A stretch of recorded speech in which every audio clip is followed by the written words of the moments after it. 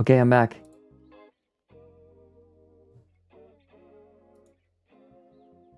Stream's over forever. I can't believe we're dead. Okay, did it work for everyone? Everyone back?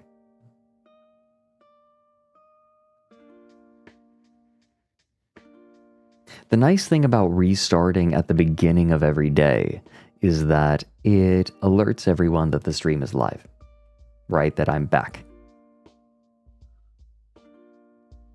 Need an Angie arrive? I have arrived and I am displeased. Good meowing. Nya nya nya. Nya nya nya nya ni hao nya.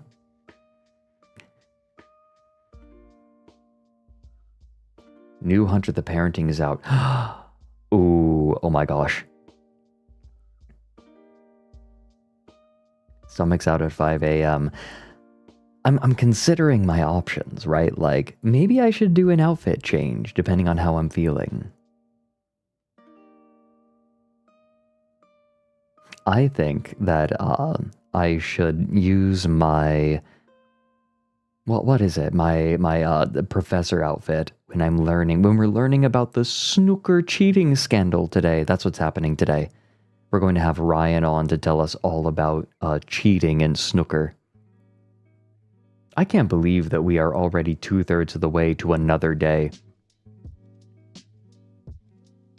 Yes, there was a big, it was match fixing. There's a huge match fixing scandal in snooker right now.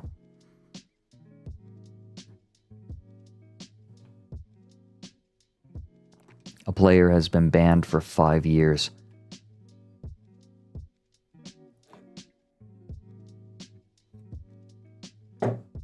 Oh, rising pressure. We'll have the form back up when I am looking through games again.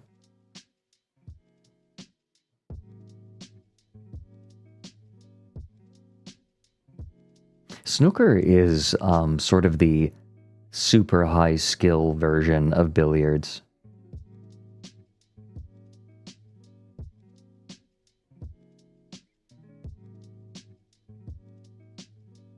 I haven't read it, Zumba. Sorry.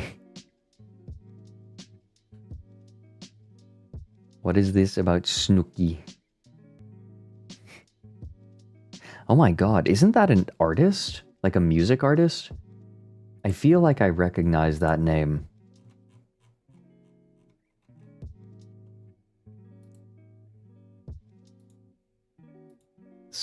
Like, it feels early 2000s?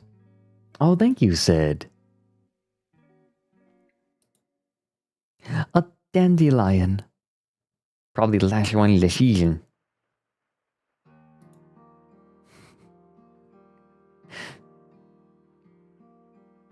With me and my highly evolved brain. My highly evolved brain. Jersey Shore. Oh. How did so many people from Jersey Shore go on to have careers? So everyone, we have 4.5 hours before we get to our main topic, but there were a couple of things that I wanted to do today. One thing I was considering was playing more Against the Storm, because I am very much enjoying that game. It's a very comfy game.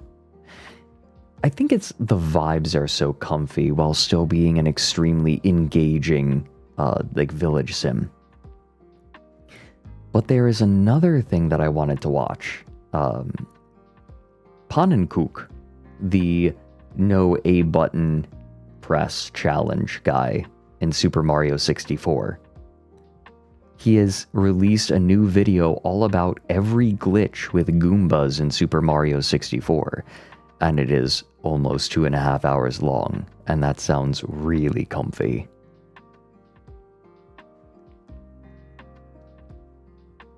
Ooh, Panda, that's rough. Also, welcome in, Neptune Neo. New outfit. Do you like the new outfit?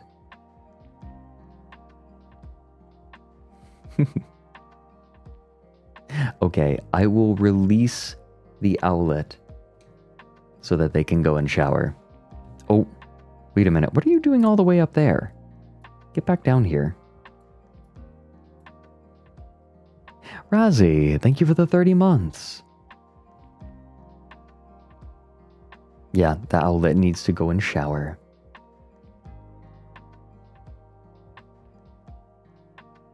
I haven't watched it yet. It released last night.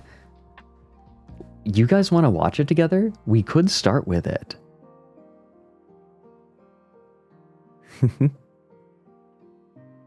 New outfit activating monkey brain. Oh my god, when I first saw the first iterations of it, I was like, yes. To be clear, this was not an outfit that was foisted on me. That will be the maid outfit if we unlock it. I think that's day 11. If we unlock the next day, then we'll have a maid outfit made for me. But this was my request. I asked for this one.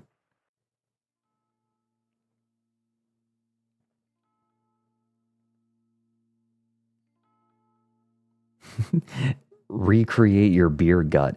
There would be a significant contingent of people who would like that. The tail is distracting. I can make it worse.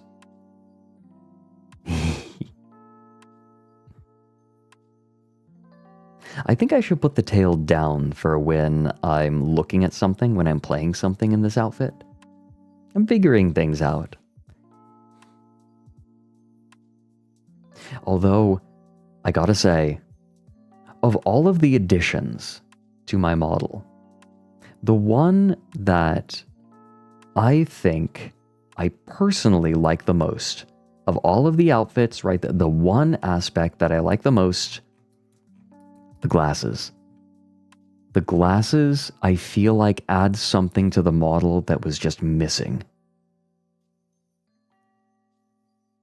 And the ears are wonderful, right? Like, everything else is wonderful, but the glasses, I feel like, really bring everything together.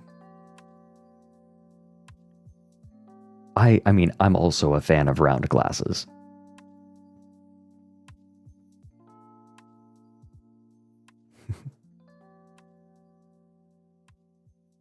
Ugh, they're so nice, too. Like, look at that glare.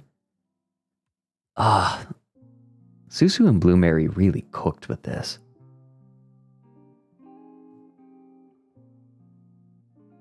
Yeah, glasses really add to the personality. What prescription are they? 0. Because I don't need glasses. This is purely for aesthetics. I mean, there is a decent chance that I will need glasses as I age. Because my parents need glasses. My brother wears glasses as a fashion statement. Yeah, the depth is nice. That's one thing that I really love about it. I love 2D models with depth. I really like them. Wait, Mary doesn't need glasses? Does Mary not need glasses? Why did I think that he did?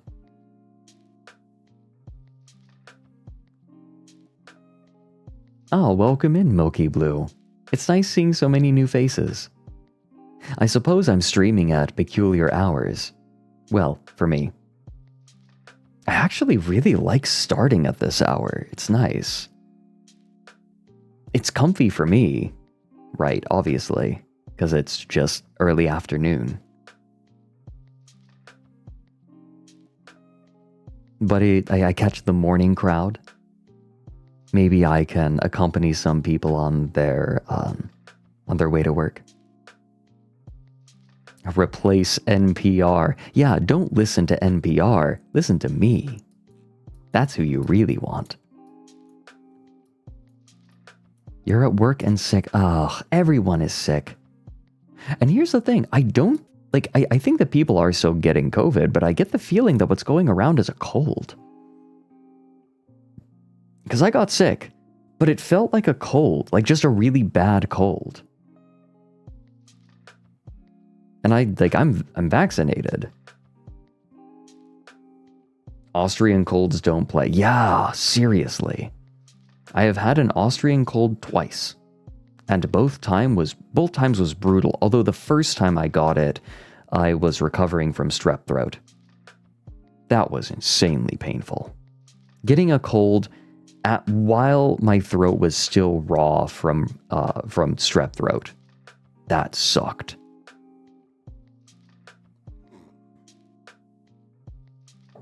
Yeah, I'm not used to it.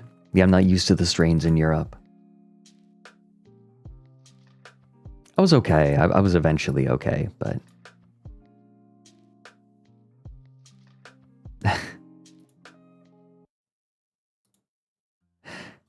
And I am feeling much better. Why are you slamming me against the wall, Alfie? I will build up immunity. In fact, just catching it this once will help. I'll be better. Oh, welcome in, Kokertuffel. Am I getting kabedoned? No. Understand what Alfie is doing is just violence. It's just regular violence.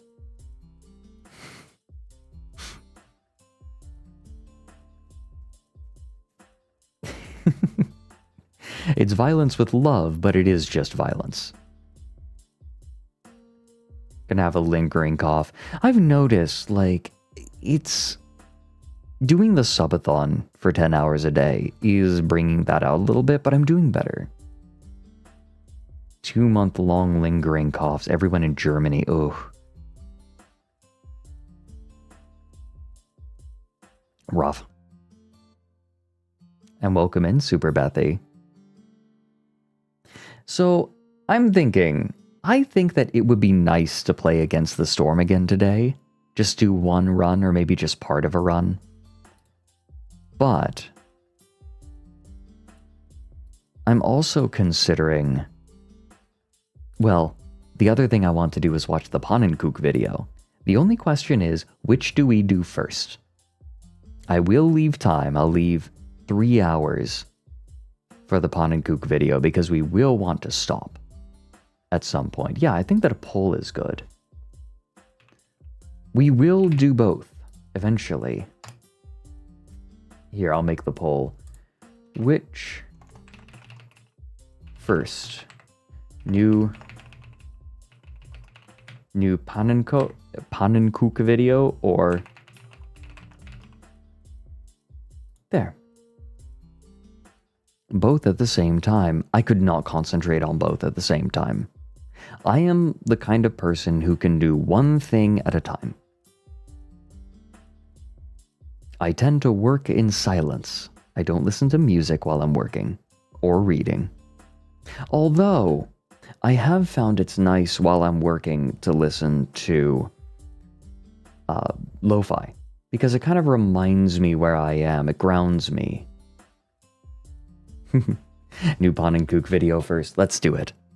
Yeah, that is winning by a landslide. I want to watch it too.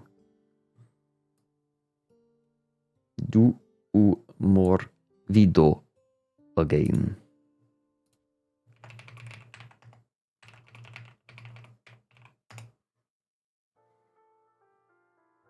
Glitchy Goombas.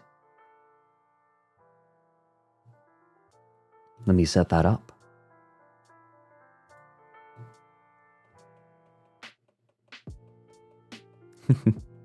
Hello, Foxy.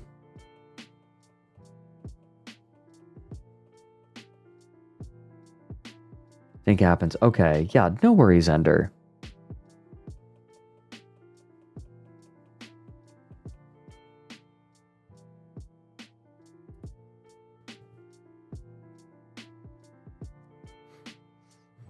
All right.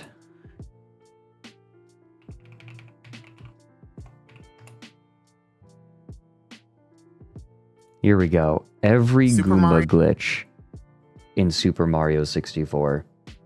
You guys ready to get comfy? You know what?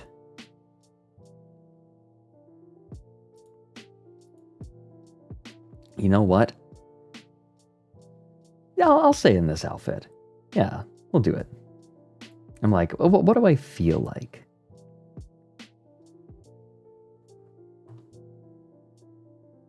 Hey, Slushy.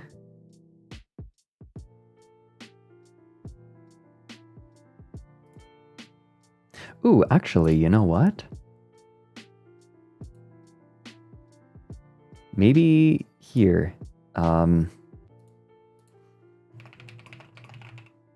gonna create a Hangout live channel so people can join and watch as they like.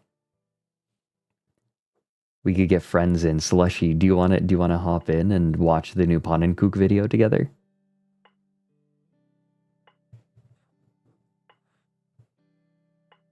Oh, Netro, thanks for gifting a sub to Slushy.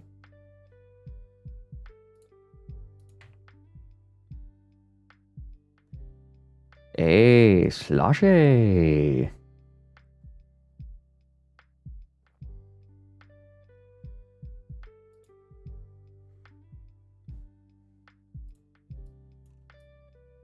There. This'll do. And I will reluctantly drop the tail.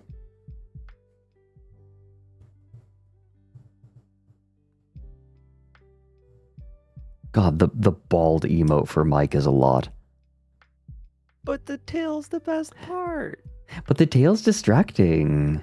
It'll That's distract people. It's Wiggle good for all when over I'm the just skeleton. chatting. Yeah, don't listen to Pon and Kook. Listen to me. Talk over. How are you doing, Slushy? I slept. Wonderful. I slept well enough. Right? 8 hours. I like 10 if I can manage it, but I tend to wake up in the middle of the night. Oh yeah, who doesn't? Yeah, right. It's the most frustrating thing ever. You wake up, it's dark outside, and you're like, oh, I should be sleeping right now. Yeah, right. Okay. Wait a minute. I want to check something. I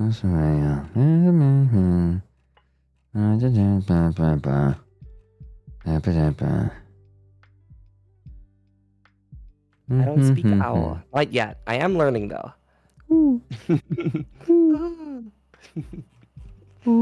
I wonder if there's actually an owl language. Oh, I can turn this up. Okay, try talking again. Hello. Hi. Alright, I think that's actually good. We'll try that. Okay, are you ready? Are you ready to learn about Goombas? Goombas? I love Goombas. Hell yeah. Hell yeah. They give me coins. They're awesome. There was even like a drivable one, like a Mario Kart game. You could be a Goomba. Wait, what? You could I'm be pretty sure there was. Let me check. Because they've done a lot of crazy stuff. Yeah, you can. Oh. Wait, Mario Kart. Oh no, it's a mod. I just got tricked. I just got tricked. Oh, I thought it was real.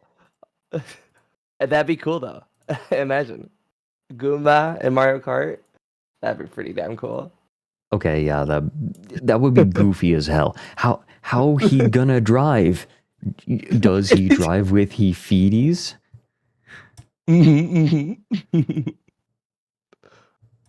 It just doesn't work out. Come on. Okay, I want to learn. Feet on the steer wheel. I already imagine. Just gotta get those go whip boys going. Okay, this video is 2 hours and 24 minutes. Do not feel obligated to stay for the entire runtime. You know what? I feel now obligated to stay. I'm gonna get a snack with my phone. I'm gonna join on my phone. I'm gonna watch everything. Okay, getting a snack might be a good idea. I have a bunch of Christmas cookies. Oh, sharing is caring. Share with the chat. Yeah. Share with me right now. Yum, yum, yum, yum, yum, yum. Yeah. I Shove them in your face. Okay. Shall we? We might not get to Against the Storm today. That is a distinct possibility. Super Mario 64 is full of different enemies. We got Bob-Bombs, we got Koopas, we have a Chain Chomp, but perhaps the most iconic enemy is the Goomba. It's the first enemy you see in the game, and it's a pretty easy encounter. You just attack him and he dies. But despite how simple How's the volume, by the way? Sound good? Oh, no, it's Goombas perfect. seem, Yeah. they actually have a ton of I like eating at the glitches, same which is time, what we're here to cookies. talk Oh, about nom nom. today. This is every Goomba glitch in Super Mario 64.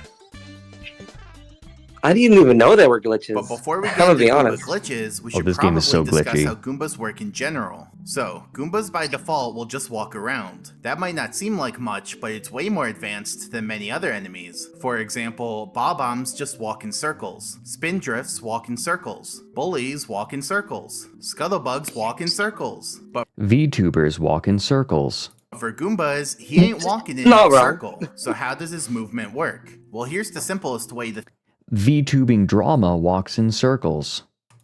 Oh, think about God. it.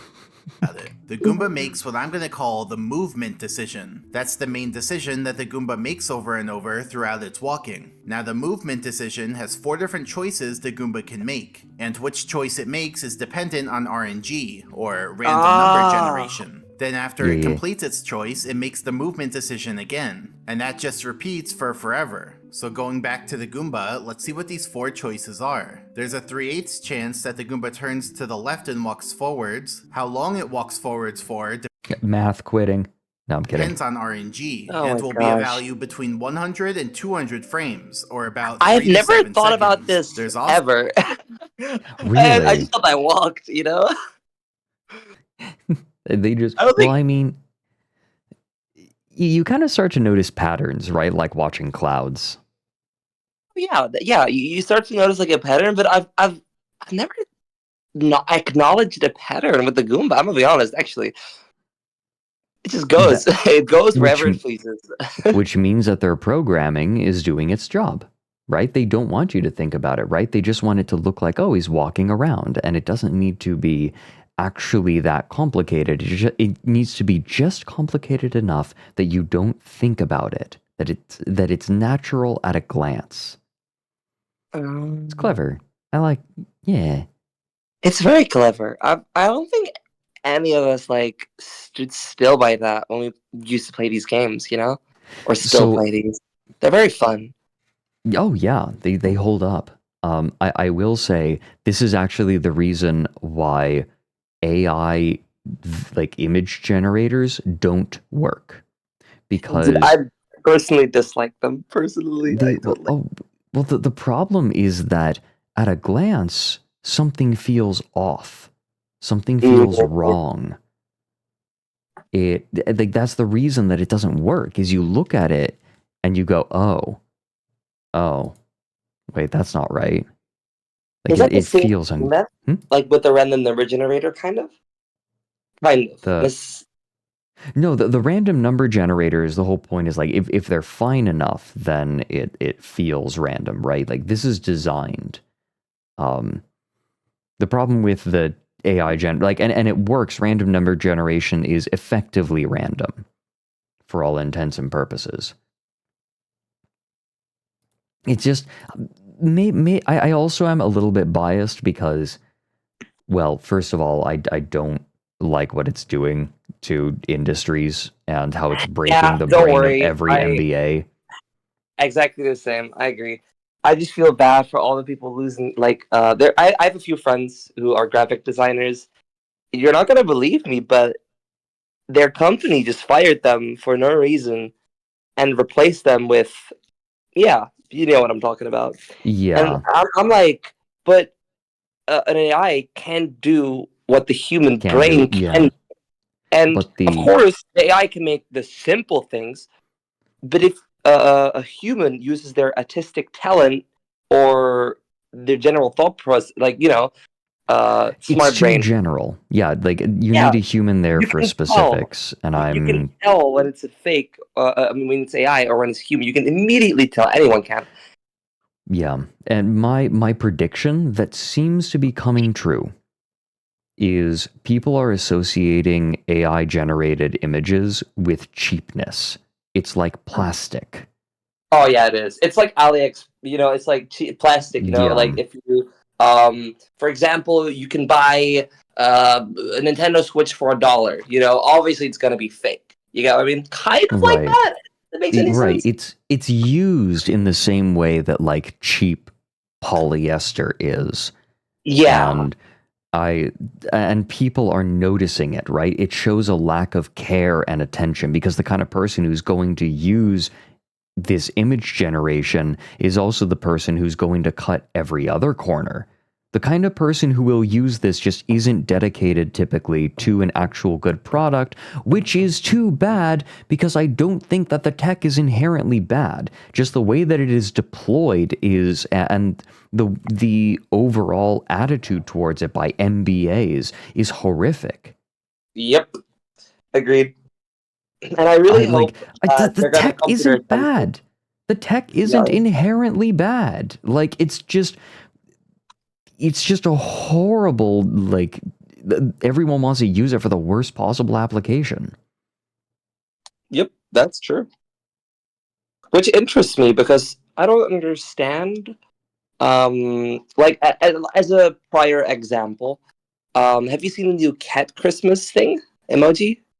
Oh As an god, example, yeah. The way that the tongue melts into yeah, the lower yeah, jaw is yeah, disgusting. and then also the whiskers being extremely very. It's hard to say. It's hard to say, but Hmm. that just kind of I'm not annoyed. I'm not mad. I'm morally just disappointed because you know, we have incredibly amazing artists on Twitch and in general. Um, why not? You know, I'm 100% sure anyone would want to make an emote even for free if Twitch Hmm. asks nicely. I'm 100% sure, Hmm. and that would be like that would feel very happy about it. You know, Yeah. like if oh my god, Twitch comes to me to get an email or whatever, you know, that would 100% oblige to it. Yeah. But like doing that, especially as you know, that's just disappointing. I'm not mad, but I'm just a little disappointed. You know. It's lazy. Yeah, Like, come that's what I on, mean. Very guys. lazy. Like, come on, you have a whole dedicated section to art. Come on, that's lazy, man. Oh, I wanted to show you the worst. Okay, some of the worst shovelware that I have seen in a while that somehow made it onto the goddamn Nintendo Switch eShop. No, wait. Look at Are you gonna? this. I've never seen. I'm curious now. This is Jet Combat Cats vs. Dogs Military Simulator. I mean, that doesn't sound like a bad idea. That sounds like Just wait. Okay, let's see. In Okay. a world where fur and feathers clash in the skies, start your engines. Your empire of engines awaits. Oh no! Digital No! How? Let's go, No! Oh no! Wolf Squad Oh! engaged. Show these furballs what real dog Oh, fighting looks get like. that out of here! The No. AI voices are awful. Get that out of No one here! hit 'em. Get that out of here! Oh, it's No. melty. Hold on. How is it allowed? Incoming furball at 6 Switch? o'clock. Evasive I don't maneuvers. know. There's no way. If this is allowed, we have a problem in the future. Nice shot. That'll teach them to mess with the feline air force. The game is fine. Like that's normal, you know. Don't let But those the- cats oh, that- outmaneuver you. No, the gameplay, like, this is shovelware. Like, this is all just pre-made assets plunked down onto the Switch eShop with AI. How is that allowed on? Remember your training. I thought Nintendo wouldn't do Use those that. 9 lives You wisely. would think.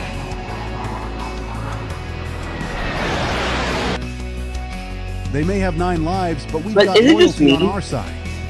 Is it The just me? fate of the But it- animal kingdom When I hangs see in the these balance. AI generated images, for some reason, I don't know how to explain it, but it hurts my eyes. If that makes any sense. It always Like, not makes in me a way- uncomfortable. It feels. How do I say it? I don't know how to explain it, but kind of as if you as if you're in the desert and you haven't had water for a little while, and your eyes start to like shiver. Kind of, if that makes any sense. Your eyes Ooh, start like yeah. it's really hard to explain, but you can immediately tell when it feels not. You know, it feels wrong. Your eyes. You mean just- like mirages? yeah. The shading doesn't. It's really hard to explain, but I am sad that Nintendo. I might report that game later How today. is this Not gonna on the lie. eShop? How is this on the eShop? Like, Yeah, I might report that game actual later. actual games have trouble getting onto the eShop. There's That's another what I'm problem. saying. There's another Exactly. major problem. There's a ton of shitty AI hentai on the Switch shop now for some godforsaken reason. How is that even allowed on Nintendo I don't in the first know. place? I That is not don't even. know. Oh my gosh! Wow. Oh, I hope Nintendo's gonna pay more attention after this one because this is They rough. won't. They won't. Like the It's thing is, the plumbed down like assets. Okay, sure, no problem. That it could be worse. But the rest, the AI voice and the AI, okay, that goes e- against any sort of like general theme of any game. Like that, like there are certain standards and rules and other things that the customer, us, me, you want. For example, when mhm. we buy a Mario game, we don't want AI voice, AI, all that. When we otherwise we would just won't buy it. If that makes any. For catnip and country. Wait, what was that plane? Hmm? Wait, what is this? It's an AI plane, I think. I Hey, think it's a plane Spectral. sideways. Spectral, what kind of plane is this? I can't. Actually, that might exist, but no. Wait, no, that's no, No, because no, it does not. it's impossible because the wing is on the left. That's impossible because the airflow doesn't do that. Like that's not possible. No, this is dumb. Oh yeah, you like this plane stacked on top of a plane? Down here? That's a pretty cool plane on top of a plane. Yeah. Oh And then god. there's a Oh, that's supposed to be the wing. Tennis balls and freedom. Choose your side. Take to the skies. May the best species win. Is there like reviews on this game? That's a good question, actually. That'd be funny. That'd be so funny Hold on, let me look. to like read the review of this game. I'm not seeing any, like, the Steam shop doesn't have reviews, doesn't look like. What if I look, Jet Combat, Cats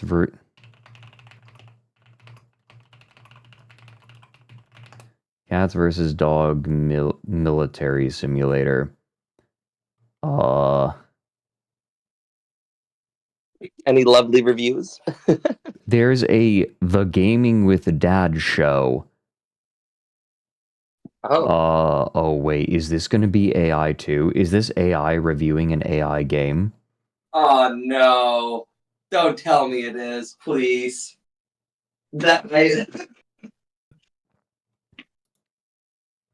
What is this? Good for the algorithm. So, Jet 937 Combat views. Dog Military Simulator, presently on sale for $2.99, regularly $7.99. Look at this. Choose your side and rule the skies. Soar into the skies. Whoa. Jet Combat Cat versus He's just Dog. saying things. Yeah, I knocked off a bunch of points for the uncanny valley that they've gone for with the cats and the dogs. But, in all reality, it looks good. Oh my god, it's Superman 64. It looks good. It looks good. Wow. It's Superman 64. He's flying through rings. He's flying through rings. Is like It's Superman 64. I can't believe it. Mashed together. It actually is. Accurate. This is so much funnier than I thought it was. I mean, left stick controls kind of just confusing me. Whoa. Oh my I'm god. speechless. I'm speechless. They made Superman 64 with planes. This is incredible. I hope That's like $2 or that $3. Nintendo, like, the thing is what you said earlier is that it's very hard as for example any game industry or like new game to even get on the Nintendo eShop. That is really hard. This video has 937 views, by the way. So don't. And then and then for this to get on the Nintendo eShop, any game developer, even like the big ones, like big ones. I'm talking about, like, let's see, what is not on the Switch yet? Let's see. Now, what is not on? There's a lot of stuff on the Switch nowadays. I'm gonna be honest. Is Undertale on the Switch already? No, right? Undertale? I'm not sure. Let me see. Oh, it did get on the Switch. Yeah. Dude, yeah, I thought it did. Because oh yeah, some big games who haven't gotten on the Switch yet, and that will never be because it's really hard to get on. But after I seen this, I feel like it goes anywhere. Anyone I don't understand. I don't understand what the criteria are. Yeah, that. Okay, so I want to point out the reason that he has 100 missiles is because all they did was take a game template and plunk it down onto the store. Like add like a cat model and a dog model in the cockpit, and then like replace a few PNGs and then put it on the store. Like this is 100. Like it's because the template by default just gives you 100 missiles, and you're supposed to change it when you make your game, right? If you use this template. Wow, it's lazy. This is lazy. Template? That is very. I feel like the person who made this has not spent more than a few hours out of their day to make this. No, they did not. Maybe they had some trouble finding the assets and stealing them or something. I don't know. Or I don't know. I don't know how that works. The description is great. Soar into the skies with Jet Combat Cat vs. Dogs Military Simulator, where the age-old rivalry between cats and dogs takes flight in this high-octane aerial combat game. Choose your side in this epic battle as either a daring dog or a cunning cat pilot, and dive into action-packed missions that will test your skills in the clouds. Key features: choose your faction. Fly as a fearless canine or a stealthy feline pilot, each with unique aircraft and abilities. Dynamic combat. Engage in thrilling dogfights using a diverse arsenal of aircraft, from agile fighters to powerful bombers. I don't think that there were any bombers. Multiple game modes. Master the solo campaign or challenge other players in explosive multiplayer arenas. That's a lie. This is explicitly a single player game. Yeah, there was no multiplayer. There was no multiplayer. Yeah, if we look down here, number of players, single system, 1. Do you want to know why it says it's a multiplayer game? Because this description was generated by ChatGPT. I'm going to be completely honest. I have never used ChatGPT, and I will not use it. Oh my gosh! It just lied. Like ChatGPT lied, and then they just plunked it onto the store anyway.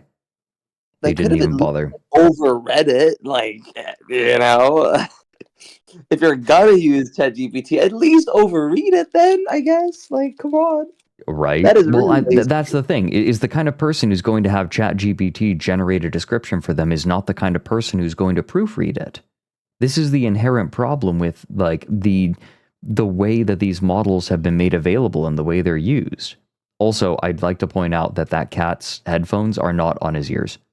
I know. That's the thing.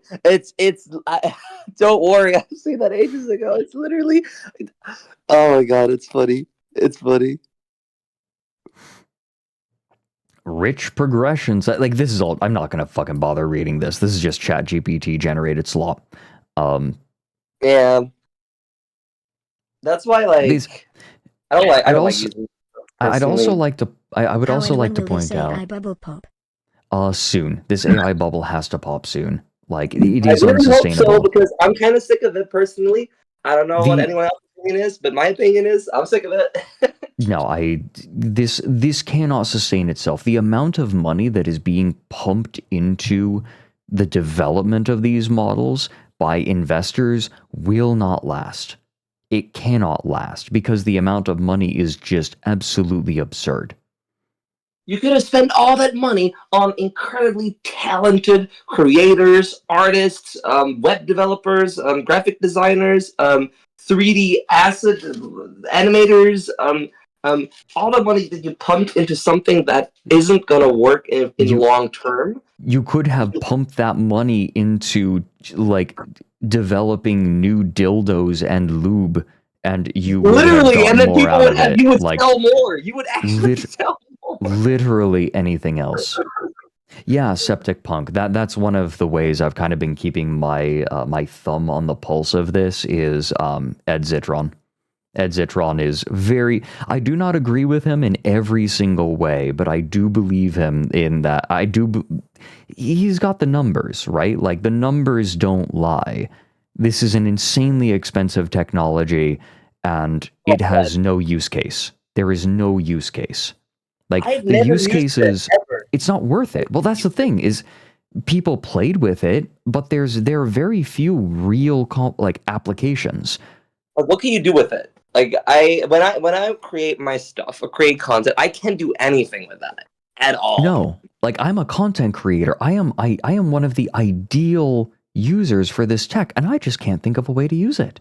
Same. I cannot use it. I can't. There's not a single thing I can do with it because it's all creativity and you know. Like here's the problem. I could ask an AI for a summary of something, of like info on a page, but because it's so unreliable, I have to go in there and read all of it myself anyway. I'm adding another step that does not make my job easier. It just slows me down. I'm going to have to go and read everything myself anyway to verify it. So what's the point? I guess I'm just mystified. Ask the companies who invest into this. Yeah, Because they're like, oh, it's the future. It's the future. We don't need humans anymore. Yeah, good luck. Like, and again, it's not that the tech itself is bad. It's just so absurdly expensive and the use cases are so narrow. They keep trying to shove it into everything, and it's like, no, this has very specific use cases. And in every case, it's not worth the cost of development or upkeep. Because you know what it's primarily being used for? Is shit like Jet Combat Cats vs. Dogs Military Simulator. Like, the only thing I see used for it, I mean, not even. Like, if you're no, not like, if you're like, for example, the only case I see it, and even AI would probably be bad at it, is, for example, my native language is not English. And if I want to translate something, Google Translate doesn't always properly translate it. There is a really good application that I believe uses deep learning called DeepL. DeepL is very good. Like that sort of AI is good because DeepL is very good. It's like that's something that is useful. You got what I mean? That is not a waste. That's a good use case. But there's like the other 90 use cases. That is a different story. But they're trying to shove it into places where it doesn't belong. That's the problem. Yeah, exactly. Yeah, that's the problem. But there are some good use cases, like the one we just said priorly. Anyways, I thought that you would get a kick out of this. Jet Combat Cats vs. Dogs Simulator. I'm gonna buy it tonight. I'm gonna buy it. Good.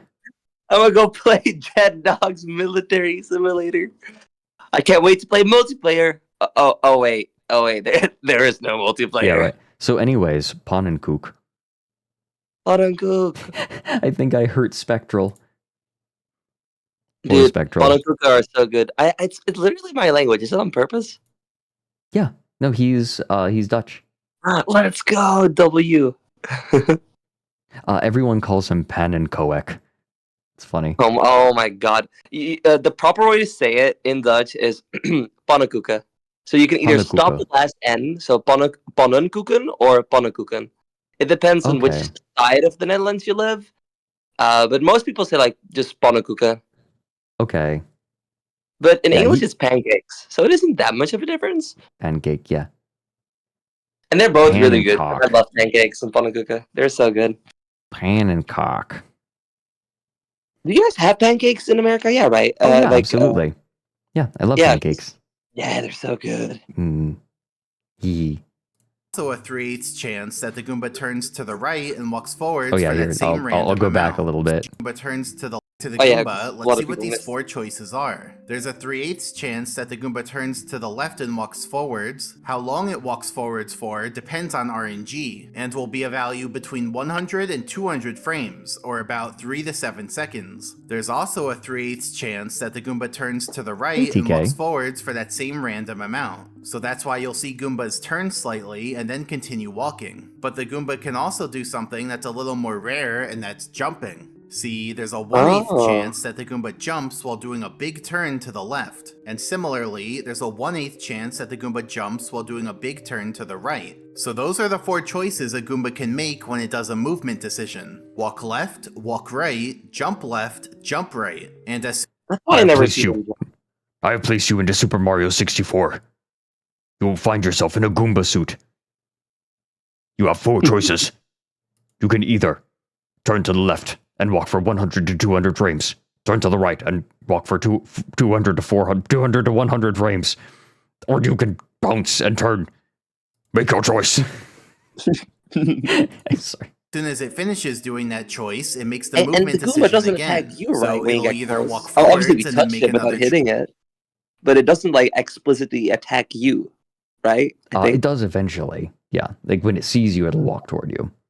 Oh, that must be hard to choice, do. it makes the movement decision again. So it'll either walk forwards and then make another choice, or jump and then make another choice. So now, let's watch the Goomba as it makes these choices in real time. So first the Goomba turns to the left and walks for a bit, and then the Goomba jumps left and walks right. Now it is possible for the Goomba to do multiple jumps in a row, so watch closely. The Goomba jumps left, jumps right, walks Whoa. right. So between Boink, each boink, walking boink. segment, there can be any number of jumps, including doing 0 jumps as we see here. So it just went from walking to walking, which causes it to do a slight turn. So yeah, I think you get I want Pannenkoek to make a stream now that's just a camera on a Goomba walking around. Wait, Goomba actually- watching. Wait, I would watch that'd be amazing. Yeah, just leave it on for a week or something.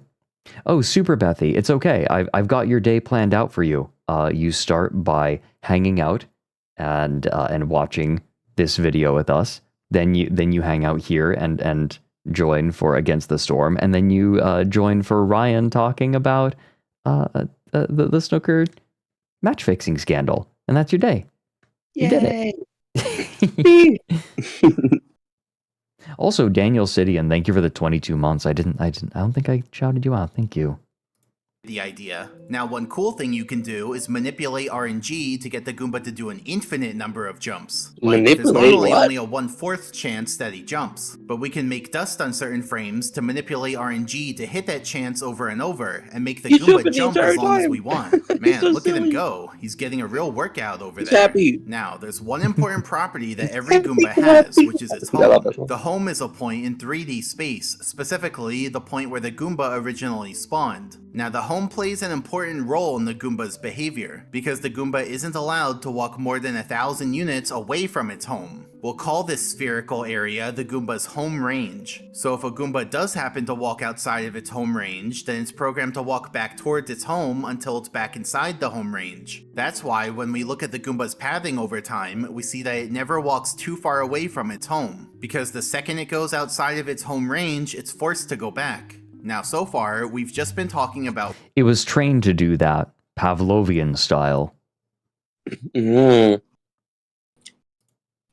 regular-sized Goombas, but Goombas actually come in 3 different sizes: medium, tiny, and huge. The 3 sizes behave mostly the same, but they do differ in some key properties, so let's compare them. First, let's talk about regular Goombas. If you come into contact with a regular Goomba, you'll receive 1 damage. If you punch a regular Goomba, he'll move horizontally until he hits the ground and dies. But if we breakdance into a Goomba, he'll move more vertically and die in midair. So there's actually 2 different ways to give a Goomba knockback. One where he moves horizontally until he hits something. Hey girl, you give good knockback. Oh my gosh.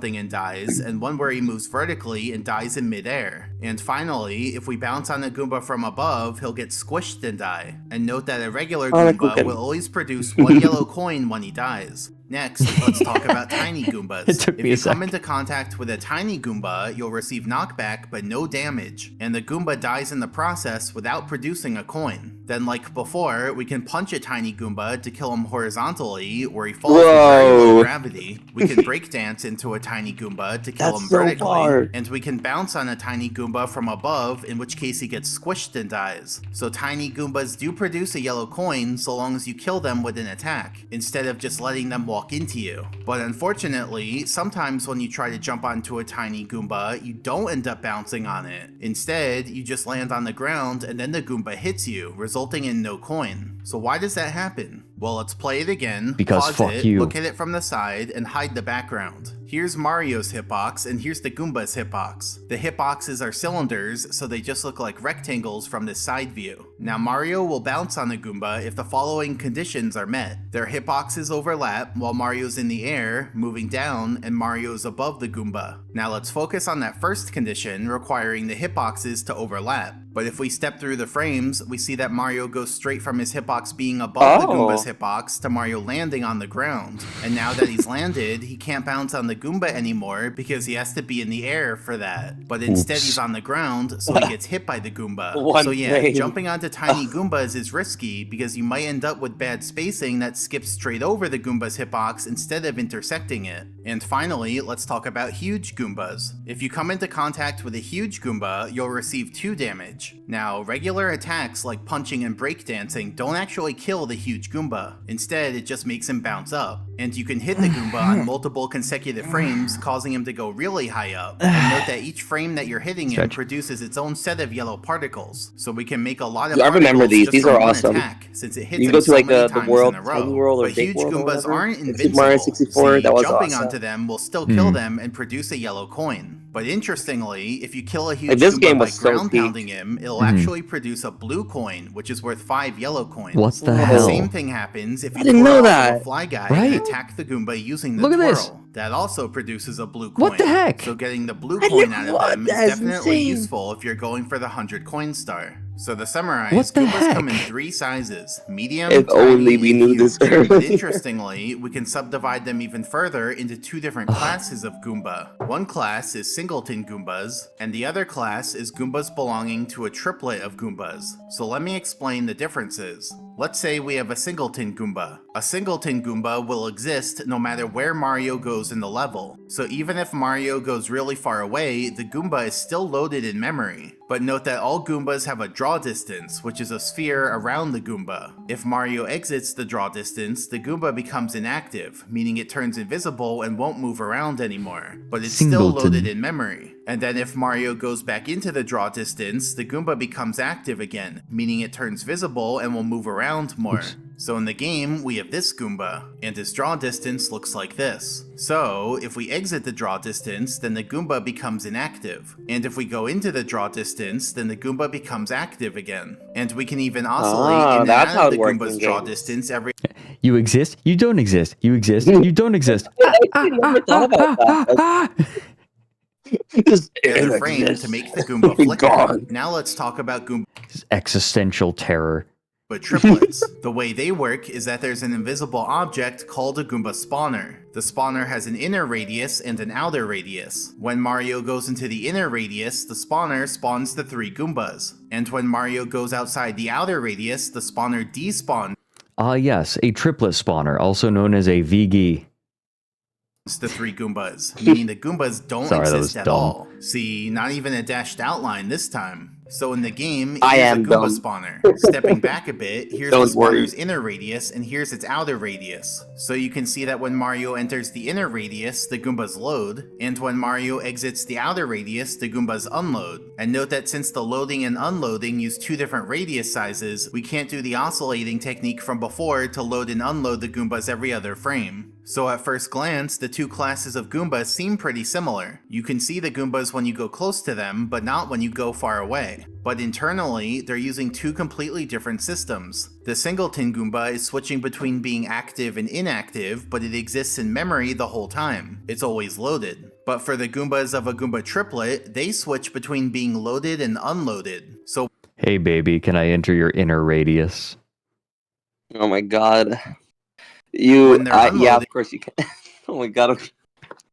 but they Brad. don't exist at all. And then when you go close Oh my again, God. the Goombas are recreated Anytime. on the spot. Now remember how I said singleton Goombas have a draw distance? Well, each Goomba in a triplet also has a draw distance that affects its activeness. And those are completely separate from the Goomba spawners loading and unloading radius sizes. I'm loading. So if you go too far away from a Goomba, the Goomba becomes inactive. Don't worry, I And will if never you go unload. too far away from the Goomba spawner, then all three Goombas unload. Now, if you kill a Goomba belonging to a Even triplet, if the you go Goomba outside spawner of keeps my track of radius, that. And so I'll then be if you go there. far away and come back, the Goomba spawner knows to only load the Goombas you haven't killed yet. So that creates the illusion that it's the same Goombas each time. But like I said, the Goomba spawner is just constructing new Goombas each time in the spots you haven't killed yet. Also, note that each Goomba in a triplet has its own home where it initially spawned. So if we look at the paths of these Goombas over time, we see that they each stay within their respective home range. But of course, This kind of reminds me of those maps that show the territories of packs of wolves,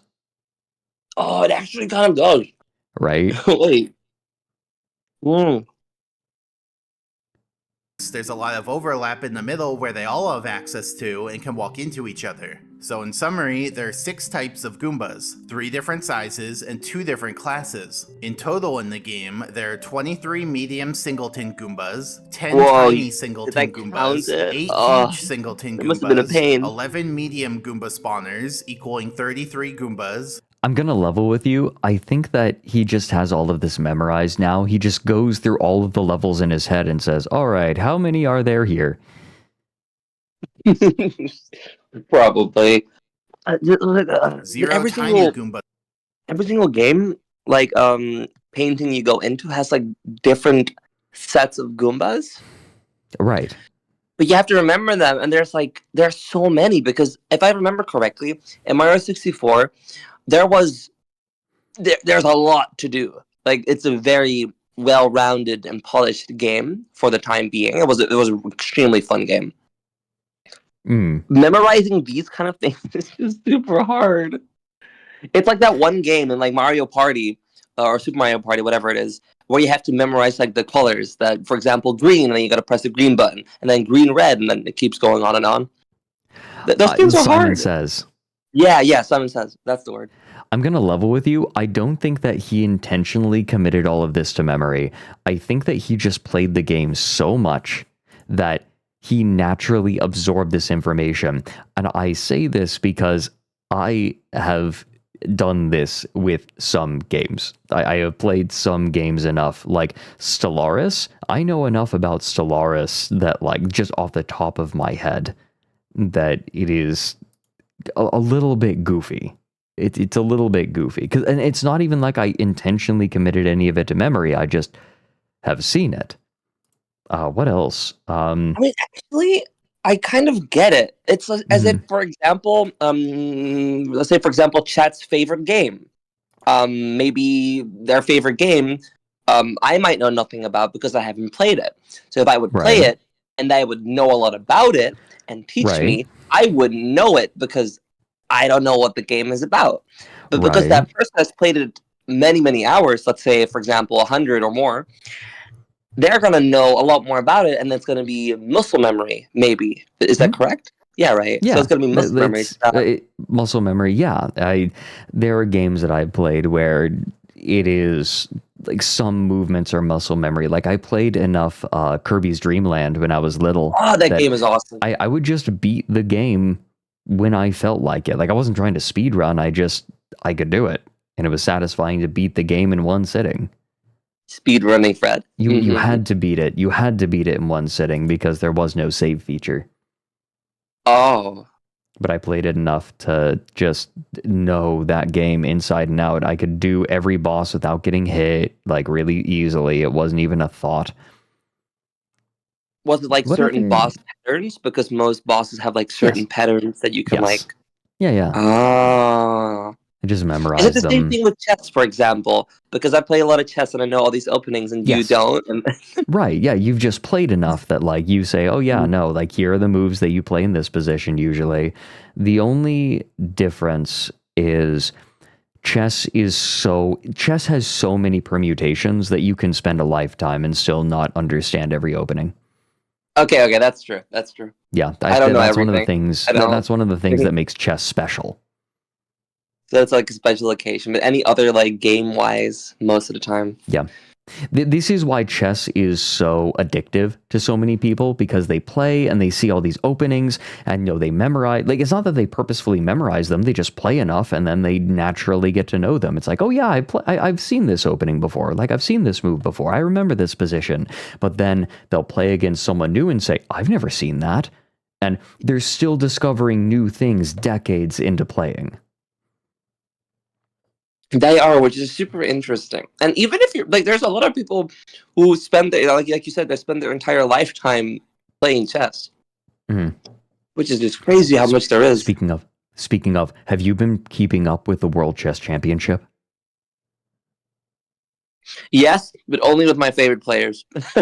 Oh, okay. I know it's a little biased, but Well, that right now, Ding and Gukesh are playing one another, and yes, I love today, Ding. just before stream started, there was a decisive game. Oh my god. Gukesh Oh won. my god, yes, 20 Gukesh minutes won ago. with 3 games left. No way. There are 3 games left, and Oh Gukesh is my now god, up a he game. actually did. He did it. There's no way. Yeah. And Gukesh That is knows actually insane. how to play. He knows how to play. He knows how to play to a draw. He's good at playing to draws. So, like, this No, but could Ding be is like it. really good. Ding Like, is very these good. are like these are like I'm pretty sure these are just like these are super grandmasters pretty much. Yeah. These are Gukesh is next unique. level. So Yeah. being able to do that, like that is just wow. That is Yeah. wow. Yeah, That Gukesh is took a game off of Ding, incredible. and he's 18 years old. That's the second thing I was just gonna talk about. He's Usually, 18 years old. like Hikaru Nakamura and Magnus Carlsen, these people, like that's when you usually expect, or Yeah, that would be called mid-20s. prime. That would Yeah. be called prime. Yeah, mid-late 20s, early 30s maybe. Yeah. But 18, dude, I think you 18. need to be 18 to even participate in these, or like 16 or whatever. I don't know. It was That's very insane. funny. There was one very funny thing I noticed. When games get down to the end game, Gukesh tends to labor a little bit over the moves, but Ding has played so many end games, right? It's like, this is the point where experience just trumps talent, because Ding has just played, and end games are just such a muscle memory thing. Like, you have to for play sure. tons and tons and tons to get your end games down. And it's very funny seeing the 18-year-old Gukesh trying to, like, labor over every single move in the end game while Ding is just hammering out moves. Because he's been playing for, like, over a decade longer or something. Just pre-moving in real life, Yeah, like pretty much. It's just like he knows what to do in the end game. It's just kind of funny, right? Like, the one place where age really is going to help. literally the one place. Yeah. Because Spawners age and equaling 0. experience, time you spend on certain Right. It's the same thing with any game, to be honest. Yeah. The more experience you have, the better you are. Mhm. And 1 huge Goomba spawner equaling 3 Goombas. And so all in all, that's 77 unique Goombas in the game. However, it's not always obvious whether a Goomba is a singleton Goomba or belongs to a triplet. So let's look at some examples. These 3 Goombas in Tall Tall Mountain belong to a triplet. These 3 huge Goombas in Tiny Huge Island belong to a triplet. In fact, they're the only triplet of huge Goombas in the game. These 3 Goombas in Shifting Sands Land are actually not part of a triplet. They're just 3 you, Nice. singleton Goombas. Same thing for these 3 Goombas in Bowser in the Dark World. How They're does he also know? a singleton. Oh my This God. Goomba in Rainbow Ride is Look a at the code. singleton Goomba. These 2 Goombas in Wow. Bowser in the Sky are both singleton Goombas. And these 2 Goombas in Bowser in the Sky actually belong to a triplet. But if they belong to a triplet, then where's the 3rd Goomba? Well, here's the Goomba spawner. When you go close to it, it spawns Goombas here, here, and here. But as you can see, that 3rd Goomba spawns off the edge, and Goombas are programmed to snap down to the floor right when they spawn. So since that Goomba's off the edge, he snaps all the way down to the death barrier, and he's visible there for 1 frame right when he spawns. But then on the next frame, he becomes inactive and disappears, since, you know, you're so far away from him. Using some clever camera positioning, it is possible to catch a glimpse of the Goomba on that 1 frame before he disappears. Playing it again, I didn't even see we it. can see him appear right there. But no one's ever killed that Goomba or collected his there coin, he is. and so he's become known as the Mystery Goomba, or impossible This poor Goomba really is like, Goomba.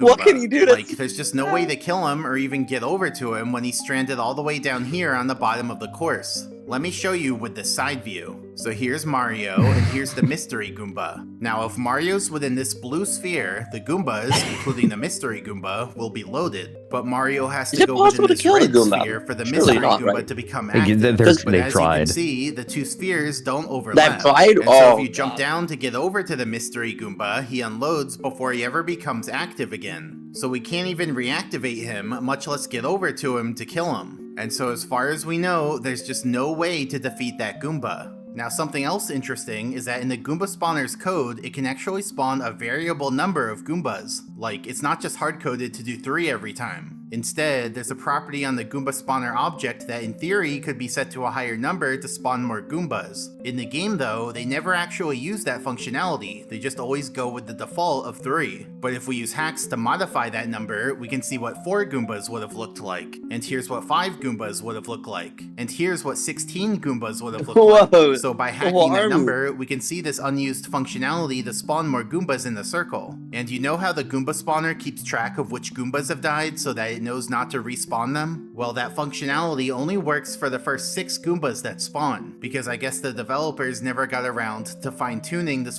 functionality. So here with 16 Goombas, if we kill them all, then leave and come back, only the first 6 stay dead, while the other 10 respawn anyway. So yeah, it seems like the developers were thinking of having more Goombas spawn from a spawner, but didn't actually go through with it or finish programming it. Now, as I mentioned before, Goombas will turn around once they walk outside of their home range.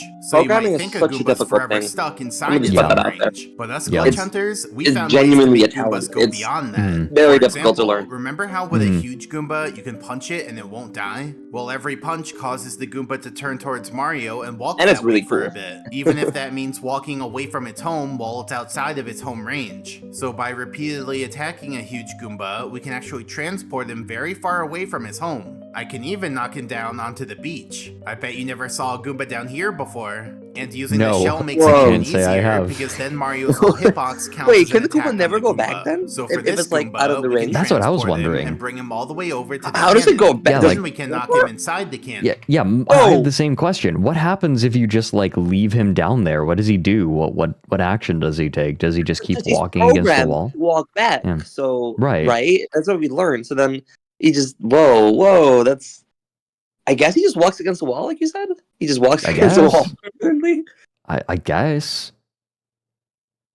He's probably just But like, unfortunately, where's my he just home? I'm dies in lost. there because it's filled with water, and Goombas can't exactly survive in water. More on that later. Then for this Goomba, we can transport him and bring him over to Wiggler's hole on top of the mountain. And of course, then we can knock him into there, causing him to get stuck down there How and much walk in time did circles that for take? forever. I don't think he'll be getting out of there anytime soon. But hey, at What'd least you do with Wiggler your has day? a friend now. And we can also put a huge Goomba on top of an item block. Oh my Look, his God. shadow can't even fit all the way onto I put a it. Goomba And then if you open the inside the- item block, the Goomba just falls How do you even down. explain It doesn't that? die like you might have expected from some other Mario games. You can also put a Goomba into a warp pipe, though this one works a little differently. See, the warp pipe is an object, and objects are only tangible when Mario's within a certain radius around them. Here, Mario's standing outside of that radius, so the warp pipe is currently intangible. So that allows the Goomba to walk into the warp pipe, and then we can have Mario go closer to make the warp pipe tangible again, effectively trapping the huge Goomba inside. Look, his mod.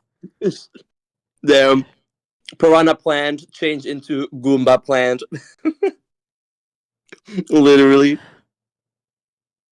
I should not say what I'm thinking. What are you thinking? Fits in there. I can't. I'm gonna type it at you. Yeah, type it. I'll tell you if it's, it's literally not even a piranha plant anymore. That's so funny. But how do you, like, the fact that this person has thought about this is just so cool. This is so funny. I'm kind of sad for the Goomba. Feel bad for the Goombas.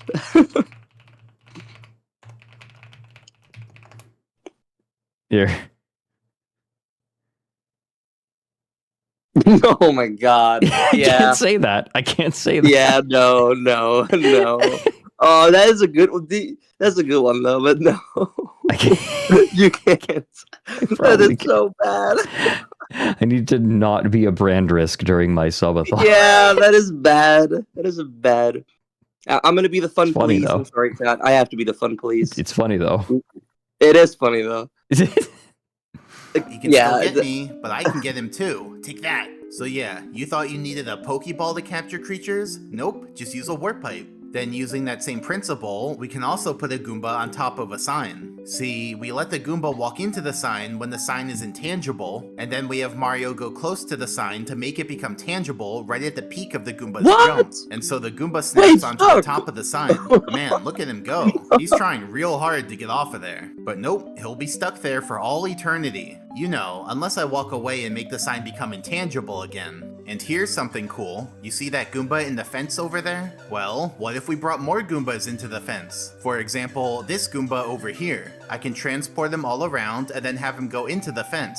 But how many more can we get? Well, there's this Goomba, Goomba up here. Corral. I can transport him over and get him into the fence. Then there's this Goomba No over way. here. I can transport him all the way over and get him inside. Then there's It's like this so Goomba on the crazy. cliffside. I can transport him over to be with the rest of them. And finally, there's this Is that a Goomba little near the better, maybe? cannon. So we I can talk over transport him a little bit. over to have all the Goombas be in the fence together. And you know what What is that means? called again? If We've you created a the zoo, Goomba a Goomba Jamboree. zoo. This is I know, Goomba Zoo. I know. It's We all literally wanted Goomba. the That's so Scuttlebutt cool. Jamboree, Oh my but God. you know, you It's have to like- take what it's you like can you go to get. the zoo to And check in out the this case, Goombas, we you have know? 6 Goombas all in the fence together. Mommy, Now, it's Mommy, not I wanna see the actually all the Goombas. Goombas in the level. See, there's these 2 Goombas near the warp pipe that I didn't bring over because an there's honest just living. no good path from here to the fence. Mhm. And then there's these 3 Goombas at the start which belong to a Goomba spawner. I mean, realistically, they don't in work this because world, the spawner's people radius pay a lot doesn't of money enclose the to see the fence, Goombas so Mario because couldn't Mario escort the keeps Goombas stepping over on there them. without them Yeah. unloading. But for So if these there's like a 6 safe Goombas, space we for the finally got them Goombas, all you know? together for one big jamboree. Here. We I did don't know it, why I guys. didn't have The closed true captions goal on. Super I should have Mario them on. 64 has been achieved. And I'll also show what this looks like from a top-down view. This white circle is Mario, each of these colored circles is one of the Goombas, and this gray outline is the fence, which already contains the red So what Goomba. did you do So first today? I brought the Yeah, I orange put Goomba 6 over, then I Goombas brought the yellow Goomba over, then in I the brought zoo. the green Goomba over, then I brought the blue Goomba over, and then I brought the purple Goomba over. So yeah, that's how I got all the Goombas into the fence, or at least all the Goombas you can get. Now with regular I'm sorry, that section has really big. And then we went to the store, and then we bought groceries, and then I begged we my mommy went. for chocolate milk because I want chocolate milk. And then I made a whole scene in the store. And yeah, and that's what I did. Yeah. I don't know. Mhm, It just has mhm. that energy. I can't be the only one who It feels like actually that section does. has that energy, right? But I did it. It Thanks, does. Rising Yeah. Pressure, for the bits. It was hard, but then I did it. God, I got so sick of parkour civilization after a little Oh my while. god. And Saw the a thing is, Fred, butterfly. the parkour organization thing, oh no. Oh no. Like that stuff, it was funny, but realistically, it can be done in 10 minutes. It's mostly Right. just, and then. Yeah. and then I did this, and it was hard, but then I did it, and then yeah. That's literally what Parkour Civilization is. Mm, And I didn't understand why people found it so. Because I get indulged into the Minecraft community a lot since I play a lot Yeah. of like those events recently, which I don't think you know about. mm. Do you? I don't think so.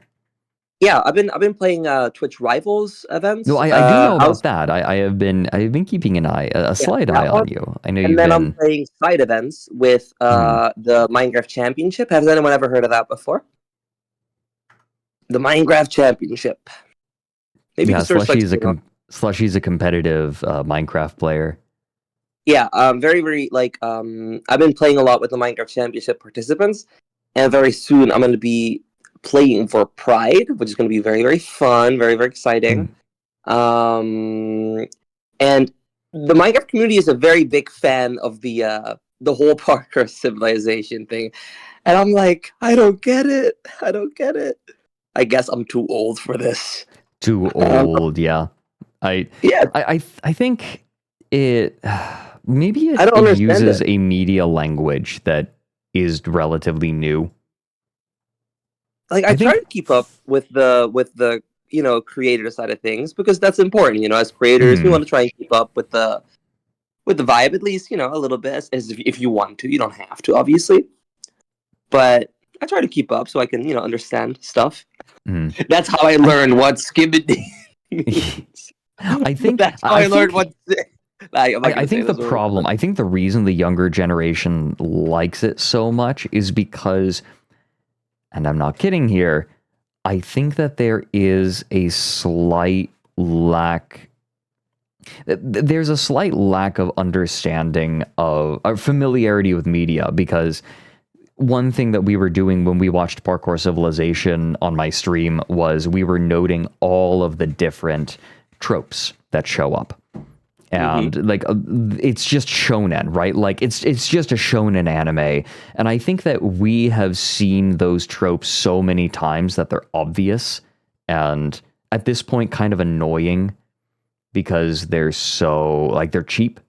They're very and is cheap that what makes it tropes. like funny because it's cheap That's what jokes? makes it funny, yeah, because it's all cheap tropes that like Mm. you look at it and you say, oh, this is funny, right? This is a lampoon of this kind of media.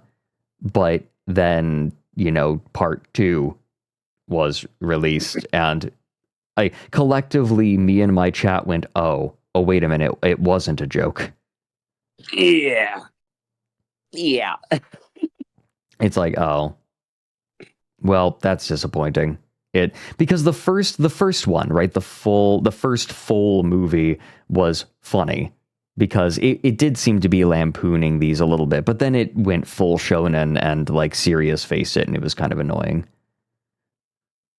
Anyway, Yeah, the first season was really good, but yeah, I agree.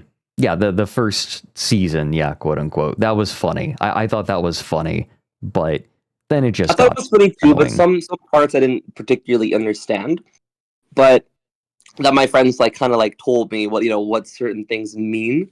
Yeah. Which sounds really old, and stuff, but I was able to pick things up from context clues, but yeah, it got kind of old after a little while. It's because it was very repetitive, which yeah, I don't mind. The second season got repetitive. Yeah. Which is too bad, because it was good. Like if I did the same kind of, it would have been, really good. Second season. It would have been really nice if I didn't, make it serious. Anyway, Panakuken obviously can't do that same trick to move them with the shell, because a single attack will kill these Goombas. But there is a slight variation we can do, where instead of punching the Goomba over and over, we bump into the Goomba over and over. Like before, this causes the Goomba to turn towards Mario and walk that way for a bit, even if that means walking away from its home. But the problem is that each hit causes Mario to lose 1 health. So we can only bump into a Goomba 7 times before we have to stop and get more health. But if you go get health and then come back, the Goomba will have already walked back into its home range, resetting all your progress. So it's a pretty limited technique. But this technique was actually used in an alternative strat in the A button challenge. You know, where your goal is to not press the A button. Specifically, it was used for collecting the stars Scale the Mountain in 0 A presses. See, we can lure a Goomba up to the top of the mountain near the star, but it's still not close enough to the star for us to use, and it won't voluntarily walk any closer. But we can bump into it a few times to lure it a bit closer and then bounce on it to reach the star. Now if there's a Bob-omb present, we can do something even cooler to move Goombas people around. think about this See, is just we can pick up the Bob-omb and then use it to push Goombas around. But why does that work? Well, to understand this, we have to talk about how thinking outside of the objects box. works. See, holding objects in Super Mario 64 is basically an illusion, because when you pick up an object, the real object just turns sharp-dressed invisible, man. and the game We're renders watching a Pan and graphic Cook. of the object in Mario's hands. Pan and And when you Kuka. release the object, the game stops rendering the graphic in Mario's hands, and the real object turns visible and teleports over the Mario. So this process gives the illusion that you're holding Over the the object, Mario. even though you're just holding a graphic of it, while the real object is elsewhere and invisible. So for a Bob-omb, the blocks if Mario have been picks a lie. it up, the real Bob-omb turns They've been a invisible, and the lie. game renders a graphic of the Bob-omb in Mario's hands. And then when you release it, the game stops rendering the graphic, and the real Bob-omb turns visible again. But interestingly, when the Bob-omb is invisible, it doesn't just stay where it was like the box did. Instead, it hovers in front of Mario. The Welcome in, programmers did Ninja that Sakti. because the smoke comes out of the real Bob-omb and not the graphic. And so they needed the real Bob-omb to stay somewhat near the graphic so that it still looks right. But strangely, even though the Bob-omb is invisible while you're holding it, it's actually still tangible, which is why it can push Goombas. So we can pick up a Bob-omb so that the real Bob-omb hovers invisibly in front of Mario while still being tangible, and then use that Bob-omb's hitbox to push the Bob-omb Goombas doesn't around. mean anything But to me anymore. unfortunately, this trick only lasts for a little bit until the Why Bob-omb not? explodes. But luckily, Bamboo. there's a way to Tutti extend frutti. it. See, here's what you can do. Grab a Bob-omb. then jump Why? into a That's wall never in a getting circle out of so my you can head hold the ever Bob-omb again. hands free. Bop-bop-a-doo-bop, Now Mario's in a bam-boom, broken tutti-frutti. state where he can do stuff like I blame teleport, this on even though you. the Bob-omb still thinks it's being held. And now after teleporting, Mario's free from having to hold the Bob-omb, but the Bob-omb is still in the state of being Stop held. saying Now Bob-omb. we Of go the back to bomb-bomb, where we not the left the bomb-bomb Bob-omb in at the- the other teleporter, and it reactivates and clings to Mario. Because remember, a Bob-omb that's being held Again. continuously updates to be right in front of Mario. Bob-omb And timer it's on the invisible, screen. but still tangible. And also, it'll never explode now. So basically, this technique gives us free reign to push Goombas wherever we want with no time pressure. For example, we can push a Goomba into a cannon. I can push a They're in the Goomba hole. through a wall. And when I do this, you might wonder what happens to him. Well, here's another view of it. You can see that the Goomba falls down until it reactivates from Mario being outside of its draw distance. I can push a Goomba off the edge of the course. I can push a Goomba straight through the floor. I can bring a Goomba over to Chain Chomp, but they just go through each other. I guess the programmers never expected that interaction. I can push a Goomba behind Chain Chomp's gate, but he's able to walk out of there because the gate is just a one-way wall. I can even bring A one-way wall? The hole. Then there was a hole. What are you going to do about I it? put a rug over it. Yeah, it fell in the hole. Should we call the police or something? Oh yeah, I called the police. Well, I know this one. Where Oh, are I've seen Yeah, it the before. hole. I love this. They're in the hole. I love it's priceless. They're in the hole. a Goomba They're in to the hole. the King Bob-omb fight. Goomba's Come in the on, hole. Goomba, let's fight him tag team style. I'll go first, so you stay over here. Okay. Oh my god, wait. Have you seen the stupidest emote that I willed into existence? It's in my chat right now. I think I've seen it already, but just yeah. to make sure, just Omega to make sure. Oklahoma. Let me see if it is what it is. It's Yeah, Omega yeah. Lol in the shape of the state of Oklahoma. Oh my god! Omega Oklahoma. The things you come up with is The worst part is there's a better there's a better name for it. Oklahomega lol, which is definitely better than which is definitely better than Omega Oklahoma, but I feel like the worst name being the one we use is fitting. Yep. Okay. Oh, he got me. Yes. Goomba, save me. Oh, phew. Thanks for cushioning my fall, Goomba. I'm just having a lot of food in my Sacrifice mouth, won't be and forgotten. I'm laughing Then in so Chipping much. Sandland, we can have a spitting Goomba out go all into my the hole food. on a tox box. And then here, oh no, Goomba, watch out. No, the Goomba. Just kidding, he's fine. Goombas can only get squished by Mario, not level geometry. We can also push a Goomba all the way up the pyramid and into the hole on top. So I guess IROC has a friend now. He keeps putting Goombas in the Rainbow holes. Ride, That's like this the technique was 7th actually one. used in the A button The Hold on, I want to 7th have one this is at the hole. ready. In the hole. In the hole. Yeah, where are they? All right, I want this at the ready.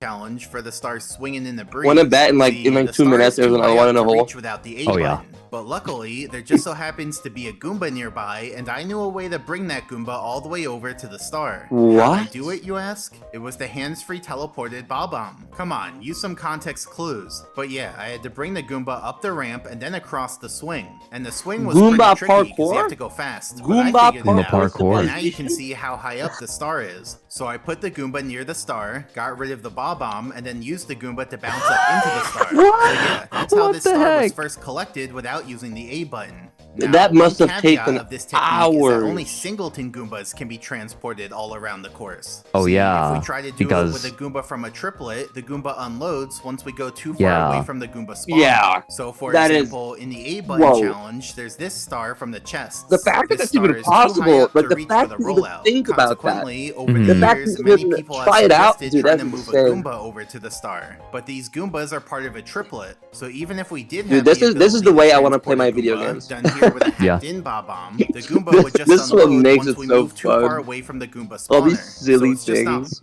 This is how people play 4X games. So anyways, I took Liechtenstein and then put it in control of all of Sweden, and that gave me a bonus that allows me to have laser guns in the year 1400. This is just a 4X. That's just how you were supposed to play 4X games. possible for Mario to bring a Goomba all the way over to the star. Now, let's take a Goomba and look at it from above. There are two important angles that the Goomba keeps track of. First, its facing angle. I'll represent this with a yellow arrow. And Oh, second, Pokemon music. its target angle. I'll represent W this with a Pokemon music? green arrow. I Now love let's let the Pokemon Goomba music. walk around and me too. observe. If So the you yellow don't play arrow is the Pokemon, direction that you the can still Goomba is respect currently the music. facing and It's moving. Oh, yeah. nice. And the green arrow 100%. is the direction that the Goomba wants to move. So the yellow arrow will turn towards the Gen green 3 arrow. had some of the And so best you can music. see that each time the Goomba But makes wait, its movement this decision, music the isn't green in arrow Mario updates instantly, 64. and then the yellow arrow turns towards Bad the video. green arrow until they're aligned. Now, there are 5 different Yeah, it's a situations Jigglypuff that set the from Goomba's above. target angle. First, if Wait, the Goomba's where? moving around I remember inside of that. its home The Goomba. range, then it updates its Oh, target wait. angle on each movement decision. Oh, that's so for actually the true. Goomba, I mean, it it can isn't walk pink. left, walk right, jump left, or jump right, and that'll update the target angle. Am Second, I the the Goomba Jigglypuff? walks I'm outside of pink. its home range. So here, if the Goomba goes outside of its home range, then the target angle will be set back towards its home. That God, way, same. the Goomba goes back into its home range. Third, God, the Goomba same. touches Mario. See, if they come into contact with Such each a other, homebody. the Goomba sets its target angle towards Mario, which is why it then turns towards Mario as This it is jumps every up. Goomba Fourth, glitch the in Goomba Super Mario notices 64. See, if Mario goes close to the There's Goomba, so the Goomba many. notices Mario and sets its These aren't even target the angle glitches towards yet. him. And so that's what causes the Goomba to go after Mario. And then Explodes. fifth, the Goomba walks into something. It could be the Goomba walking into a wall. It could be the Goomba walking Where's my into soundboard? an edge. Where's my or it could be the explosion? Goomba walking into an object like another Goomba. Then its target angle will be a I don't think there are reflection away soundboards from on the that phone. thing in order to make the Goomba turn around and move away from that thing. Now I'll show what each of these situations looks like in the game. So first, when the Goomba makes its movement decision. This is what we saw earlier. So whenever the Goomba makes a movement decision, its target Hey, angle Starry. updates instantly, and then its facing angle turns towards that new I love it when target they angle. repeat, Second, 'cause it when the refreshes Goomba my goes mind. outside of its home range. So 'Cause here, when you can get a see lot of that once the information, Goomba you just walks kind of like, outside of you its know, it home kind of range, its passes target in and angle out, is you set know, back through towards your left Mhm. ear goes in and the right ear goes Yeah. out. When he repeats it, you kind of get a refreshment. You're like, oh yeah. All right, that. its home, causing the Goomba to turn around and go back into its home range. Third, when the Goomba touches Mario. So here, you can see that once Mario touches the Goomba targets Mario. Bonk. and jumps up. You.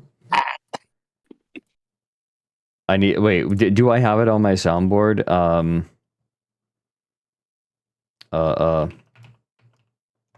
The Metal Gear sound effect. Oh, yeah.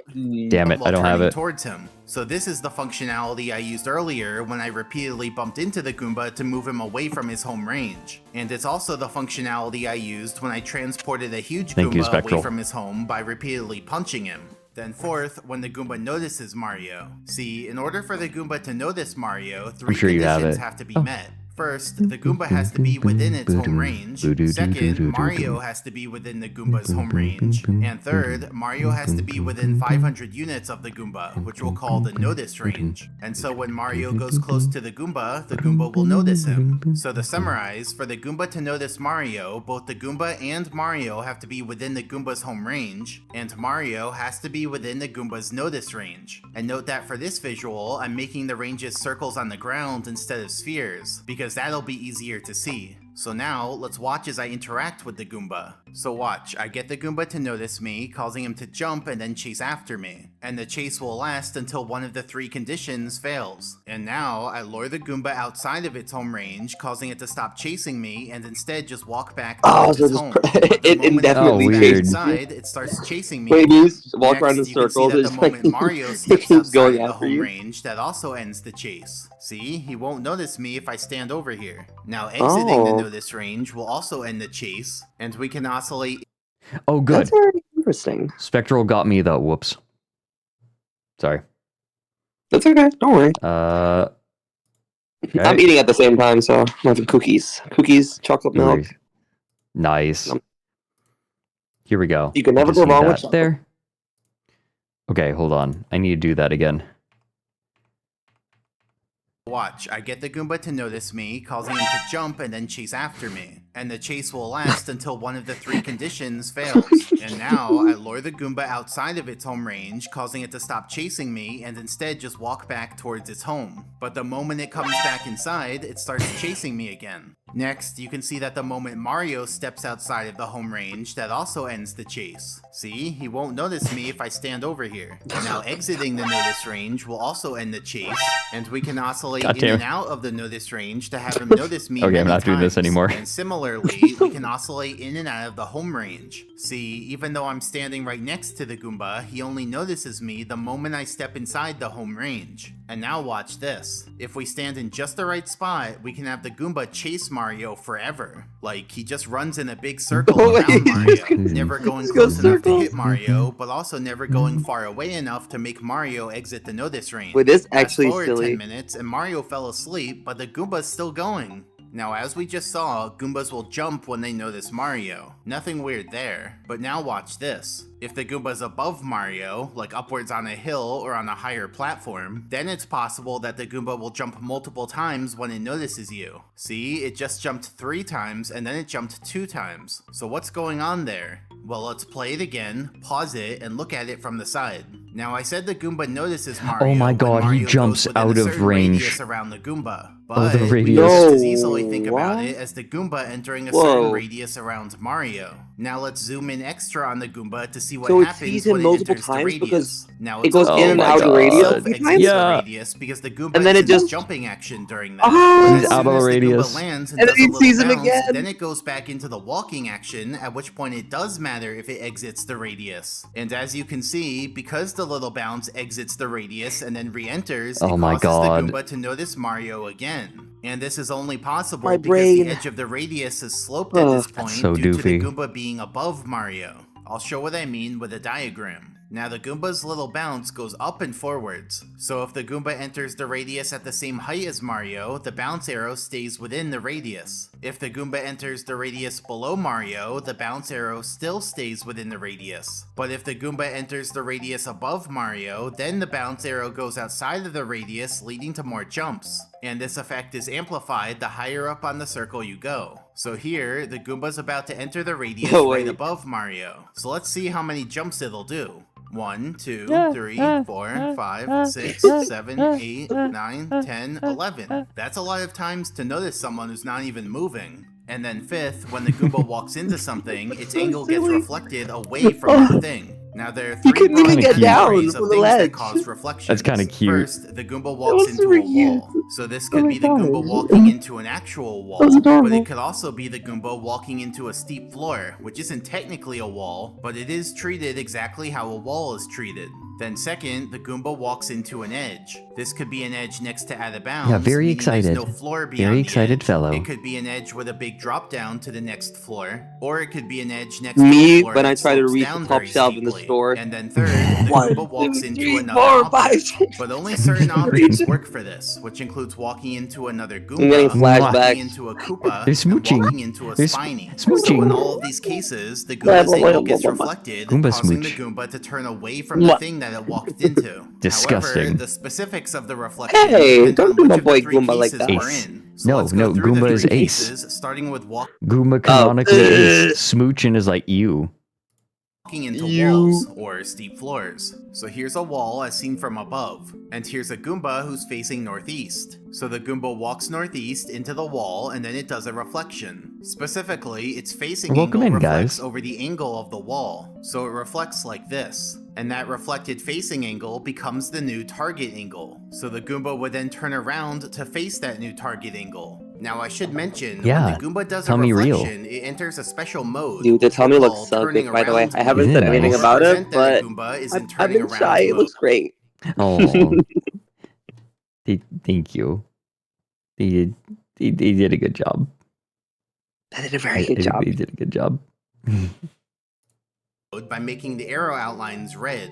Now when a Goomba is in turning around mode, it doesn't care about staying inside its home range. It doesn't care about noticing Mario, and it doesn't care about walking around randomly. Instead, all it cares about is turning towards its target angle. Once it finishes doing that and the arrows align, turning around mode Goal-oriented ends, and the Goomba behaves Goomba. normally again. So basically, if the arrow outlines are red, the yellow arrow will turn towards the green arrow and no other behavior happens until that's done. So let's see what this looks like in the game. The Goomba walks to the right and then hits a wall. So we take the angle of the wall and reflect the facing angle over that line. Then that arrow becomes the new target angle. And since a reflection just happened, the Goomba goes into turning around mode with the red outlines on the arrows. So now the Goomba turns away from the wall until its facing angle meets the target angle, and then it's done with turning around mode. And then it just moves around normally. So yeah, that's what a typical wall reflection looks like. The Goomba walks into the wall and then turns away from the wall. Now remember, this applies to steep floors too, even though they're not actually walls. So here, the Goomba walks onto the steep floor of the rock. So we take the angle of the steep floor, Yeah, am I gonna have to having put brain you into farts. turning? Am I gonna have to put you into turning around mode? No!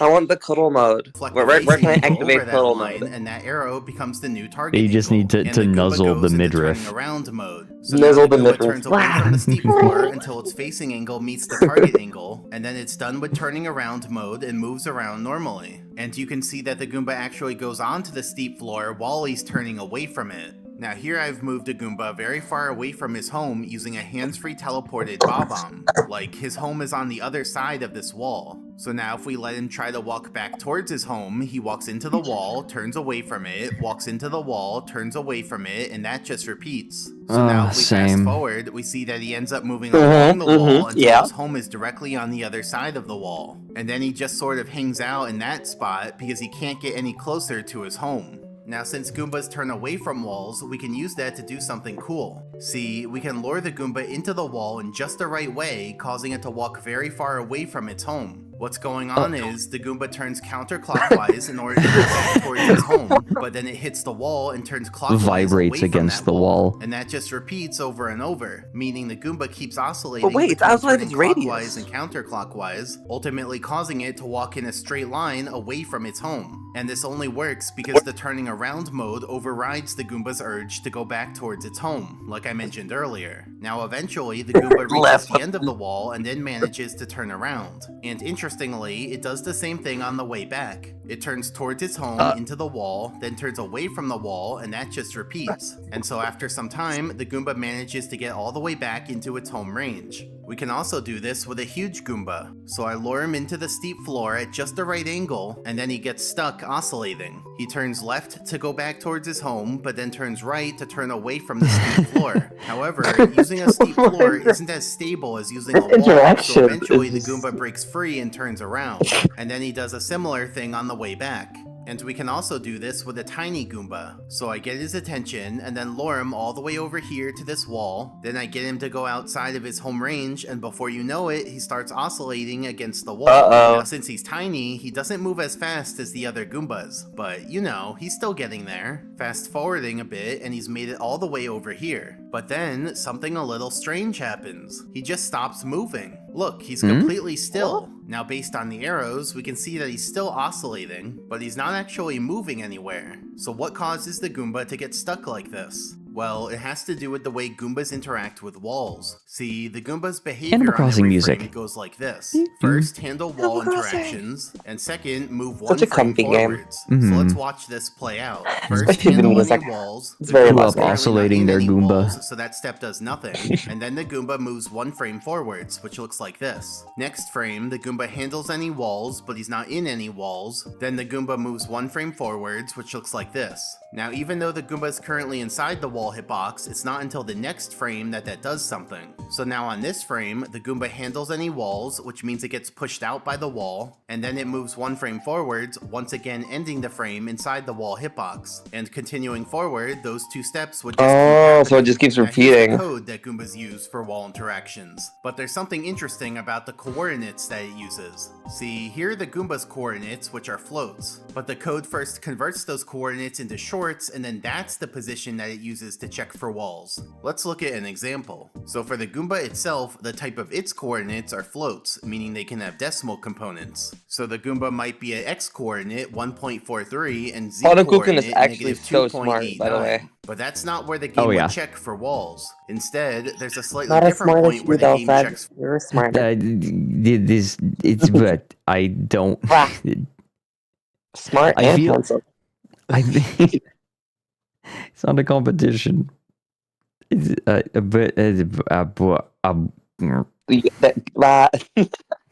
Brain gobble.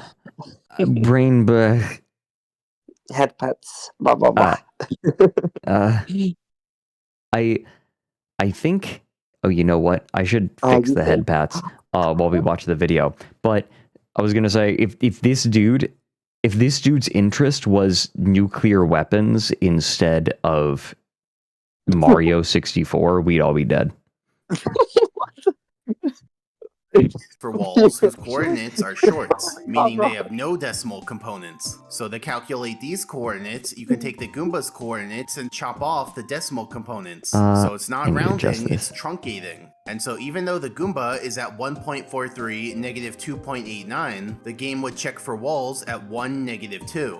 So let's go back to the visual we had before, but now let's add unit grid lines. Oh, actually, this is getting in the way of the video. And here's the z-axis, so that we know where the origin is. No. Now I should Oh, I deleted the clarify, wrong one. Wall hitboxes for Goombas are actually 40 Ruining units everything. in radius, I'll have but to fix that's it a little later. too big It's okay. to show here, so we're Don't just worry, going to you got pretend this. that wall Blah, hitboxes blah, are blah, 2 blah. units in radius It's to make easy, I things just need easier to see. do So it. now let's watch the Goomba move. First it checks for wall collision, not at the Goomba's position, but at the Goomba's position truncated to integer coordinates, which will always be the corner of the Goomba's unit square closest to the origin. There's no wall there, so we're done handling walls. Then the Goomba does its movement. Are we playing chess? Why is there so many grids? Right. And this way, we can make the ICBM turn back to its origin point. Uh-oh. Which looks like this. So far so good. Now next frame, the game checks for walls at the corner closest to the origin. Still I'm no gonna be walls. honest, Then the I'm Goomba having moves and gets absolute closer brain to the fart. wall. No, this part is getting a little intense. No, I agree. How does Goomba? Goomba. How does Goomba? Goomba? That's my brain right now. How Goomba. Goomba? Well, explosions.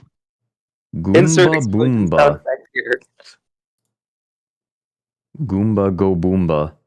all I see is Next I'm frame, visualizing game the checks chess for pieces walls right at now. the corner closest to the origin. This time, there is a wall there, just barely. Now, because the wall detection point is on the very edge of the wall hitbox, it pushes the Goomba out a distance of 0, but that still counts. So the Goomba ends up flush with the wall hitbox. So in general, if the Goomba's anywhere in this unit row next to the wall, it gets sucked into the wall during the wall collision step. Anyway, then the Goomba does its movement, which looks like this. Next frame, the game checks for walls at the corner closest to the origin. There is a wall there, so it pushes the Goomba out to be flush with the wall hitbox, and then the Goomba does its movement, which looks like this. So as you can see, the truncation done for wall detection does alter the Goomba's pathing by a bit. Specifically, each frame, the truncation moves the Goomba a fraction of a unit towards the origin. Here, since the Goomba's trying to walk away from the origin, the truncation towards the origin ends up slowing the Goomba down. On the other hand, if the Goomba's heading towards the origin, then each truncation moves it a fraction of a unit towards where it's going, and so it speeds up the Goomba's movement. We can see this difference in speed using that Goomba from before. On the left side, the Goomba's moving towards the origin, so it moves slightly faster, and on the right side, the Goomba's moving away from the origin, so it moves slightly slower. Looking at the bottom screens, you can see that the left side is moving faster than the right side. Now remember, that row of units below the wall will suck the Goomba back into the wall, but for most Goombas, they are able to escape from the wall because their movement can skip straight over that row of units, and so the Goomba can escape the wall. That's why normally Goombas don't get stuck on walls. They're able to get out of the wall hitbox. However, all of that analysis was for regular sized Goombas who move at a couple units per frame. So if the truncation causes their movement to be off by and I a can fraction of a understand unit the each words, frame, but it's my not that brain big a deal. processes But for tiny Goomba. Goombas, they move so slowly that the movement only covers a fraction of a unit per frame. So if the truncation causes their movement to be off by a fraction of a unit each frame, then it actually is a big deal. Like So let's brain go is through like, the visual again, okay, and then the Goomba, will be moving then the less than Goomba wall bob-omb units float Goomba Goomba Goomba Goomba bob-omb push bob-omb hole. Well, where are That's basically what I was thinking. No. 1 unit per frame in order to mimic the tiny Goomba. So Oscillate. first handle walls at the corner, but there are none. Then move forwards. Then handle walls at the corner, but there are none. Then move forwards. This is then one of the handle walls at reasons the why I corner, don't and join this time game there is shows. a wall there. So the Goomba gets put on the edge of the wall hitbox, and then the Goomba moves forwards. But now watch what happens. We handle walls at the corner, which pushes the Goomba to the bottom love the of the wall silly music in the hitbox. background Then too, by the Goomba way. moves forwards, and now the Banjo Goomba's right Kazooie. back to where it was at the start of the frame, Yes. meaning it made Being no a cookie. progress. So as you can see, the Goomba ends up stuck in place, because each frame, the truncation cancels out the small bit of movement forwards that it does. So looking at the Goomba, it moves a little to the right, then gets truncated to the left, then moves a little to the right, then gets truncated to the left, and so on. So the truncation is no longer just a slight change, but now it affects the whole movement because of how slow moving tiny Goombas are. But that's just when the Goomba moves in the direction away from the origin. If instead the Goomba heads towards the origin, then it actually is able to move at a rate of exactly 1 unit per frame. In other words, it can move along the wall at a speed slightly faster than its normal walking speed, because this time the truncation is working in its favor. Now if the Goomba tries to walk away from the wall, moving away from the origin, then it also gets stuck in place, because the truncation is pulling it back against the wall. It's like I was Floating saying earlier, points. that row of units south of the wall sucks the Goomba in, and the Goomba doesn't move far enough And the each frame Goomba. to cross over those Goomba. units. Goomba. So Goomba. basically, the Goomba's stuck Goomba, against the Goomba, wall. Goomba, Goomba. And then if the Goomba tries to I walk am away a from the Goomba. wall moving towards the origin, then it still can't escape the wall, but it does manage to Yum, move yum. 1 unit to the side each frame. So let me summarize all of that. If the tiny Goomba moves into the wall, moving away from the origin, it just gets stuck. If it moves There away you go, from that's wall, the language moving I away like. from the origin, it also gets stuck. If it moves into the wall, moving towards the origin, then it moves 1 unit along the wall each frame. And if it moves away from the wall, moving towards the origin, then it also moves 1 unit along the wall each frame. So those are the 4 pieces so for this stuck, setup. So let me stuck, show what this looks and like move in the 1 game. unit. Here's a tiny Goomba who's right next to a wall. Though you probably never noticed the weird wall shenanigans because this area is so small that the Goomba Help me, usually Step notices Slushy, I'm Mario, stuck. and then you just kill him. So here the Goomba walks into the wall and then tries turning away from it. But as we Nuzzles.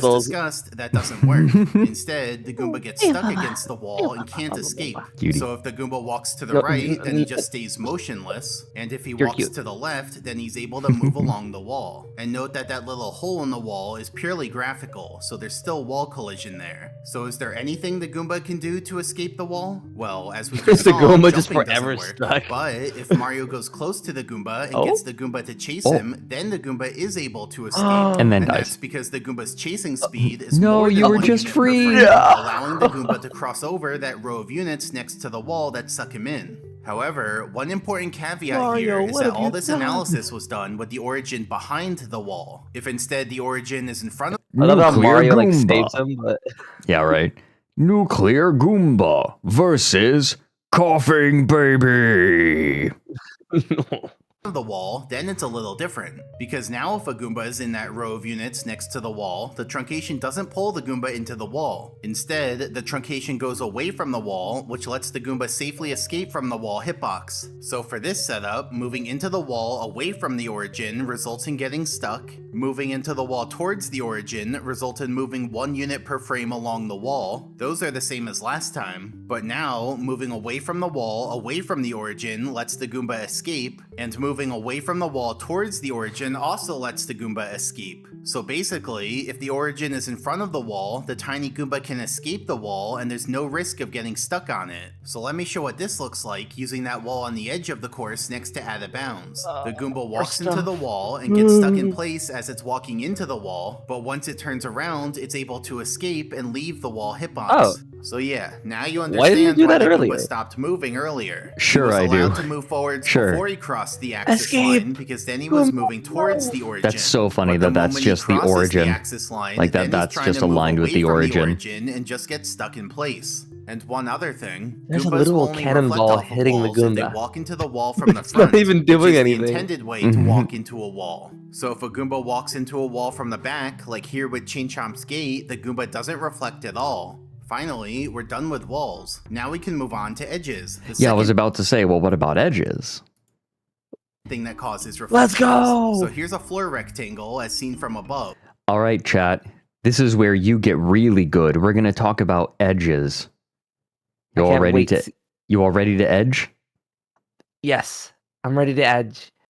Okay, let's get the edging And started. here's a Goomba Let's who's go. facing northeast. So the Goomba walks northeast into the edge and then it does a reflection. Uh-huh. Now you might think it would get reflected over the angle of the edge, but that's not what happens. Instead, the arrow reflects over itself. What if In it other hits the words, corner the edge? facing angle does a complete 180 It's like and that like becomes the new target Around the angle. corner? So like the the Goomba DVD. would then turn around Remember when the to DVD, face but that people new were like target waiting angle. for it And to you hit can the see corner. that the Goomba doesn't Oh, walk off the yes. edge, but Like instead perfectly its hit movement the just corner. gets cancelled if it would have gone off the edge. I wonder if Now, you're gonna since talk the about Goomba that. had to turn 180 degrees, you might wonder whether it would turn clockwise or counterclockwise. Like, the Goomba usually just turns whichever way is shorter. But this is a rare case where turning clockwise and counterclockwise are actually tied. But the answer is simple, it'll always turn clockwise, or to the right. Why does that happen? Well, let me explain. Firstly, angles in Super Mario 64 are measured in angle units. The way angle units work is that a full 360 degrees is 65,536 angle units, which means that half a circle is 32,768 angle units. Now counterclockwise is the positive direction, and clockwise is the negative direction. So that's the basics of angle units. But now, let's think about a Goomba. So the Goomba has a facing angle this and a person's target actually angle. so Now the smart. game determines which way the Goomba turns using the following method. It calculates the angle difference between the facing angle and the target angle. If the difference is positive, the Goomba turns counterclockwise, and if the difference is negative, the Goomba turns clockwise. Right now, the difference between the angles is 0 because the arrows are aligned. But let's say the target angle was to the northwest. Now the difference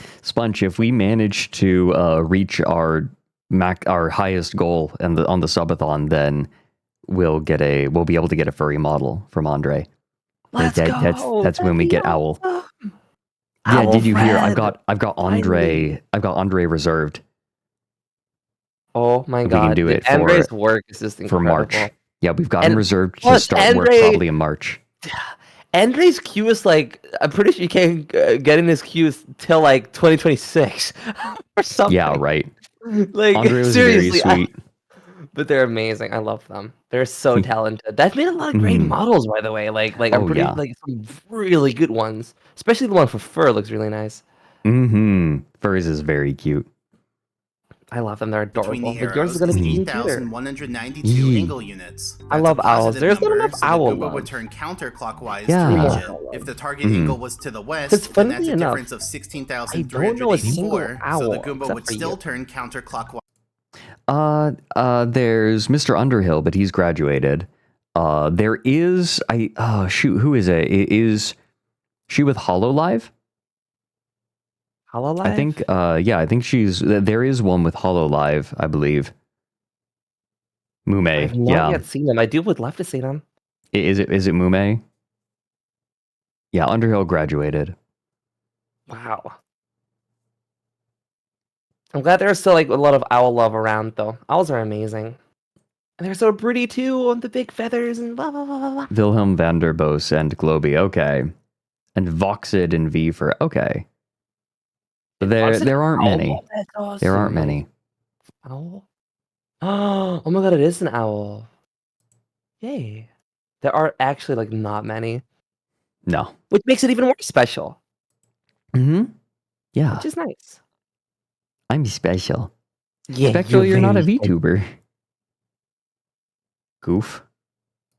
To reach it, and if the target angle was to the southwest, then that's a difference of 24,576, so the Goomba would also turn counterclockwise to reach it. On the other hand, if the target angle were to the northeast, then that's a difference of negative 8,192, so the Goomba would turn clockwise to reach These it. numbers, If the target angle was to the east, scare then that's a me. difference of negative 16,384, so the Goomba would still turn clockwise to reach it. Am And I if the back target in angle was to school? the southeast, then that's a difference of No. negative Math class, not again. 24,576, so the Goomba would also turn clockwise to reach it. But what happens in this bottom area where the left side and right side Accurate converge? Aqua Monster. Well, for the left side, we know for sure that up until this angle, 32,767, it's still positive, so I the agree Goomba with would turn Helix. counterclockwise to reach You didn't it. have to give And this for many the right examples. side, we know for sure that up until this angle, negative 32,767, it's still negative, so the Goomba would turn clockwise to reach it. But we're still missing exactly one angle, which is when the target angle is exactly 180 Whoa. degrees away from the facing angle. Uh-huh. So what's the angle difference here? If the difference were labeled positive 32,768, then it'd be claimed by the left side and the Goomba would turn counterclockwise to reach it. However, if the difference were labeled negative 32,768, then it'd be claimed I by get the it right too, side it's and like- the Goomba would turn clockwise to reach my it. So which is brain. it, positive or negative? Well, the thing is, the angle difference is measured with a short, and Oh, shorts gosh. can only have integer values Shorts. between negative I'm not 32,768 and positive 32,767. Yeah, you so sure? based on that range, a short can have a value of negative 32,768, but cannot have a value of positive 32,768. So in our Because 0 is considered, and oh my god. diagram, this final angle has a value Listen, of negative I might have finished school, 32,768. might have finished simply due to the university, but I properties of forgot like shorts. 80% And of so it's math. claimed by I'm the gonna be right honest. side, meaning the Goomba will always turn clockwise or to the right when turning 180 degrees. Me so when that's math. why whenever a Goomba walks into an edge and has to turn 180 degrees, it always turns to the right. Whenever a Goomba Similarly, edges. if it walks outside of its home range exactly straight and has to turn 180 degrees, it'll also turn to the right. And if Mario goes directly behind a Goomba down to the exact precision, the Goomba turns around to the right. But anyway, now let's analyze the Goomba walking into an edge more closely. The Goomba walks to the left and then hits the kitty. edge. So we reflect the facing angle over itself, and Yeah, then kitty? that arrow becomes the new target Okay, angle. bye. And since a reflection happened, the Goomba goes into turning Rebek just jumped up on my leg. I was kind of sitting like a bottom. I was like leaning back in my chair. You and, like, always with one sit like leg a bottom, over. Shut what? up. You, She jumped up on my lap. What? I know how you sit. Oh my god, shut up. She You either sit like a bottom or you sit like XQC. It's one of the shut two. up. Oh my god.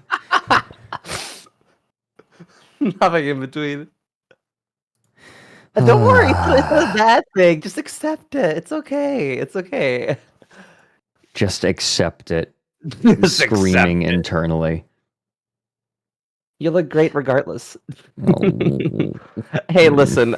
Trust me, the amount of people who call me a bottom just because I wear glasses, it's insane. Is it really the glasses? Yeah, I think it's the glasses. I think it's just like when people see glasses, it just like screams bottom or something. I don't know. It's you know what it is? It's the round glasses. Yeah, maybe It's it's maybe round it might be the glasses. round ones. Yeah. Because I also have round glasses, and everyone always goes like, if you want to know that, if people want to know your persona, or Sona is submissive, just give him round glasses. Dude. I'm sitting like I'm sitting like the rabbit hole guy. I'm sitting like the rabbit hole guy. Chat. Yeah, that's Wow. See, that's how that's round the mode. Fred I know. There you go. Now the Goomba turns clockwise 180 degrees Thanks for the raid, Martian. away from the edge until its facing angle meets Welcome the in. target angle, and then it's done with turning around mode and moves around normally. So yeah, even though it looks like turning to the left would have been simpler, the Goomba always has to turn to the right. Now here's a situation where I moved a Goomba very far away from his home. The See, funny his thing home's about on like the other furries side and of this pops, the edge. funny thing So now is, if we let the it Goomba doesn't walk matter back what you toward- do, people will always call you a bottom. Just It doesn't always, yeah. matter. It doesn't matter what you do. Yeah. That's just like a common furry anomaly. Yeah.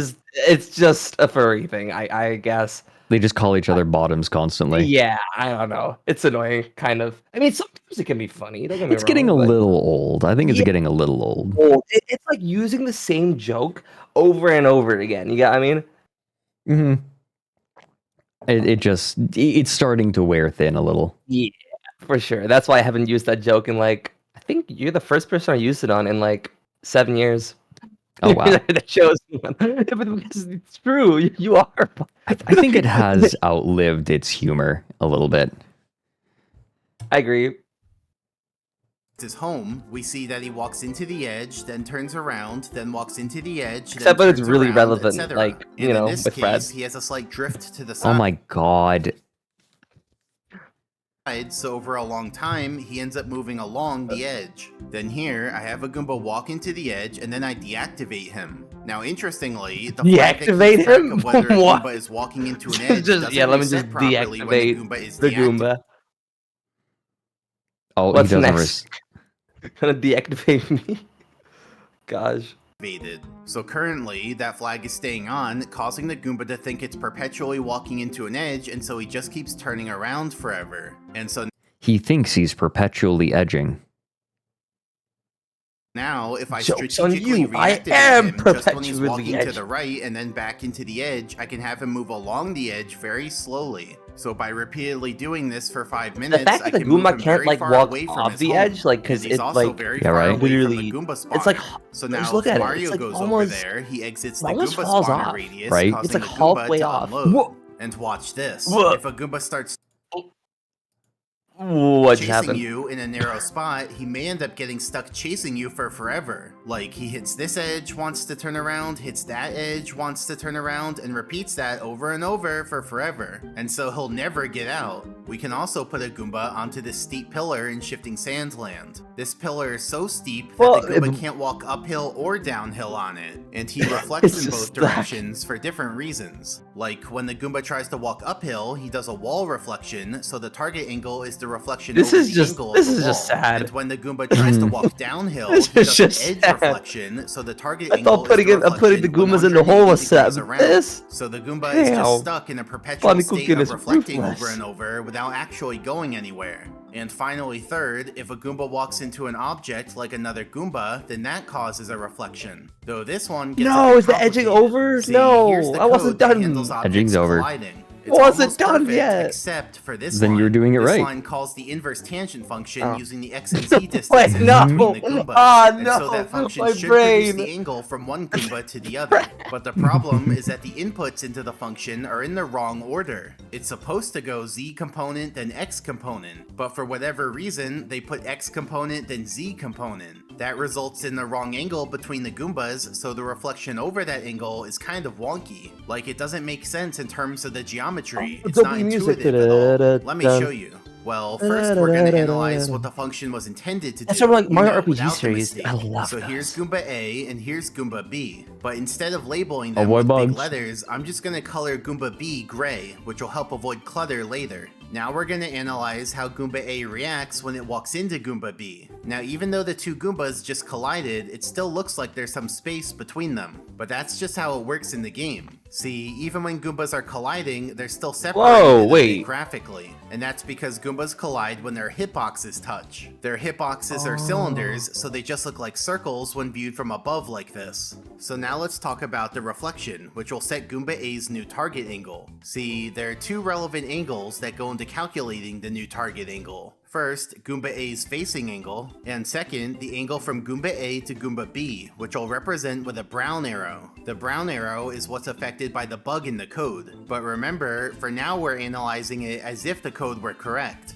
So yeah, those are the two arrows relevant for calculating Goomba A's new target angle. Note that Goomba B's facing angle doesn't actually play a role in the calculation, so he can be facing whatever direction and it doesn't matter. So the way the new target angle is calculated is as follows. Take the line perpendicular to the brown arrow, reflect the yellow arrow over that line, and that becomes the new target angle. Okay, so like the a wall, Goomba goes basically. into turning around mode and then turns away from Goomba B. My brain. That makes sense, right? Just think of them like billiard balls. Goomba A was going northeast, hit something to the north, and then bounces off going southeast. Now let's look at another collision where the Goombas walk into each other like this. This time, Goomba A is facing southwest and the angle to the other Goomba is to the north. The critical difference this time is that Goomba B is now behind Goomba A, not in front. So if we follow the instructions from before, we draw this line perpendicular to the brown arrow, reflect the yellow arrow over that line, and that becomes the new target angle. But you see, this reflection would actually cause Goomba A to turn towards Goomba B, whereas the whole point of the turning around behavior is to turn away from things. That's why in this situation, when a Goomba walks into a Goomba behind himself, the reflection doesn't actually happen. In other words, Goomba A will only reflect off of Goomba B. We haven't if even Goomba got A to the is facing glitches Goomba yet. B during the Nope. collision. More specifically, I'm gonna the cry. angular distance between the yellow arrow and the brown This arrow person is has so to be smart. less than 90 degrees. What How if do we you- were That condition is Goombas met, and we then the bump? reflection happens. But if Well, Goomba A yeah, is basically- facing away basically from Goomba that. B, then the reflection doesn't Like, happen. I'm To turning into a illustrate this, Goomba I'll right draw now. a translucent Like, I'm green not even arrow, joking. meaning no reflection happens, but that's where it would be if we did the math anyway.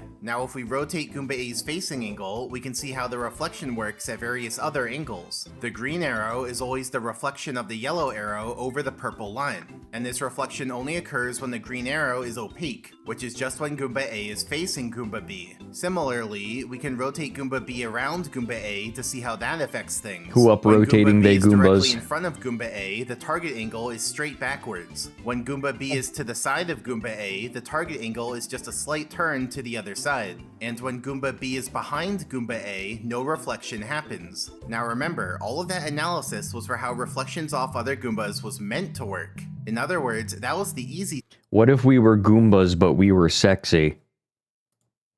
I don't want to imagine that. Hold on. Brad, wait. is there- how do you- E621. No. What? What? Goomba. Oh my god. I don't believe that. I mean, 1,000 hits. no! Oh, the internet! You know what? If a fictional character exists of any kind, you can expect something to be on the internet. For example, the new Atlas game, if you ever heard of it before, Oh, there's yes. already like 1,000 things. Oh, yeah, of course. Oh my god. Okay, but you know, Goomba that's... watches porn and gets naked. Oh my god. I would have never believed a Goomba, but I'm not surprised. And I'm not searching the it up reflections ever. Hell made no. sense and were intuitive. But like I said, there's a bug in how they call the inverse tangent function. So let's say Goomba B is here. Now we're going to analyze the distance between Goomba A and Goomba B, specifically the x component and z component of the distance. Now in case you don't know, the x-axis goes east and west, with east being the positive direction and west being the negative direction. And the z-axis goes north and south, with south being the positive direction and north being the negative direction. So now Let me search consider up the Fredrik. distance from Goomba A to Goomba B. Along the x-axis, we Okay. have this big x component, and along the I'm actually z-axis, we have doing this small that. z component. We can add these two vectors together to reach Goomba B, which means that this is Nothing. the angle to Goomba B, this hypotenuse Nothing. of the triangle. But remember, Nothing. that's the true Nothing. angle to Goomba B without Not- the bug.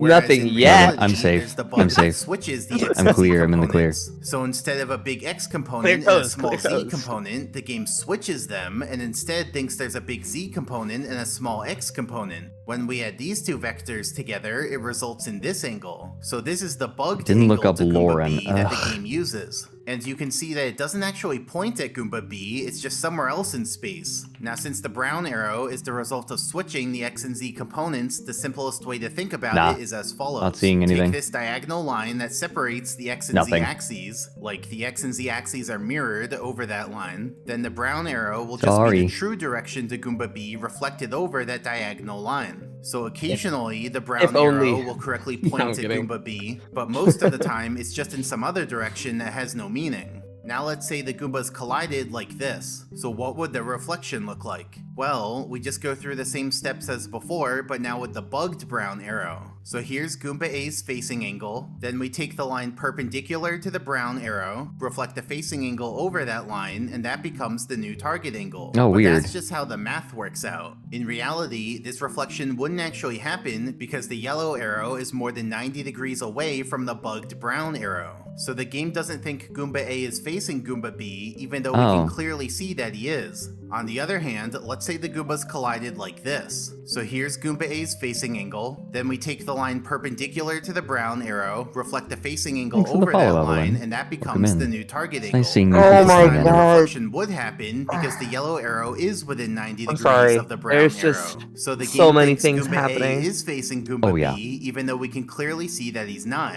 Now if we rotate Goomba A's facing angle, we can Why see are- how the I'm- reflection works at various other angles. Whoa. It's not very intuitive how it works because of the bug in the code.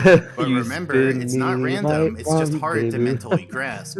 And similarly, we can rotate Goomba B around What? Goomba A to see how that affects things. It's very hard to understand, but if you were to pause it and then follow the Whoa. math, you'd find that it works out. So let's look at this in the game. Here are two Goombas, and they walk into each other on this frame. So for the Goomba on the right, here's his true angle to the other Goomba, but that gets reflected over this orange line, resulting in this angle. Then we take the line perpendicular to Oh the brown my. arrow, reflect the yellow arrow over that line, and that I'm gonna becomes the new explode. green arrow. And of course, the Goomba goes into turning around mode. So that's what's going on with this Goomba, and now let's look at the other Goomba. So here's the true angle to the first Goomba, but that gets reflected over this orange line, resulting in this angle. Then we take the line perpendicular to the brown arrow, reflect the yellow arrow over that line, and that becomes the new green arrow. And again, the Goomba goes into turning around mode.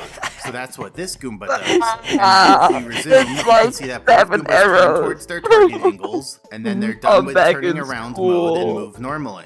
So yeah, even though they're Hey, we using haven't the dropped wrong any frames, angles by to the each way. I other, can they get rid of still the both delay, do I think. reflections. We're safe. On the other hand, the Goombas might walk into each other like this. So for the Goomba on the right, here's his true angle to the other Goomba, but that gets reflected over the orange line, resulting in this angle. But this time, League of there's more Legends than ass 90 degrees hitboxes. between the brown arrow and the yellow arrow, so Dude. the reflection doesn't happen. Is it bad In other that I words, play this League? Goomba thinks the other Goomba is behind him, even though he's clearly in front. So that's what's going on with this Goomba, Have and you now ever let's look played at the League, other Goomba. Fred? So here's the true angle to the first Goomba, Have you ever but that played gets it? reflected over the orange. Played what?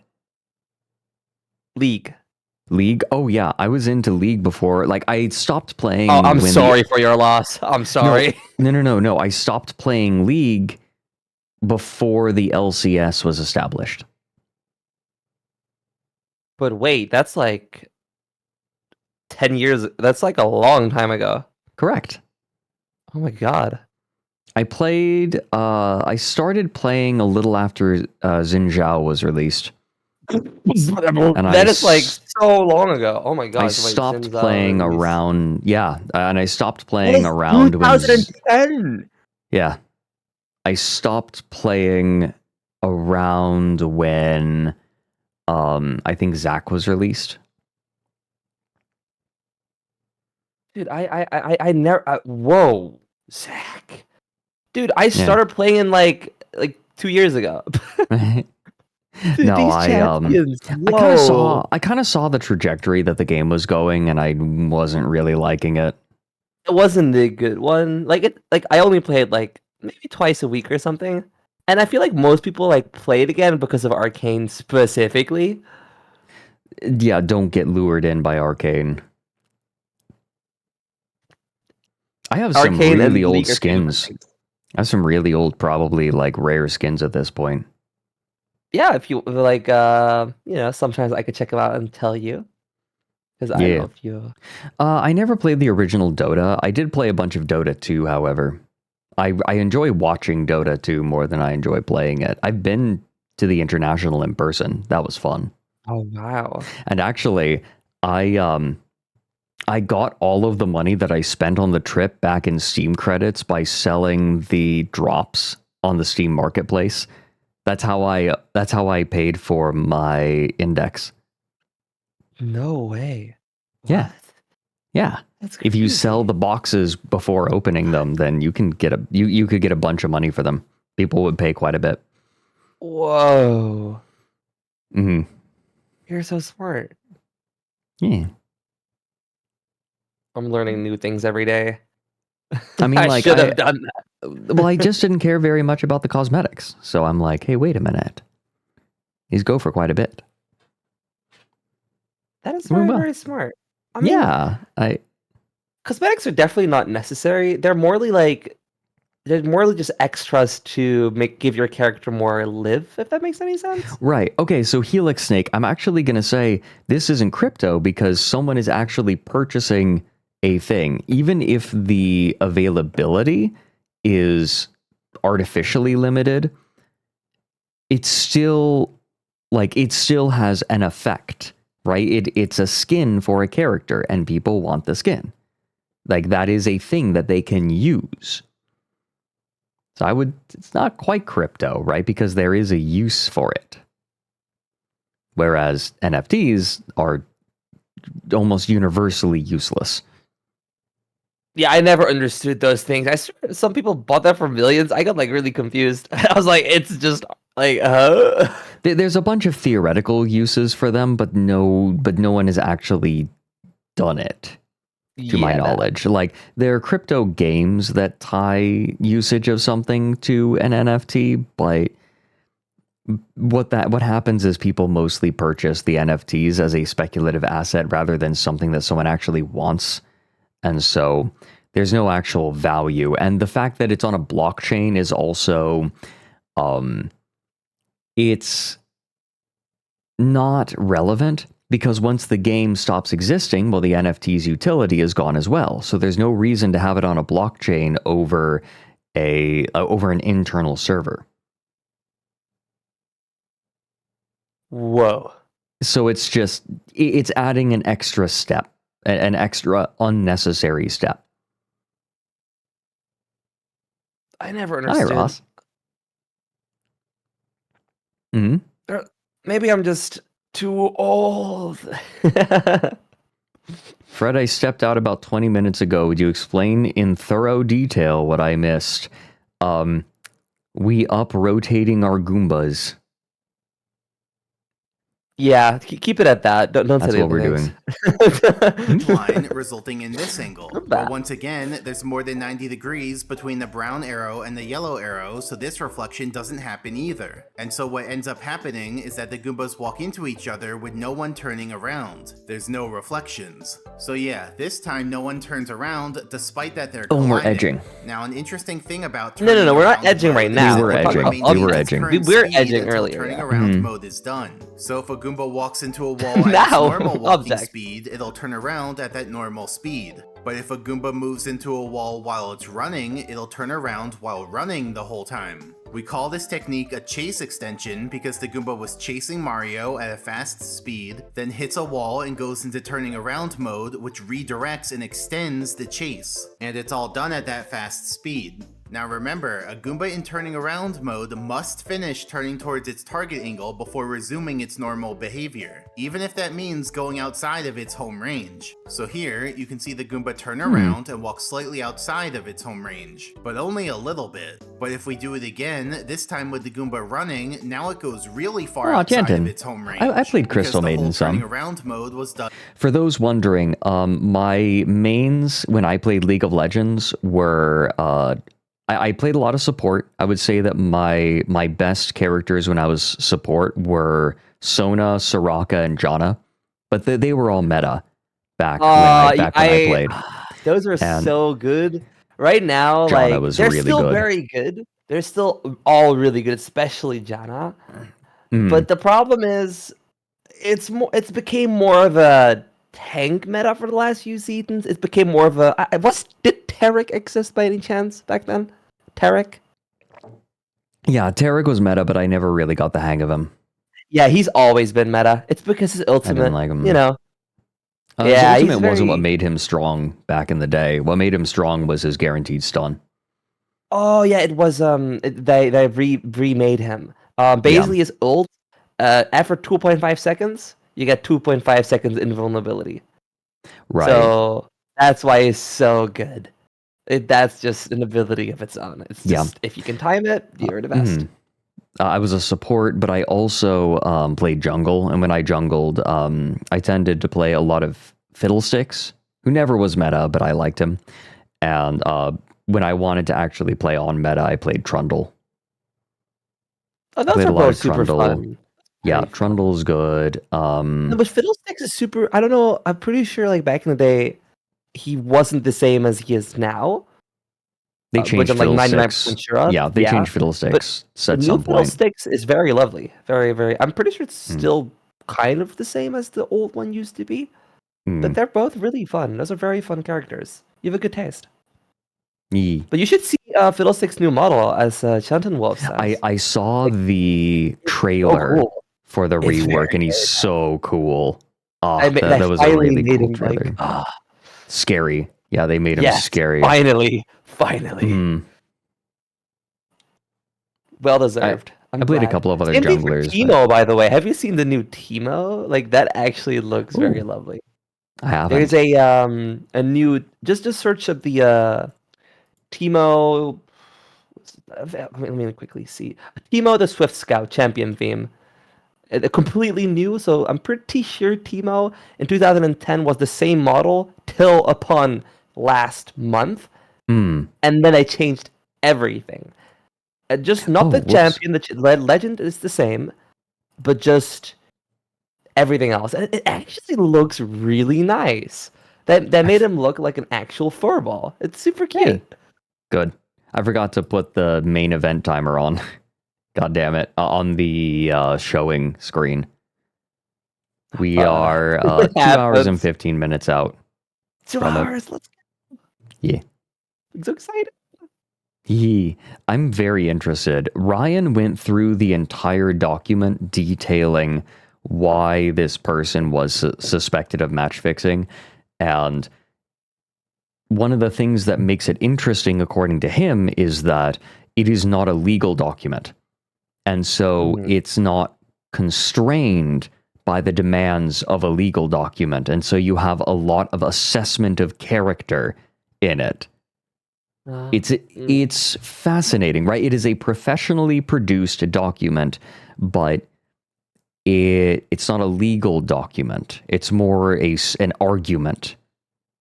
And so apparently it's quite interesting, and some of it's kind of dry, but there's some spicy stuff in it. Yeah, according to Ryan has put together an entire presentation for it. I think it's funny getting guests to put together PowerPoint presentations. So that's what I'm doing to Ryan, and that's also what I'm doing to Roy when he comes on to talk about Power Rangers. I'm so excited. I can't wait. I can't wait. Running. which obviously goes a lot farther than walking speed. This technique was even used in the A button challenge in Jolly Roger Bay for the 100 coin star. See, we do a chase extension on 2 of these Goombas using the rock and wall, and then the second Goomba actually does another chase extension off of the first Goomba, causing it to go really far away from its home. And we needed it to go that far so that we can bounce on it and ground pound the blue coin block without having to press A. Yeah. And remember earlier when I made a Goomba What? run back and forth for forever on this narrow bridge? Well, that was the result of a chase extension, because here, the Goomba's chase keeps getting extended over and over for forever. Now, there's a theoretical technique to chain together multiple Goomba chase extensions. See, the idea would be to have 2 Goombas continually reflect off of each other in a pattern. Like, as one Goomba turns clockwise, the other Goomba turns counterclockwise, so that they meet up and can reflect off of each other again, and so on. If we draw the paths of the Goombas, we see that it looks sort of like a double helix, like DNA. Now, I don't think this technique has an official name, so I'm just gonna call it the double helix chase extension. Here's what that looks like in the game, or at least my best attempt at doing it. Unfortunately, I was only able to get 2 loops before it stopped working. But that's not my fault, because there's actually an inherent flaw in this plan. Let's step through it more closely. So here, 2 Goombas walk. Yeah. You're cute and adorable. What?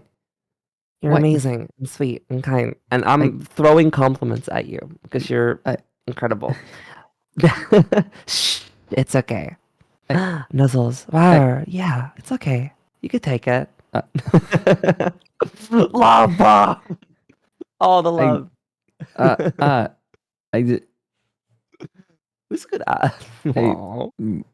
You're amazing. No, come back. No, it's okay. It's okay. Listen. Oh wait, this is actually pretty good. I can give you more hat pats. Oh, you're so adorable. I'm going back up. But yeah, I have to go and help my mom do some things here and there. No worries. Got to do some grocery shopping and all that. Oh yeah, no, absolutely. That's fine. Go. It's lovely being here. I'll be back later. I'm so glad. I am so happy to be settled in and to get to actually hang out with you again. I would love to. Okay, I need to get back into chess. I need to. I remember you recommended I play 3-minute blitz. Play 3-minute games. It just makes so instead of playing 30-minute games, if you play 3-minute games, even if you lose, you get into more positions. Yes. And you just play more games. So yeah, and the early more on, the better you get. So, yeah. I remember you talking about early on. The most important thing is building familiarity. Yeah, 3-minute games, or even 1 minute, but that's a little too much of the good stuff. Right. 1 minute doesn't really give you time to recognize where you are. Yeah, things are just kind of flying by you in a blur. But 3 minutes means that you get a nice kaleidoscope of openings. I'll be back later, or next time. Sounds good. Always lovely to be here. You're all so amazing. Nice to see you. And the owlets appreciate you. You are very good. Yay! I'm gonna become an owl. Funnily enough, I actually got an owl model yesterday, and that has nothing to do with Fred specifically, or maybe it does. Well, you are welcome in my nest. I'll show you the owl model like tomorrow or something. We'll see. Please, we'll see. You're gonna love it. I don't know if you're gonna get on VR chat anytime during this subathon, but maybe we can do some shenanigans. Who knows? Okay. Yeah, maybe. I mean, I need to work out how I want to do VR, because I would like to. My computer can actually handle it now, but I need to figure it out. I need to have a setup, right? I want to get LIV working. Oh yeah, LIV is super handy. LIV is nice. I got it working. I can help you with that. I have it set up. I know how to do it. I would really appreciate that. I think I kind of hacked my way into making it do the things I wanted to do back in the day, but I could really use some help setting it up properly. Yeah. Sounds fun. I'll see you later. I'll catch you later. Bye. Bye. You're cute. You're precious. Oh my god. Slushy is so sweet. I'm so glad that I get to hang out with Slushy again. And Olivia, thank you for the raid. Hey everyone. Yeah, we're watching Pannenkuchen. Yes, I would like to do more VR chat meetups. My problem was I just always had something to do.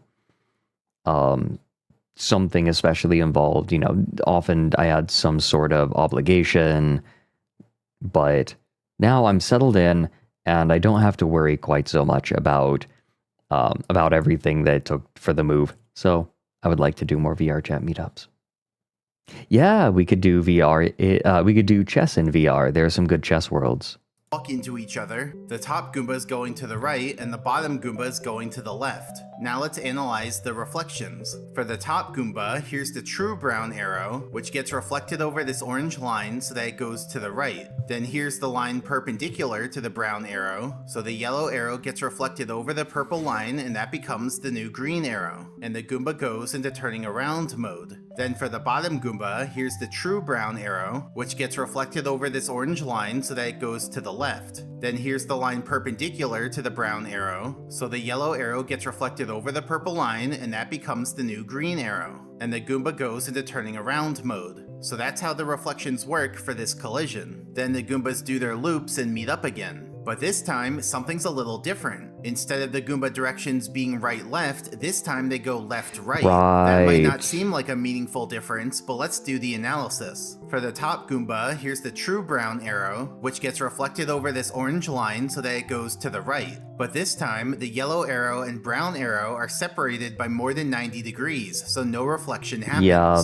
And for the bottom Goomba, here's the true brown arrow, which gets reflected over this orange line so that it goes to the left. And now once again, the yellow arrow and brown arrow are separated by more than 90 degrees, so no reflection happens here either. So even though the double helix seemed good on the surface, the sad truth is, only half of the reflections work, while the other half don't work. It's impressive, now, right? Since the working ones and not working ones alternate, it seems like the most loops you could do in a row would be one, and then the next one wouldn't work. But during my attempt in the game, I actually got 2 loops by being a little sneaky. See, the Goomba who was behind on the first interaction actually goes to the front for the second interaction, which switches things up. Clever. So first we had a right-left, then another right-left, Right-left. but then we had a left-right, But then it which actually doesn't work. goes in, yeah. So is it possible to do more than Okay. 2 loops? I'm not sure, but this was the most I was able to pull off. Separately, it's possible to have 2 Data Goombas mined. run in. Sharp dressed man. This was data mined. You can actually see the code. You can see the source code, and often they show it. Into each other and just get stuck there in a sort of equilibrium. Like, if the Goomba code wasn't bugged, 2 Goombas who run into each other head-on would both turn around and do a 180. But because of the bug, both Goombas are able to walk into each other without feeling the need to turn around. It's also possible for 2 Goombas to walk into each other without them chasing Mario, where they also get stuck in an equilibrium.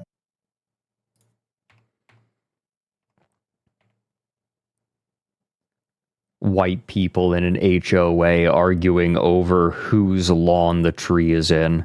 Walk into each other without feeling the need to turn around. It's also possible for 2 Goombas to walk into each other without them chasing Mario, where they also get stuck in an equilibrium. This phenomenon doesn't have an official name yet, so I'm gonna call it a Goomba gridlock. So look, the Goombas are just walking into each other, holding each other in place, and they don't even care about Mario, they're only focused on each other. So why does this happen? Well, let me show you. First, let's look at the Goomba on the left. He's facing this way, and here's the angle to the other Goomba. So we take this orange line and reflect the brown arrow over it. Now the angle between the yellow arrow and brown arrow is less than 90 degrees, just barely, so the Goomba does a reflection. So take the purple line, reflect the yellow arrow over it, and that becomes the green arrow. And the Goomba goes into turning around mode. And so now... I have one minor gripe with the way that Pannenkoek describes concepts. He tends to, rather than giving the true name of the concept, he will assign it an arrow or something or some sort of representation, and then he uses that representation in place of the concept. So, for example, rather than saying, this is the desired angle of the Goomba, he says, we put the green arrow here, and that actually, for me at least, makes it more difficult to understand. I understand that it's easier for some people to understand it this way, but it really, like, I don't know, this kind of annoys me a little bit. It makes it harder for me to understand the concept. Because if he's just describing them as like colored arrows, then I'm not really understanding the concept necessarily. Now, the Goomba turns counterclockwise towards that target angle, completing turning around mode. I get that avoiding jargon can be useful. However, like it can be useful to prevent overwhelming someone, but I would prefer that I am taught the jargon and then get to hear the jargon used in its context repeatedly, so that I can get used to it, because the jargon is going to be more descriptive.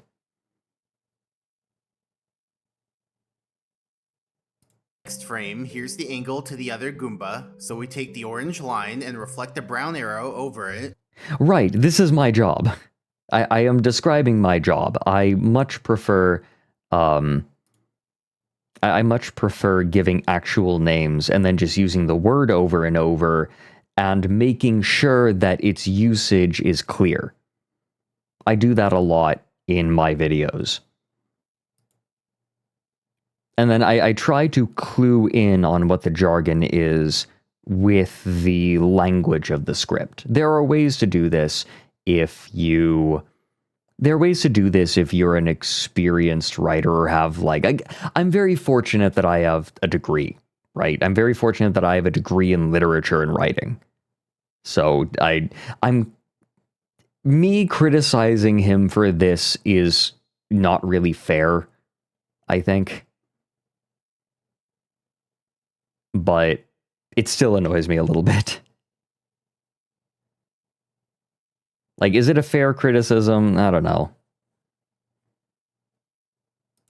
But this time, the angle between the yellow arrow and brown arrow is slightly more than 90 degrees due to the Goomba's little turn from earlier, so we don't get another reflection. So what does the Goomba do instead? Seeing too much jargon makes the sissy hypno not work because you think too much instead of zoning out.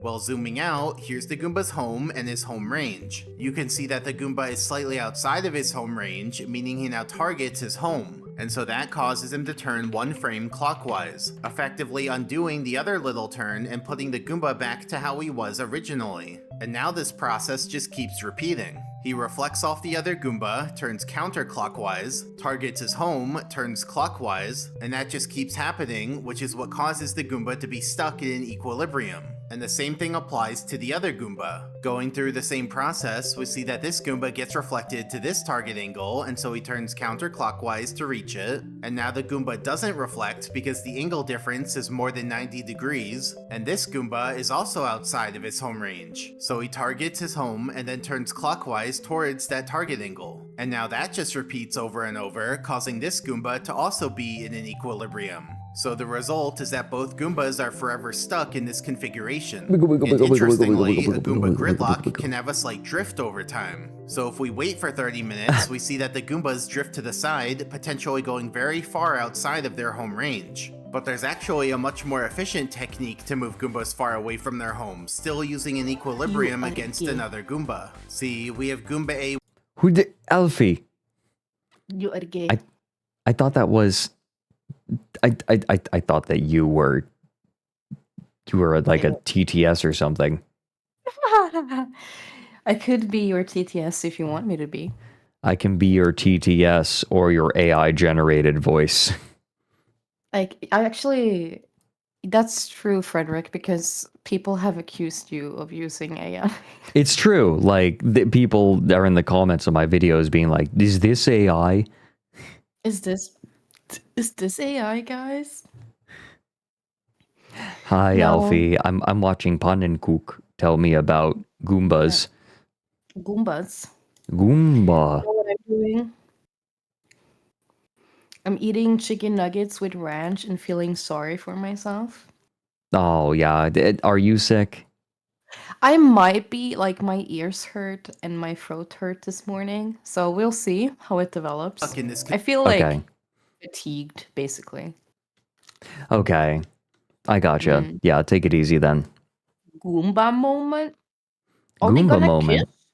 They're trying to. configuration. And interestingly, Kiss a now, Goomba gridlock Goomba. can have a slight Kiss drift now. over time. So if we wait for 30 minutes, we see that the Goombas drift to the side, potentially going very far outside of their home range. But there's actually a much more efficient technique to move Goombas far away from their home, still using an equilibrium against another Goomba. See, we have Goomba A walk into Goomba B in just the right way so that, like before, he repeatedly oscillates between turning away from the other Goomba and turning back towards his home. And this allows him to walk away from his home while outside of his home range. We call this technique Skyrim content creators that try to scrape every single item or quest in Skyrim to even make a sliver of a video for content. I know that there's an entire category, there's an entire realm of YouTube dedicated to South Park commentary, specifically South Park. Specifically South Park. But Yes. why wouldn't you get copyright claimed for that, or no? I think they get around it somehow. You did Clever editing. Maybe, yeah. Yeah, I only know about it because there was a really big sort of blow up. There's like a little team just cranking out a huge amount of videos using AI, specifically about South Park. How do you find these things? This was just my YouTube recommended. This wasn't even to dig. Some days I wish I could like access Fredrik's YouTube account just to see his recommended. Some of the videos are kind of interesting. I am a little bit sad that my algorithm kind of got polluted somehow, because now I'm just getting a ton of clickbaity info videos. I'm a little sad about it.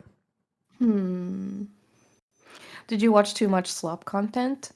I didn't. I think I clicked on one video because I'm like, okay, well, this looks kind of interesting. And now YouTube is just barraging me.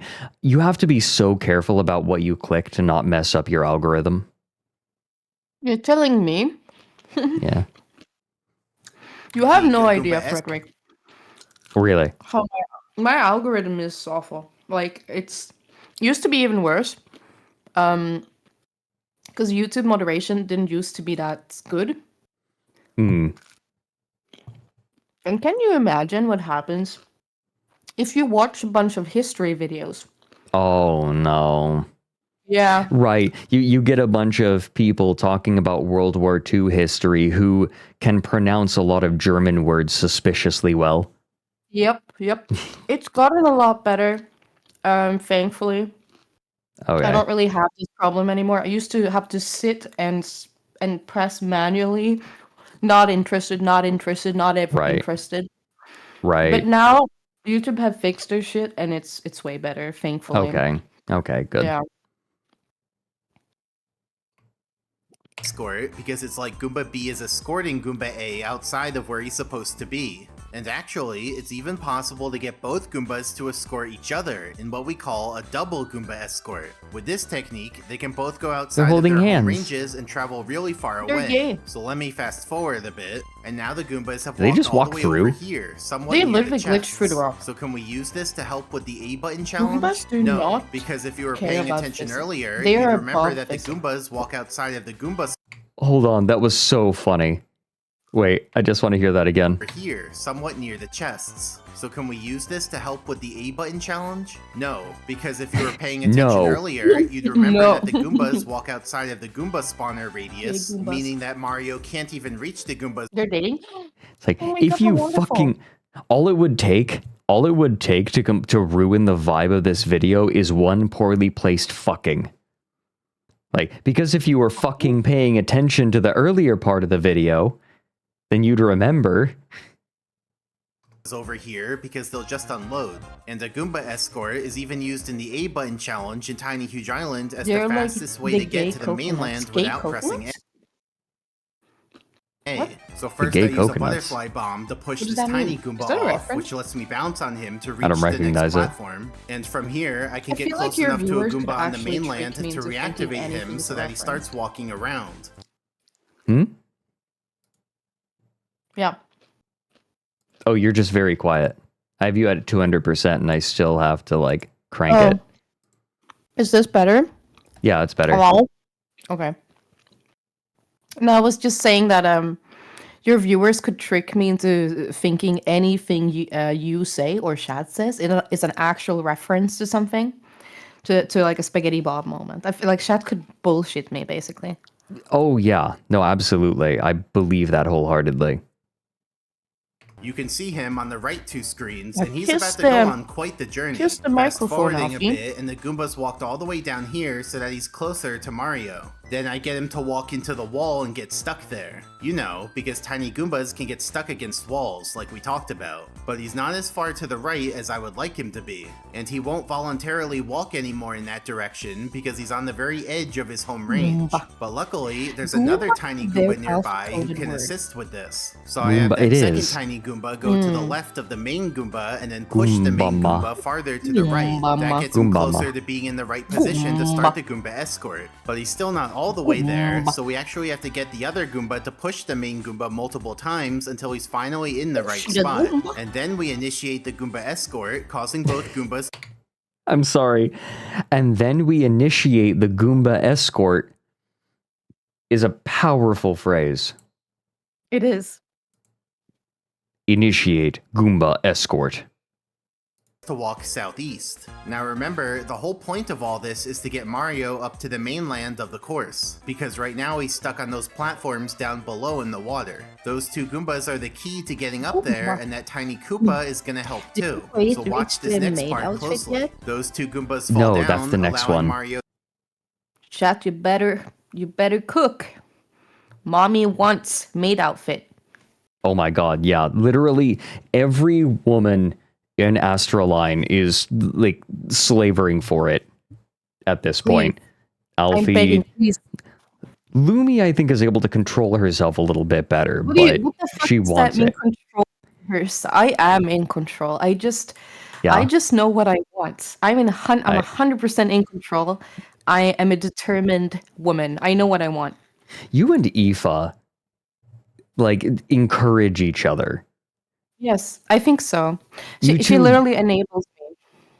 Yeah, you two, one of you starts getting Fujoshi, and then the other one starts resonating. Yeah. to And then it bounce on just them builds in mid- up and then it explodes. Right, know? yeah. And then things happen, and then things get planned and budgeted. That is so true. There, get onto the item block, and then get onto the mainland. Here it is again. It's quite an amazing feat, bouncing on falling Goombas at just the right times in order to gain height and get up there. Oh my Hey, god. Wizard. Oh my Thank you for goodness. the subs. Very He gamer. heard that if we unlock another day, I get a maid outfit, and Maid immediately outfit? dropped 20 gift Yes. subs. Yes. Thank you so much for your contribution. Oh my god. Progress is steady. We're getting there. We are now 2/3 of the way to another day. Correct. Oh my god. See, So I was true. kind of memeing. I figured, oh yeah, so they just came in and decided to drop it, and no, that is exactly what happened. Thank you, So I D-Wizard. already have like ideas for how the maid outfit should look, and I definitely there needs to be thigh squish. Oh no. There needs to Oh, be no. thigh squish. Oh no. Oh no. What if there's like sock suspenders too? Oh no. I think sock suspenders are extremely slutty on a man. I think it's based. I don't think I'm going to get any say on what this maid outfit looks like. Garters are definitely slutty. Garters are slutty on anyone. I Yeah, think. that's true. If they're Yeah. being shown, right? If showing them is a part Yeah. of the outfit. Yeah. Yeah. Not inherently, but like if they are intentionally being shown, then yes. I have lost all control of this subathon. But wait, how did the Goombas fall down? Don't Goombas usually turn around when they encounter an edge? Well, that is what they normally do, but there are a few ways around it. For example, one Goomba can How push thick another should the Goomba off thighs an be? edge. If a Goomba jumps right before it reaches... Honestly, Frederick's can't be too thick because they need to still be bodily proportionate. But I'll be real, if like Nick had like 5 socks, they would have to be massive. It's true. Yes. Utter, like, almost to the point of absurd.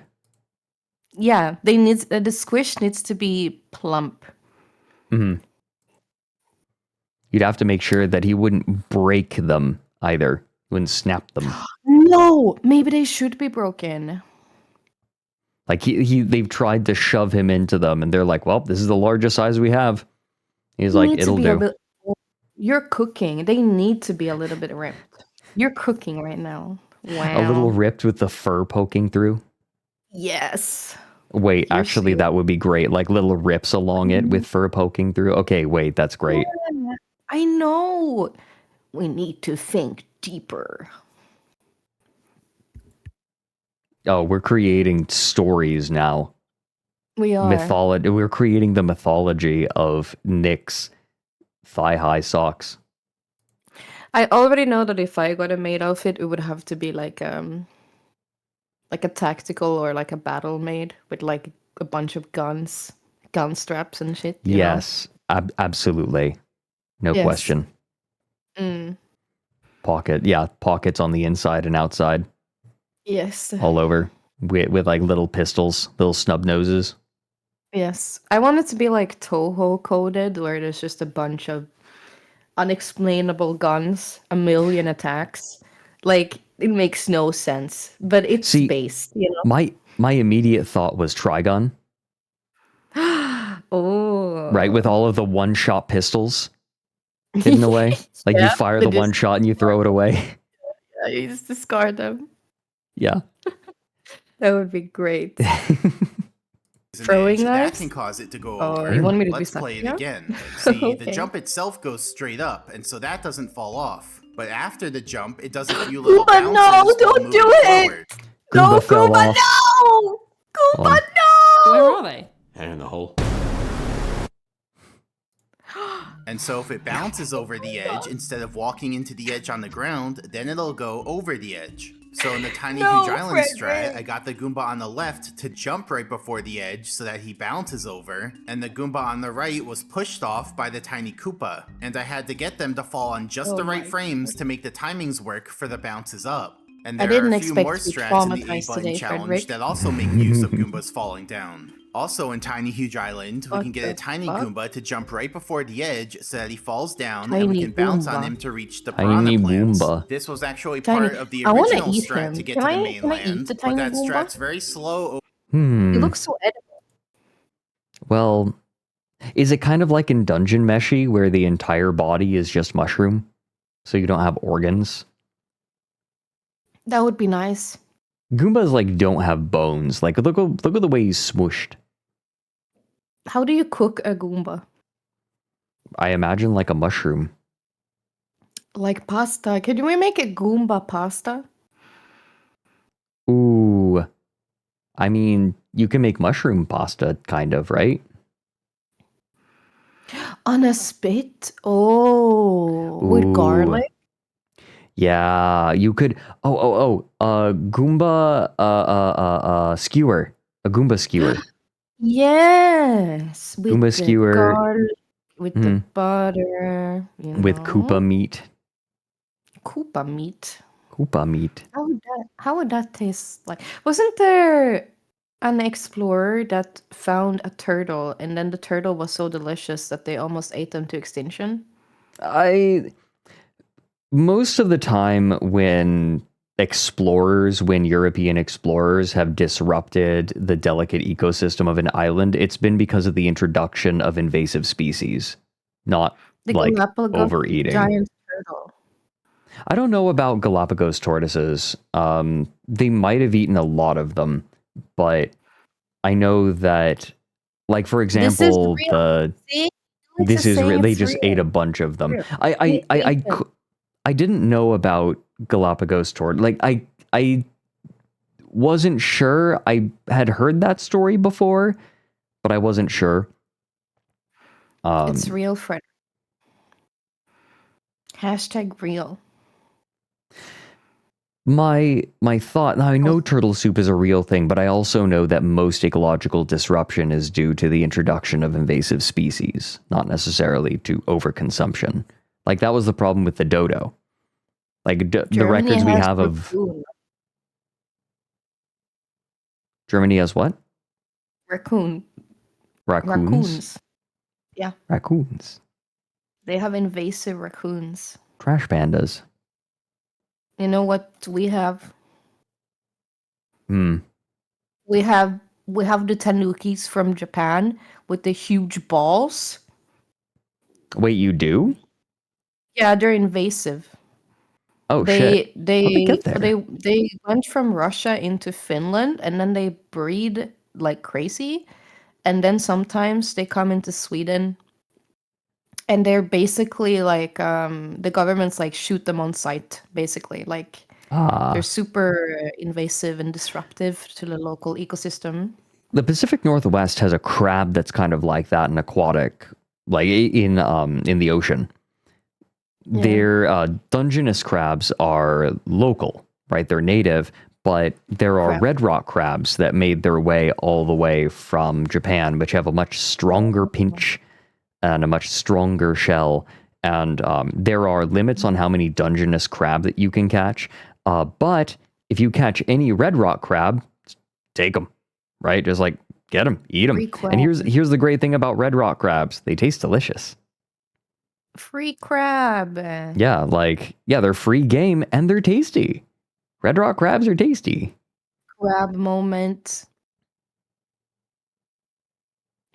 Big ass American crab. Germany has American crab? What? Oh no, Penta. Red rock crab is not served at like restaurants or anything like that. It was an accident. They came on ships. Oh, they came on the ship. Okay. Yeah, they just came on ships. Like, it wasn't intentional, to my knowledge. To my knowledge. When I went to Japan, I went to an aquarium, and they had a spider crab. Spider crabs are so cool. No. Listen, I was scared. I was very scared of this one. It looked like an alien species. Yeah. And then this child runs up to the glass, pushes his face against the window. The glass. He goes, in Japanese, Mama, tabetai. Mom, I want to eat it. I want to eat it. Yeah. Tabetai. Yes, I was like, are you this child? What is going on? He was not scared at all. He was like, I want to eat it. I was like, whoa, okay. No fear. Powerful instinct. Yes. I wonder if that is just a part of Japanese culture, right? If it's in the water, eat it. Because there's so much seafood in Japan. Yeah, genuinely, when I was at the aquarium, I heard people say it looks delicious multiple times and then point at a fish. Honestly, same though. If I saw a salmon, I would do the same. I'll be real. Do you eat crab? Do you eat crab? I ate too. I love crab. Crab? Overall, and so it's been outdated by Mom, that other I must strat we eat saw. crab. In Bowser in the Dark World, we can get this Goomba to notice Mario and jump, causing him to bounce over the edge and fall down. That way, we can bounce on him to get up this ledge. In Bowser in the Sky, we can knock into a Goomba when the Goomba's near the edge, causing him to bounce over the edge and fall down. And then we can bounce Goomba. on him to get up this ledge. And also in Yeah. Bowser in the Sky, we can man. get a Goomba to do Okay, a random Frederick. jump near the Fun edge to fall down. content idea. You watch this video, every time he says Goomba, you take 1 shot of vodka. I would die. Yes. Do you know how many times he has said Goomba? It stopped No. meaning anything. Stop. We are well beyond the point of Goomba meaning anything. Yeah, it's just a sound right now. Look. If I'm going to do that, I'm doing it with like a really light ABV beer. Oh my god. I feel like even if you did it with water, you would just end up pissing yourself. Yeah. I'd die. Like this is now an IRL stream where Piss challenge. people like it is distressing. Look, the IRL streams have completely supplanted reality TV on the internet because it's so salacious, right? They pull in people and then just mess with them. Salacious? Yeah, what does that mean? How do I put it? It's drama fueled and lowbrow, or not lowbrow, salacious, like just dramatic, right? Okay. So salacious drama. Oh, Yeah, shitty dating shows. That's true. it sounds like a yassified word. It's an old word. You can use it in a lot of situations, but sleazy is a good way of putting it. Yeah. Oh, sleazy. Yassified. Yeah. Frederick's stomach. Yassified. What? Put nails on my stomach? I don't know. Whenever I think of yassified, I always think of that one image of Squidward, of yassified Squidward. Let me see. Or not Squidward. Sorry. Patrick. Good great This. cheese. I always think of this. Yeah. Whenever I hear yassified or yas queen, this is what I think of every time. Oh, it's beautiful. I love did it. accidentally stumble across yassified Squidward, however. This It's is beautiful. This is rancid. Is it? Oh my god. Okay. Cool. That is. Letting us I hate bounce that on him to get out wait. of this little pit area. How Then does here's that work another with the way to get a clarinets? Goomba to fall. I don't. Do I? I don't want to know. Actually, you know what? I'm Don't fine. worry about it. You know. Yeah. You know what? I'm good. I'm good. I don't need to know anything. I don't need to know anything is powerful. That's a powerful statement. Fall off an edge. See, if the floor slopes downhill at the edge and the Goomba's moving fast Just enough, makes the me Goomba think of will end one up doing thing. little bounces and bounce right over the edge and fall down. Basically, the Goomba's moving horizontally faster than gravity can pull it downwards onto the ground, so it leaves the ground and bounces. Now note that if a Goomba falls down really far, he'll end up outside of his home range and can't get back. But he'll still try to get back by walking towards his home laterally. Fast forwarding a bit, and we see that he reached his home laterally, but he's still way below it and outside of his home range. So he just ends up walking in circles He directly eats below soap? his Does Mike home. eat soap? In Tall Mountain, these Goombas are very prone to falling down due Soap? to the nature of this edge. Did Mike Let's eat play- soap? What? Mike ate soap? I mean, Oh. this does sound like something Mike would do. It does, yeah, Lush- for a stream bit. Lush soap? Oh, so he took like a little Lush, bite? right. Yeah, he goes into little- Lush and just chomps on the soap. He ate sand. I mean, haven't we all? You have, right? What? Sand? Eaten sand? I've gotten sand in my mouth plenty of times. No, but like on purpose. I don't know if I've done it on purpose. Yeah. I have. Have you? Yeah. How'd it go? I think it was pretty gross. Yeah? Really? Like when I was a Is kid, that so? I ate a lot of things that should not be eaten. I once swallowed a magnet. Oh my god. Wait, that's I actually don't dangerous. honestly, it might still be there. Like, probably not, but what if it is? You know, what it could be. Like, we don't know. I guess you I, don't. You could learn by going into an MRI machine. okay, I have been in one of those and I did not Oh, die, so I oh think it's okay. not in me, I guess. Question mark? Oh, Yeah. there. Yeah. Ooh. Okay. Then it's out, right? It's confirmed. Okay. Also, I ate a snail once, but like off the ground when I was a kid. Uh, So, what? Super fresh escargot, raw escargot. yeah. I think maybe, I don't know, I was curious. Yeah? Curious? Yeah.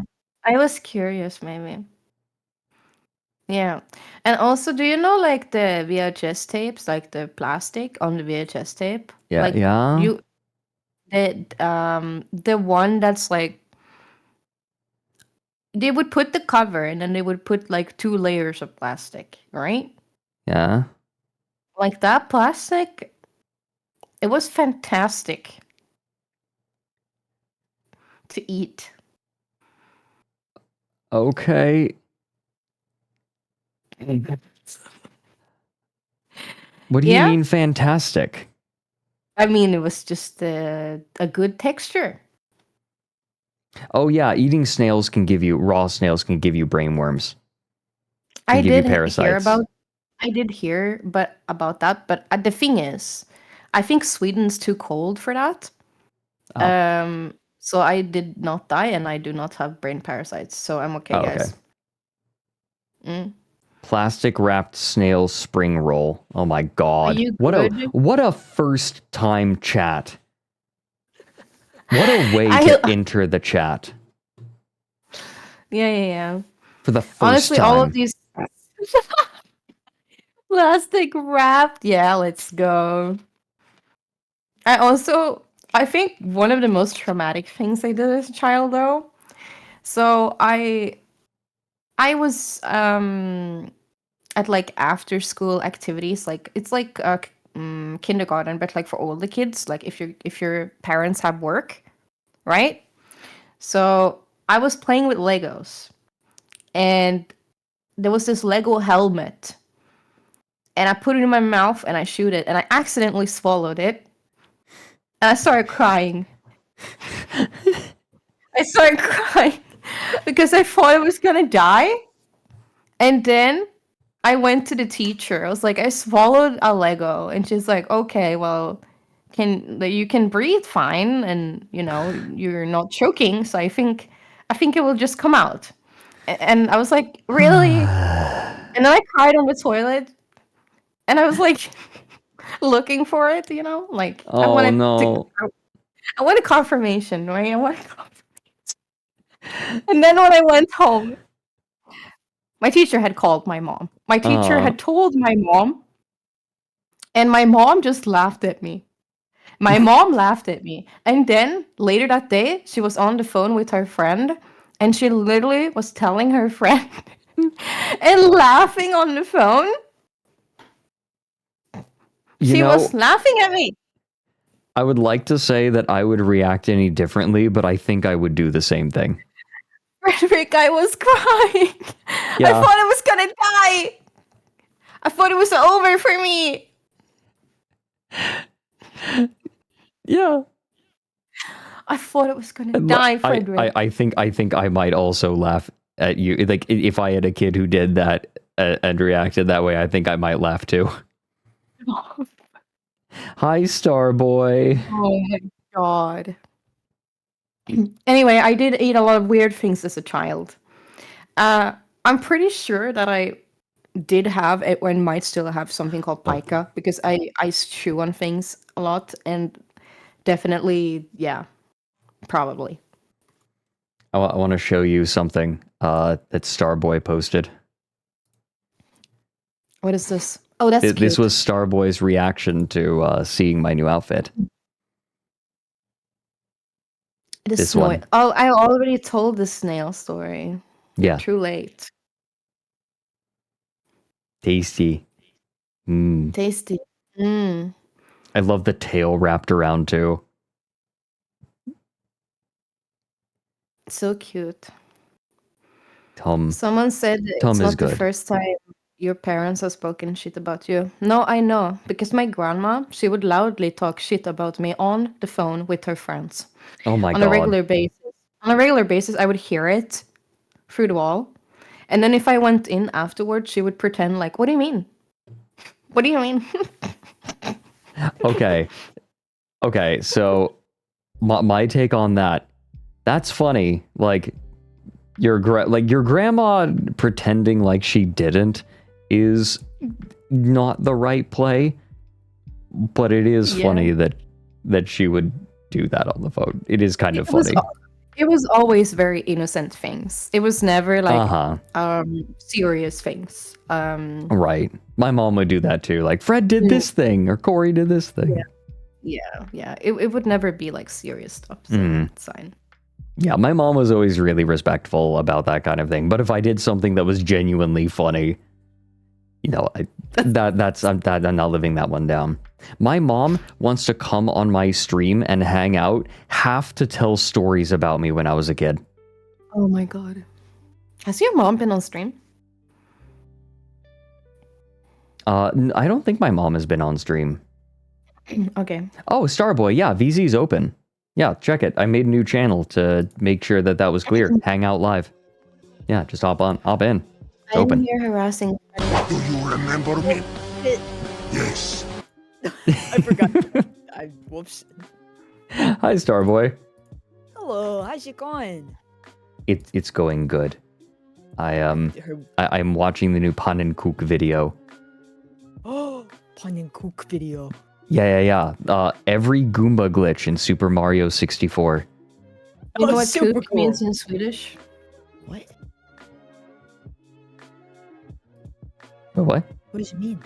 Do you know what that means? No, what does it mean? It means penis. Wait, really? Yeah. Whoops. His name means pancake. Wait a minute. I know this word because of Metalocalypse. This song is from my band Hestekook, which means horse's dick. Do you like it? Yes, okay, I guess. Then I hate it.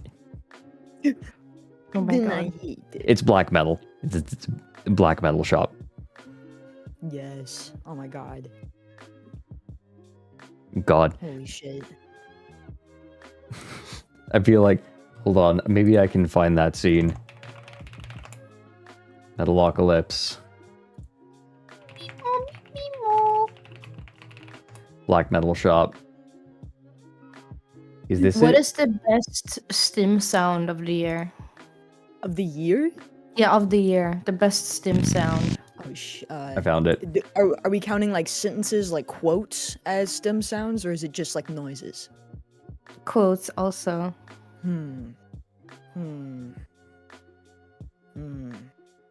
That's rough. Chippy chappa? Chippy chippy chappa chappa. I do that with my cat when my cat makes biscuits on me. I think it might be O-E-A-E.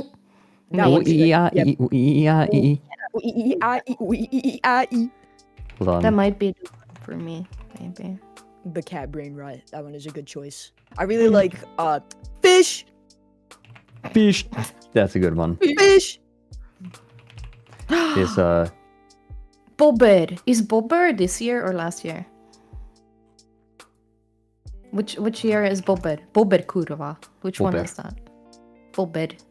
Is that Here we go. like this year or last year? This lives in my head rent free. Oh my god.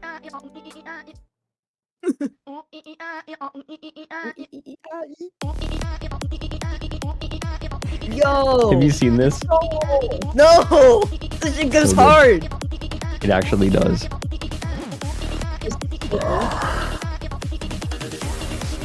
That's a good one. Oh.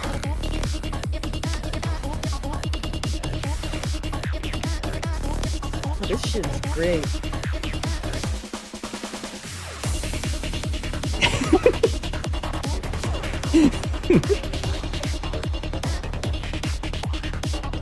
Him just standing still kills me. Whoa! What's up with the fart sound?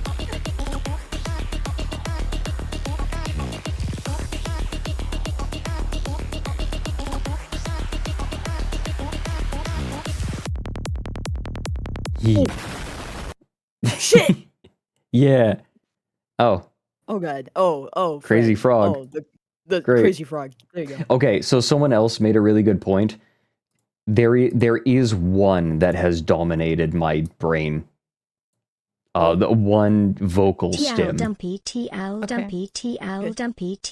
Also, oh, hold on, we got TL Dumpy. TL Dumpy, TL Dumpy, TL Dumpy, TL Dumpy, TL Dumpy. Yep, okay, yeah, that's true. This one is also a good vocal stem.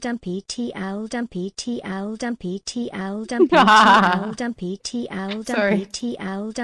Just randomly started thinking about a meme. Laughing about thinking about a meme. Yeah, are you sure the brain worms aren't present? Yeah.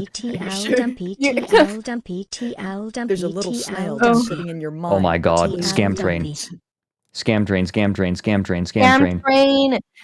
Sinisar, thank you for the 8 months. Every sub equals closer to maid outfit, closer to squishy thighs. Okay, this Also, can be true. a Sensor, I reality. love your name. It's true. That is coming. That's the next unlock, if I'm correct. Like, Pretty we sure. could commission art of Fredrik sitting in Nick's lap, you know, or something. Sorry, There's so much with these funds. so much. There's so much room for activities. So much room for imagination. imagination. I'm getting invaded by TL Dumpy. Scam. All right, that totally Valken. Thank you for gifting a sub to Uwu Mamix. And Daniel Sidian for the 100 bits, and Butlerian Jihad now for the 300 bits, and Sinisar for the 8 months. Oh my god, the dumpies. Continue. I'll unmute stream real quick to hear this. If you haven't heard it before. That's a good stem.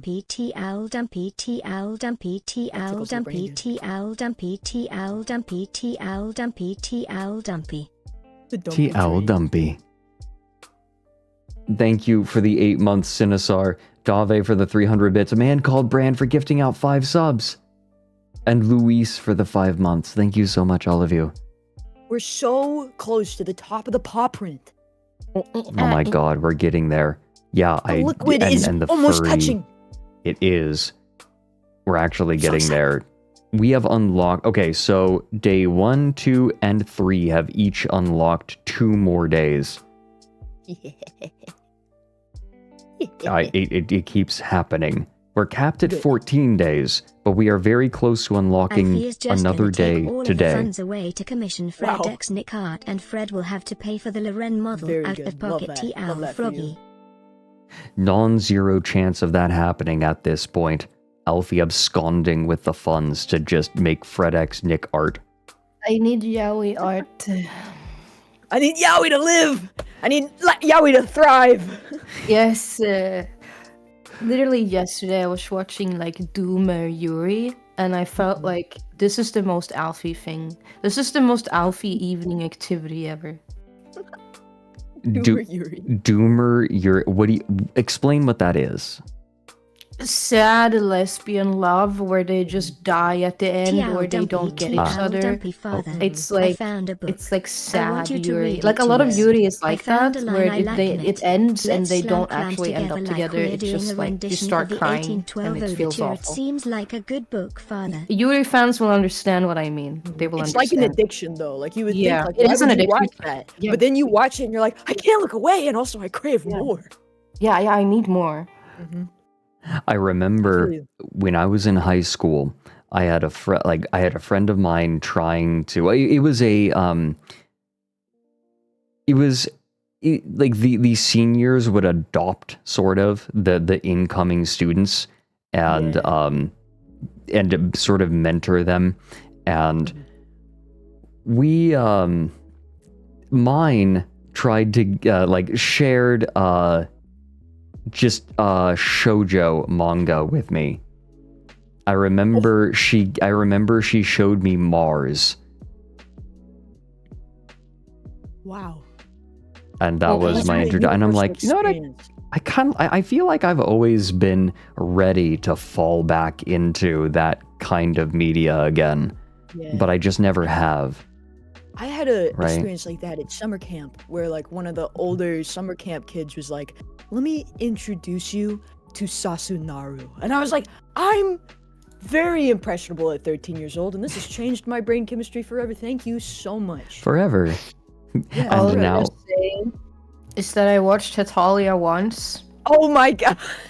And now and you're it this. changed- Yeah, literally, that's why I'm here. It's fucked me for life. You Do took not- one look at Germany and it was over. Actually, my favorite character in Natalia was actually England. So you know what? That's fair. Yeah, That's fair. yeah.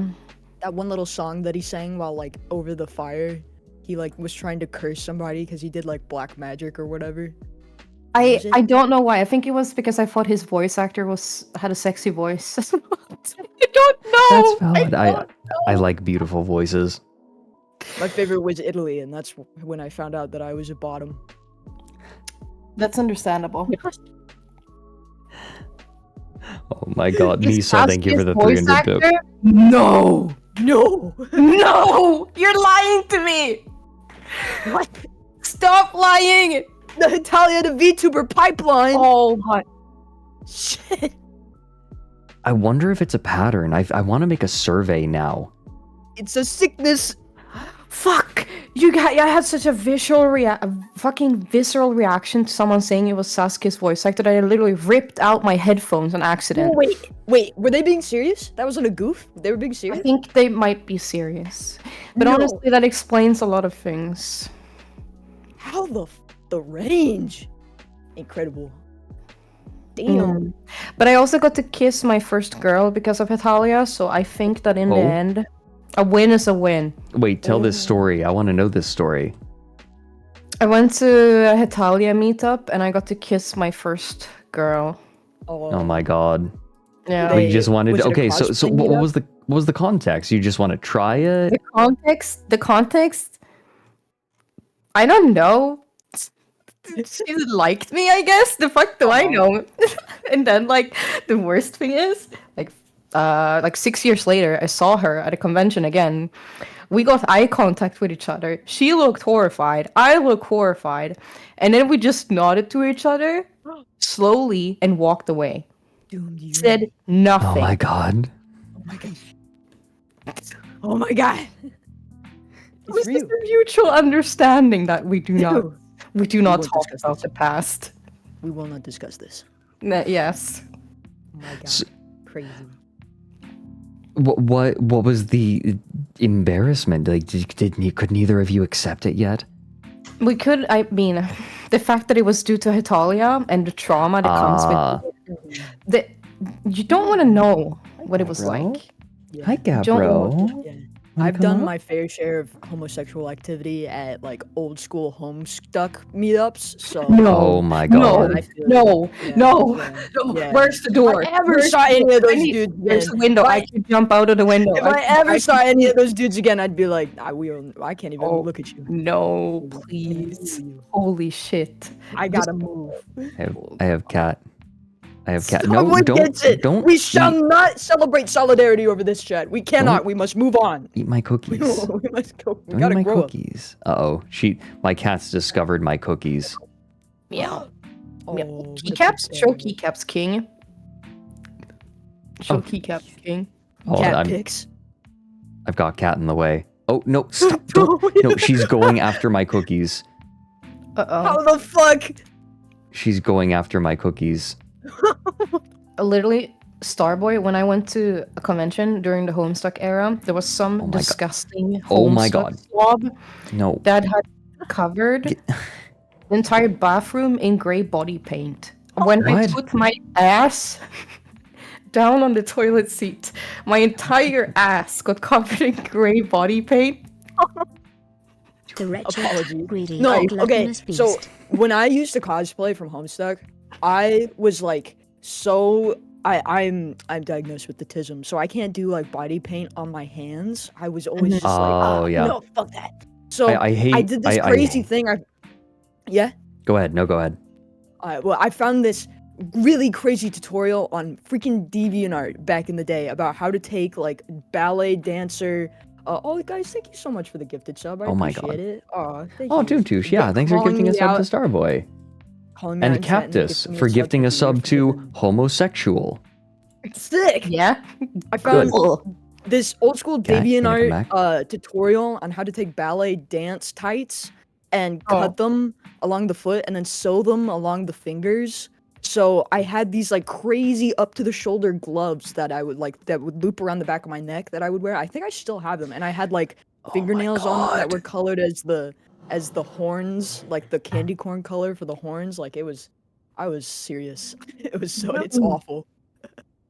I was never a Homestuck fan. Like, I think that people just had some kind of mass hysteria around you it. were right. It's like, You- yeah, right, because like, my friends were like, "Oh my god, you need to read Homestuck," and I tried, and I never understood it. And then I tried again, and I tried again, and I tried again. As I grew older, I realized maybe my friends just pretended to understand it. Yeah. No, that's like gotta be at least a fifth of it. Like it's just people being like assuming that they know what's going on, and then a lot of it gets turned canon eventually. Have I told you about my experience with Homestuck? I'm scared. Please. Is this I got into his work with Problem Sleuth, and I loved Problem Sleuth, right? It was hilarious. And then I'm like, oh, well, I wonder what he's going to do next, right? And then he started Homestuck, and I read about halfway, I followed it, right? I followed it from the beginning, about halfway through chapter 1. And then as he continued to introduce new ideas and like new plot points and new Chekhov's guns, I just stopped and said, he doesn't know what he's fucking doing. He has no plan. Absolutely not. And then that's when I tapped out. I was just like, I do not have faith that he has any plans, like, or any overall plan for all of these things that he's introducing. And guess what? I was completely fucking right. And that's what I've heard from people who actually read Homestuck anyway. Like, there was no plan.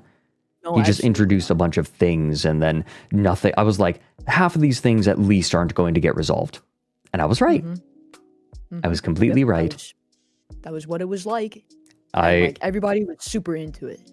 Like everyone was like, I love not having this is I saw this everyone train is going off without tracks, and I love it. Which was sad because Problem Sleuth was great. It felt like it was culminating to something absurd and ridiculous, and I felt like every plot point got resolved decently. Everything introduced somehow had relevance in one way or another, or was just a good gag on its own. And then I just had no faith that that's how Homestuck was going to be. It was like when I was enjoying it, it was at a time when like my frontal lobe was only just now starting to bloom. Right. My tightly packed skull. So like I didn't really give a shit that like nothing made sense. It was just something to keep me going through fucking 8th or 9th grade, you know? I think that the big difference is that I think a lot of older people liked Problem Sleuth, and then a lot of younger people liked Homestuck because they didn't have the experience with media to understand what was going on. It was just pure sugar getting jammed into their brains. It was like inserting a starburst into your mouth per second. Yeah, exactly. Can I be honest about something? So like, when I watched Homestuck, I was so like uninterested in like romantic stuff and like sorry, like Hitalia, I mean. So actually, like I didn't realize that it was yaoi coded. Yeah. I didn't realize. I didn't realize that it was yaoi coded. And then I was like, why are all my friends like shipping these characters together? Like I didn't understand. Like I didn't understand it until like later. Like when I got older. I think like after maybe I watched my first like I'm gonna reveal myself here, but after I watched Junior Romantica, something happened. Romantica! Holy shit! Something happened to my brain structure. It changed all of us. You're so fair for that, Alfie.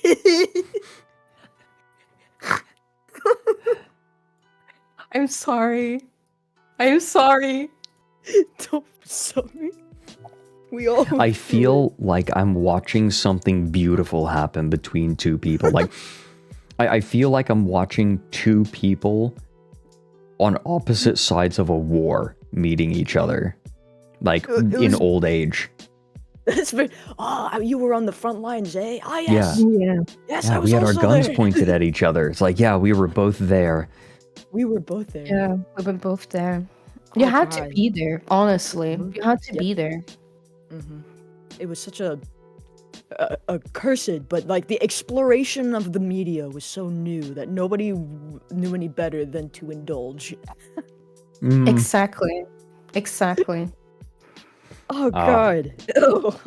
It's like when I watched sometimes I rewatch like early 2000s TV like anime shows, and I'm like, whoa, was this fan service always here? Was it always like this? This is kind of weird. That's so fair. I've always been a Shonen Jump kind of guy. I'm sorry, but I like it when cute guy punch thing good, you know? And it's always been and then my fiance is a huge, like, he is a huge Magical Girl fan.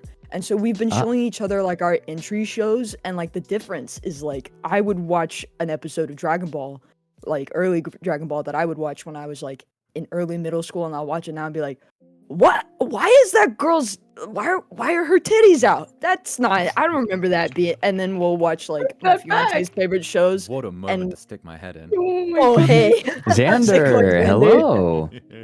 Why, hello, Fredrik. I know you've been on the Subathon for a little bit, but I didn't feel right letting you go through all of it without me sticking my head in to say hello.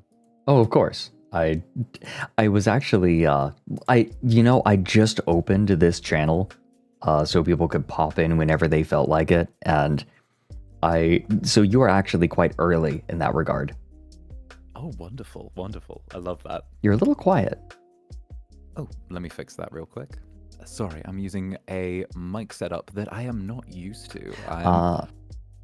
Are you using one with individual left and right inputs? Because that always halves the volume in Discord. Discord mixes it down into one track and averages the audio. Yeah. It averages the audio into the mono. All right, let me just nudge that. I like Sandra's GIF reaction thing. I know. I I love was it. looking at. Also, why am I so freaking tiny? I don't know.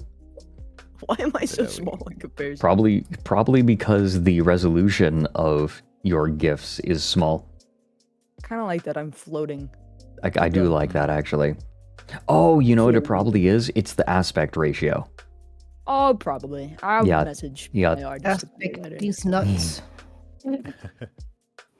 Why are you so small? Why are you so tiny? Why are you so little? Small.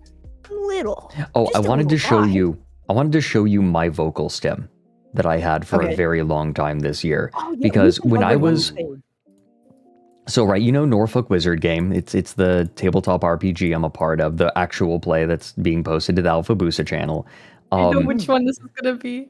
One time while we were starting, so a little bit of background. There is a boss in, I believe, Dark Souls 3, excuse me, named Osiris the Consumed King. And he has a little monologue at the opening of his fight. He's one of my favorites. Oh, he's the one with the fake baby, right? Whoa. Yeah.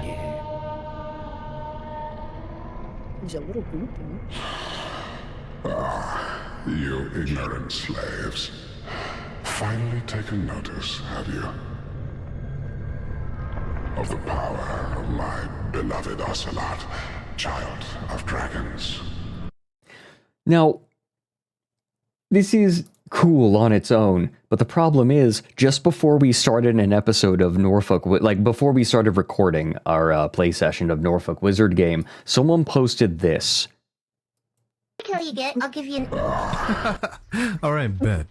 Oh my god, I'm so nervous. Aw, you're adorable. So cringe.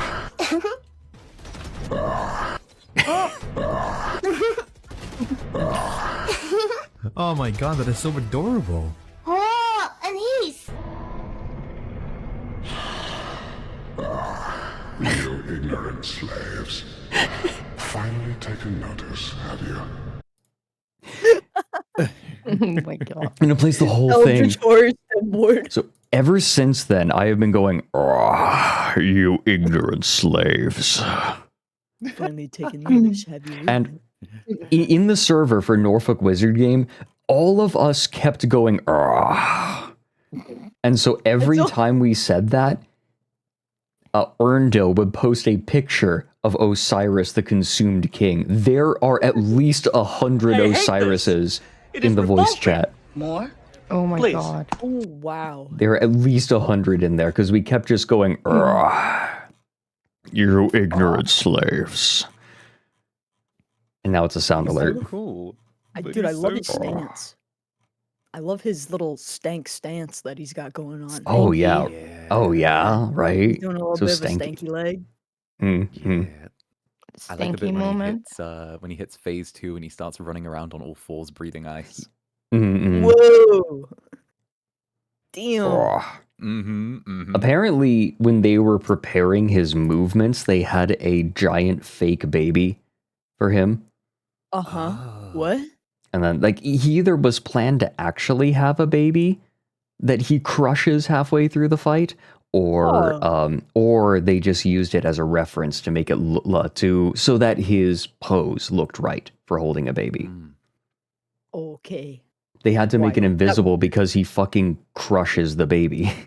Yeah. That certainly would have added a different aura here. Is that why?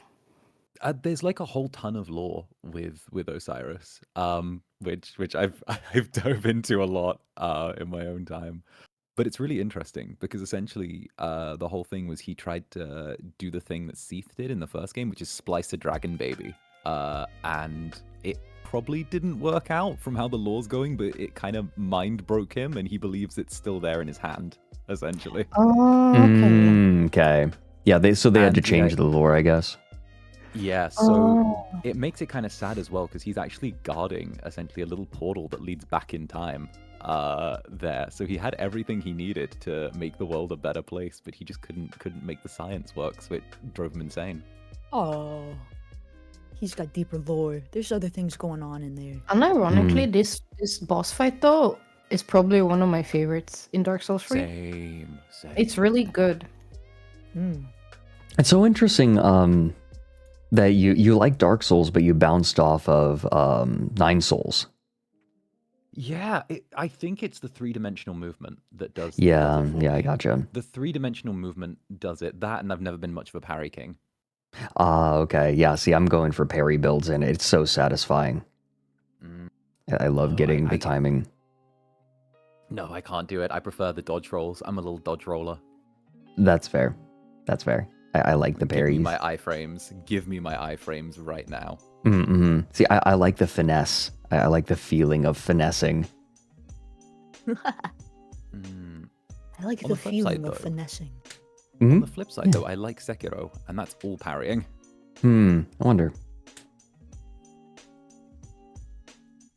Okay, I actually desperately need to use the loo. So how about, and you know what? I'll make another cup of tea. I'm actually going to AFK really soon because I'm going to get some food in me before the main event. However, yeah, What's the I main will event today? The main event today is I am going to have Ryan Probert on, and he is going to enlighten us as to the current scandal in competitive snooker. Okay. Snooker. There What is is a snooker? Snooker is kind of like very hard billiards, like very difficult billiards. It's a very British sport. It's a Very British British. sport. Yeah, it's very Okay. British. But there has recently been a match fixing scandal that got a competitor banned for 5 years. Ooh. Oy, oy, Yeah. oy. And there's a whole document that was made public about the investigation into him.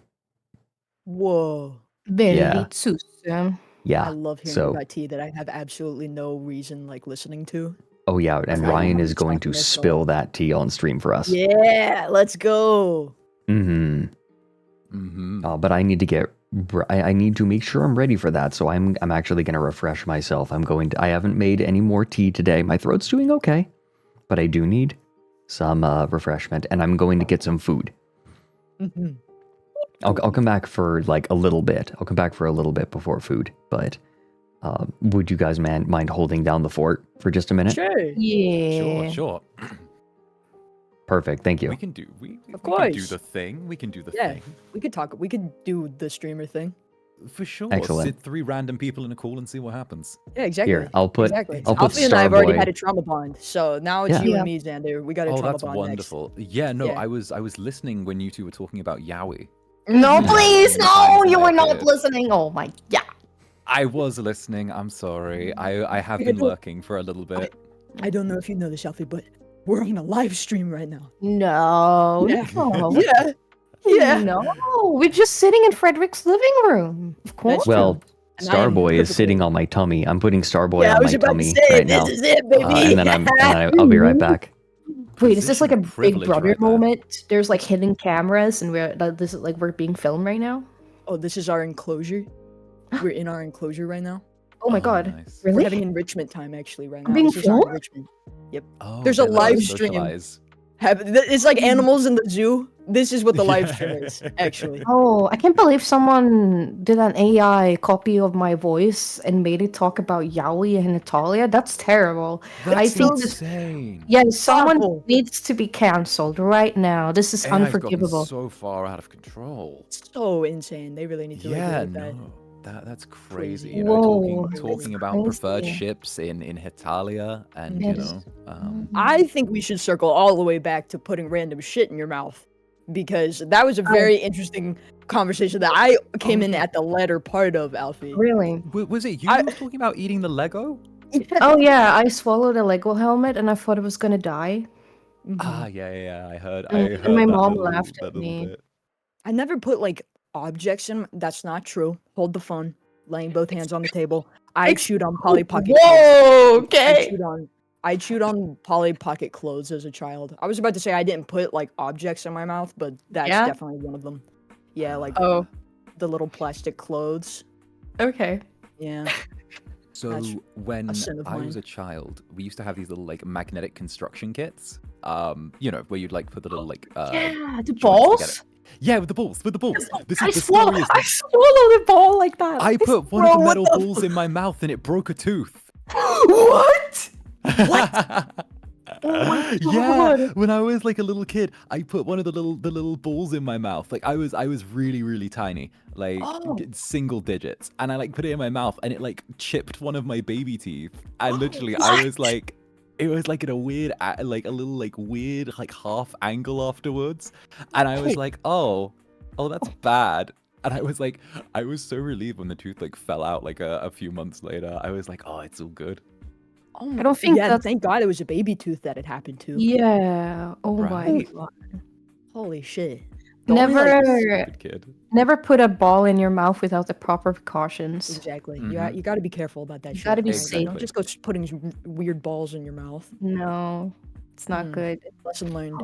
Someone said the Polly Pockets. Yeah, the clothes of the Polly Pockets dolls were made of this like really shiny plastic that was extremely chewable. So chewable. It was so delightful. chewable. Yeah, it was So chewable. amazing. The other Yeah. thing, I guess, I'm a little dinosaur guy, and I've loved dinosaurs ever since I was a tiny child. Dinosaur space. And when I was a little kid, I used to pretend to be a dinosaur outside, and I would like get to the point where I would like do like the pose and like hold my arms in the way, and I would pretend to be a species of hadrosaur called an Edmontosaurus, and I would like chew leaves off bushes and trees. No! And I would That's swallow like dangerous. mad afterwards. Oh And I'd my like walk god. around to the backyard to like bite No. leaves off of trees. And my father had to come No. outside and be like, "Son, don't do this. Please don't do this anymore." Stop eating the trees. Some leaves are toxic. Oh I my know! god. That autism is exactly. Oh my god. Okay, I had to be but told to like, stop. I adore the fact you're so into dinosaurs. I've known you for like 5 minutes, and I adore the fact you're into Oh, dinosaurs like you are. Thank you, Xander. I love Shut up. dinosaurs. Jeez. Can't do compliments. God. But No, the thank first you. thing you are is talking about like dinosaurs and like Edmonsters. I'm like, I've never heard of that, but I can hear how amped you are at this. Dude, I'm down. I'm vibing. Let's go. Do not get me started about dinosaurs. I won't shut up, and you'll be very sorry. So we gotta move on to something else before I just go. We can't be doing this. Meanwhile, Sanders' impression of me is questionable. Well, to be fair, I have had a preamble from both Nick and Fred and Mary in regards to you. Oh. Yo. Yo. Oh my god. You forget, I have been passed around the men of ASTRALINE so far. Oh, you have been passed around? the Could you tell me more? I mean, what? Describe that in detail. Describe that, Well, please. yes, you know, I have somehow unlocked the partial communal boyfriend buff that when Oh, you need a +1, I seem to It's get true. dragged into one of their things. That's OP. Yeah. No, it's true. Let's go. Oh, hi, Fred. This is welcome back. accurate. Xander is kind of the communal boyfriend who we pass around. Oh no, I'm suddenly losing the warmth that I accumulated while sitting on Fred's tummy. Damn it. Oh, sorry. Here you go. Thank you. I'm a reptile, you know. I'm cold-blooded. Yeah, yeah. This It's is like important. a heat stone that I'm splayed out on in my enclosure. Thank you. I love the owlets. Something, something, party favor VTuber, something, Party favor VTuber. Holy hell. I want to be on Fred's tummy. Hi, Demi. Demi. Hi, Demi. I'm sorry, but I'm gonna have to leave because I need to lay down. Alfie's like, I'm sorry, I can't be around furries. No, that's not why. I like furries. Did you know my sister's a furry? Everybody, you know. I did not. She is a furry. That's true and real. Hmm. Anyway, I'm gonna it's go. genetic is what you're By the way, Alfie. Okay, so Alfie, I know I've sold you on Ixion. I would love to stream that with you, like on your channel sometime, and like help you. But before you go, but also my stream, like one of my outlets introduced me to Against the Storm, and I am thoroughly enjoying that. And I think you might as well. I mean, I already played it, Fredrik. Oh, you did?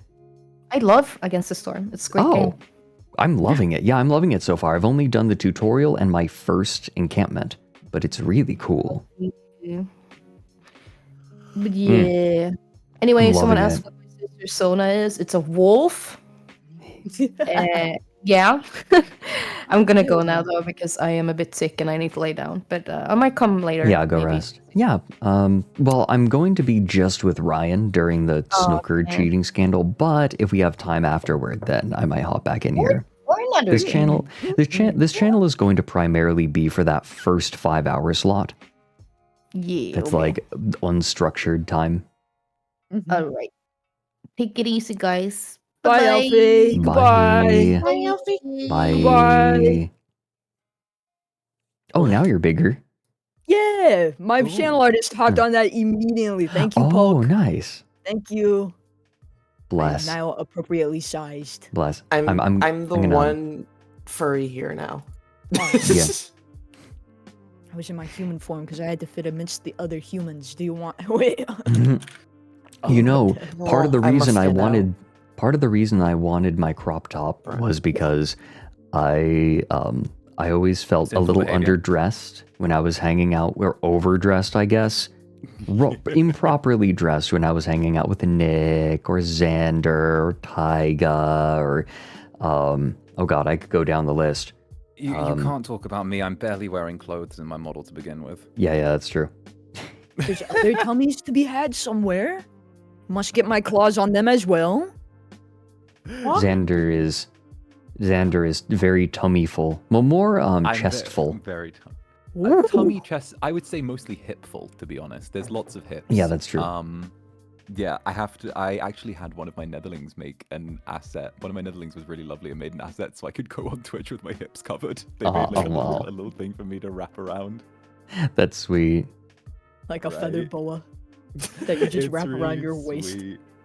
Yeah, no, I had my 3D debut very recently, and I one of the main things that like people on Twitter were talking about was like, look at his hips. He's a whore. He's a whore. Those right there. Those are breeding hips. He can't fool us. Exactly. Look at it. Look. Everyone's been doing such big things on Twitch, and then there's me making really short, dumb video memes of my Sona, and That's I say it's as good as getting an entirely new 2D character. You know, I would say that's just as good. I would say it's up there. And you still can afford lunch after the purchase. So True. You know, Yeah, that's a win. that's true. I mean, no, I can't. I know I can't. Oh shit. There's well, you know what? That's fine. Well, make it myself.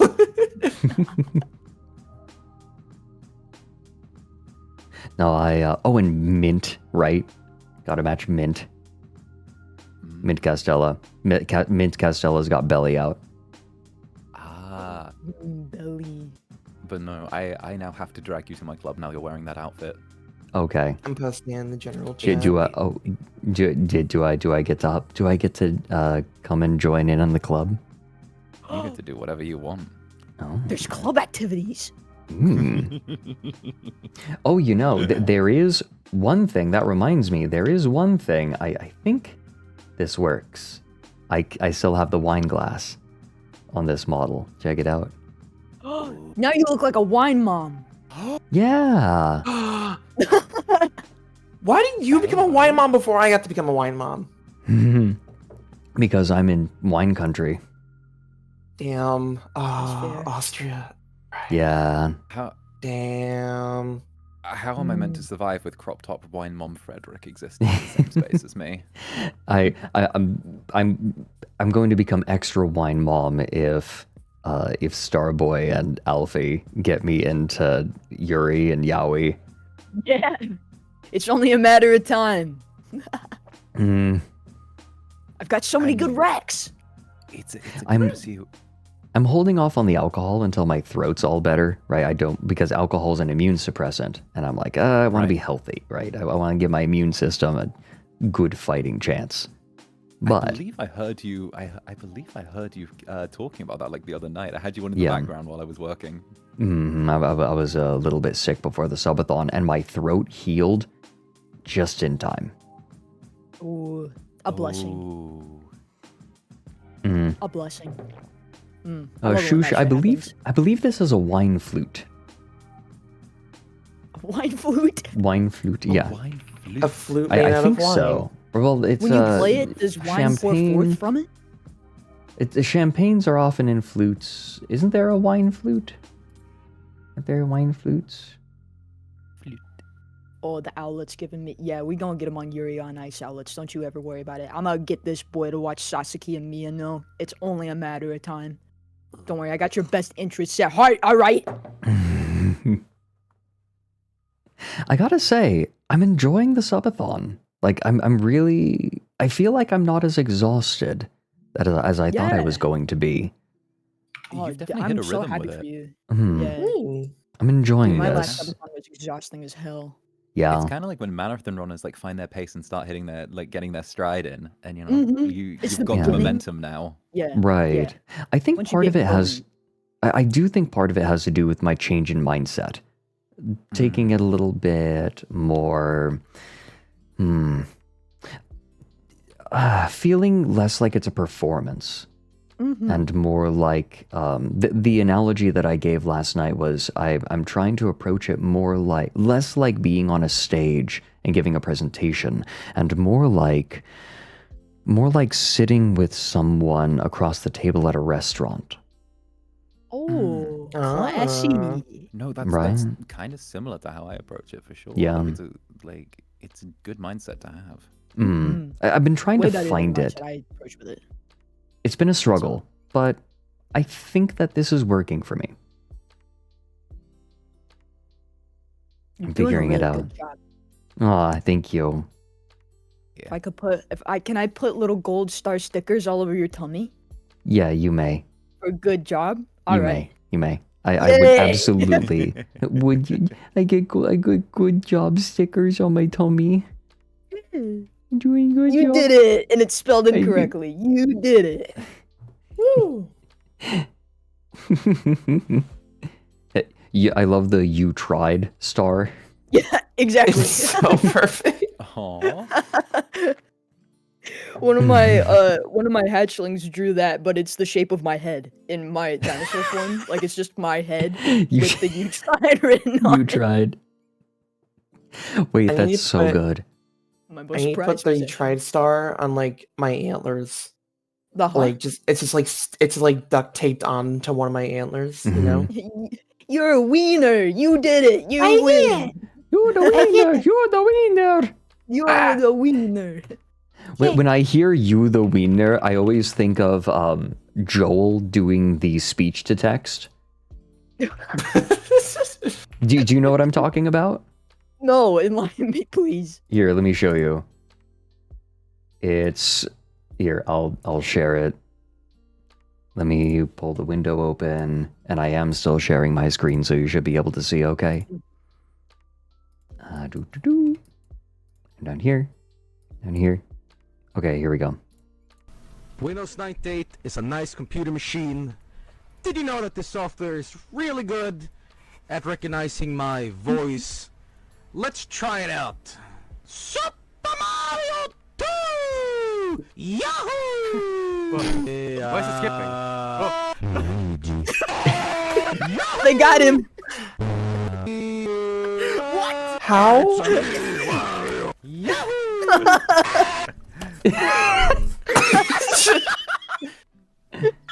No! Why is it skipping? When you scream, it skips! Oh, it doesn't know what the... Oh, I see. This program works this way. Because, okay, I see. This program is... If it doesn't know what you're saying, every word you say, it registers as a word. If I talk like a regular human being, this dumb program understands what I'm saying. But the moment I start yelling, it gets real weird and cuts everything off, trying to find a word. Oh, mamma mia! Luigi's drunk again! But it's me, Toad! It's me, You're the winner! You're the wiener. It's like super cutting. That was amazing. It is trying so hard. I really loved the horrible cacophony of noise, and then just boop, like in the middle of the sentence. Oh, that was Christ. awesome. Oh, that was so awesome. Whew. Whenever I hear "you the winner," that's always what my mind goes to immediately.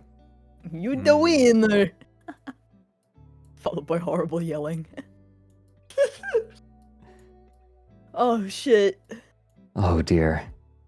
Okay, So I've got about 40 minutes before the main topic, so I think, how would you guys like to continue entertaining Well, I all have of to the swan outlets? off at this point, as it's Yeah. rather late for me. But I did want to stick my head in, and of course, Yeah. wish Fredrik a happy subathon, and it was lovely to meet you both as well. It was so lovely to meet you too, Xander. Lovely to meet you Indeed. too, Xander. All right. Yeah. Well, Bye-bye. thank you very much. I'm sure we'll run into each other again. And yeah, until the next, yeah. bye-bye. Mhm. Bye. And goodbye to the outlets as well. All right, I will BRB. Okay. Bo- All right. Then we back at it again. We're back at it. All right, what are we talking Mhm. about this time? The Demi Starboy Blue podcast. The Demi Star Boy Blue podcast. Welcome back to Colorful and Queer, the podcast about two very bright animals. One extinct, one not so much. One extinct, one constantly being hunted because of overpopulation. That's. I'm not kidding. In my area, there are now so many deer that they're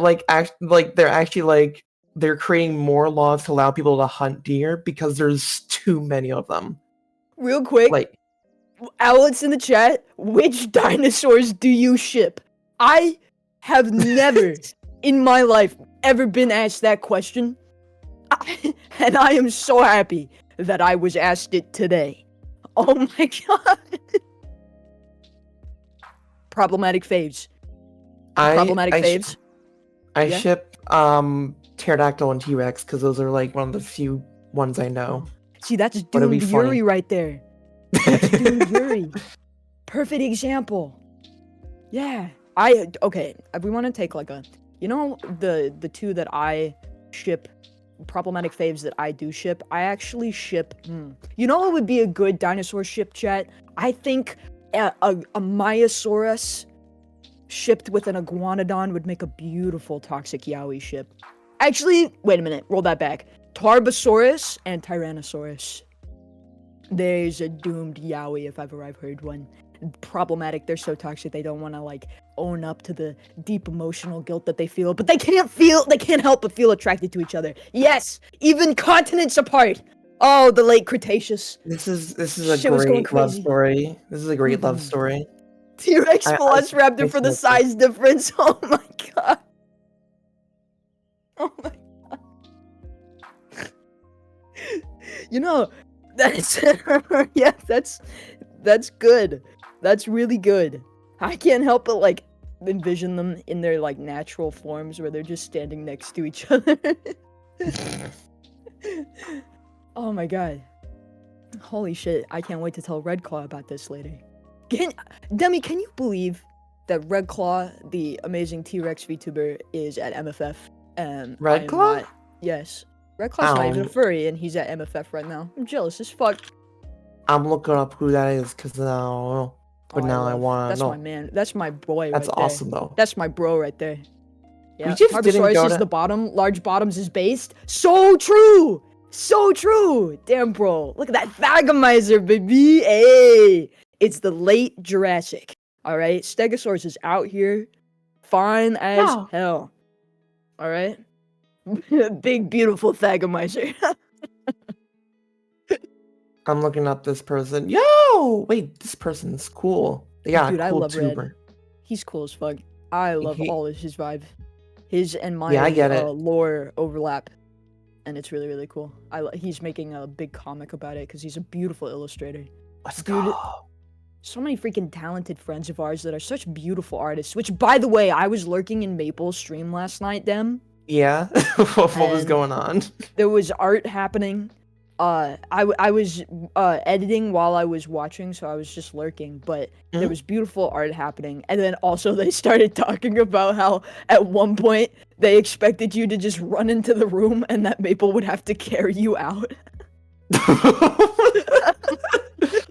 Why? Because I don't know about something about like needing to put you to sleep because you were like you wouldn't stay in bed or something like that. I only like tuned in a second. Starboy, can we count Monster Hunter for dinosaurs? Ooh, you know, all right. I love me some Monster Hunter monsters. Let me tell you, all right. Brachiodos, smash. That is a beautiful monster right there, guys. That's a beautiful monster. I need pictures. Brachiodos. No, I'm with Demi and I are on Fred's. Fiance walked in the room and heard me say that Brachiodos was a smash and had to really investigate there for a minute. Like not all the other things, simply like Brachiodos smash. Weirdest thing you've ever said. Second of all, is something he would say. Yeah, it is something I would say. Third of all, I was just like, is he talking to himself? Into the void? Or is he streaming? I could be talking to myself. Have you seen the Nasu's dinosaur what? What? Familiar with the Nasuverse brand order thing? No, please, oh my god, Pika. Enlighten me. If it's a dinosaur thing, I gotta know about it. That's my brand. I gotta be on top of all of that. There's an Dewdrop is NPC that has a cute. crush on Brachiodos. Brachiodos. Based. That's understandable. Brachiodos is so cool. Their colors are so freaking cool. They got a big battering ram on the top of their head. But also, guys, and it comes to no surprise, I bet, Zinogre. Zinogre. What a amazing Monster Hunter design. Oh yeah, no, I get it. I agree with you. Blues and the yellows and the oh, bye, Logan. I gotta go to work. Gotta go work. Have a good day at work, my love. Okay, bye. Enjoy your work. Fiance has left. I'm at home all by myself now. Oh Aw. dear. Uh-oh. I would run into the room where Maple is if she wasn't busy, be like, what were you talking about last night? But I'll wait until after she's not busy. Carnotaurus and Pterodactyl, then add it to Stego and we get actual dragons. It's a big shame then that Carnotaurus lived absolutely nowhere near Stegosaurus and also Pterodactyl wasn't real. It's such a shame. Pterosaurs were real. But unfortunately, Pterodactyl is no longer an official genus. You gotta get a bit more specific, yes? Yes? Oh no. Leaving your glasses in my car? I think they're in that bag. The little bit. There you go. So, have you watched Dinosaur King before and you'd love it? Yes, I have! And so Dinosaur King is one of the references that I sent to my model artist, for, like, reference on how to perfect the design for my human model. And also, That's like familiar to me. Dinosaur King has multiple clips in my starting set. Like, that's foundational for me, guys. Foundational core memory, thank you. I want to link you to the video, but I got cockblocked by the automod. Okay, no, that's fine. I understand. If anybody's gonna understand, it's gonna be me. Fossil Fighters, yep, Umbra. Yep, also, hi, Umbra, how you doing? Fossil Fighters was right up there for me. Let me tell you. And I've played it multiple times on stream at this point. Holy shit, I love Fossil Fighters so much. Oh my god. I mean, is there like an old DS game that everybody else has forgotten about that you love very much? Ooh. Oh god, what? I don't know. I can't. Oh, that's a hard thing to think of. Because, like, I think with my when I was a kid, my perspectives on, like, DS games were just the mainstream stuff. So I played, like Pokemon mostly. And, like, the Kirby games. I remember liking the Kirby games a lot. Drawn to Life. Yes, Chad. Yes. I have to look up DS games now. Dude, Drawn like, to remember Life when I was played. so good. The second Drawn to Life game was crazy. Its plot was insane. I remember, guys, how many of you guys in chat have heard of a Long's Dead DS game called The Legendary Starfy? I bet it comes to no surprise at all that is also one of my favorite, like, not underwhelming, but like underperforming so everybody forgets about it games. But that was one of my favorite games of all time. I feel like people now associate Starfy as like it's a assist trophy in Smash versus anything else. But like now it's like it's one of those things like, oh, now I know that's a game. And like I want to look at what that game is now. Actually, I haven't the music looked from into the Legendary Starfy is that's the soundtrack to my life right there. Never seen stillness before, but then I did. Starfy rules? Hell yeah! I love Starfy! Oh, so freaking good. Did you ever see the Donga from Papaton? No, what? What? I mean, it doesn't sound familiar, but I bet if I looked at it, I'm such a visual learner that, like, I'll probably have seen it before and just don't know what it's called. Because I got a little, amber brain. You know, it's a little piece of amber rolling around in my skull that when you pick me up and shake me, chat, you can hear it go ding ding ding ding ding ding ding ding ding ding ding. Who's the deer again? That's Demi! That's Demi! We sat in a very, very crowded hotel lobby and got very drunk next to each other. We did. It was a great time. It was so great. I think someone like hand delivered you like a Dino Nugget plushie. Yes, yeah. We just had many adventures that night. We were just sitting in the lobby and That just FWA, I was gifted great. 3 different giant dinosaur chicken nuggets from You 3 different people. 3 different. I mean, that's great. Like more than one is better. Was that then? What the one that you got when I was there? Was that the first one or was That the was like second? the second one. That was the That second was the one, I think. second one.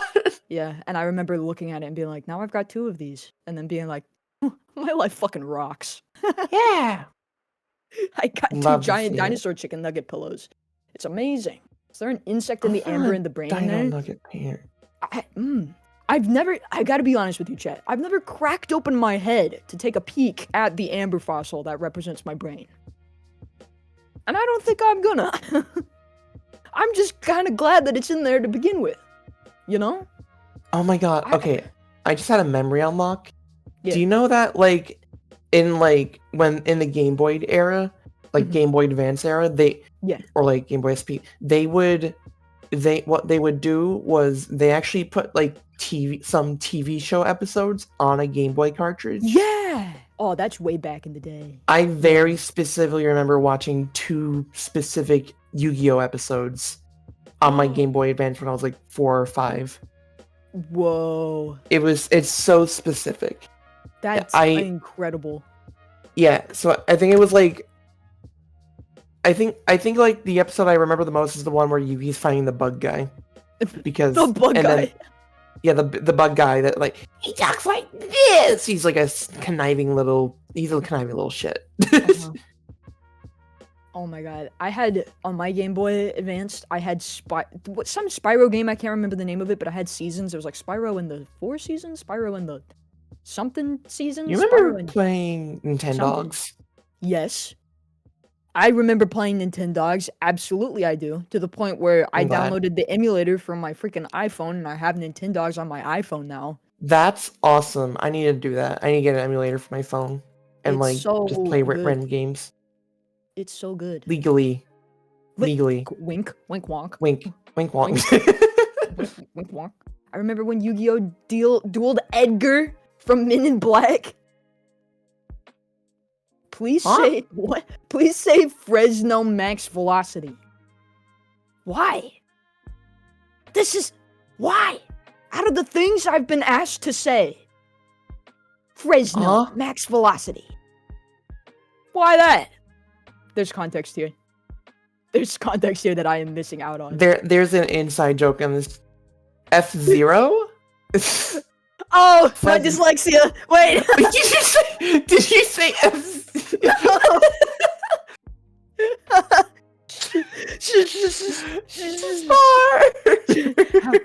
No, Owlets. How much do I have to pay you to keep this? Fresno. All right. I'll give you hush money. Whatever you want. Chicken nuggets. I got you. Just don't tell nobody about this. Fresno, California. Go. No. It's like a stand name. It's a stand name. That's your stand name now. We're continuing that conversation from the last time. That's your stand name. Oh, Fresh Omega. All of the money. There's no hush money to stop the owlets. No. Silly Star, this is the internet. It's now forever. God damn it. No. Gosh, chat. Owlets, you're supposed to be like a breath of fresh air in comparison to my own hatchlings. Now you too are bullying me.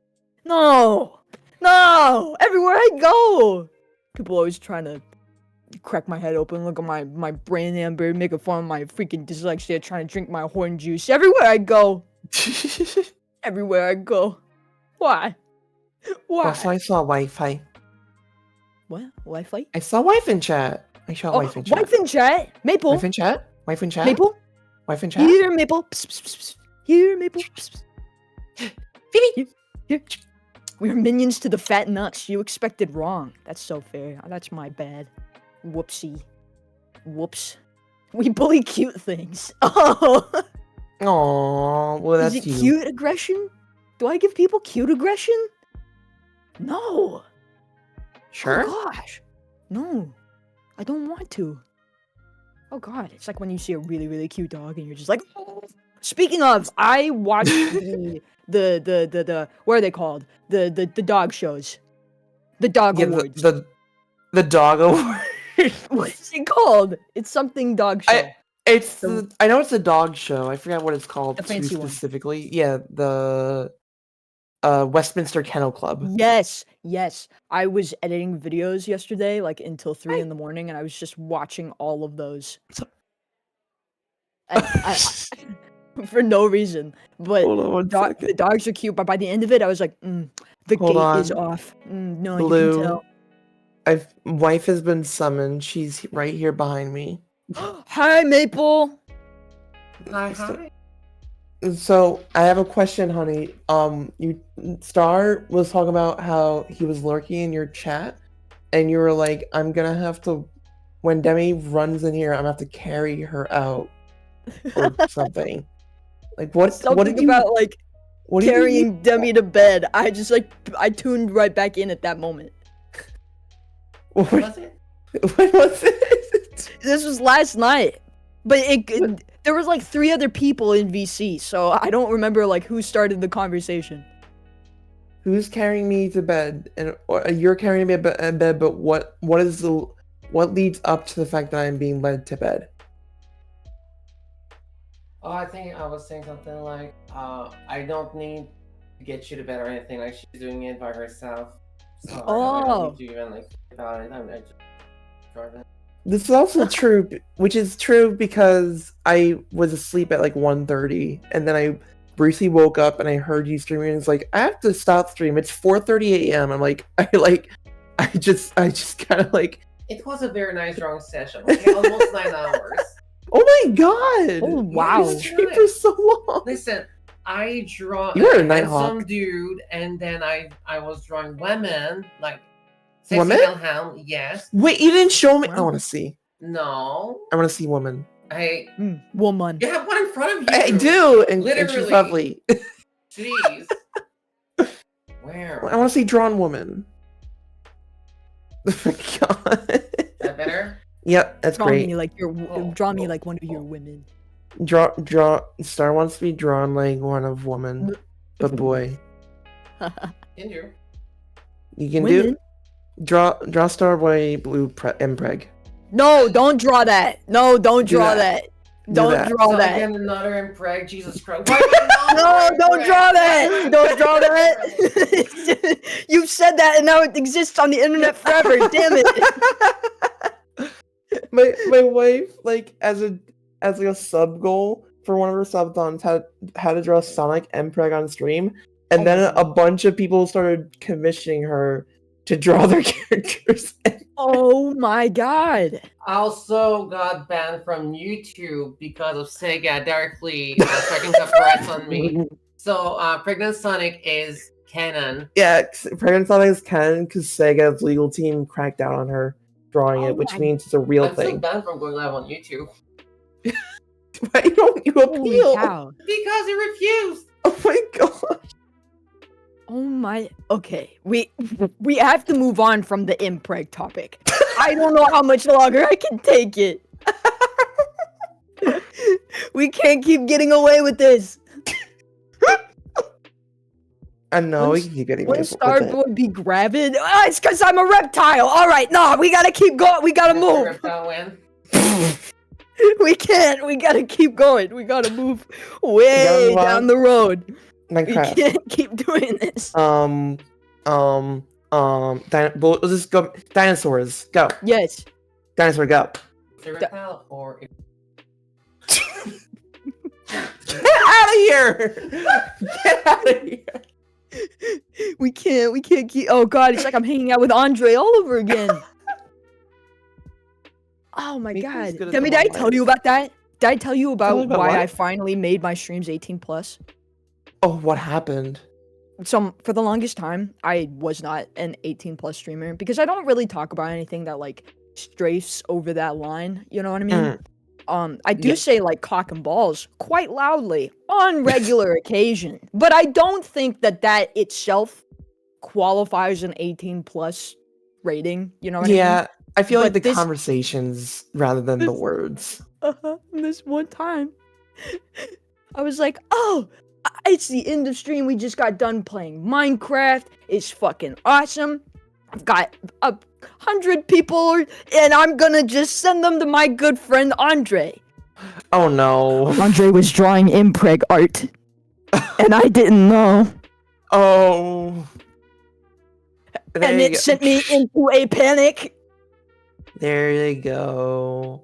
And I was like, okay, so I know this is probably like, you know, but I can't risk this shit again. So I became an 18+ streamer because all of my friends cannot be trusted. And you know what? Nothing else has changed except for now when I raid in on Andre when he's drawing impreg out, I do so guilt-free. Thank you. There you go. There you go. You can tell your chat, Andre's drawing Mpreg, go raid him right now and Exactly. talk about it in And now detail. every time that Andre raids me, he spams that very same impreg emote in my chat. So now it's just this association between the two of us, and I wish it wasn't. No, you should keep it like that. It's great, actually. Remember to support this subathon so we can get impreg Fred. Woo! Is that one of the rewards? Owlets?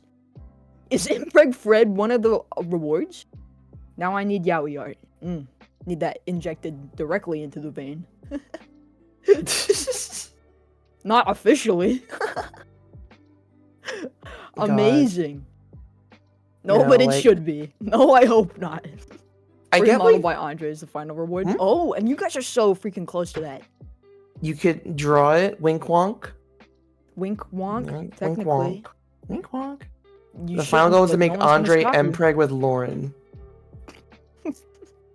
Who is Lauren? We can't. And should I no. be scared? Oh my god. Final reward, Andre will make Fred's new model. So we're really pushing for it. Dude, guys, I'm so excited for that. I love that a lot of my fur friends, like my fellow furries, are also getting human models. And now a lot of my like human VTuber friends are getting furry models. And it's so interesting for me to watch. Like we're all just trading. It's really cool. Oh, right. Lauren is the Fredrik owl model, right? We missed him. Bring him back. You only have 2,000 more monies to go, and then furry Fredrik is real for a second time in this stream. I first met Fred with at a dingo event with his 3D owl model. Yee. And then I like came to this channel and I was like, what? He's hot. What? I wasn't expecting that. Damn. Oh Remember, my chat, god. If you want impreg art, spicy cat Fred art, make it yourself. That E62 result isn't gonna fill on its own. Oh my god. Oh shit. He's a twink! Of course he's a twink! Of course! He's a Of twink? course. Yeah. I was like when I God. met Demi for the first time, IRL too. I met Demi. I am not a twink. No, I was getting ready. If you let me finish my sins. Okay. When I met okay. Demi for the first time, I was like, oh, she's so cute. That's like the first thing that popped in my mind. I was like, she's so cute. And then I was like, wow, everybody in VFur is cute. Oh my gosh. I wasn't my even in gosh. VFur yet. Yeah. I joined VFur 2 months later. That's true. Yeah, and also so did Hollow. And so like Yeah. But Hollow and you were part of the like everybody just thinking you were already in VFur even though you weren't. Yeah, like I literally like okay, like this is like I was with Ahmed's and we were chatting and they're like, oh yeah, how we're all in VFur. I was like, well, I'm not in VFur. not. And then he was like, well, you're not. Well, you're like VFur adjacent then. Yeah, exactly. VFur adjacent, and then you got in, and then the clubhouse expanded. That includes you, Starboy. Nuh-uh. Yeah. Nuh-uh. Nuh-uh. No. Never forget that Fredrik is also in VFur, which means he's the biggest furry. He's the original furry. Biggest. Yep, the biggest furry. Look at those ears. Look at those ears. That's some straight furry nonsense if ever I've seen some. Wait, who's Starboy? They sound cool. That's me. I'm the blue one. Hi. Starboy is Dino and Demi is Dirt. I'm the blue Power Ranger. It's good to see you. How's it going?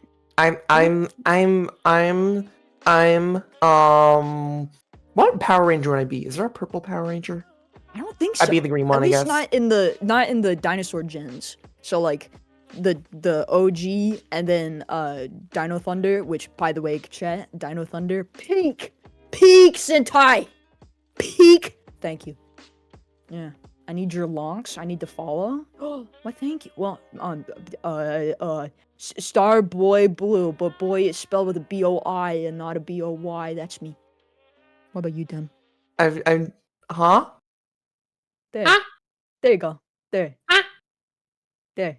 Yes. Jungle Fury is a purple one and he's hot. Oh, okay. That's what so we're watching them all on my channel. We've been watching all of the Power Rangers in order. And we haven't gotten to Jungle Fury yet.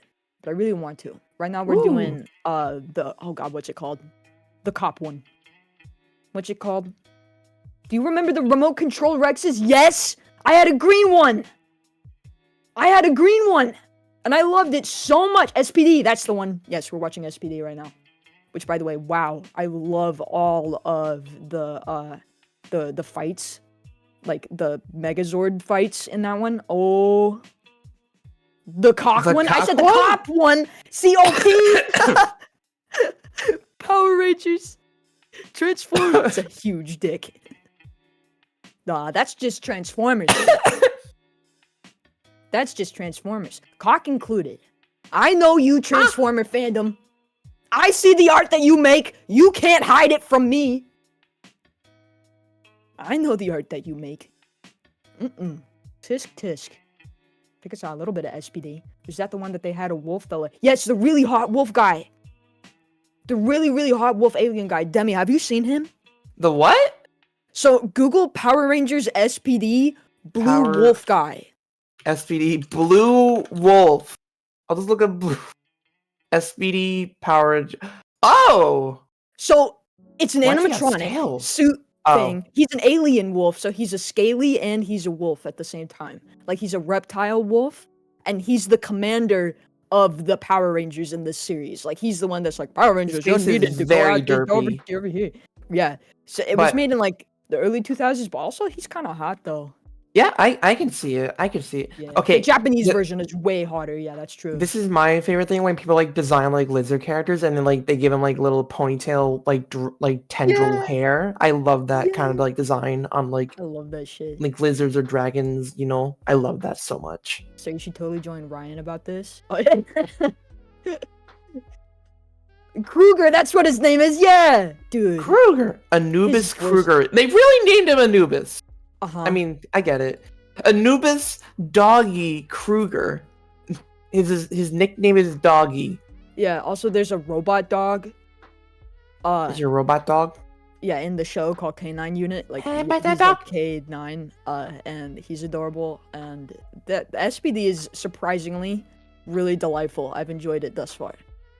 I like the fighting aliens motif. It is nice, but still, Dino Thunder is the one that I grew up with. I'm biased as fuck. All right, blue Triceratops Power Ranger peak character design. Thank you. Thank you. SPD fucks for real. Straight from Doctor Who, huh? Yes.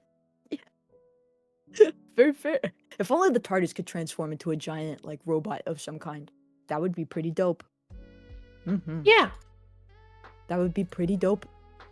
Very dope. Have you seen any Power Rangers, Demi? I've never seen Power Rangers. Hi, Fredrik. Fred, I've welcome never back. seen Power Rangers, and I probably should. Yeah. Yes. I feel like it's just like it's one of those things like I didn't grow up with it, so I just didn't get it. I didn't get into it.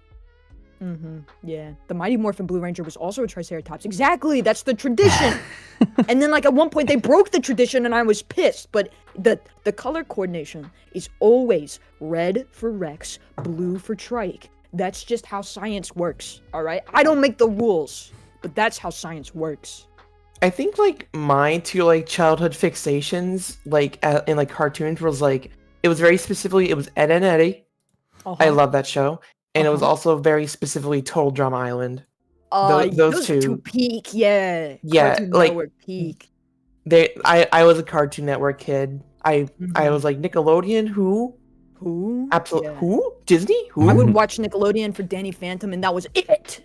And then like That's Jimmy true. Neutron, and that was it. And then it was all Cartoon Network. Okay, yeah, Jimmy Neutron, like Timmy Turner sometimes. Yeah, a little bit. And Or then when they Fairly would do like the Oddparents. crossover movies, that would be like The crossover movie, that was such a weird thing, but it was so good. Yeah.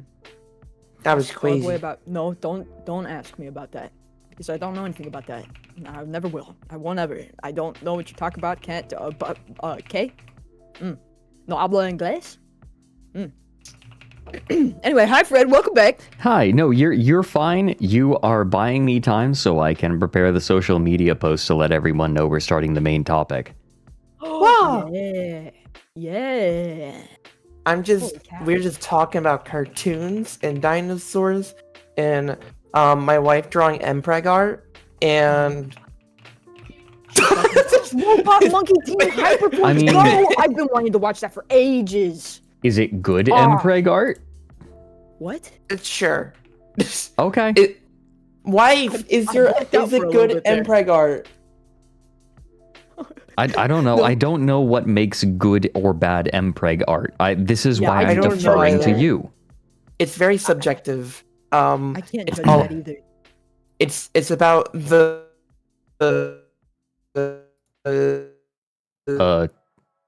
Did we lose Demi?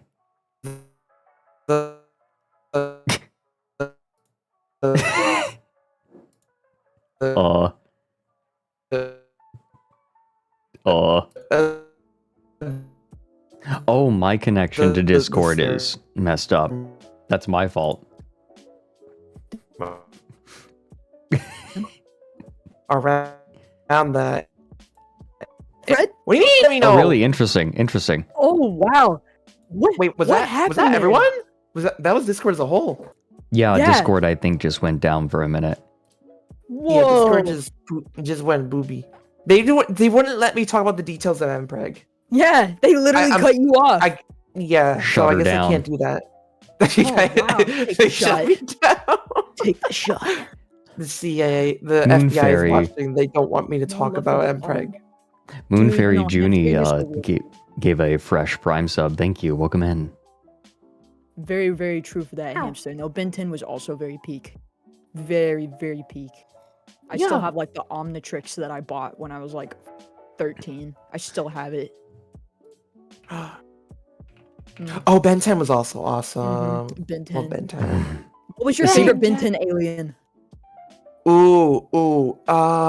Forgot to look them up. Shit. You can describe it. Because I don't know their names either. hey mods, enact the Exterminatus protocol. I'll have to remember what Have they you- look like. I think there was a really fast guy. I liked him a lot. I like. The Fast Raptor guy? Hold on. I like. I like Ghost Freak. Ghost Freak. was cool. Ooh! I like the Ghost big Freak was orange cool. one. The big orange dog one. The big orange dog. Which one's the big orange dog? He was literally just like this big orange beast dog that had like no eyes and just like this crazy big mouth. Oh! I know. I Wild know what Mutt. that is. I know That's what what that it is. was called. I know the one. Yeah. What was it? Wild Mutt? Wild Mutt. Yeah. Wild Mutt. Okay, Wild Mutt was pretty cool. Can't Yeah, lie. he Wild was Mutt my was Okay. pretty favorite. cool. I've got about 7 minutes before the main event. Let me go and bother Ryan. You fool! That's what happens when We you need cut your mod training rem. funding. Oh no. You can't cut the mod training. Oh god, what the hell is that? What is that? What is that? What in is the chat? that? What is that? Oh my god. Get that out of here! Get that Oh out my of here! god. I did this. I reap what I sow. No, no, no, no, no! Oh my god. Oh, he is plump. Don't look at it, Chet. Avert your eyes. Don't Alex, look. look away! a horrible day to have eyes. I appreciate how Mpreg seems to always be depicted with like the belly being far larger than it ever would be on a woman. Yeah, because you gotta like put more in there. because Accentuate, yeah. The male does not have all those organs, so you gotta put all Right. the organs in there. But like Make up for nothing that could possibly take up that much space in a belly is ever getting out of any orifice. Something twins. What if there's triplets? Oh god. See, and that's where I feel for you mammals. All right, Dem, I feel for you. I can't even imagine. Cannot even imagine. Egg. Us reptiles, we got it easy. Egg. Egg. Both of you get egg. Yeah. Yeah, Fred and I? Yeah, Egg. I'm an owl. Yeah, I'm an owl. It is. Don't let the ears fool you. You're in disguise. Yeah, this is your anti-owl disguise. No one will ever know. Mm-hmm. It's You're going distraction. for con. Yeah. It's kind of like a gecko, right? Like these ears, like I can drop the ears as a distraction. Yeah. Yeah. You know, someone asked me the other day if because I'm a reptile, that means I can drop my tail. Not all reptiles can drop our tails. No, not all of them. No.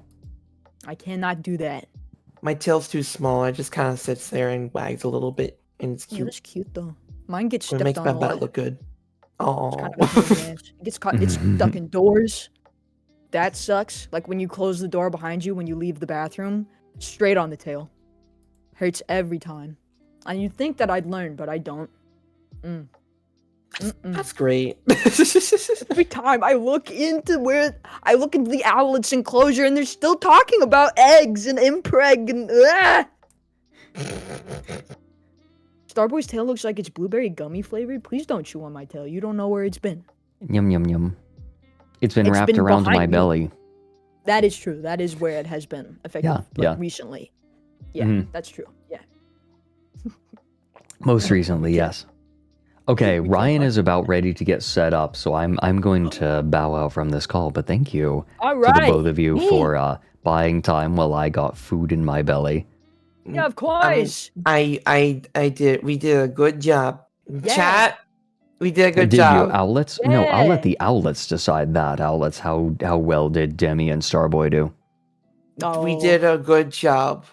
As well as one could expect us to. According to the first law of Fred See, is actually everyone a couple says of this pieces was of great. wood, M so Preg we out of only 10. produce pipe lines No, on his arm, and the that's not a dog rating. froggy. That's not a thing. That's not a thing. They did a Fresno job. Yeah. I like the chat. I like the chat member who just said, "Well."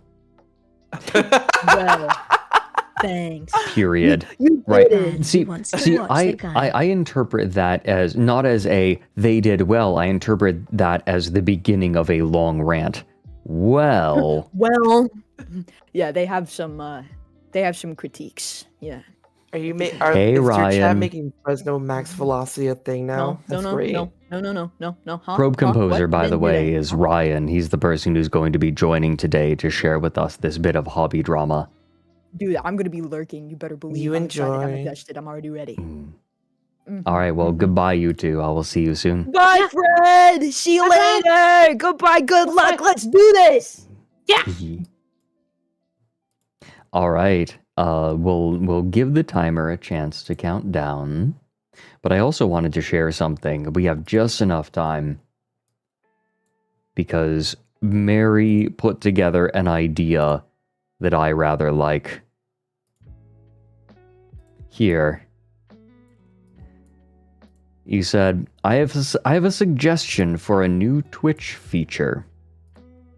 Everyone, please let me know your thoughts. Exterminatus protocol. If all mods unanimously vote in favor of activating the Exterminatus protocol, the following happens. 1. Stream immediately goes offline. 2. VOD gets deleted instantly. 3. All clips from the stream are immediately deleted.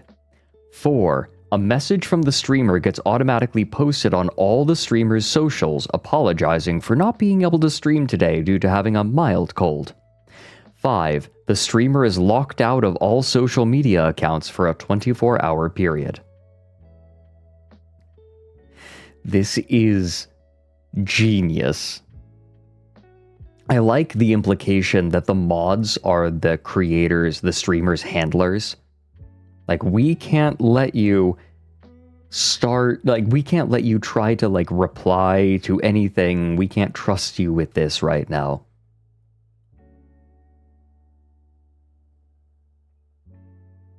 I don't know that there was a specific inspiration for this. Honestly, this could apply to just any streamer.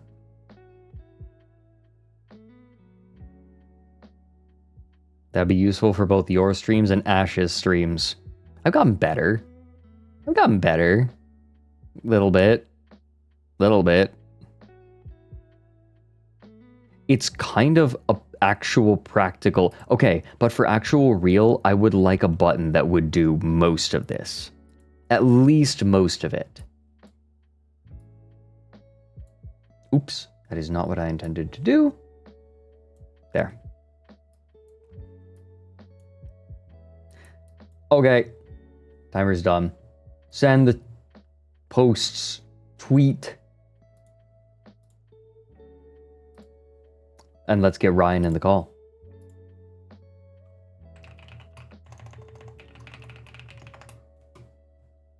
I didn't miss any. Oh my god. Okay, so Moonfairy Junie.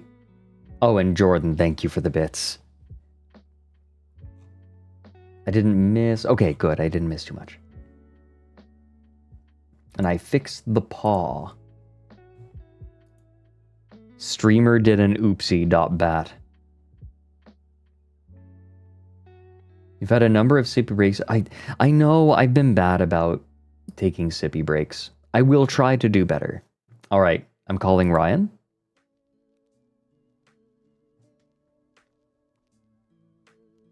Hello.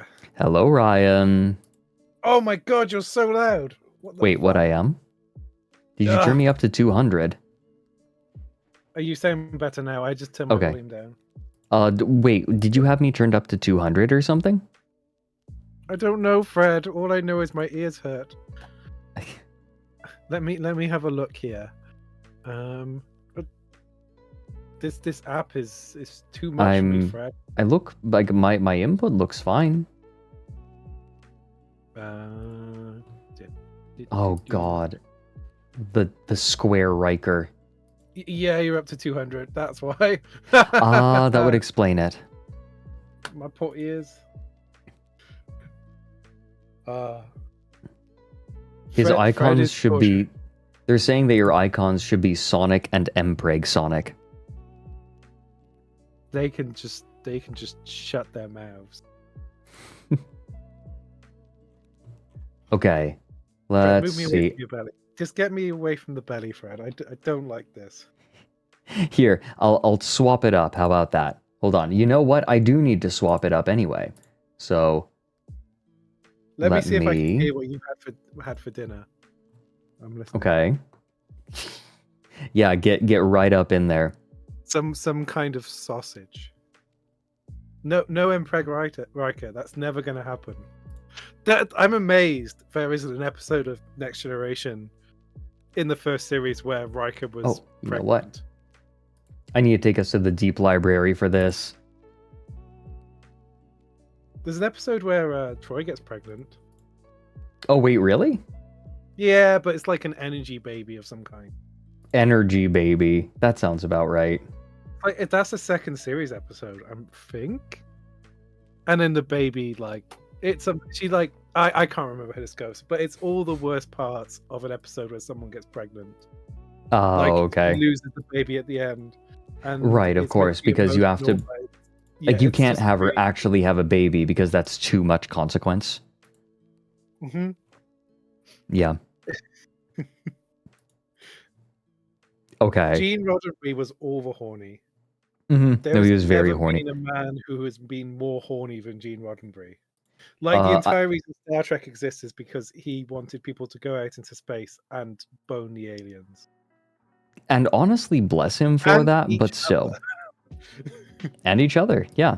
Well, the good news is the latter one happens frequently. Well, not quite, because you can't get a boner in space. No, it's impossible. All Yeah. the blood rushes to your head, and you can only get a mental erection. Mm. I am having so many thought rections right now. And that's what we're going to have with this topic that you've given us, Ryan.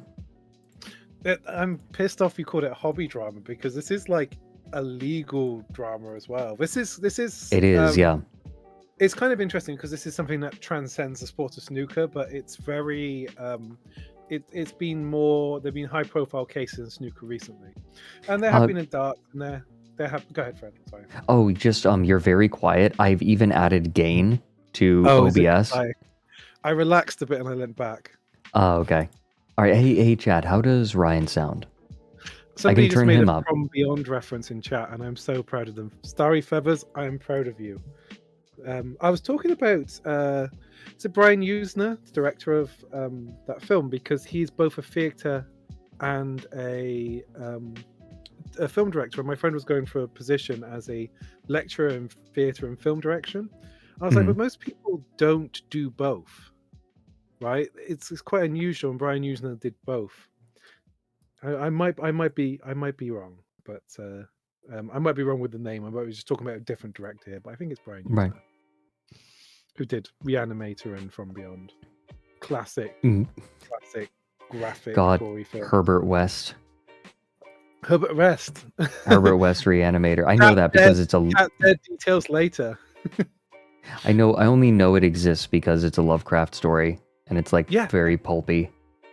It may be one of the best adaptations, the Reanimator film. It's really fun. It's really good fun. I keep turning up the gain. I'm sorry, guys. I'm trying to balance this just right without accidentally blowing out everyone's ears. Welcome to the world of mixing, Fred. Maybe I can add... Hold on. Maybe I can add...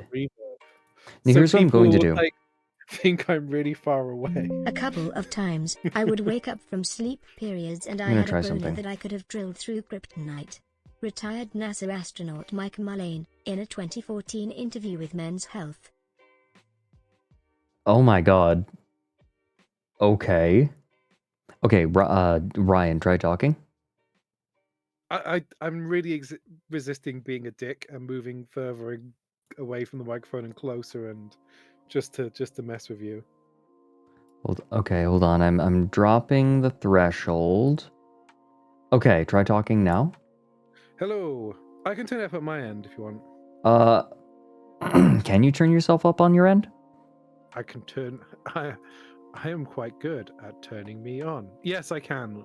This is a problem. It seems like every time we do a call, my microphone changes volume. Right, I'm at 15%. That's why I'm so quiet. How about now? Oh, you're better now. Yeah, I can turn it up even more if you want. Well, you're actually kind of blowing yourself out now. Oh. Fredrik, you are quite good at turning me on. Okay, I've added... I can add gain on my end so that you're not blowing yourself out somewhere along your line. This is like running a nuclear reactor. Just hit the scram button. I need a scram. The scram button here is the mute button. Okay, that should do it. I think we've got it. I've just concocted a thing in my head where you can have a Chernobyl level disaster by pressing the scram button. It's like you think a guest is about to drop like a slur, and you press the mute button, but it cuts off an actual word they were saying, so it becomes a slur. Okay, wait. That would be a great... No, this is literally just that episode of The Simpsons where like they chop up his voice. Yeah. You remember that one? Hold on. Touch a sweet can. Sweet can. Yeah. Oh, sweet can. can. Yeah, here no, we go. Mr. Simpson, no! Your silence is more incriminating than any word you could say.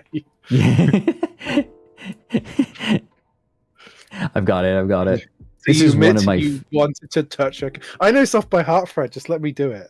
We should just this whole stream should just be us reenacting Simpsons episodes from the start. Ah, I see. This This show's is called Rock peak Bottom. content. Yeah, rock bottom here. Somebody had to take the babysitter home. Then I noticed she was sitting on her sweet can. I grabbed her sweet can. Oh, just thinking about her can. I just wish I had her God, sweet, here's sweet depression. can. So, Mr. Simpson, you admit you grabbed her can. What do you have to say in your defense? Mr. Simpson, your silence will only incriminate you further. No, Mr. Simpson, don't take your anger out on me. Get back, get back. Mr. Simpson, no! Dramatization may not have happened. I love it. Is very YouTube poop, isn't it? Oh, You know, I didn't hear any of that, I Fred. just wish Didn't I hear had her it. sweet. Oh wait, seriously? Oh, because I Fucking wasn't sharing thing. my screen. I was It's fine. sharing it with You're the call, but You're not you. forgiven. I forgive you. I forgive you, Fred. You don't have to play. It's 29 seconds. But it's funny. Somebody There's so had to much take content. the babysitter home. Then I noticed she was sitting on her sweet can. I grabbed her sweet can. Oh, just thinking about her can. I just wish I had her sweet can. So, Mr. Simpson, I love the clock moving in the background.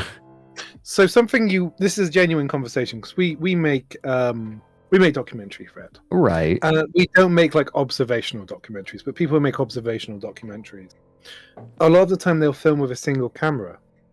Right. So if you ever watch like early episodes of the British Ramsay Kitchen Nightmares, I'm trying to think of things that might have made it to the US. Louis Theroux documentaries, they are filmed with probably one camera. So if any time there's like an edit in the camera, there's a time jump. Yeah. And as soon as you watch that and start interrogating that, a lot of the time it's not sinister, but it makes you really think about how documentaries like that are edited. Because obviously they go there and they film for like 70 hours and they get 40 minutes at the end. So the editing they have to do just to cut it down to a manageable, functional piece of work is very it's a lot of work. There's a lot of editing that goes into it.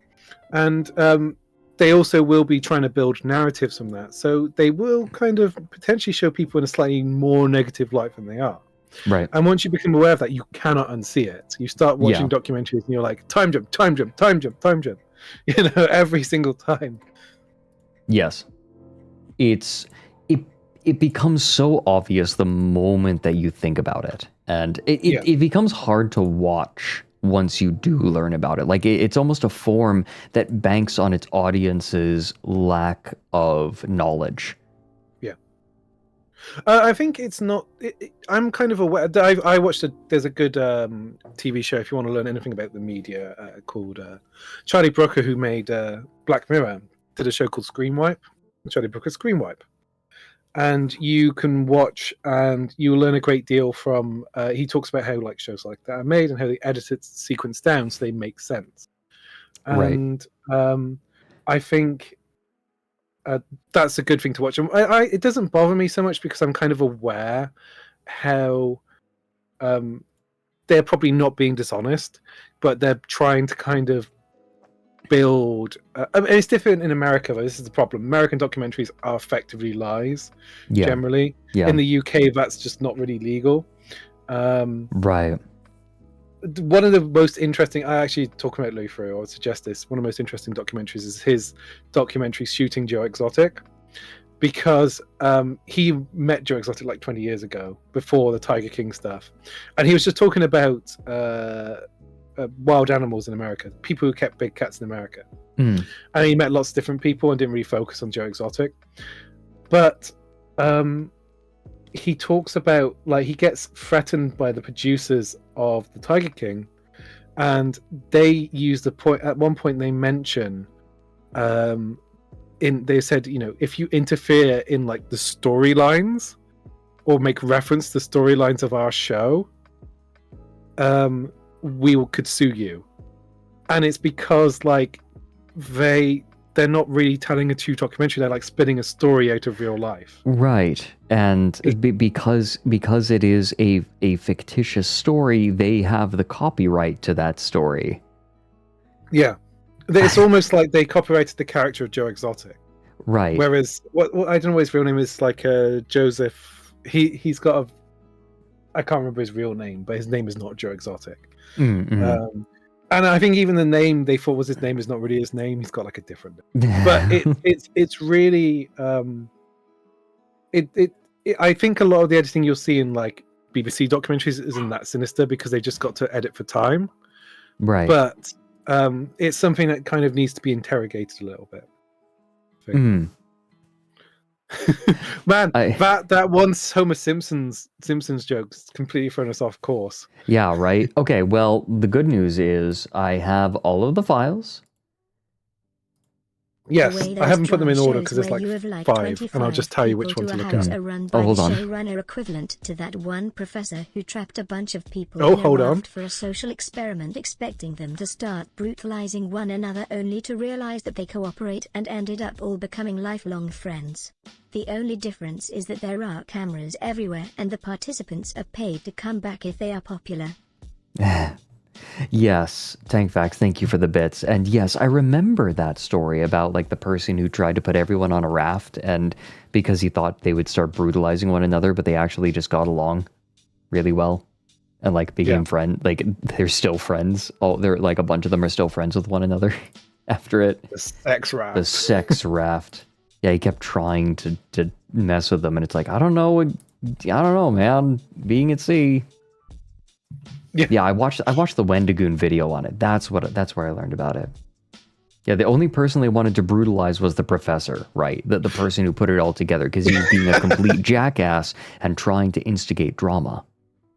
This is another Simpsons joke. It's where the professor wants to make a chamber that like can like effectively torture a child growing up, and he's like, "How much do you need to build a chamber?" Because he's going to Grandpa Simpson's on a load of money. And he's like, the chamber's already built. I just need the bunny to buy a baby. He's like, what do you expect to learn from this experiment? I expect the baby to harbor strong dislike towards me. Yeah, kitty. Yeah, Rebecca. Yeah?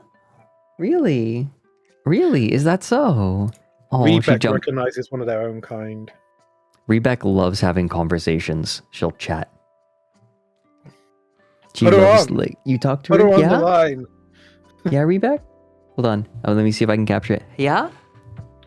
Really? Really? Could you hear her? Yeah, she said, I don't consent to being on stream. Nope, these are not yours. Just pulling the Diese sind wires nicht out. deine Küche. What was it? Cookie. Shoot. Ah! Hi. Yeah, Rebecca. Rebecca's. Yep. What's up? Oh my god. Okay, bye. Oh my god, these cats. I don't get how these cats are real. Okay, so let's make a start, shall we? Yes, I yes. feel like Okay. before we get too off the Where should I start? Where should I start? Okay, so start with max res default brackets 19.jpg. All right, sounds good. Here we go. I normally put letters in front of them so you know which one's which. All right, so this is a snooker table. This is I think this is the World Championship. So we're going to be talking about snooker and we're going to be talking about match fixing because there was a document and I found myself completely engrossed by it. Because there was a match fixing scandal recently. But it's a snooker table, and the general idea of the game is you pot a red ball. You know, Americans might call it sink ball. Yeah. In pool, and then you pot a color, and the colors are worth different points. So the red ball is worth 1 point. Then you have to pot a different color: yellow, green, brown, blue, pink, or black. Yellow is worth 2, green is worth 3, brown is worth 4, blue is worth 5, pink is worth 6, and black is worth 7. Okay, so you have to sink. So to be clear, you have to sink one of the red balls before you can sink one of the other balls for points. Yes. Okay. I like that setup, actually. Like I never like you show me clips, but I often don't like I don't know the rules of snooker. Yeah, and pool and snooker have quite different kind of metas almost. Right. So, for example, in snooker to win, you really need to pot a lot of balls in a row. Right. Whereas in pool, you have to clear them all. Basically, you have to clear all your own balls and Yes. pot Yeah, you do. the 8 ball. Or if you're playing 9 ball, you have to pot the 9 ball, Yeah. and then you win. Yep. In the game of snooker, you have to score so many points that your opponent effectively can't score Right. enough You just anymore. have to win a majority of the available points. That's a good way of putting Yeah. it. Yeah. So this is a table, and one thing to emphasize about snooker, and if you want to look at 61 PR X5 JV ML, Yeah, I get it. I get it. the size of the table is significantly. It's around twice the size of a pool table. Yeah, it's with very much smaller imposing. pockets. Yeah, it's a very large table. There's often, this is going to be a bit controversial, but snooker players are generally considered to be superior players to pool players because the sport is much more difficult. The demands are higher. Demands are higher, and for example, when you had the Mosconi Cup like 20 years ago, there weren't many European pool players, so they just got snooker players to play pool, and they generally did quite well. I imagine, yeah. Same basic idea, but it's almost like playing bowling. Like, it's like bowling with a shorter lane, right? Like, of course if you had a different kind of bowling that was very similar, just it had a shorter lane, then yeah, of course the people who are used to longer lanes are going to beat the players with shorter lanes.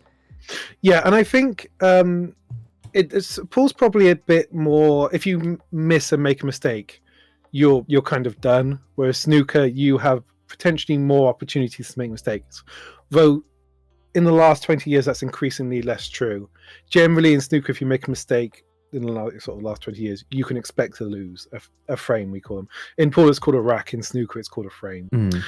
The other image on the Google Drive, the 2951 one, I think this is a good image to look at as well because it shows one of the other things that makes it very difficult. I'm trying to work out which players at the table. They're wearing a Google Watch, which makes me think it's like one of the Thai players. But you can see the pockets. Here you go. The 2-5. Yeah, here we go. You can see the pockets are very recessed. They're not on the bed of the table. They're recessed quite far. Yeah, very far. And whereas pool, they extend out onto the table. So pool, you have a lot more room for error. If you can, for example, if you look at the top left pocket, if you're potting the ball into that pocket, you can either hit the top knuckle of the pocket or the pocket itself. If you hit the bottom knuckle, 90% chance you're going to miss that shot. Yeah, whereas in pool, I have played. I have played. Yeah, you can hit the bumper on the left if you're trying to hit the top left corner, for example. You can hit the vertical, like the bumper that's vertical to you relatively, just a little bit. And in fact, usually you want to, for the best chance, just a little bit. But in this, there's no margin for error. Yeah. And also the brace yourself. The balls are smaller as well. So that's going to make shots a lot harder, not just because like it's a smaller target, but because it means that when you are angling shots for a game like this, you want to try to hit the ball in a specific spot to get the angle, but the smaller the ball, the more extreme the difference in angle of the shot is going to be relative to the distance you are from the center. So a shot that would, like if you are like half an inch off of center, that's going to send the ball much farther away from your target in snooker than it is in billiards or pool.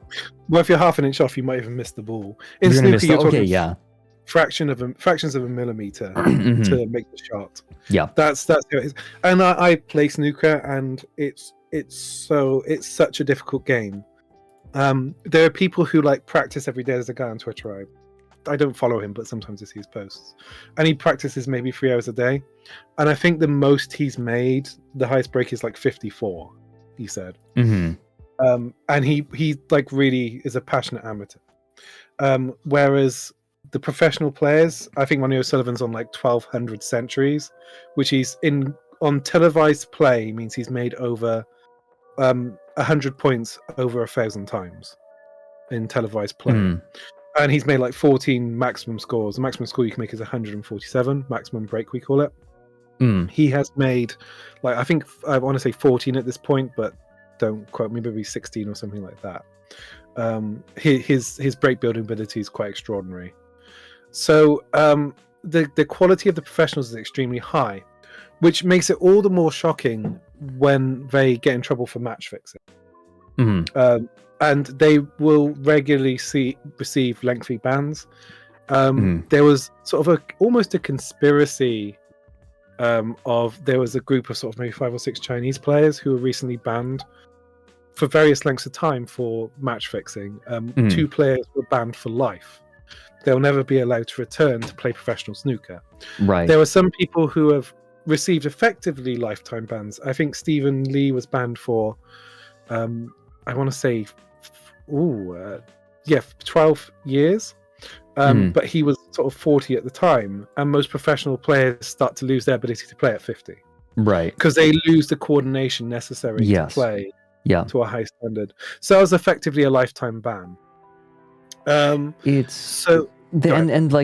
also kind of want to talk about match fixing itself and and the difficulties around match fixing and how match fixing happens, because to be clear, going into this, I do not know how this match fixing happened, but like we're going to learn together. I'm going to learn. So the way that match fixing, the way that money is made on match fixing, there are a few different ways that it happens. Match fixing is a term that refers to a player in a competitive sport purposefully altering the outcome of the game in one way or another. Often not the outcome, but sometimes the way that the win is acquired in order to manipulate typically sports betting. Most of the time this has to do with sports betting.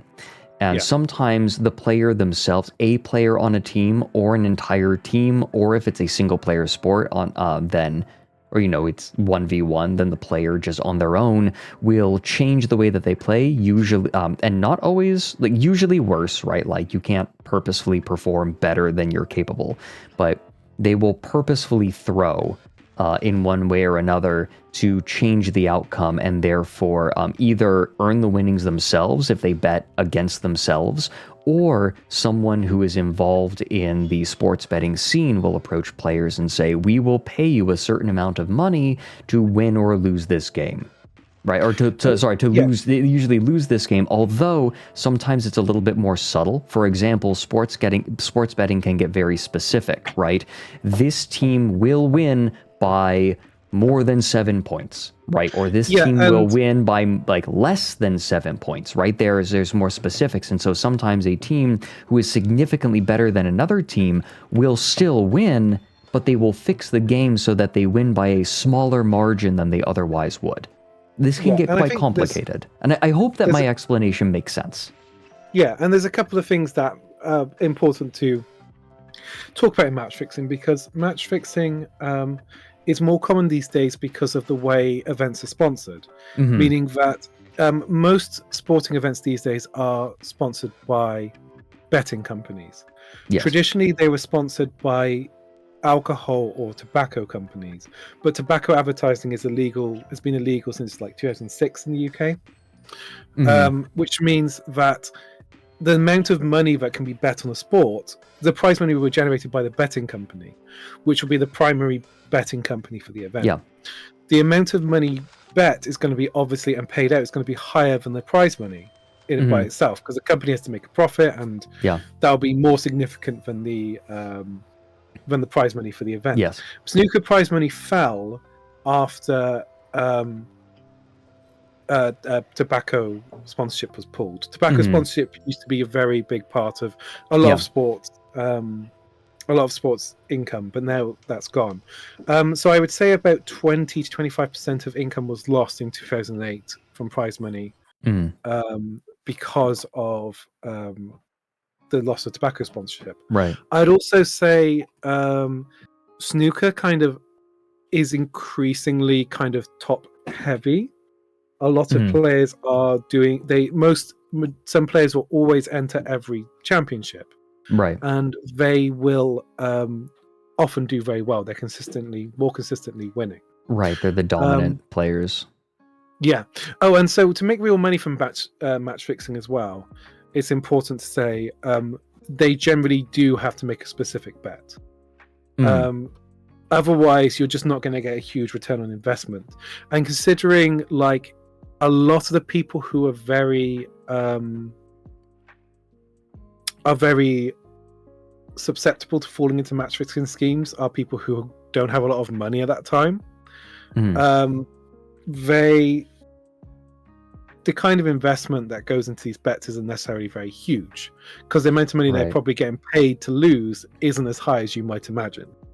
Yeah, there actually was a so esports is especially plagued by match fixing. If you enjoy esports at all, you almost certainly have watched a fixed match. It is rampant, especially as the esports bubble is bursting. The only sponsors that you can seem to get anymore are cryptocurrency companies and are like crypto esports betting companies. And it is there was an infamous moment where one of the top esports teams with multiple teams across multiple games, they made a deal with FTX. Yeah. That was TSM. TSM, I believe, made it was TSM. It was like FTX, TSM. They like FTX folded obviously, and suddenly they were left high and dry. There's a particularly if you're in the Dota 2 scene, you might have seen the term 322. That refers that is a meme around match fixing when a player threw a match for his team for $322. Yeah. And like so these these amounts people are desperate, tiny, normally. oftentimes, like smaller than you would expect, I guess. So this came to particularly to light because I think COVID. So one of the things you have recently is you have so COVID affected people's income particularly. Yeah. So COVID, there were no tournaments were cancelled, particularly for snooker's very big in China, where so there are effectively no Chinese tournaments. A lot of the big money tournaments, Shanghai Masters, things like that, were in China. So they were suddenly not on for literally like 4 years, right? I think they started having tournaments again in China this year. And what they did in the last year was, I think in response to the fact there was this big match fixing sort of ring group that they ended up, was they started guaranteeing people an income even if they didn't win the tournament. So if you were winning in tournaments and you made over a certain amount, you didn't get the money from the World Snooker Billiards tour. But if you didn't win enough, if you were a top 120 player or something, you got paid. Now here's the thing: that amount of money was £20,000 for the year. That's not a huge amount of money. That's like sort of minimum you need to kind of. It's not even the minimum you need to live in the UK, but it's like the minimum you can be paid in the UK. Right. So they guaranteed it was like 22,000 or something. You get 22,000. If you win over that in prize winnings,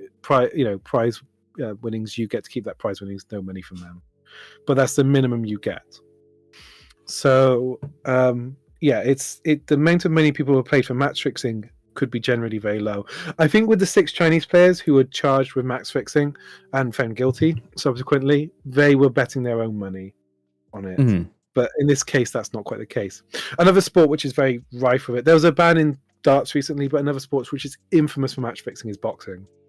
People taking a dive. Yeah. The famous take a dive. There's even a Coheed and Cambria song about it. It's a central tenet of the film Pulp Fiction. There's a Yeah. Bruce Willis's character is meant to take a dive refuses. Yeah, he's meant to, and then he doesn't. and kills the guy's boxer apparently Yeah. in the process. Yeah. Great bit of storytelling. Like it just Yeah, you can imagine the visceral hatred that would generate for Bruce Willis's character in that film. I'm terrible because I can't remember the characters' names, but it's like played by Bruce Willis. There you are. Oh, here. Yeah, give me like literally 10 seconds. No, you're welcome.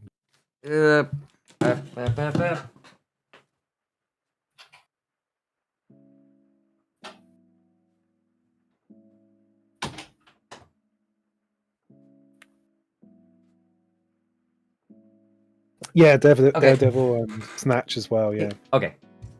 I'm back. Okay. So maybe we get into the document and then we can watch the matches in question. Yeah, or would you sure. rather watch the match in question first, or then read the document? Let's watch the match in question, Shall just we so. watch the Higgins match? So John Higgins match was the match that happened first.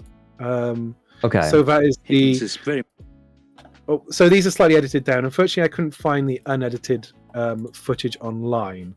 So the Okay. gentleman here who's meant to make the break. So you start off in the D at the top is Mark King. He is the man who has been found guilty of match fixing. Him right here. Yeah, and the reason why you want to bet on the specific outcome of this match is John Higgins is probably. Go ahead. Wait. Ryan mentioned billiards in China, and Spectral Owl has something for us. Hold on. Wait. Let's see. Pool table. And I think Oh, sorry, that was probably a little bit loud. Yes. that's realistic depending on what the guy is doing. Yeah, that's what I would have did. It can be done. Keeping it very simple, without any noise, without a big scene. Something like that is realistic. And for the game itself, it's pretty cool. They just did that actually in Europe about 2 years ago. I do think there should be more video games that are like Magic versions of real sports, like Magic Golf. Right. You know, wizards playing golf. So yeah, but anyway, back to it. Mark King. He's playing John Higgins, who's probably one of the 3 best players of all time. I would argue John Higgins, at times in the last 20 years, has been the best player in the world. So an expected result would be to Mark King to lose this match. These are sort of taken from YouTube channels who've recorded it and downloaded it and cut out any thinking time. So this feels a bit like falling down the stairs because everything's played very quickly. Yeah. But it's good so you can see what's happening. So he's going to take the break-off shot here. Right. And you'll quickly see. On the head-to-head, that includes 5 whitewashes from Higgins. Yeah, so he did win mentions their there. last meeting. I think it's 18-4 on the head-to-head. Higgins has won 18 times to his 4, and Higgins whitewashed him 5 times. So even like betting whitewashing being he didn't win a single frame, Mark King. Oh, okay. So you see at the bottom you've got the 2 scores either side, and then in the middle you have the 7 and the 2 zeros next to them. That's the frame score. So to win you have to make 4 frames. Okay. There could be a possibility of 7 frames being played. Right, yeah. But the winning line is 4. So a whitewash would be if John Higgins won 4 frames with no reply. Right. Was at the UK Championship. Nothing wrong with that one. I mean, that cue ball was pretty much glued to the cushion. Great start. And that's an amazing shot. It's got to be said. Right, yeah. Shuri hasn't got his season really. We're not going to get in trouble for showing this, are we? I don't think so. I mean, they're on YouTube. You can just go on YouTube. Okay, yeah, never mind them. Going just yet, but it will happen. Yeah, he's playing well. Yeah, maybe a leading player. I think, obviously, last All right. season he won so many matches, got to so many finals without quite winning. 12. Trying to get these reds into play. And I think that's probably gone wrong. So I think that's gone wrong. So he's not playing on now. Yeah. He's going to play safe. Yeah, he's just gonna make it as hard as possible to for Hoping again to Higgins. turn things around. This is Mark King, Second who's half his Mark King, yeah. fixer. accused fixer. Incredible shot. That's his second great Oh my of the God. evening, isn't it? That's how good you have to be as a snooker player. So clean. Look at how clean that stroke is. Gone wrong, gone wild, gone sexual. Gone wild, gone yeah. So he actually needs to get to the final here. Ooh, Get in that event. God. It's just, I mean, that was probably that's an easy shot comparatively, but still, it's like, it's so Bearing in mind last clean. season he was in terms of that here in Brentwood. But I think from his I perspective, grew up he just playing wants pool, to so start enjoying it again, start playing well again. look at that. Fairly straightforward red with a rest, but he plays such a precise and measured playing game safe, always. Yeah. That's reasonable. Twink to corner pocket. Shut up. Thanks for the 30 months, Blind Archer. A young lad coming through. Had the opportunity in Romford to practice in the same base as Steve Davis, to practice with Davis. So Higgins has left a pot over this pocket here. So I think he played safe there, which I think is a strange choice, to be fair. It looked like it was on. No, I mean, in terms of when Jimmy was saying, he said he couldn't remember the last time he was on the main table. As he can, yeah. That was fine. Played it nicely. And this time, absolutely Straight up perfect. snooking Tidy it. things up down there.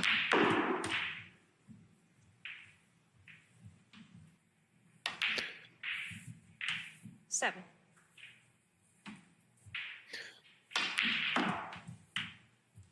So Higgins hasn't done a lot wrong here.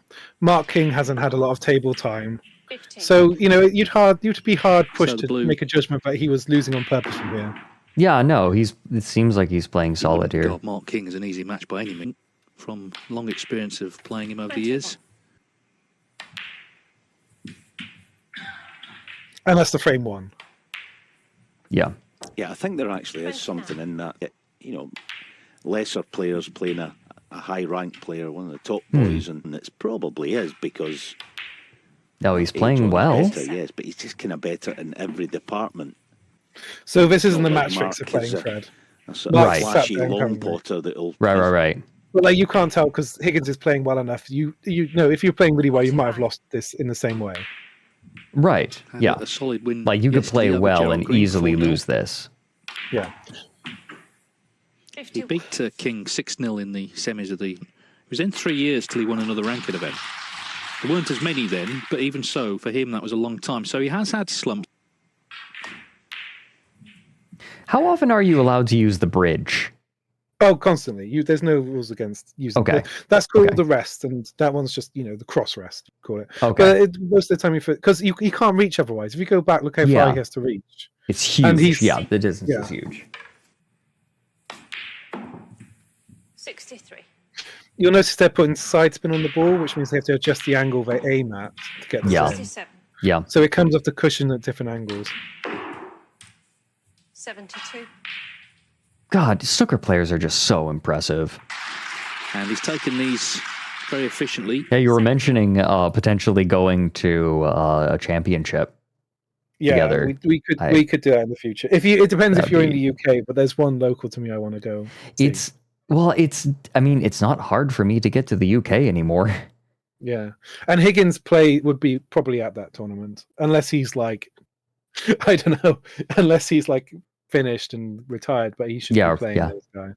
I mean, he's probably I a long think- way from retiring, really, because you see how well he's still playing. Oh yeah, no, he's keen. I would love to. It sounds like such a lovely time. Yeah, I think it'd be good fun. Mm-hmm. Mark King was left to red to this pocket.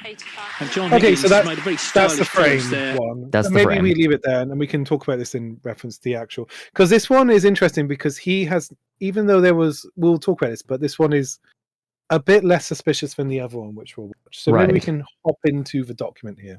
Yeah, sure. Document, because I remember I saw this get released because it was very mysterious because he was suspended. Mark King, the gentleman on the right there, This problem because these two matches are both with other bald men, and there are not that many bald players, but it's just coincidence. They they resemble the balls that they are hitting. So this is the judgment that came. You just meowed at me. Yeah, no, I'm yelling at Rebek. Yeah, Rebek? Yeah? Meow? Meow? Meow? Wanna come up? No? No? Okay. So he was suspended for I swear 2 years. I think it was more like a year and a half. With no explanation. That it was something to do with match fixing, and that was all we got. Yeah. And then he was banned. I think he's been banned for 8 years.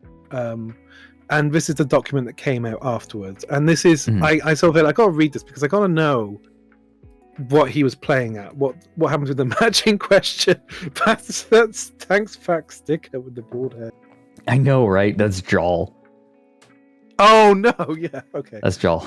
I love that's Jol, and then there's Mike. Have you seen Mike's bald emote? I have seen the Mike bald emote. Mike is okay. I was just looking for it. Do you know the story of that? I was there for that moment.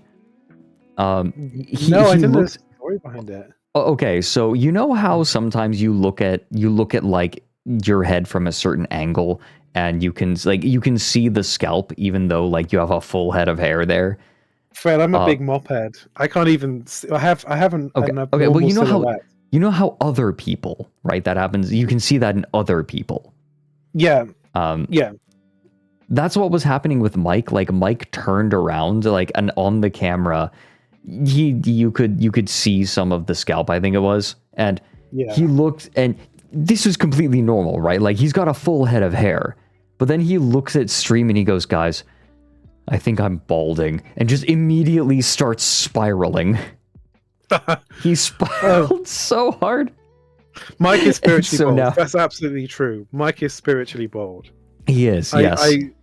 I completely believe that. That is extremely accurate. Also, during the buckshot roulette tournament, he used the magnifying glass to look at what shell was next, and then he said, "Guys, I can't remember what shell this is." And he asked chat to help him, but we were viewing Joel from. has been calling him bald before that for a while. He only looked due to Joel casting the curse of bald on him. He looked because Joel gaslit him into thinking he was bald. He keeps calling him bald when Mike is not bald. I think I had a Fugi that was somebody who would bald, but I have the Breen one where he grows a beard. Where he grows a beard, yes. That's reverse balding. I feel like I did have one where someone went bald, but maybe I gave up on it. This is the nearest thing I have. I think Buff Riker spiritually where we're at. We need someone who would play. I think Riker's more likely to play snooker than any of my other people here. And he would he would impress an alien babe and bed her by doing so. No, Hina. Okay, so Hina. When Mike was playing against Hina, Mike started. Okay, so Mike could not remember the shell that he just looked at, which, to be clear, is a perfectly reasonable thing in buckshot roulette because you looked at the shell, but you also have to keep track of what other shells are in there. You're doing the math on how many other shells are going to come after this one. You're thinking about your items. You're thinking about your opponent's items. You're thinking about who's going to have, how many shells are going to be left for your opponent, and then how many shells you're going to have left, depending on, what happens to them and what choices they make. So it is completely reasonable to look at the shell in the chamber, especially when you have ADHD, and then forget the shell that you just looked at. That is reasonable, but immediately, because he forgot the shell he just looked at, he starts spiraling. And that was the moment that he lost the match against Tina, because he just started spiraling so hard. One of the things I shouldn't be laughing. Yeah. I shouldn't be laughing. I like about snooker, I was going to say, Fred, is I like how it's a very intimate sport, and you see you can see the people very close up, but you can also read their emotions, and the pressure definitely gets to them, and that's really I think that's really nice to see. You know, not nice to see necessarily, but I think being able to sort of feel like it's a very personal sport is very interesting. It is. And it's a yeah, very, yeah. it's a sport it's which quiet. It's quiet. Yeah, It's quiet. You're like, it's solemn, right? Like the rules, like the official competitive rules of snooker, demand a level of decorum. Yeah, they also wear. You notice they probably wear bow ties and waistcoats. That's a traditional. It's a gentleman's sport. Gentlemanly sport, and a sport for a more civilized time. I sent you the diagram of cricket and all the positions when you're fielding in cricket. And I saw that. A sport for a more civilized time. So this is an interesting document because I think I started reading it because it's not like a legal document. It's like a effectively sort of a narrative conclusion, because it's you play snooker as part of the WPBSA, and if they want to ban you from playing in their events, they have their own rules. They can do that. Excuse me, but I also think that you have to be prepared that someone could potentially take you to court if they think they're being unfairly dismissed. So they have to be. That's even happened with speedrunning leaderboards. That happened famously with it's Todd Rogers didn't sue, I don't think, but who's the person suing Carl Jobs? Billy Mitchell. Billy Mitchell he sued the website that took his scores off. Yeah. Todd did sue Twin Galaxies. Right. Oh, okay. Todd, what's very funny is that he got very bad legal representation and they miswrote his name as Todd Todgers. Todger is slang for penis in the UK. I didn't know that. Wait, that's great. Wait, that makes this so much better. Todd Todgers. Wait, that's amazing. It's amazing, isn't it? Fuck Todd Rogers, fuck Billy Mitchell. Silly Mitchell. Speaking of Mitchell, one of the things I suggested for this subathon, Fred, was that you play Hunt Down the Freeman. Someone was calling somebody Silly Mitchell, and to be clear, I would have to do a lot of setup to make sure that my playthrough of that game didn't crash constantly. I think it's been fixed a lot these days. I think the problem is it's actually like not a good game, but it's much better than it was, and you should have to play vanilla. Okay. Okay. Yeah. I don't know if they've improved the cutscenes. One of my favorite things was I think they, Burke and Denizarian basically quit the game and left it to this guy, and the Steam awards for it were amazing. There's like I think if you win the game, you win an award called Face Fucked, and it's like yes, the scars do look like loss because apparently like they match up with loss. Anyway, it was brilliant. God. Let me explain this document here, Fred. So the red is basically I think it's unimportant, and some of the stuff because it basically explains what match fixing is, and we're going to talk about that anyway. Right, we've already talked about it, right? Like match fixing is purposefully altering, like as a competitor, altering the outcome of a match. And I think rather than reading everything out, we just go for it. And I some things you could read out verbatim, and other things I could just basically say. Yeah, sure. This is what it says. So it introduces two matches here. Mark King, the accused, in December 2013, played John Higgins. Second round of the English Open, Mr. Higgins won the match 4-1. In February 2023, he played Joe Perry in the first round of the Welsh Open, and he won by 4-0. So they call that they won the Higgins match, won the Perry match. Those are two matches he's accused of fixing. And it says here, refer to them together as the matches. Yeah, so he's the king of match fixing. The king of match fixing. Anyway, it says, following the conclusion of the Perry match, the WPBSA became concerned that the outcome of the Perry match may have had been fixed. And they undertook the following investigations. So, should I read this? No, that's the stuff. Okay. Okay, so yeah, this is all just like, okay, this is when it happened. No, yada, this yada. this is what they kind of did. They interviewed people like Person A, who may have been interested. They took his mobile phone. They took a record of the messages he took, and then they used something called Sports Radar, which is prevention, detection, investigation of betting data Someone related to his match. edited the trailer of Hunt Down the And Freeman to this have is theme the, music from Shadow the I think this is the Hedgehog. crux of it, is what the fits betting data perfectly. shows you. Okay, so let's see. Scroll. Here we go. No, the red is not reading Fred. Oh, How okay, tired are gotcha. you? My bad. Sorry, So- we so had the- we had bits coming in from Blind Archer. Oh, sorry. I can't hear those guys. Forgive me. No, I know. It's not your fault. Blind Archer. Yeah, you can see his message. Thank you for the bits. Okay, so following the conclusion of the Perry match, the WPBSA became concerned. I already read this, Fred. Okay, yeah. Yada yada. And when at the bottom we talked about Sports Radar. So next page. Yeah. So obtaining with the assistance, yep. We talked about this. During the course of those investigations, the WPBSA received a tip-off from a source who, the WPBSA was told, wished to remain anonymous to the effect that A. Mr. King had been paid £15,000 by a third party named Person A to lose 2 matches, and B. Those matches had been the Higgins match and the Perry match. In consequence of that tip, the WPBSA widened its investigations to include the Higgins match.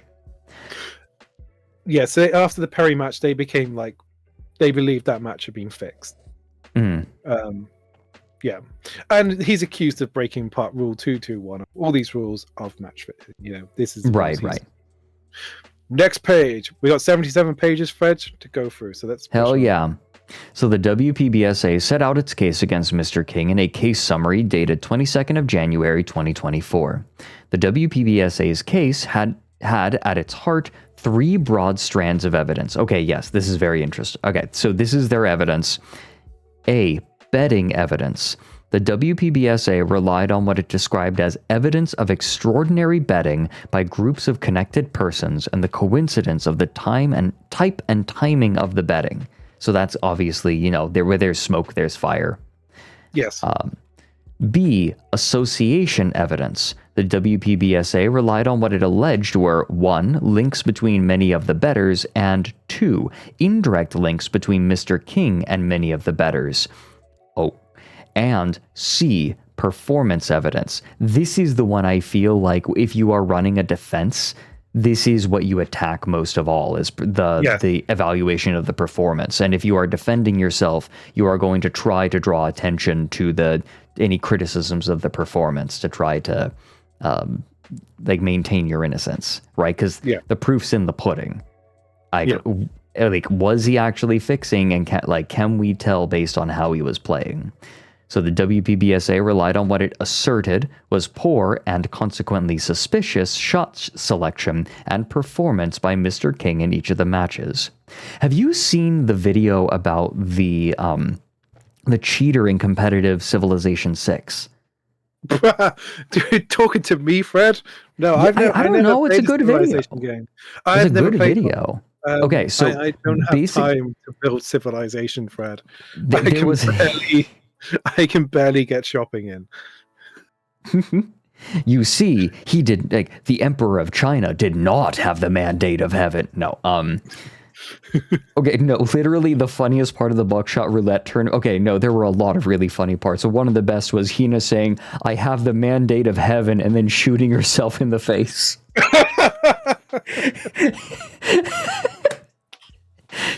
That's very good. Sorry, I think we should make a super cut of the buckshot roulette tournament. What do you guys think? Because that was one of the funniest things that has ever happened on my stream.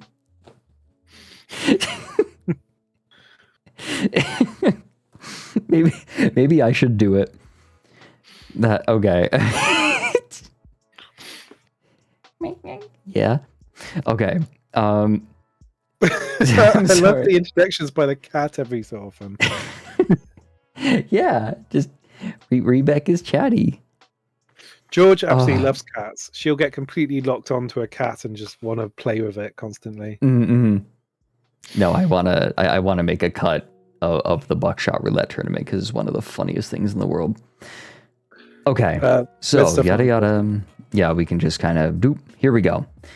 The allegations are of the utmost seriousness, both for Mr. King and per se, and B, it is inherently unlikely that Mr. King, an experienced professional snooker player, would risk his career, his livelihood, and potentially his family life for the sake of a financial benefit to be gained from agreeing to fix a match.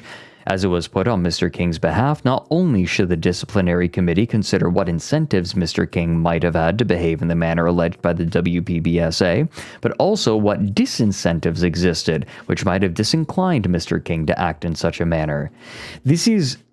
I hate this defense, right? Like, why would he do that? It's a completely illogical thing to do, ignoring the fact that humans do illogical things constantly.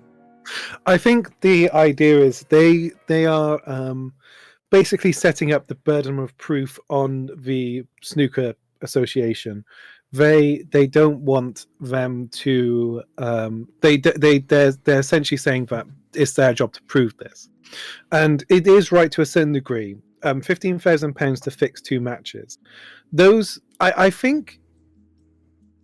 Thinking about it, if I imagine Mark King would not fancy himself to beat John Higgins. And the prize money for that match probably wasn't a lot. I think it was the English Open and the Welsh Open. So an open event has significantly more rounds. You don't have qualifying for it, but everybody can enter. And you might get randomly seeded. You might get seeded with someone who is of... If you're low in the seeding, you might get the highest. So, like the 120 player might get the first player in the world to play. But it's if you're up against John Higgins in that event, because it's got so many rounds, the prize money might not be massive.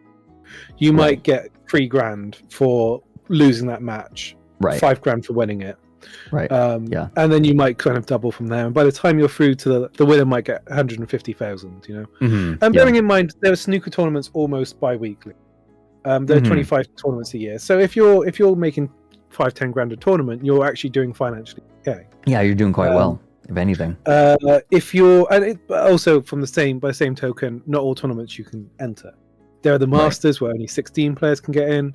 There are lots of other tournaments where the top 64 players are, allowed to go through. Most ranking events, you should, no matter where you are in the ranking, be in a position to get through to win it. But you might have to go through more rounds. The UK Championship, the top 16 players automatically qualify for the last 32, and then the other 16 places are filled with the remaining ranked players. They have to play in a mini tournament. I think they have to win 4 matches in a row to get through to that last 16.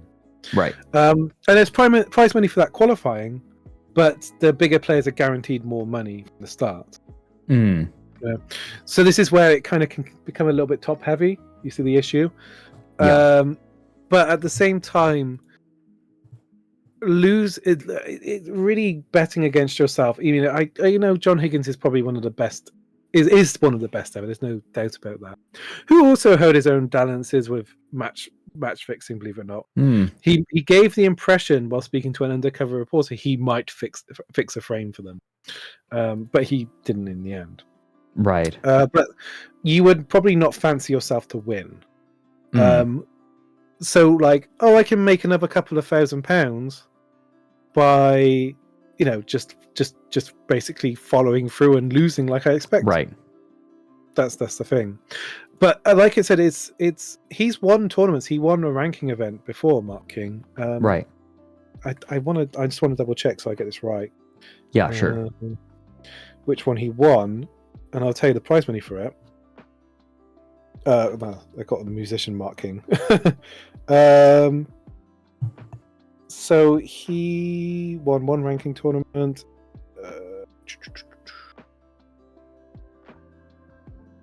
Northern Ireland Open, and the prize money for that was £70,000. So, that year he could have done really well. £70,000 is a very good. Yeah, that's very comfortable. pound is worth a bit more than $1. You know, I think it's 1.3. I would 1.3 something like that. pounds approximately to $1. One time it was worth nearly twice as much as $1. So, but Yeah, it was. I pay you. I am aware of that. Oh yeah, shit. I am aware of the I didn't exchange even rate. think about that. Sorry. You're The good. money just falls from a tree. It's and just starts funny. You probably know the euro better. No, you probably still know the dollar better. No, Never the mind. euro is about 1.1 euro to the dollar. Yeah, but you know, it's not a bad amount of money. Plus the other winnings from that tournament, from the rest of the year. He probably checked out 200k that year, 150,000, something like that. Mm-hmm. But if you're losing in the first round of everything and you're only making 1,000, 500, 3,000 pounds, something like that, you're suddenly not making anywhere near as much. And one of the things that people I think don't realize is when people make a lot of money, they suddenly have a lot of tax to pay. They then go, I'm going to buy a nice car. And they're like, have you thought about getting it on lease? And it's like, it's only a couple of £1,000 a month. And they're like, yeah, sure. I've got 150k in the bank. I can pay it off in the next 5 years. Right. And suddenly they're like, got no money. And they're like, well, what if I sell a car? And it's like, you get nothing back. And they're like, well, fuck. Yeah. So yeah, even though he's disinclined to do that, which is probably true, it's there are reasons why you might do that. There are a lot of reasons that you would, right? Like if he gets knocked out early, then he doesn't have to play the other days. That's it's interesting because snooker players do sometimes seem very fed up with playing snooker. Ronnie O'Sullivan he's the greatest snooker player ever, arguably, but he really seems to be. It seems like he'd rather be doing something else constant. Right. Absolutely constantly. I feel like the way you hear grandmaster chess players talk about chess, you wonder if they actually even like chess. Yeah. I think a lot of... Yeah. The other thing as well is when they lose, they immediately go home. They go to like tournaments in China and Hong Kong and stuff like that, and they're like... Right.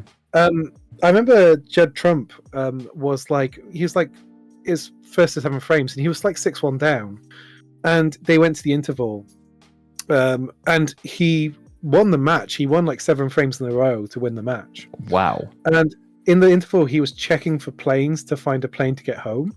And I was like, would you not like to do some sightseeing to like, watch the tournament? Yeah. And they just don't seem to have like any interest. Someone has just mentioned darts players. Go ahead. Go ahead, Fred. Go ahead. Oh no, please go ahead. Well, someone's mentioned in chat that darts players play with massive beer. I know for a fact that the darts industry kind of cleared up its act like 30 years ago, and they cannot drink any alcohol at all. They're not allowed. I was going to say this habit of going home immediately, it might be the most British thing ever, right? They spend all year complaining about the weather, and then the moment they have a chance to be anywhere else in the world, they'd rather just be home. That's incredibly British. Just want to go home and sit in the bath. Yeah, like I want to go to the pub. It's like I want to go to the pub down the street, but down the street is like half a world away.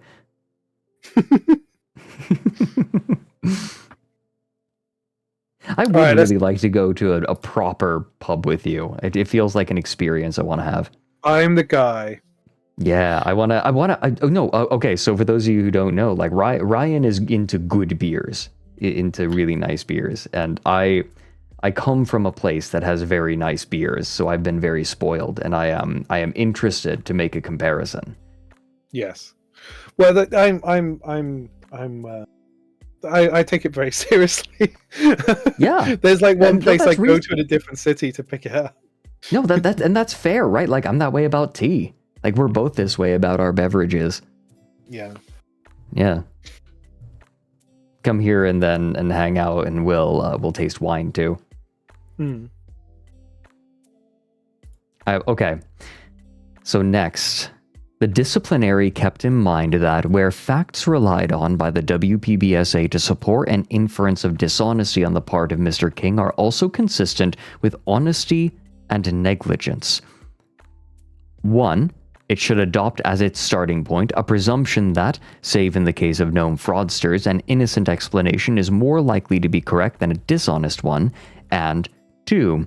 It should not draw an inference of dishonesty unless there is something that tilts the balance away from innocence or negligence and justifies such an inference being drawn.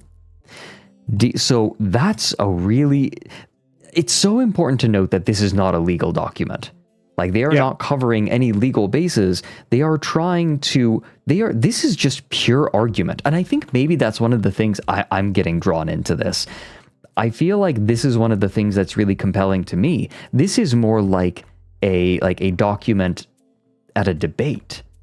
Yeah. Like, they're arguing their point and they are presenting it with logic, right? Like, here are our logical points that we are laying down in order to argue for his guilt. And I think this feels, and I think that this is almost refreshing because legal documents tend to be very like when you are making a legal defense or a legal attack, honesty is not your main priority. It's legality. You are playing to the law. But in this, you are like, maybe this is made to cover your legal bases, but the core idea, the core argument here is that of logic. And I think it's refreshing almost to read this, because logic is the core of the goal and the argument. Yeah. And people are talking about when Ronnie hit the table with his cue and it became a sort of mini scandal. I don't think it was a mini scandal. It was something to talk about. You can be, you can lose a match in snooker for ungentlemanly conduct. Mm-hmm. And also, if you are like, you get pissed off at the table and you just hit a ball, you cue angrily, that's consistent with conceding a frame. That's a way of showing you concede a frame, is to disturb the balls in a very destructive way. Fencing is very similar, I should note. In fencing, you're allowed to yell, right? You are like, I was a very vocal fencer. Like, people would frequently like rip their mask off and scream after a particularly intense bout, or even an intense touch. But there are certain things you cannot do. You cannot attack the other person. You cannot use your blade on them with their mask off at all. That actually happened to me in a tournament. You can get black carded for that. You will get black carded for that, period, for safety. And you cannot swear. You are not allowed to cuss when you are fencing. You can yell all you like, but you cannot cuss, and you cannot direct insults or threats to the other person during the bout. Yeah. Anyway, I get this, right? Like, there's a certain expectation of gentlemanly conduct. Yeah. So, but this is kind of laying out their point of view. Actually, I think it's interesting. That's actually a good point. Someone in chat pointed out also a hard touch. If you hit the other person with an obvious intent to injure, right? You're obviously not just going for the touch. You're trying to like injure them. That also can be black card. That can be a black card offense. Yeah. Anyway, sorry. Continue. I think it's one of those things where the referee has to judge, or umpire, I guess, in fencing. Is it an umpire or referee? Referee. Referee. Okay. It's referee in snooker. They have to make a judgment about the spirit the event's being held in, and I think that's important. If someone's winning a frame, and they I've seen players, they will play a shot and it will almost go in the pocket and miss when they've clearly won a frame, and they'll just sneakily sweep the ball into the frame, into the ball. Sorry, in the pocket. Sorry, forgive me. Yeah. And then sometimes I've seen I remember Dennis Taylor would if he lost position late in the frame and he'd clearly won, he would sneak a red ball at the pocket and put it in the pocket.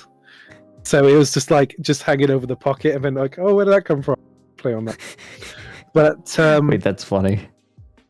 He's very funny. Dennis Taylor, I think I sent you a clip the other day about Bill Warbenek farting during a match, and that was being told by Dennis Taylor. So Dennis okay. Taylor's very funny. Dennis Taylor won the championship in 1985, and it's kind of quite an epic tale on how he won that. That's like the biggest underdog story in all of snooker. Dennis Taylor winning, so he's very funny. But it's the spirit it's being played in, and if he's obviously genuinely not teaching. He's cheating. He's having a bit of fun. So yeah, it's one of those things. It's about the spirit it's being played in. So yeah. This is pretty quickly, this is basically outlining how they draw conclusions. They're not going to go with the assumption he cheated. They're looking for solid causal links that can prove that he was aware he was losing on purpose. Right. Yeah, it's not enough to just say, I've got a hunch. You have to have something. Yeah. And I like point 21 here. I actually think it's nicely written. This disciplinary committee also kept in mind, as for WPBSA, reminded it, corruption is generally by its very nature concealed. Yes. So that's interesting. And some of the stuff you'll see here is, you can infer from some of the stuff that happens that there's stuff being hidden. There's corruption being hidden. Right. So the disciplinary committee took care to ensure that it did not simply lump together disparate allegations and suspicious facts of marginal relevance to the alleged facts underlying the charges, and thereby fall into the trap of interpreting what might in fact be innocent errors as dishonest acts or omissions, and then using those findings of dishonesty to justify further inferences of dishonesty as regards those issues, facts, and matters that are central to the charges. So the idea is saying, we are not using evidence of other wrongdoing or misconduct to, we are not using this event to justify, or other events to say, hey, this is also suspicious, and therefore we are going to call him guilty of this as well. It's just, can we prove this? Yes. Yeah, can we prove this one instance?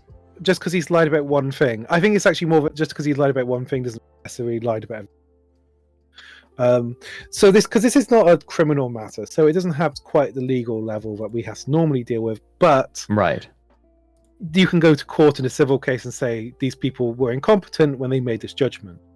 Yeah. You see what I mean? And unfairly, treated me, there's some corruption, whatever. So you have to be very careful not to produce a document that does. So you can skip this next section coming up. Okay, yeah. Oh, sure. yeah. I already read this? The other bit, it's fine. I've read that already, Yeah. All right, Here we go. So, okay. Now, this is interesting. Some introductory observations about Mr. King.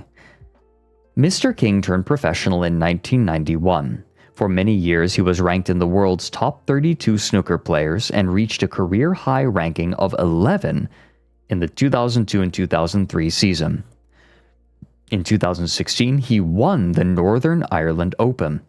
In more recent years, his ranking has slipped, although as at the end of 2002, start of 2023, he remained ranked in the top 64 players. Ooh, wait, what's this?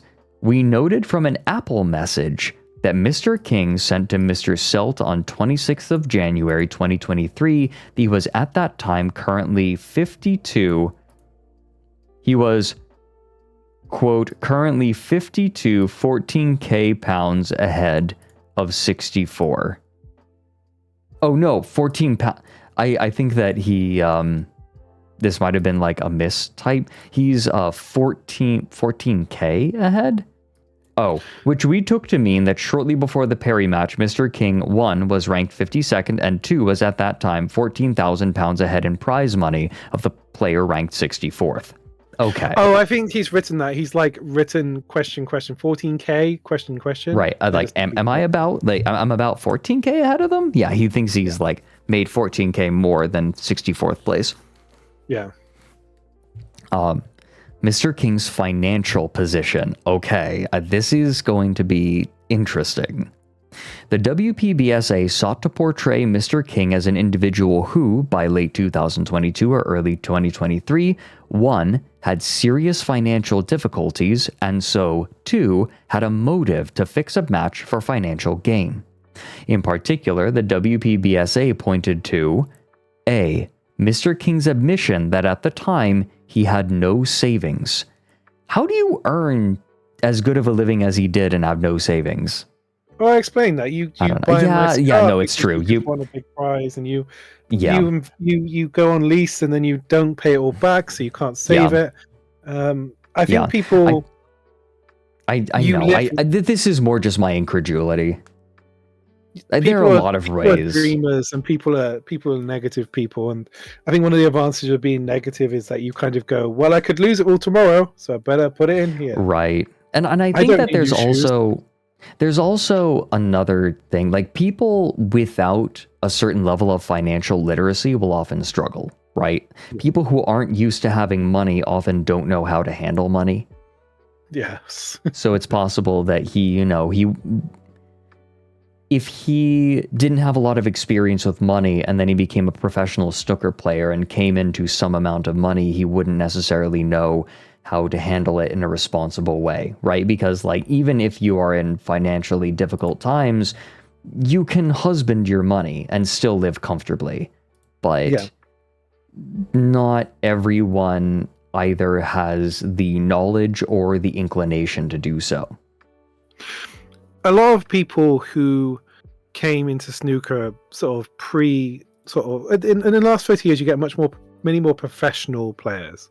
People who watched snooker and really wanted to be snooker players and took a professional approach to learning to play snooker. And before that, you get a lot of people who basically grew up in the pub and playing snooker. Right. And they were from a very different generation. And that's why people like Steve Davis kind of mopped the floor with them, because he was sober and he, he physically took care of himself and he spent time in a structured training regime. Whereas a lot of other people had a talent for snooker, beat the other people at the pub, went into the professional world and didn't really treat it as a profession as such. Yeah. And go back to the 70s, a lot of the people who started playing snooker, when they first in the 70s, Ray Reardon, who recently passed away, he was a miner and he was almost killed in a collapse. And so he decided to both start taking snooker more seriously and become a policeman. So he became a policeman and took snooker more seriously. And then he was like, when they first started the world rankings, they basically made him world number one because he just won the world championship. And they're like, obviously he's world number one.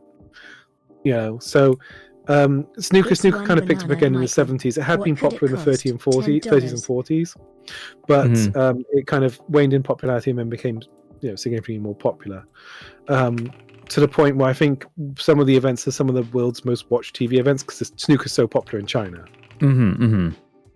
Whoever thought about exporting snooker to China, good job. That paid off. Yeah, right. Sorry, so someone in chat brought up this clip from Arrested Development. I read it and really thought. I keep quoting recently. There's a bit where George Senior is like threatening Tobias, and Tobias is like licking his hand. He's holding his hand over his mouth, and he's like, "Why are you licking my hand, you horse's ass?" And George starts barking, I put my hand over her mouth to stop her barking, and she starts licking my hand. And as soon as she does that, I'm just like, "Why are you licking my hand, you horse's ass?" Don't you judge me. You're the selfish one. You're the one who charged his own brother for a Bluth frozen banana. I mean, it's one banana, Michael. What could it cost? $10? You've never actually set foot in a supermarket, have you? I don't have time for this. It's very Willy Wonka and the Chocolate Factory, when he's like, let's say there's 100 Wonka bars in the world. You ate 4% of all the Wonka bars. 4%. That show is so funny. Yeah. Okay. Easily one of the funniest bits in that show is Anyang. Yes. They named the Korean child Anyang because that's all he says. He's just saying hello, but they assume that's his name. However, Mr. King explained as he had an interview that his savings were represented by substantial equity, which he put at £420,000, nice, that he had amassed over time in his family home, and weed.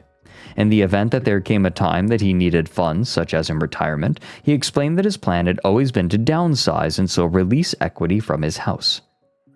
His house, which was 69 square meters. Yeah. I hoot and holler out to the disciplinary board as a bunch of losers tell me they're banning me from snooker.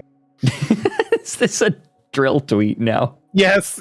Do you know we did the drill thing and I forgot to include actually the one that always makes me laugh out loud, where it's like the boss says I can kiss my ferrets at work, but no open mouth.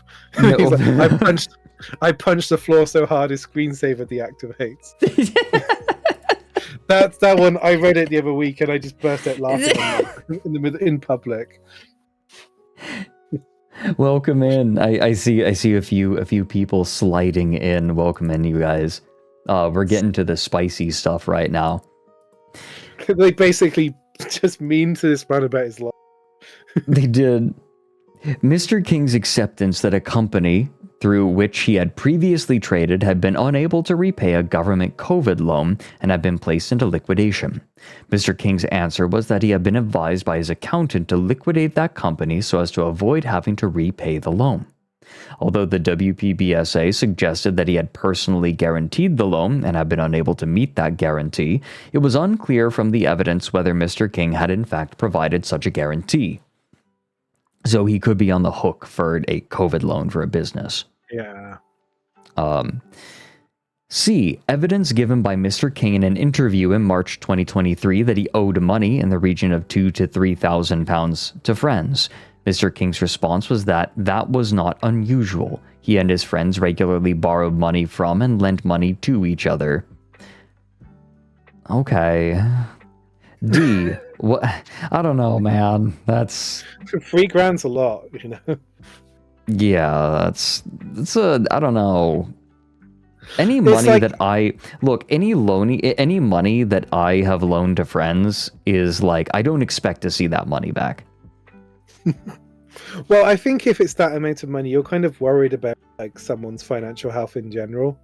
Right, exactly. Hey, Heidi. Hello. WhatsApp and Apple messages to and from Mr. King in which 1. He repeatedly chased for money that he believed was owed to him by third parties on the premise that he was in urgent, sometimes desperate need of funds. 2. He tried to do deals with third parties which would generate an income for him. 3. He repeatedly claimed to be unable to meet relatively small debts. And the fact that Mr. King was selling items on eBay at the time. Okay, this is slander. My family sells stuff on eBay sometimes. My dad does, and they're fine. It's just to get rid of it, right? I found this dead raccoon on the side of the road. Okay. Anybody want it? Hey, I found this whale. I chopped off its head and drove it back. You know about this, right? The whale head incident? Yeah, of course. Yeah. Mr. King provided explanations for how those items had come to be being offered for sale by him. I don't know, selling stuff, sometimes when you sell stuff on eBay or Craigslist, you're just trying to get rid of it, right? It's like, hey, if you have a way to cart it away, it's yours. However, in your dad's case, he's selling stolen goods. Yeah, I was going to say, the implication here is that these are stolen goods. Mr. King provided explanations for how those items had come to be being offered for sale by him, which implies that they are not his. I think it's kind of funny that they are dancing around explicitly saying that these are goods that he did not own. I think it's either that or he's selling personal effects he doesn't want to sell, right? Right. 30. Mr. King gave only limited evidence to support his position that, as at late 2022 or early 2023, his financial position was just fine. In particular... So the descriptor is like, oh no, I do fine. I'm fine. In particular, A, he provided no evidence as to what income he was in fact receiving from competing and playing as a professional snooker player at the relevant time. The best evidence that we had available to us was contained in 1. Financial statements for MS Snooker Ltd. So I think that this is... Okay, so we can skip a little bit here. Those financial statements recorded turnover of 98K and 38K respectively, gross profit of 90K and 33K respectively, and profit over loss for the financial year of 16,000 and 18,000 respectively. The bracket means it's a loss. Right. Yeah, so 16K profit, 18K loss. So he's losing money. He's lost money. Out of the companies he has, he's lost money. Yeah. Mr. Hornby's confirmation of the levels of prize money won by Mr. King in recent seasons. 2020 and 2021 is 32K. 2021 and 2022 is 49K. 2022 and 2023 is 17K. I think that's not a full season, but that's got to be mentioned. I think that's like a quarter or a half season. Okay. Yeah, because I was going to say, in certain professions, like mine, your income goes up and down, right? Yeah. So it's not and I imagine it's similar for a professional snooker player, right? Like it goes up and down. But still, don't know how healthy this is, right? It would be. I think that what these people might earn might be more regular than what I earn, frankly. WhatsApp and Apple messages from Mr. King to person A. On the 9th of March 2022, during a discussion about the arrangement to which we refer below, the arrangement I'm assuming being the match fixing, Mr.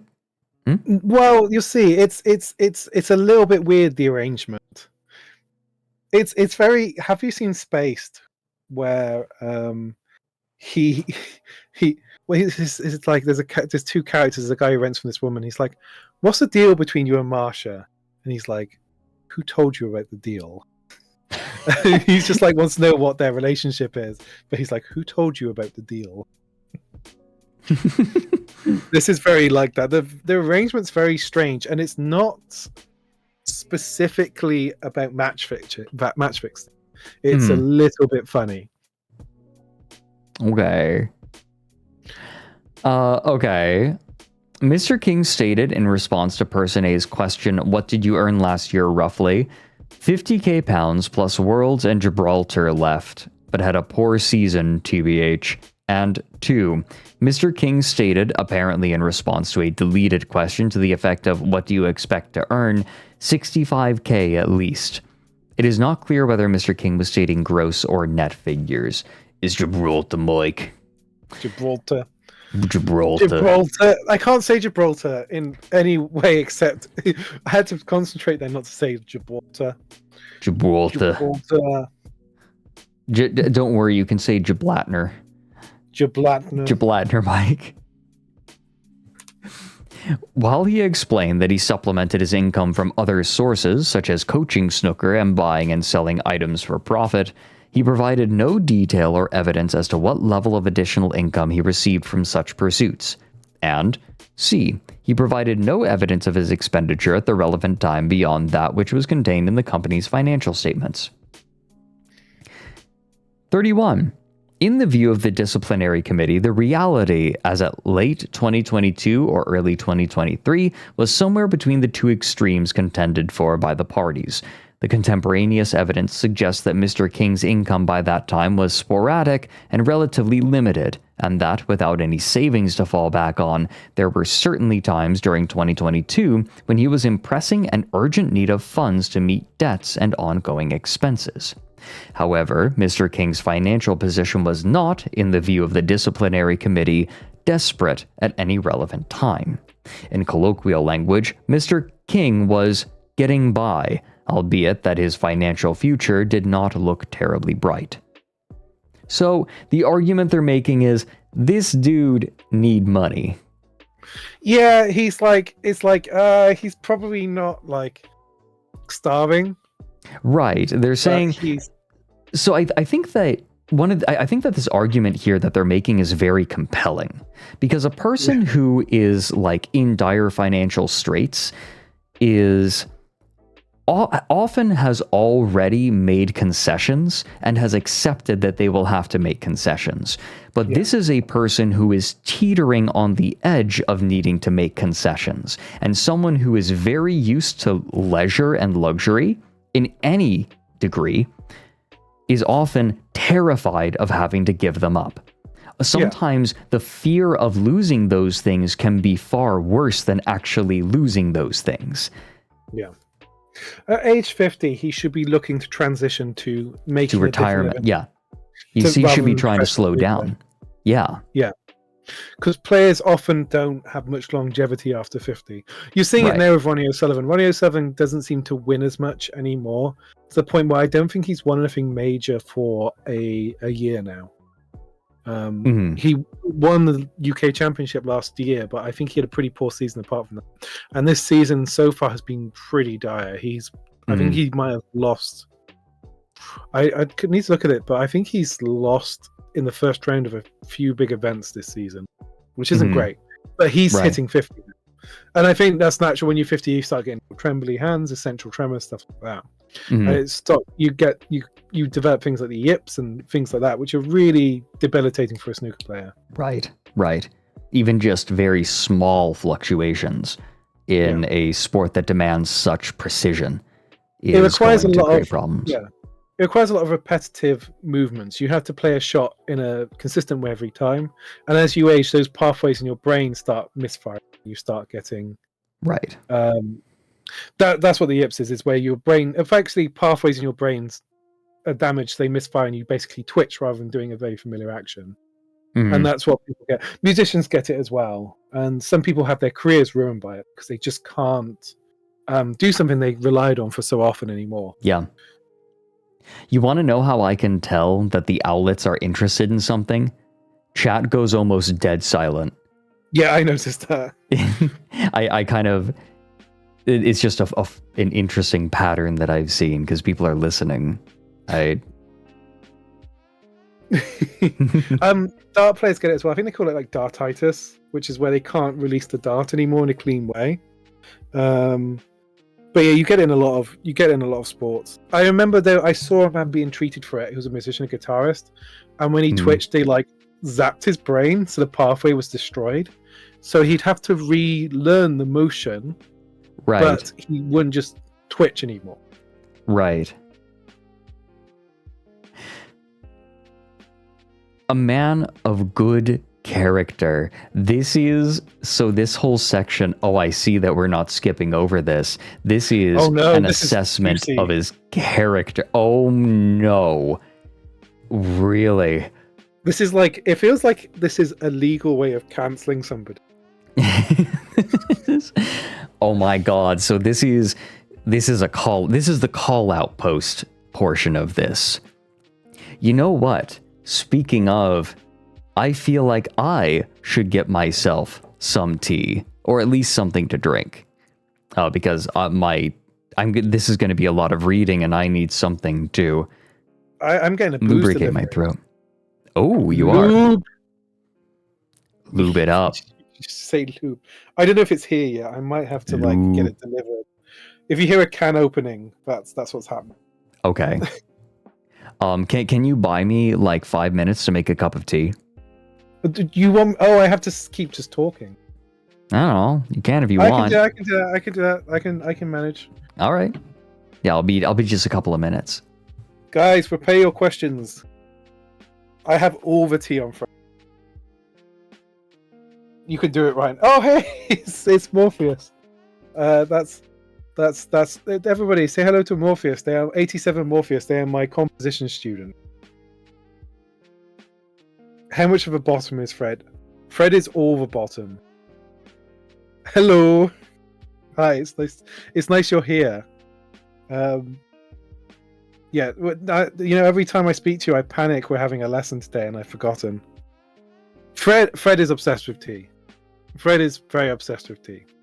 I mean, I can't really do much more than what you've seen. That Fred drinks tea near constantly, and will talk constantly about like what kind of tea they're drinking.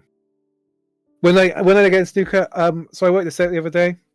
It was in 1998, so it was I was 7 years old, and because I think it was the year after Ken Doherty became champion. I think that was in '97, and I just saw it on TV and I thought it was really interesting. My gran used to talk about it because my gran was a big Jimmy White fan, who like never won anything. And that there's too many questions now. Slow down. She used to. It sucked to be Jimmy White fan because he was in the final of the World Championship like 7 times and never ever won a World Championship. So he's like perpetual runner-up, and he came within like points of winning one once and then just missed on the last shot. Will I fight one Fred-sized duck or 100 duck-sized Freds? I think killing Freds would give me more joy. Did Fred ever verbally abuse you or withhold payment? Never withheld payment. We've had our moments. We've had our fights, but that's just real life, you know. Favorite key signature? I write an open key. I don't think about it. So here's one of the. I'm going to actually talk about a genuine point here. Composers don't. So, you know, if you've ever studied music theory, and you have like they say, oh, this is like chord 5, this is chord 1, and stuff like that. Composers never think like that. We think in terms of like we just don't think about what key we're in. We just think in terms about what chords we're moving to, and or what pitches we're moving to and stuff like that. So we don't really think in terms of keys and different stuff. Gaps in Fred's pop culture knowledge. Oh shit, there are loads. Like so, Fred doesn't like a lot of interesting video games that I'm really interested in. Fred has never played Dead Space, which I said feels like a plot contradiction in like the plot. It's like got to be like the kind of game that Fred would love, but they've never played it. Shooters, Fred's hardly ever played any shooters, except Halo, which we both love. So that for me is like kind of sad because I really want to talk about like I love Half-Life 2. I don't know if Fred's ever played Half-Life. I've never played. Fred has never played Dead Space. I would suggest that for the Subathon. Fred should definitely be playing Dead Space because it feels Fred really loves Lovecraft, loves like weird body horror shit, and sci-fi, and it's like all of them together. Open key, yeah, you're getting mind drained. Open key. I mean, the thing about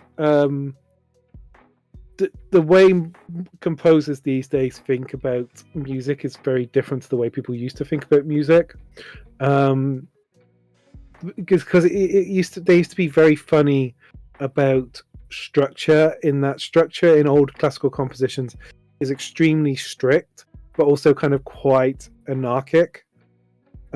So when you learn about old composers, that start in the same key, end in the same key, because in a lot of ways they were kind of the structure was basically a way for them to stick melodies together, different bits of material, and they had kind of less of an understanding of how music should flow, because the way they interacted with music, they probably heard less music than we do, and they also had less of an idea what their music sounded like, despite the fact they would tell you they could imagine it all, because composers can only do so much to imagine our own music. That's something people don't tell you. I haven't read much Lovecraft, but I like Reanimator. I like a lot of the films. Which composers do I think I could take in a fight? A lot of them, because they were generally quite sickly and quite small. Like people back in the Victorian era were much smaller than modern people. Music did used to be much more improvised, or entirely improvised. Improvisation was a bigger part of music historically than people realize. Composers like Beethoven and Mozart made a career as improvisers. Beethoven was Bach was more famous in his lifetime as an improviser than a composer. But the reason that we don't think about that anymore is because you didn't have audio recording back then, so it's gone. You can't hear what Bach improvised music like. Oh, you're back. I have talked like I'm I've back. mumble rapped my way through about 30 questions. Oh, good. Because you were literally what? 30 minutes. Oh, wow. Did I enter like a time hole? Did I interstellar myself? What was the composer won a piano competition by turning the sheet music upside down? I feel like that's not real. Because I feel like you'd know. It's like if you turned a book upside down, some of the words would still be words, like the P's would become D's, but you'd immediately recognize it. You know? Right. I was talking about how I'm surprised you never played Dead Space, which is just bananas. Right. It's one of those games you think I would have played at some point along the line. I think I was getting into PC gaming by the time that Dead Space. They did have PC ports. They did, but I was like more getting into strategy games. I think when Dead Space was a thing. See, this is what I was talking about. They said, "Are there any pop cultural like gaps you have that I really frustrated by?" And it's like you haven't played many shooters because I loved shooters growing up. It's true. Have you ever played Half-Life 2? I felt like you haven't. I have played Half-Life 2. I have played the Half-Life series. Okay, but I feel you never played Call of Duty, which is like I know it's a bit... Never played. Yeah. I know like that the games are good.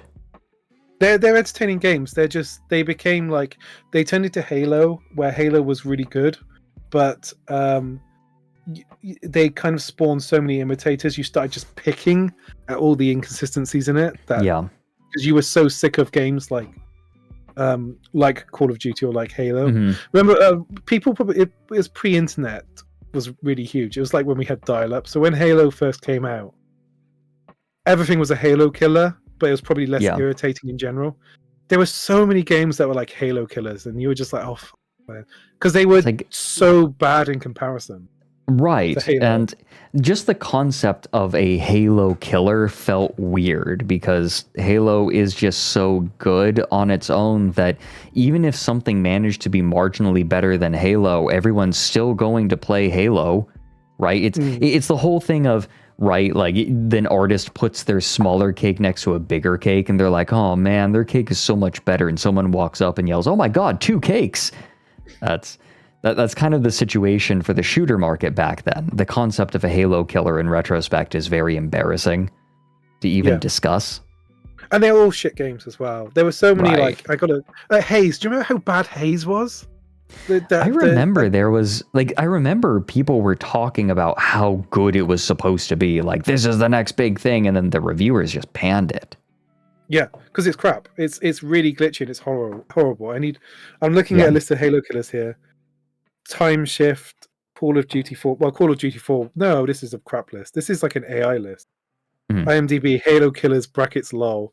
Advent Rising, Warhammer 40k, Fire Warrior, Haze, Killzone, Gene Troopers, The Conduit. Have you ever heard of any of these games? I've heard of Gene Troopers, not Conduit. Chrome Chaser. No, not. I have not heard of Gene Troopers. I've not heard of Conduit. I heard of one of those. Do you know why I hate Haze so much? It's because it's the company that developed Time Splitters, which is one of the best first-person shooters ever. People have been wanting. I love Time Splitters. It's so much fun. It's a great game. I love all of the Time Splitters games. Cat, how dare you? No, don't. Gabbro's trying to get at my cakes, my cookies. I need a cookie. I need those. Those are my energy. I'm taking Mary's advice and making sure to have snacks at all times. Yeah. I'm going to order you some more snacks soon. Gabbro just shoved her tail in my mouth. It's like that Markiplier clip, but it's just a tail of a cat. I love that clip. That's one of my favorite clips on the internet. Microphone just goes in his mouth. That's so special. Oh. Gabbro. Oh. This cat. Oh my god, you act like I don't feed you at all. You act like you don't have all of the fluff.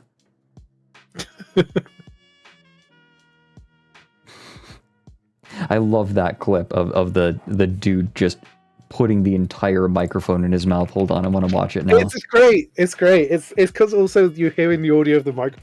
Yeah. It's one of the best things ever. Interview. Here we go. Drunk guy eats a microphone. Good morning. Here we go. This is one of the. I'm so glad this became a meme. I was thinking of the Markiplier one. There's a Markiplier clip. No. I'm thinking of this one. Good morning, Glenn. You tell us something your mum doesn't know. Yeah. Oh. Oh.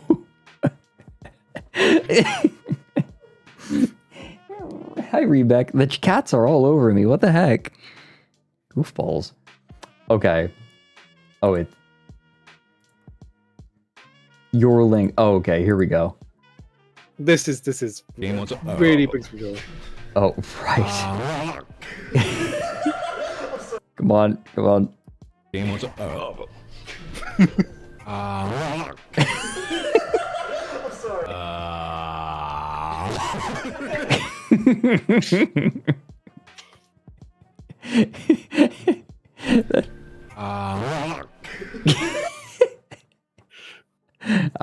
It almost feels unreal because his reaction's so perfect. It is. That face is perfect. Lumi's here. Lumi. Hello. Thank you for the raid. Still 25 hours of Loom raid. That's 5 hours fewer than yesterday.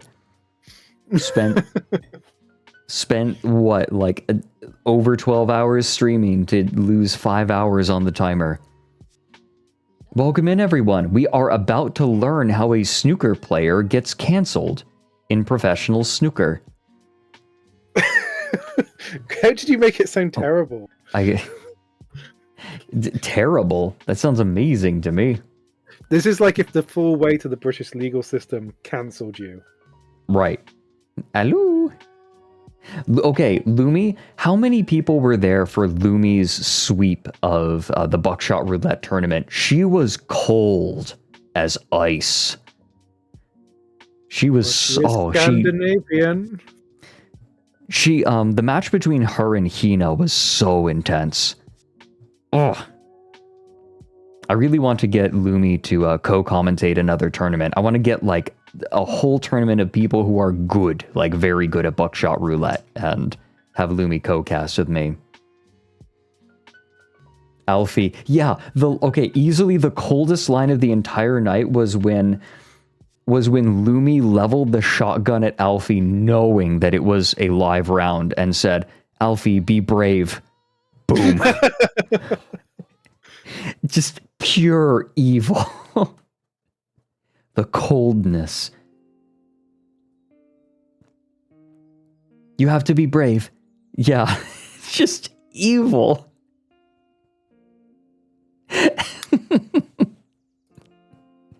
Oh, that tournament was actually one of my favorite things I've ever done on stream. Easily one of my favorite things I've ever done on stream. That was so much fun. Okay.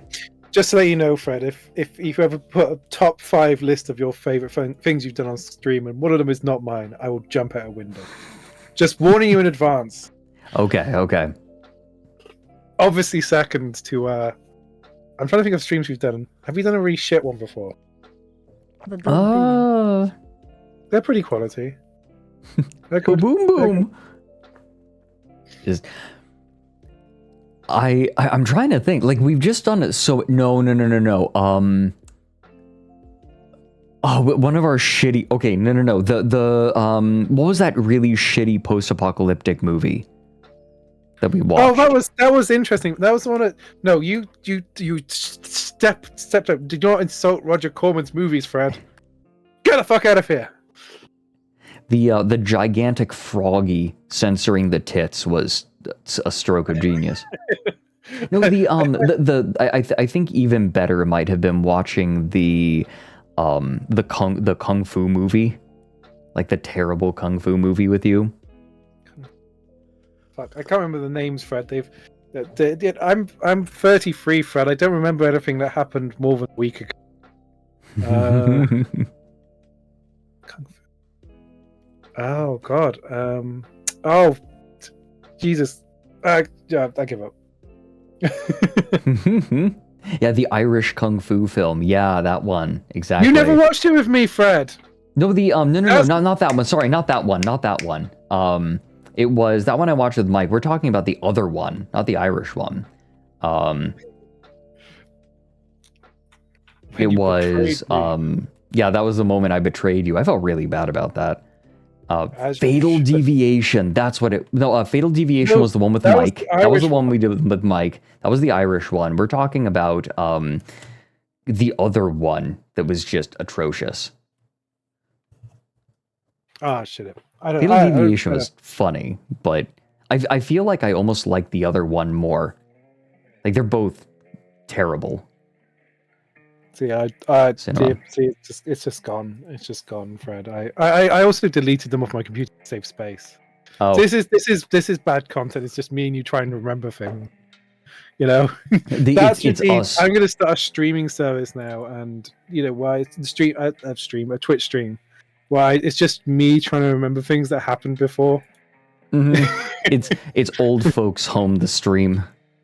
I'm trying to remember who the Home Secretary was in 1998. Parole violators. That's what it was. That wasn't a kung fu movie. That was just a dumb action movie. All I remember from that is like being able to see all of that woman's like business through her pants and having to censor it out, even though she's wearing like trousers and underwear. That was horrible. That's also her just trying to be sexy was the least sexy thing ever. I feel like every bad action movie where women act seductive is the least sexy thing ever. It is. Yeah. It is. It looks like they've got a brain prion. You know, like they've just like it just looks so weird. It makes a bad movie trashy. Yeah. It adds a debuff. That's also what like our early Star Trek: The Next Generation episodes. Do you get like the trashy? Yeah. Actually, Yar does it in the second episode, where she tries to seduce Data, and it's so disgusting. So bad. He's fully functional. He's fully functional. Hey, Roy. Yeah, we're gonna have Roy on very soon. Roy is going to teach us about Power Rangers. No, I'm Buff Riker. But Buff Riker's classy. He plays the trombone. Yes, yeah. He plays the buff trombone. Only classy men play. He plays the bass trombone. Only classy men play the trombone. Okay, I want to learn about Mr. King's character in this snooker chess cheating scandal. Snooker chess. Snooker chess. I'm so every cheating scandal is a chess scandal now. Chess cheating scandal, the snooker chess cheating scandal, the Power Rangers chess cheating scandal. So we are going to learn. So we know that he probably wasn't in a good financial state. So we're trying. This is evidence. Fred, there's a comment. I just want to go off on it, but I also can't read the username. Why did Noonan's song build a robot with a penis? Number one, he's an android. Number two, I just answered the question for you. Then get the fuck out. Because he's an android. He's an android. I thought you were asking like why. Yeah, he's a human from head to toe. Yes, exactly. He's human-like from head to toe. Anyways. Anyway, carry on. A man of good character. The parties were also at odds as to how we should view Mr. King's character. Mr. Baker invited us to view Mr. King as a man of good character. The WPBSA sought to portray him as a man who paid little heed to the legality of something if there appeared to be a profit to be made. The evidence, both Mr. King's own evidence as to how he generated income other than from playing snooker, and from the contemporaneous WhatsApp and Apple messages that were before us in the view of the disciplinary committee, demonstrated that Mr. King was indeed at the relevant time willing to act in a manner that, viewed objectively, was likely illegal, and that Mr. King in fact knew was of dubious legality. I know that this is a classic gag, right? You say, like, I am an upstanding individual, and then the prosecution brings up a letter to a confidant that says, man, I love doing crime. Yeah. Like, this is a classic setup, a classic comedic setup. Yeah. If acting in that way would result in profit for him. In other words, the fact that an opportunity was or might be illegal or illicit was not something that deterred Mr. King from taking that opportunity if he considered that there was a profit to be made from that opportunity. Mr. Perry described Mr. King in interview as a wheeler dealer. That was just the Sam Bankman-Fried trial. Okay, actually, wait. Yes, that actually was the Sam Bankman-Fried trial. Like, where he says, I was just trying to act in the best interest of everyone. They bring up an email that says, man, I love doing crime. Yeah. Oh my goodness. Not nobody here. Thanks for the 10 gifted subs. Who picked those up? Anti-Dear Presence got one of those. Anti-Dear Presence is the person who took over for me during a game of Mario Party when me and Hugbees could not be in the same goddamn game.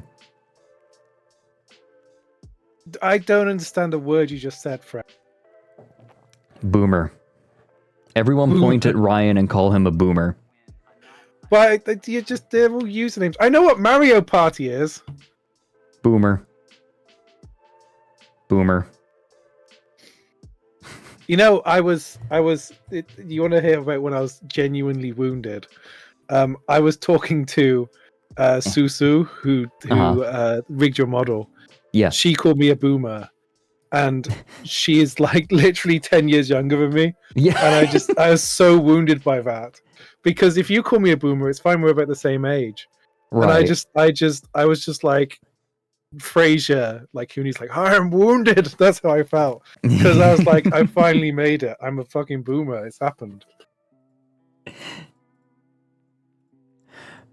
Okay, if one defines such a person as an individual who tries to make a profit or gain, regardless of whether that involves breaking rules, then that is an apt description of Mr. King.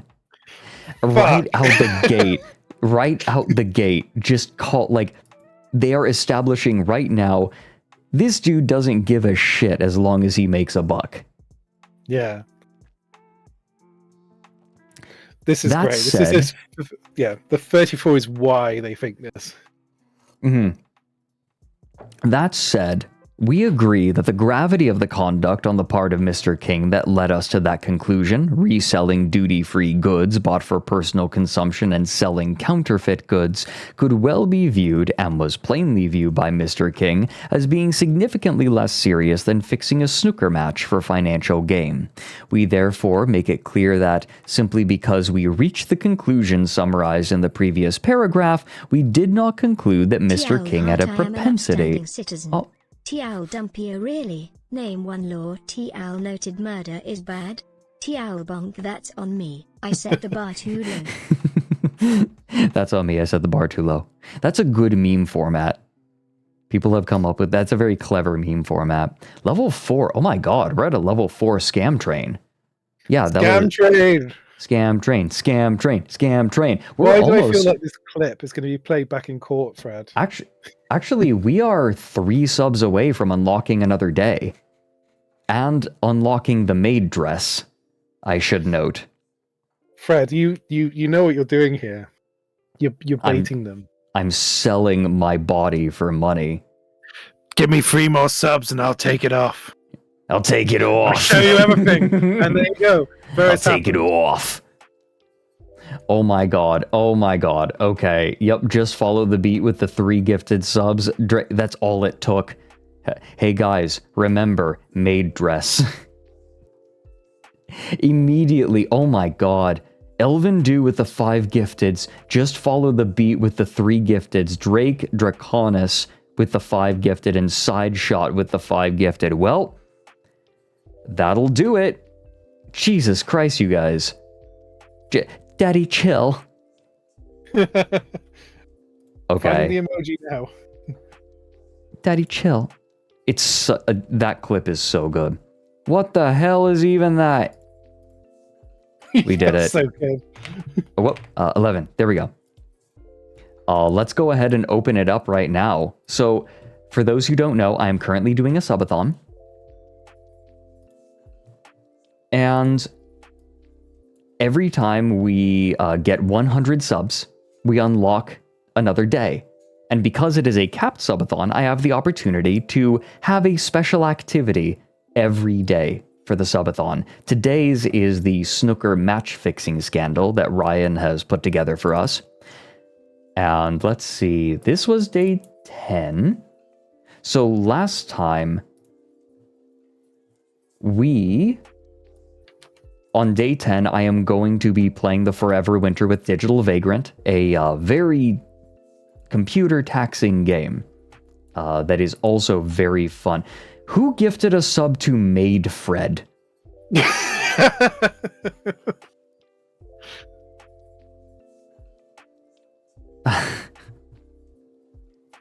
Fuck off. Aw, thank you, Jordan. So, we open up the door, so you can see on the outside of the door is what we unlocked. We will get a maid outfit going. But that day, we are going to be talking about Nigel Cheese and the electric universe pseudoscience theory. This sounds like a character that's been invented. He is real. Nigel Cheese. Nigel Cheese. Nigel Cheese sounds like Mary's real name. So, yeah, right. The electric universe theory is a weird part of pseudoscience, and Nigel Cheese is a particularly devout pseudoscientist. Did you mix up your Mage of the Ascension books and your projects again? No! God damn it. I am not immune to the fact that yesterday the dude saying "Clue disappear" is operating under mage logic. Welcome in, Vergilian. And Stardust Sloth, thank you for the 5 months. They said I heard something about a maid dress. Oh dear. I'm excited for like 12 and 13. See if you're going to do something really humiliating. Ooh. We have okay. Yep, and if we get day 14, that's the return of Lorem. That's if we can unlock 3 more days, the last 3 days of the subathon, then I have Andre on tap to make a fresh furry model for me. I'll do it. I'll do it. There's a secret day 15 where you go get a real job. It's the ultimate humiliation.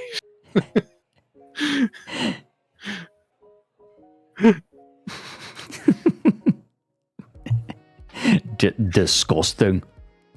Disgusting. Imagine if you worked in a bar. That'd be hilarious.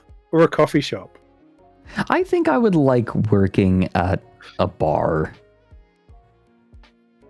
I think that's a romantic view held by someone who didn't work in a bar for 6 years like I did. Okay, that's fair. Coffee shop would be nicer. I would like to run a tea shop more. Partially because I actually know tea. All you have to do is move to China. There are loads of tea shops in China. Oh, really? Yeah. Huh. That sounds like the kind of thing. Well, I mean, of course there are. It's actually true. As my experience of being there. I would, my misanthropy would start to come to the fore in a customer-facing environment. It's true. People have not everybody, but like the 1 in 100 people who are total bitches ruin it. Oh, no worries, dear Presence. You know I'm a perennial lurker. Anti-dear Presence. No, take it easy. The subathon is going lovely. I'm having a wonderful time. People were warning me about doing a subathon, right? And, you're going to be exhausted. But I don't know, day 3, and I'm feeling good. I'm liking this. Yay! You're almost like 5%, sorry, 1/5 of the way through it, and you're feeling fine. You'll be okay, Fred. Like, I'm feeling good. Me on a bike ride. I'm 1/5 of the way through. It's gonna be fine. It's technically day 4, but this is the third full day, right? I had a 5-hour day 1, to debut the first outfit. Okay. Anyways. That said, we agree that the gravity of the conduct on the part of Mr. King that led us to that conclusion, reselling, right, he was fine, reselling, scamming. That's so funny that he was a scammer on the side for money. We therefore make it clear that simply because we reached the conclusion summarized in the previous paragraph, we did not conclude that Mr. King had a propensity to act dishonestly, or, to use the words from Jafari Fini above, that we should regard Mr. King as being akin to a known fraudster. Our conclusion simply meant that, when we came to consider the totality of the evidence in this case, we were unable to view Mr. King as an individual to whom acting dishonestly for financial gain was a completely alien concept. This is so insanely diplomatic, and if I had to guess, is an attempt to get around UK libel laws. In the libel law, people generally don't get... People in the UK, I think, are generally less litigious. But I think this is a professional company that deal with sports disputes. So they will be working on the sort of easing on the side of caution when they describe him, They don't want to come across as unprofessional. Right. And I think like what they are trying to espouse here is this seems...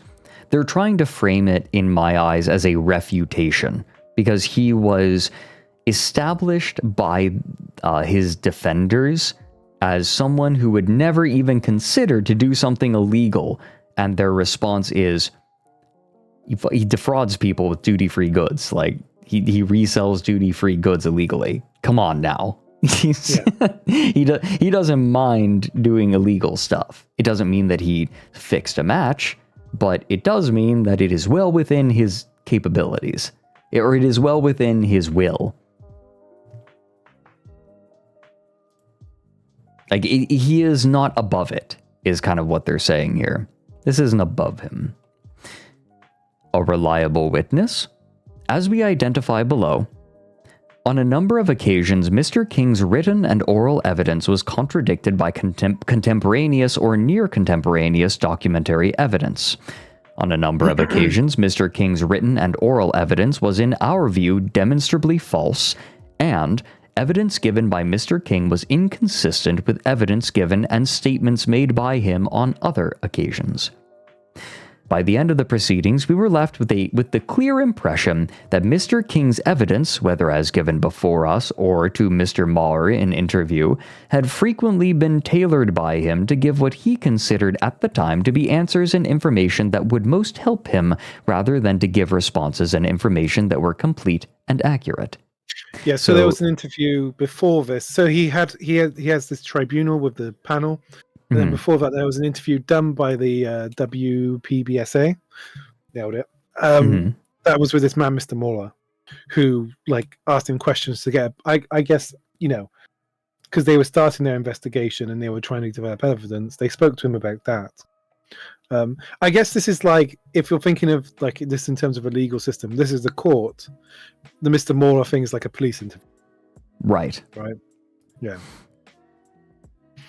As a result of that, we concluded that we needed to exercise caution when considering whether or not we could accept evidence given by Mr. King, save where it was corroborated by reliable documentary evidence or by evidence from another whose evidence we considered to be reliable. So, they just outright said, yeah, he's bullshitting us. And we're not trusting anything that he says. Without something to back it up. Like, we cannot take this man at his word in any way.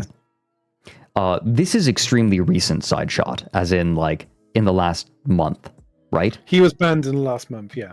Yeah. This might have been done before it, but I think there is a date. One second, let me check the dates on the You stay where you are. This was... Oh, it's at the bottom. Give me a second. I'll find it. 30th of July 2024. This is, but it became public in the last couple of months. Okay. So yeah, a few months ago. 4 months ago, 5 months ago. Yeah, 4 months ago. As will be apparent below, we frequently concluded that we could not accept evidence given by Mr. King that was not so corroborated. That is so bitchy. What a great way of putting it. Betting patterns on the Perry match. So this is basically, I'll précis this. Sports Trader is just an organization which looks at sports betting patterns and can provide them with information. Right. And when the day of the match, they received an alert saying there had been suspicious betting on it, essentially. Oh. So yeah, they have this guy, Mr. Carmichael, comes in and he says that the Perry match had generated the highest betting turnover in euros, 191,000 on of any match in the Welsh Open. And then if you go further down, there's by way of comparison here. Right, and it's like, why this one? This is like a perplexingly large amount of money. Yeah. Sport Radar has access to betting data from a wide array of bookmakers. I've explained this. Okay, you just explained that. Okay. Yeah. So that's all. Just I've explained that. Very large, DA yeah. point, Mr. Perry.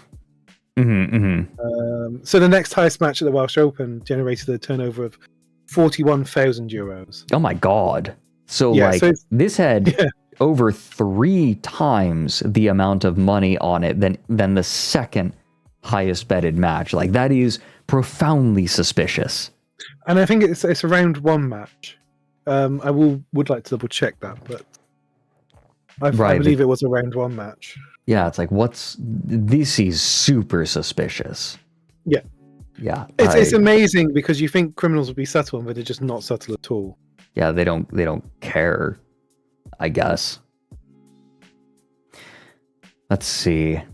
Exceeded by some margin. Okay, the attempted turnover of singles bets on the Perry match exceeded by some margin the total of singles bets on all of the other 19 Welsh Open matches played on the same day put together. Yeah.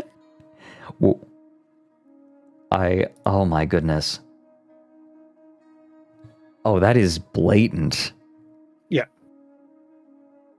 Ooh, I'm getting crusty audio. I need to fix this. This is just on my end. I sometimes get crusty audio.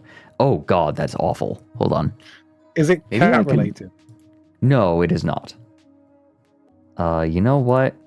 Let me try something. Oh, it's getting worse. Oh, that was the worst. That was the worst. Goodbye, Oh, I hate everybody. this. One moment.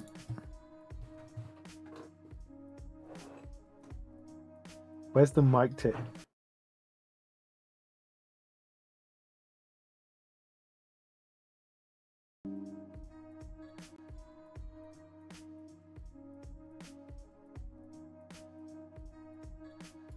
Okay, there we go. Fixed it. Sorry about that. That was... Yeah, Windows for some reason does not like this. Maybe I need to update my drivers. Oh, it's a Windows problem. I'll spam more Windows emojis. It might be a Windows problem.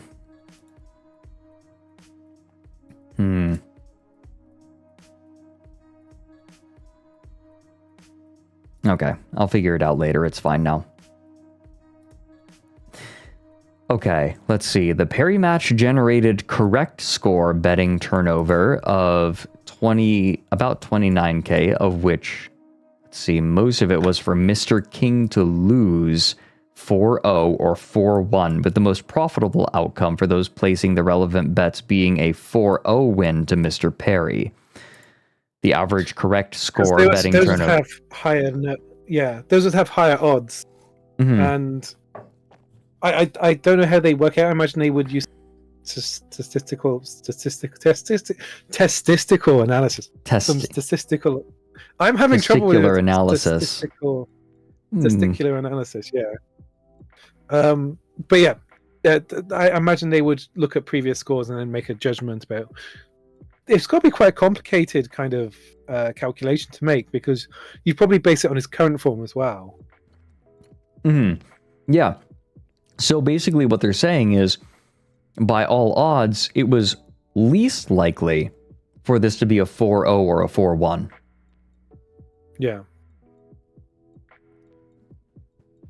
So what we have is a huge number, like a huge amount of money being put on a very unlikely outcome. And I that wouldn't say it outcome was very unlikely, but less likely than just a Perry victory. significantly unlikely. Significantly less likely. Excuse me, cookie. Yum yum yum. Yeah, I was I'm just thinking snacking. that. Whereas with the John Higgins, you could almost argue it's a 1 in 4, 1 in 5 chance of a whitewash. So you probably have, you probably have a odds of 5. Yeah, 1 you 5 to 1. basically have a bunch of people betting a bunch of money all at once on an unlikely outcome. It's weird. It's weird. And it sure is convenient. Let's see. The average frame cam. So yeah, yada, yada, yada. As well as investigating the nature and volume of bets placed on the Perry match, Sports Radar investigated when those bets had been placed and who had placed those bets. As regards the first of those matters, betting had started on the 11th of February, continued on the 12th of February, and continued on 13th of February, before and during the Perry match itself. That, the WPPSA contended, was significant, given that, as set out below, the only explanation offered by Mr. King during the course of the WPPSA's investigations as to why anyone might have considered him likely to underperform in the Perry match was the revelation of a health issue just before and on the day of the Perry match. We consider that below. Yeah. As regards the second of those matters, the betting operators and the Gambling Commission have provided data as to who bet online on the Perry match. 33 bettors were so identified. Of those 33 bettors, I'm just going to say we, right? We identified 19 bettors who were said to be 19 bettors who were said to be located in the same geographical area as one another. Mr. King did not challenge our evidence as to the whereabouts of those individuals, who were said by us to be connected directly or indirectly to one another. Once again, Mr. King did not seriously challenge our evidence as to the connections between those individuals or to the suggestion that they were, at least in very large part, all connected with one another. And who were said by us either to be known to Mr. King or to be indirectly connected to Mr. King through Person A, who is a sports bar owner, or Person B, who is a professional gambler. Oh, I see. Oh, I see. Can you imagine someone introduce themselves as a professional gambler? Oh. I've met a professional gambler, funny enough. I think there's a difference between like being a professional poker player and like being a professional gambler who bets on sport. Kat, diese sind meine Kekse. Scheißkatze. So I see you turning around. You're putting your body in between me and the cookies so you think I can't see. You're not clever. You're a little clever. She put her body between my face and the cookies.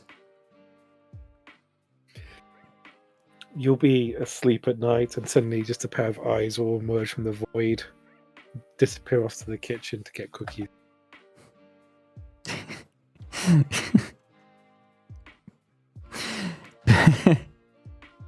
Person A and Person B were also said to be connected to one another. Mr. King did not challenge that position, although his submission, in the light of evidence given by each of them, was that there had ceased to be any contact between them in about November of 2022.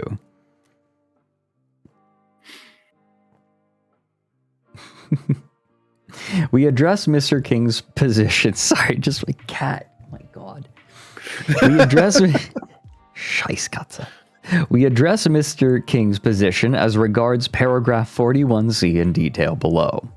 For present purposes, it suffices to record that Mr. King agreed that he knew Person A, the sports bar owner, as a result of having played a small number of exhibitions and matches at Person A's bar, and as a result of having had some commercial dealings with him in 2021 and 22.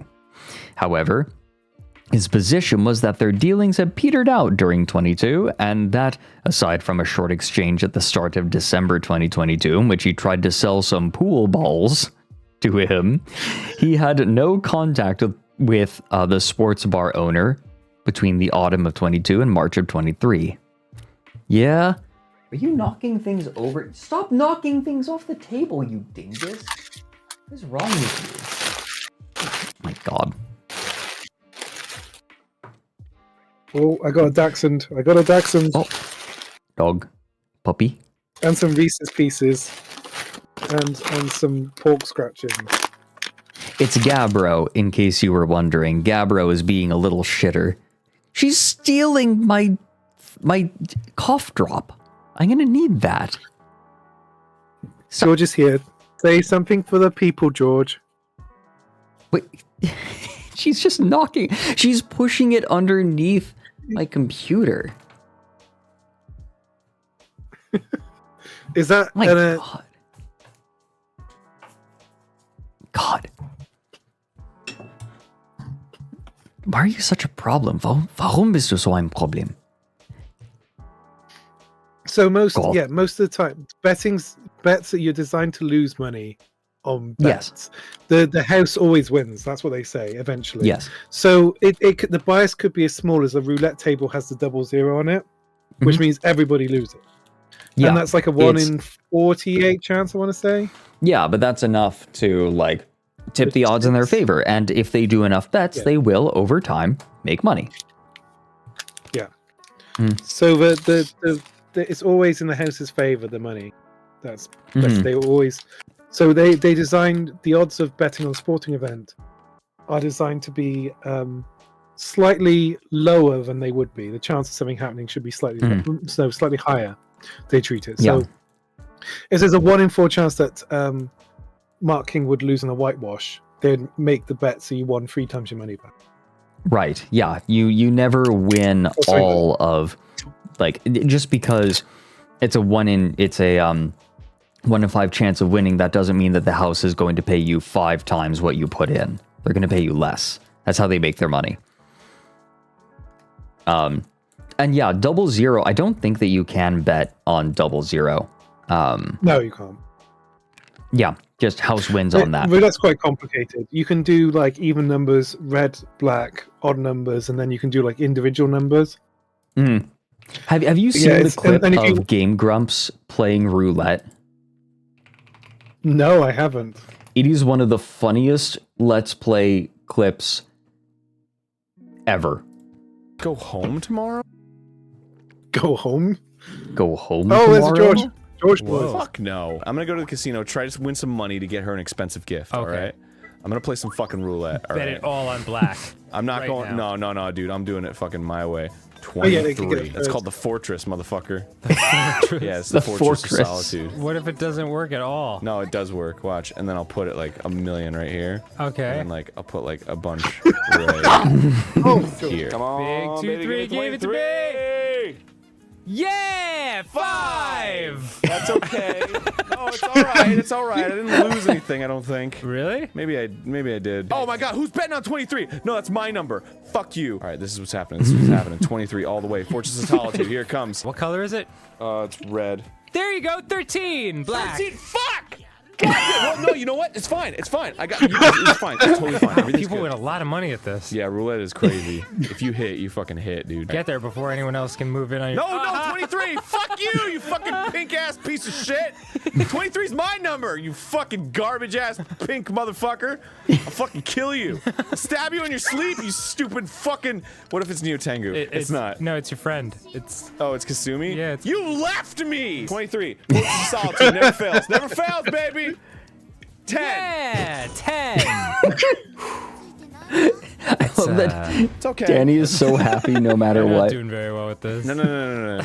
You don't understand. It seems like it's costing me a lot, but then when 23 hits, you're gonna see it's gonna fill up the whole fucking screen. Okay. It's gonna be a goddamn Trump Tower of fucking white chips. 23! 23! 23! Here we go, 23! Here it is! 23! 14! Hey, all right. I did okay. It's gonna hit. It's gonna hit this time. I'm telling you, dude. I'm fucking telling you. I don't know about this. 23! 23! 23! 23! Here it is! 23! Fuck! Yeah! 31! Fuck you, 31, you fucking piece of garbage, shit-ass penis licker! Licking penis! No. Don't you dare. Don't you dare. Not on 23. That's my number. You don't understand. This is so hard to watch. When the fortress hits, it hits hard. It's never gonna hit, dude. It makes my penis go doki doki, dude. And then I panic. 32! 32! That's almost 23! That's 23 I'm backwards. so close! I'm so close! That means the next one's 23! That's what it means! You have lost $20,000. No. Yes, lost $20,000. I haven't lost it because I haven't stopped playing yet. Oh, yeah, that's a really healthy way to look at it. After the win. 18! That's 2 and 1. It's okay. No, it's fine. It's all right. It's okay. Aaron, would you please stop? What? No. What's the big deal? All right. What's going on? This is the last time. No, I don't understand. This is totally the last one. No, what do you? What, no, seriously, what's going on? This is happening. Do we need to turn it off for a little bit? Oh, so you can put money on 0 and 00. No, you can, yeah. But it doesn't. It isn't associated with anything else. Yeah. Here it is. Unbelievable. 26. That's not even in a fucking area. That's wow. Oh, that started a hit a little bit. Does it touch? Whoa! You like that shit? Damn, you made all your money back. But it wasn't 23, so. Watch this. Watch this. Watch it. Watch. Here we go. Watch. Here Watch. we go. Watch. Oh my god!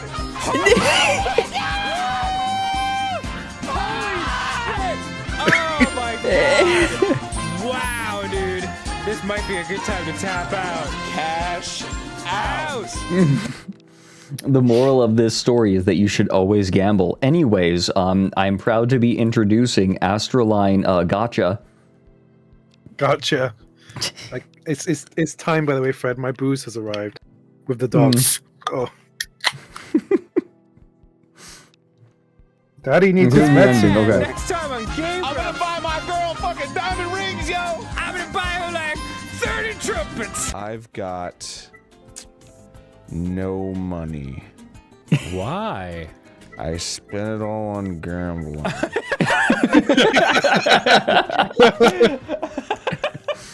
Spend it all on. But it's gambling. okay. Did he turn into Blinket? I spent it all on gambling. All right, George. I'm sorry. I know you're cold. I need to move this bag. Okay, blanket. I'm sorry. I want to keep moving on this document, Ikapika. Yeah, let's go. Yeah, we gotta keep moving. Analysis of the betting accounts of those bettors who have placed significant bets on the Perry match also revealed that a number of the accounts used to place bets on the Perry match had been opened shortly before the Perry match, did not have a prior history of being used for betting on snooker at all, had not been used to bet on snooker matches other than the Perry match and in some instances the Higgins match, So these accounts only bet on the 2 matches that he fixed. That is so suspicious. Yep. Well, oh, they suck. He wasn't found guilty of betting on fixing the Higgins match, but it does make the Higgins match very suspicious. Very suspicious. Suspicious. Yeah, they are linked by these accounts that only ever bet on this other suspicious match.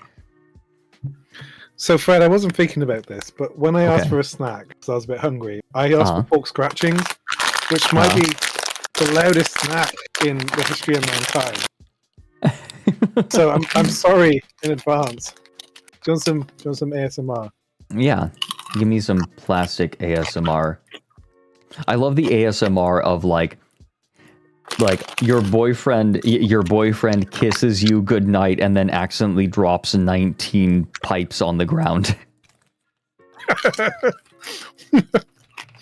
Oh god.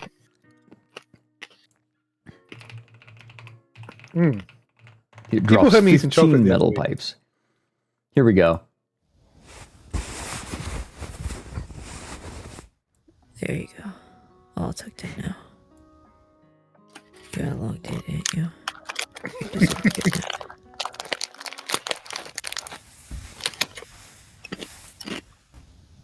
Oh,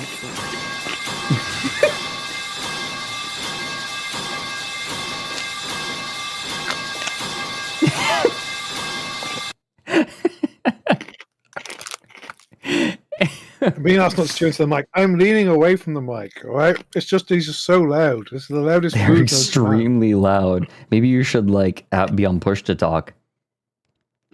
No, fuck you. Oh my god. Don't invite me on your stream and make me go push to talk. Oh my god. It's fine. I'll eat it. Anyway, I'll be as inconspicuous as possible, right? Okay. So these accounts that yeah, Ryan. It's fine. Carry on. Had been so all of these accounts, these 19 accounts. Everyone who bet significantly on the Perry match, have been opened shortly. Like the accounts have been opened shortly before. They did not have a prior history of betting on snooker. They did. They had not been. They had not been used to.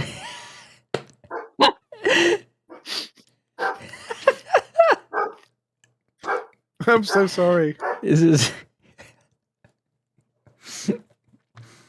Here, let me add to the ambience. Wait, I closed it. Here, I'll add to the ambience here. Tell us something your mom doesn't know. Oh. Adding to the ambience of the UK. This is just UK ASMR. Yes. You fucking what? I don't feel like everybody's cliche of the UK really applies to me. So really? It's yeah. UK I can't do good impressions of British people. Chocolate is calling it UKSMR. It's good. I'm I like so it. mad. You're all right, Chocolate. You're all right. Chocolate is not okay. So these accounts had not been betting on snooker at all, and if they when they did bet, they bet way smaller sums. Like they never bet as much. The evidence also demonstrated The evidence also demonstrated that it could not be said with confidence that each individual bettor who used an online account to bet on the Perry match was in fact betting on his or her own behalf or with his or her own money. So, implying that it could have just been these couple of guys using these dummy accounts to bet their money. Person A and person B. The evidence before us demonstrated that certain of the individuals who were involved Fred. Mr. Chapman, you have just made a powerful enemy. I warn you. Carry on. The evidence before us demonstrated that certain of the individuals who were involved, or apparently involved, to use a neutral term for the time being, in betting on the Perry match were experienced in establishing betting accounts in clean third-party names, i.e. names not previously known to the relevant bookmaker, and then either using those accounts themselves for their own bets or offering those accounts to third parties for use by those third parties. Oh my god, so they had been known to use dummy accounts. The evidence did not enable us to reach any conclusion as to which bettors might have been betting on the Perry match on their own behalf, and which might have been betting on the Perry match on behalf of others. From the evidence before us, though, we concluded that the bets placed on the Perry match likely comprised both types of bets. So, what they're saying is that a significant amount of these accounts were dummy accounts, fake accounts, in order to mask the fact that it was just one or two people making these bets and hiding their identity. Yeah. Absolutely, and this is a basic breakdown of this page. That you can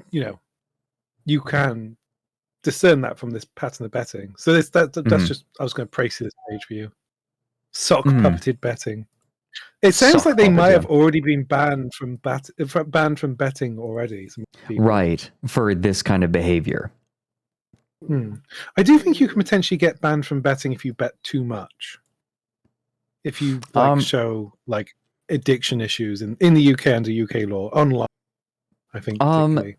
There's a really good DW documentary about online sports betting. That is it is very it is not complimentary to online sports betting. It is a horrifically predatory business model. Yeah, I was going to say it was a cancer on society, but it is very, very. I have opinions. I have some very strong negative opinions on Pepsi women. I have some very strong negative opinions on gambling and sports betting. It just looks so miserable, some of it. I think like there's a different feeling to. Okay, let's say we're watching Game Grumps betting, and he just kept betting on. I can't even remember the number now. This is the 33. He ended up winning 42? like 15. Yeah, he ended up winning 15K. Well, let's say that money to him wasn't like a huge part of his income. He was betting money he could afford and just having fun with it.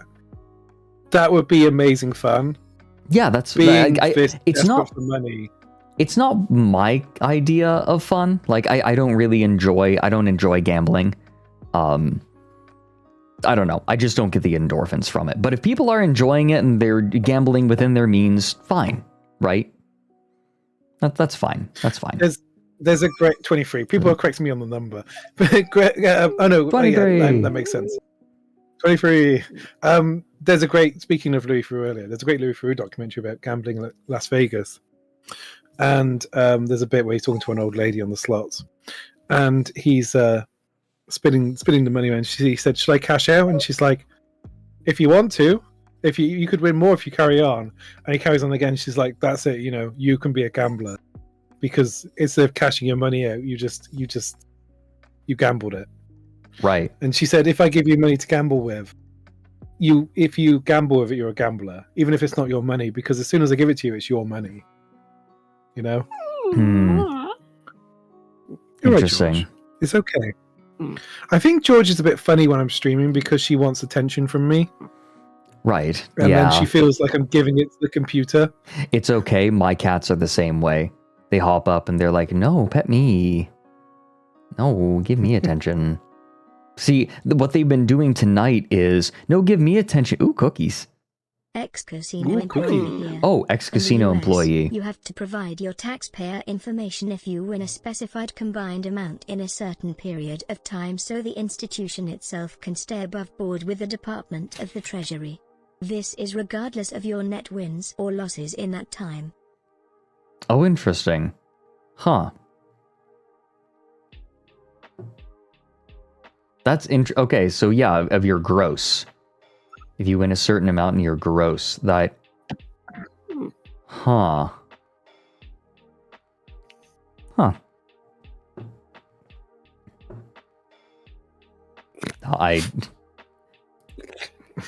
George That's just now interesting. started sneezing. Bless you. It's to help Bless you, my curb child. financial crimes like money laundering. Right. Yeah, they're not worried about predatory practices. They're worried about money laundering. Yeah, It's that a makes Breaking sense. Bad. Mm. Oh, George, All stop right. it.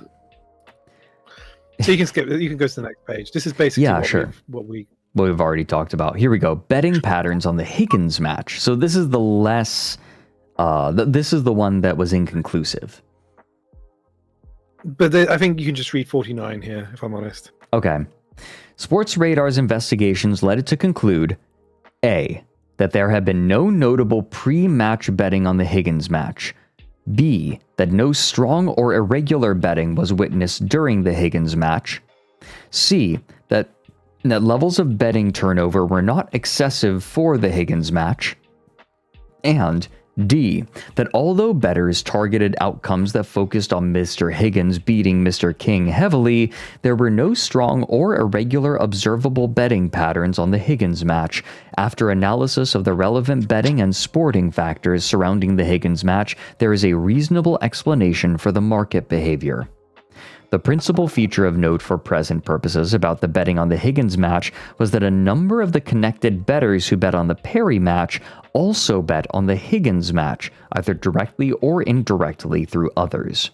So it looks like that match and the betting patterns all looked completely normal, except for the fact that these accounts that had only bet on this rigged match also bet on this other match. So sort of implying that they were a bit more discreet this time. I don't know about that, but I said, like, I think it's a good... John Higgins has whitewashed him 4 out of 18 times they've met. Right. I think that was it. So you would be pretty certain that if Mark King was going through a rough period, he would lose heavily to John Higgins. And perhaps it was a way of, like, legitimizing these accounts before because this was before the match that was proven to be fixed. Right, so trying to sort of make the accounts clean, put them beneath notice. And the fact that they would regularly bet against King to lose 4-1 or 4-0 is perhaps an attempt to disguise the fact they were planning to fix the later match. Right, yes. It implies intention. Or it implies a connection, at least. Yeah. Okay, association evidence. What do we have here?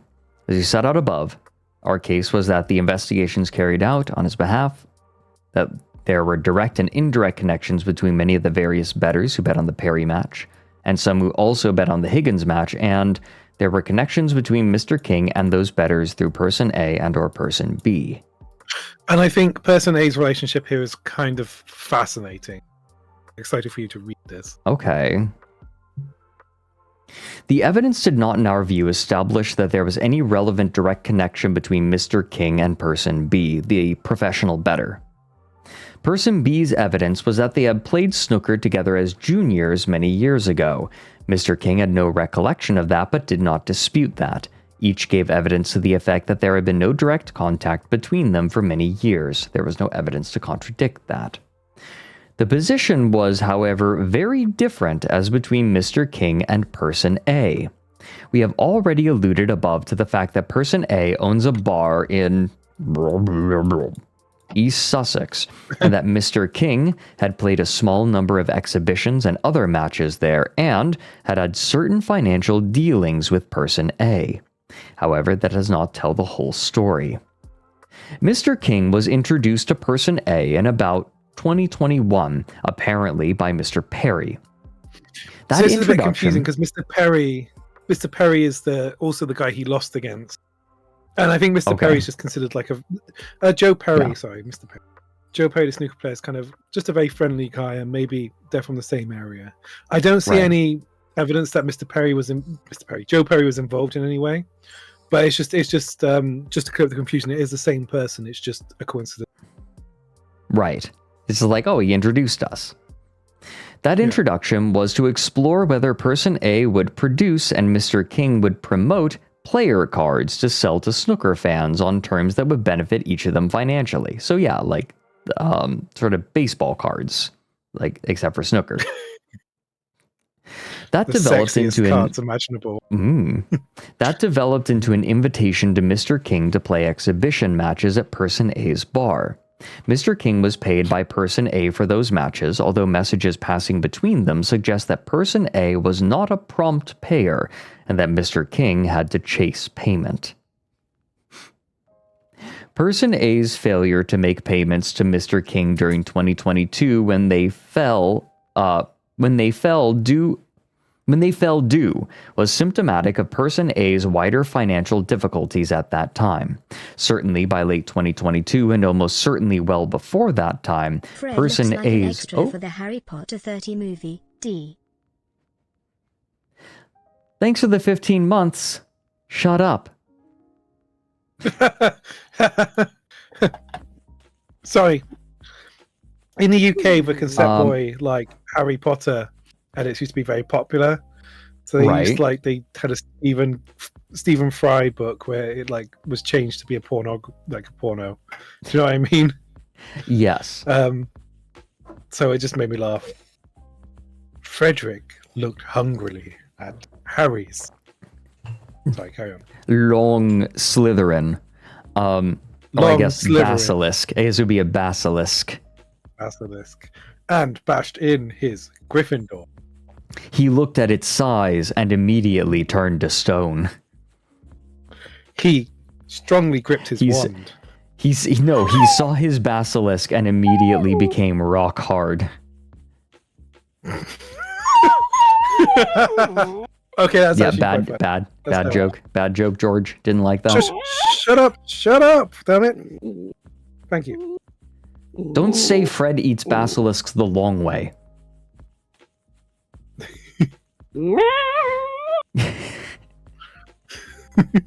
Everyone's a critic. You okay, sweetie? Person A's financial position appears to have been desperate. Person A was very substantially in debt to numerous third parties. Those parties included Mr. Perry, at least one individual whose anger at not being paid was resulting in threats being made, and certain individuals who had connections with Person B, the sports bettor, that were sufficiently close that when Person A failed to pay those third parties, Person B cut off contact with Person A. And a number of sizable county court judgments have been registered against Person A. Oh, he owed money not only to third parties, but to the state. Not to state, but businesses. So if your business and you are owed money to somebody, you can take out a CCJ, a county court judgment, and to get that money back, and it affects your credit rating, so they appear on your credit report. So obviously they will seriously damage your credit. Like they're probably the most damaging thing you can have on your is a CCJ. Gotcha. Because it apart from maybe like a bankruptcy, but they're really up there. Right. As Person A accepted in evidence before us, at the times relevant to the charges, he had no realistic way of repaying his substantial debts without external investment into his bar, and lengthy and extensive efforts to secure such investment had proved fruitless. He was in very serious financial difficulties. WhatsApp and Apple messaging communications between Person A and Mr. King demonstrate that as time passed in 21 and 22, the relationship became a friendly one, and they discussed a number of schemes that might be of financial benefit to each of them. So literally, he's like, this is literally an example of I would never even consider performing any kind of financial crime. And then they produce texts that say, boy, I would love to do some financial crime with you. I think scheme is... For example, Mr. King offered to supply and did supply counterfeit designer clothing to Person A for resale. Mr. King offered to supply various snooker-related equipment to Person A, and Mr. King proposed the arrangement whereby, in return for a fixed monthly payment from Person A to Mr. King, Person A would receive a percentage of Mr. King's snooker earnings in 22 and 23. The arrangement. It's so sinister, it's great. You bold. realize that the arrangement is brackets the bold, arrangement. The arrangement. This is literally, hey man, you want to do some financial crimes? I mean, I think what he was suggesting was that Person A became something of a manager and would take some of their earnings, but also agree to make sure that he received a certain amount. So the idea was almost like, it was so like Mark King could have a monthly income, but if he earned more than that, the person would potentially, he'd lose out a bit of the long run. Right. But there is I love no Michael way. Mann. I fucking love Michael Mann. Sorry, there's Michael Mann. I love Michael Mann. Sorry. I just wanted to say, Radioactive Half Rhyme. I really, really, really, really like Michael. Go ahead, Fred. Oh, just there is no way, right? Like this has to be a joke because this person clearly cannot handle money. Like this Person A, the sports bar owner. I am not one to judge Fred. Both Mr. King and Person A accepted that the arrangement was something that was discussed between them during 2022. However, each denied that the arrangement was in fact ever agreed between them or came to anything, or that any money changed hands. Both were cross-examined on those denials by reference to contemporaneous WhatsApp and Apple messages that passed between them. Those messages, in our view, demonstrated that discussions about the arrangement were detailed. See the WhatsApp and Apple messages that passed in the first fortnight or so. Using the word fortnight in this is, oh my god, okay, whatever. Or so in March of 2022. That no, not the game. I'm saying like just the term fortnight, like as an actual unit of, or an actual measure of time is incredibly Don't you tell British. my country how to measure time, you fucking asshole. Coming over here, telling us how to measure time. That the arrangement did in fact crystallize into an agreement between them at or around that time. So for example, on the 2nd of May 2022, Mr. King chased Person A for our monthly agreement payment. On the 7th of June... Sorry, I kind of zoned out for a second because I wanted to say more about Fortnite. And then I forgot, like, there's a bit where it's just like, oh yeah, I sent him a message saying, can you give me my money, please? Give me my... On the 7th of June 2022, Mr. King messaged Person A, are you going to pay the monthly balance or are we just going to leave it because it's getting silly now, it takes too long all the time, and I'm not going to drive you mad every month for it, so you have to do it or we won't do it at all. This sentence is amazing.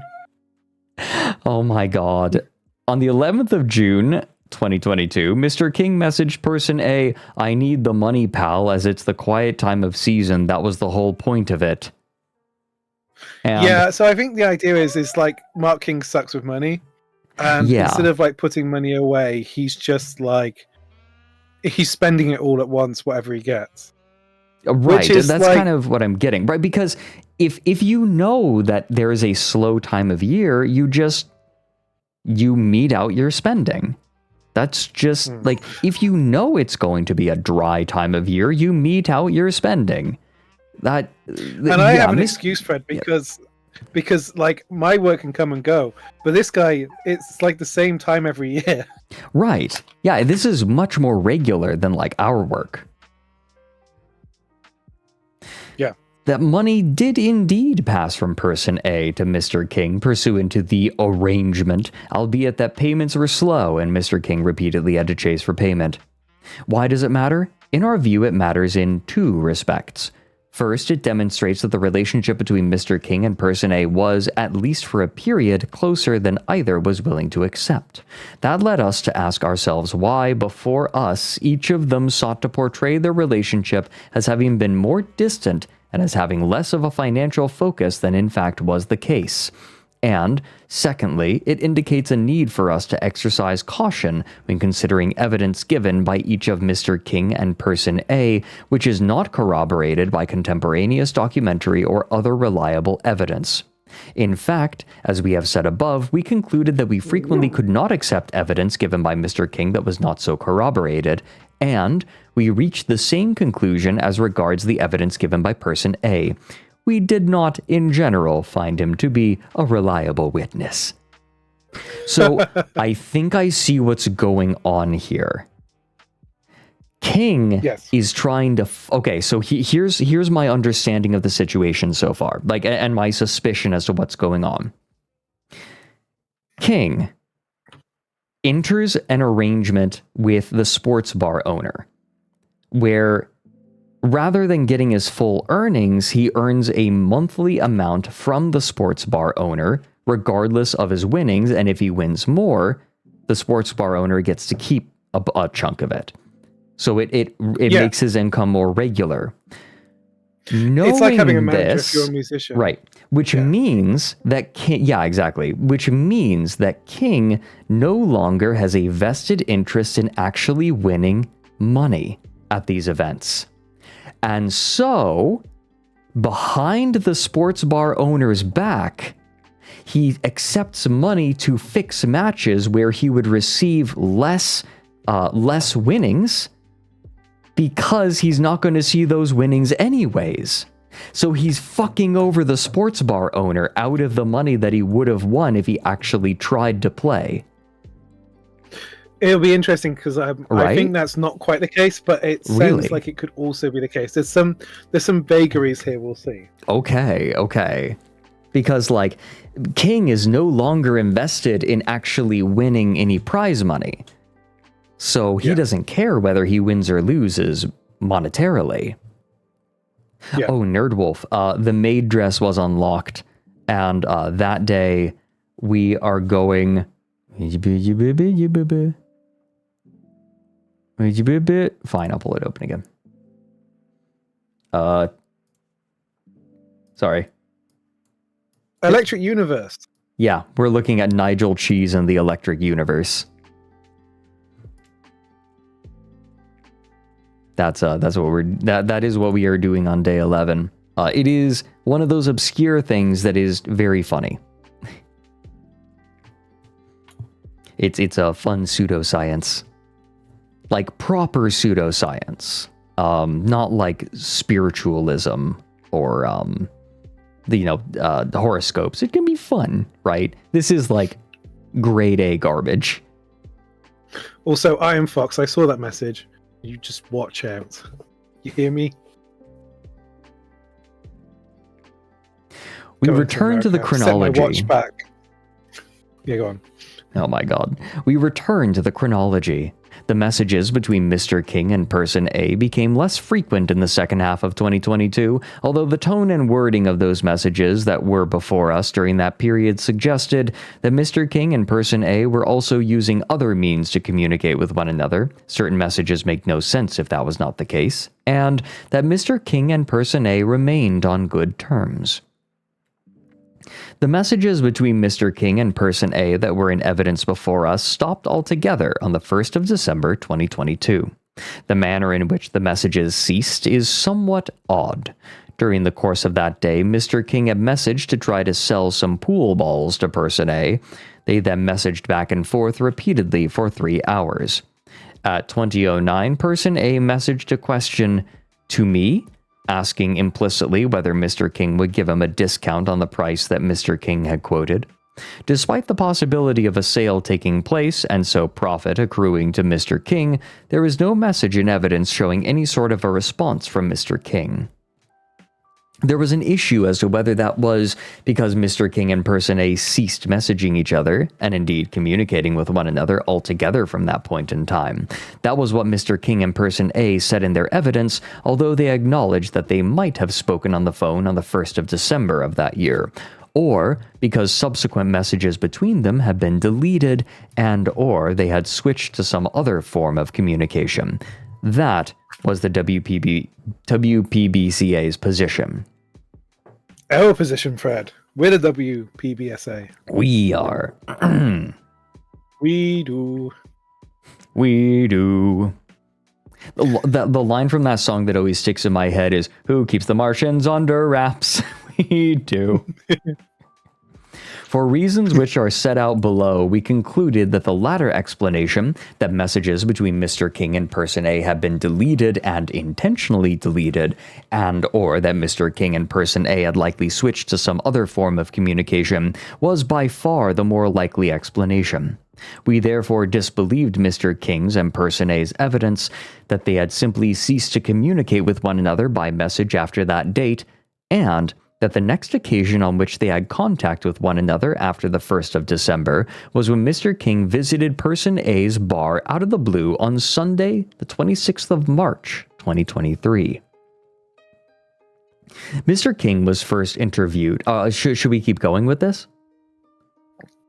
You can maybe skip over. It's just him.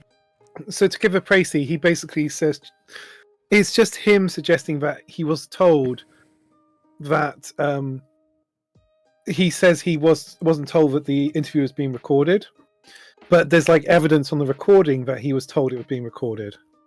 Right. Right. So Mr. Marr. Yeah. I'm going to terminate the recording. I'm going to terminate the recording now. Pray I do not terminate it any further. It's kind of a binary thing. It's terminated or it's not. Like, I'm just going to spool it very slowly.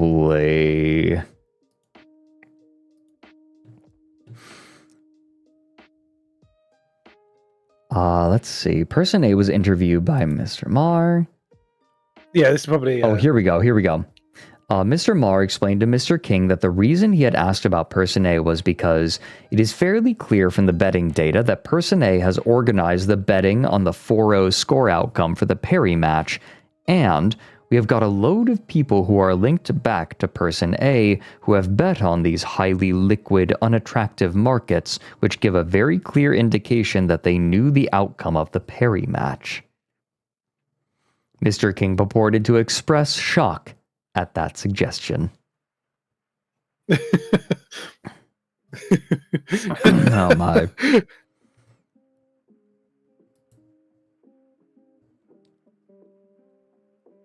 He wanted Person A...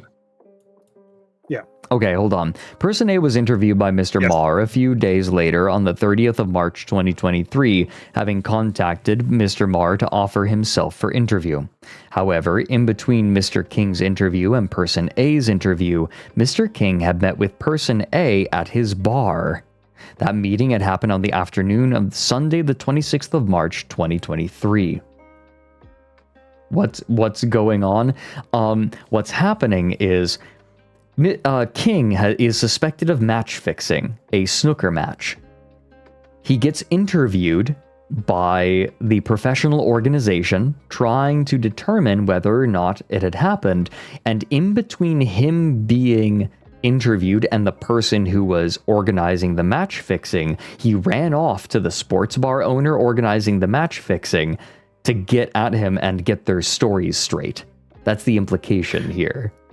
Oh, you mean chat? I was giving out shit about. In chat. Units of measurement. Oh, I'm just giving chat a hard time. They deserve it.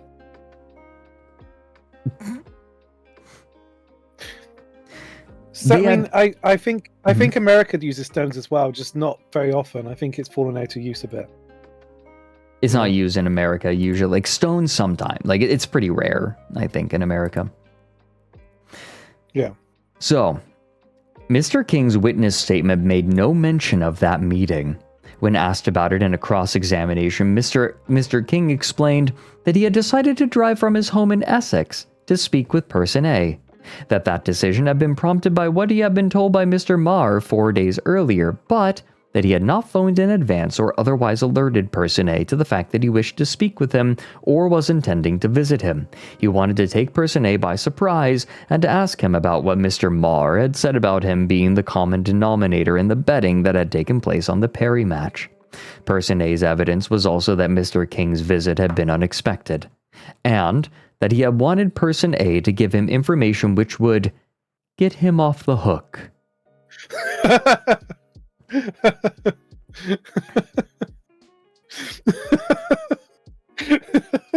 Sorry, it's very relatable. Could he not have picked a less suspicious phrase? Could he not? Did he have to pick the most suspicious phrase? What if he preceded it to they preceded it by like, I'm guilty, but I need you to get me off the hook. Right. We found those aspects of Mr. King's evidence puzzling in a number of respects. There was no The explanation. use of the word puzzling is so funny. It is so British. It's very. This is very formal British English, I'd say. I love the fact that it would have taken King hours to get there is a point. Because in America, taking hours to drive somewhere is just like, it just takes you a couple hours to get there, right? It's like, whatever. It's not really a considerable point. Yeah. It's the I mean, I think it was, it's not a small drive for a British person. Right. Oh my god, wait a minute. Oh wow, we're already... Wow. Sorry, I just was surprised at the progress we already made on day 12. Holy cow. Congratulations, Fredo. Sorry, people have been so incredibly supportive and kind. It's kind of blown me away. It's a high quality stream. Where else would you get me, my mouth sounds, and my dog sounds? Yum, yum, yum, yum. Eating... If you're very good, Ryan will chew gum with an open mouth into the microphone. I'll just put the whole thing in my mouth. I have to. You tell us something your mum doesn't know. Yeah. Oh. Yeah, it's good. Oh. The evidence given. So basically, they're just saying it is very likely that Mr. King told Person A who'd be coming to bar that day. We disbelieve the evidence on this issue. So yeah, they just don't believe him. Yeah, I think that's quite remarkable because people don't. It's weird because at court people don't. The thing about court cases is you have evidence and essentially tacitly the jury agrees that someone's lying. Do you see what I'm saying? Right. They've effectively stated they just don't believe what he's saying, you know? Yes. They're like, no. Well, not necessarily. They think he's inconsistent. Yeah, it's like something he's saying is incorrect. Something. Let's see. The evidence given by Person A and Mr. King about aspects of the meeting itself was also puzzling in a number of respects. Let's see. During the second part of his interview, having made no reference to the same in the first part of the interview, Person A described to Mr. Marr how when he arrived at the bar, Mr. King had asked to see Person A's phone and had then examined it by scrolling through Person A's WhatsApp messages before handing it back to Person A. Mr. King's evidence was that either the phone was already unlocked or Person A gave him the code to unlock it. Person A's evidence as to how long Mr. King's examination of his phone had taken varied over time. Initially in interview, he said 2 or 3 minutes. That quickly became not even a minute. In his oral evidence, he said about 10 seconds. For reasons which we found inexplicable, Person A asserted that he had not challenged Mr. King's request to see his phone. I don't know about you, but look, Ryan, we're good friends, right? Yes. Like, we're close. If you just barged into, like, the room and said, give me your phone, I want to look at it, I don't think I would give you my phone. You'd say, not my goon tablet. Not my goon tablet. Yeah, this is where I keep my gooning photos. This is where I keep my pictures of VTuber feet. It's just one app and it's MILF Messenger. I'm like, fucking hell, Fred. Where's your other phone? No, you open the phone, like I give you the code to unlock it, and there's 5 pages of apps, but it's all MILF Messenger. Like all 5 pages of them. It's just multiple shortcuts. Yeah, it's just like a grid, like 5 pages of grids filled with MILF Messenger. And there's like lots of folders with like creative names. Right. Yeah, and then at the very end there's a folder, and that folder is filled with nothing but more shortcuts to MILF Messenger.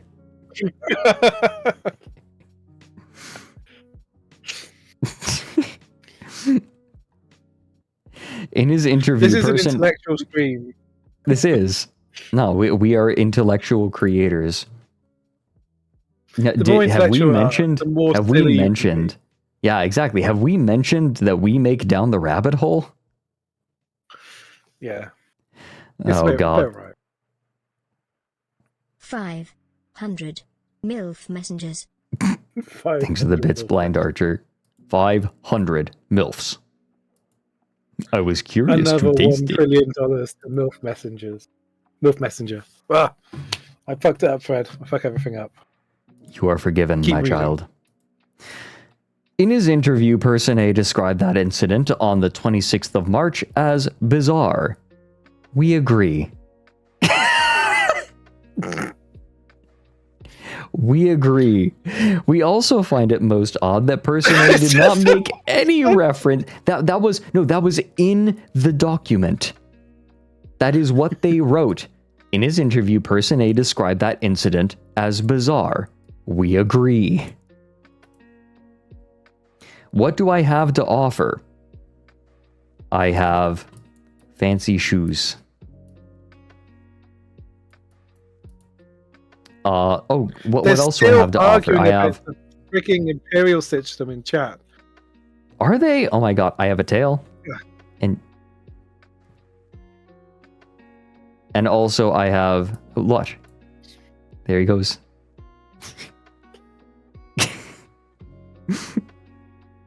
I can give you a ride. Yeah, I was given a 95 out of 100 by VTuber Feet Connoisseur. I don't trust that person. I do. I trust them completely, implicitly. I wouldn't let them touch my goon tablet. Are those kinds of shoes nice? Those are like my favorite kind of dress shoes. Okay, anyway. Oh, the shoes that my VTuber model wears. Oh. Also, lots of bizarre garbage. And just bizarre, interesting things. Like, we're looking... Like, today, we are looking at a... It is a match-fixing scandal in snooker in the UK. It's an international sport.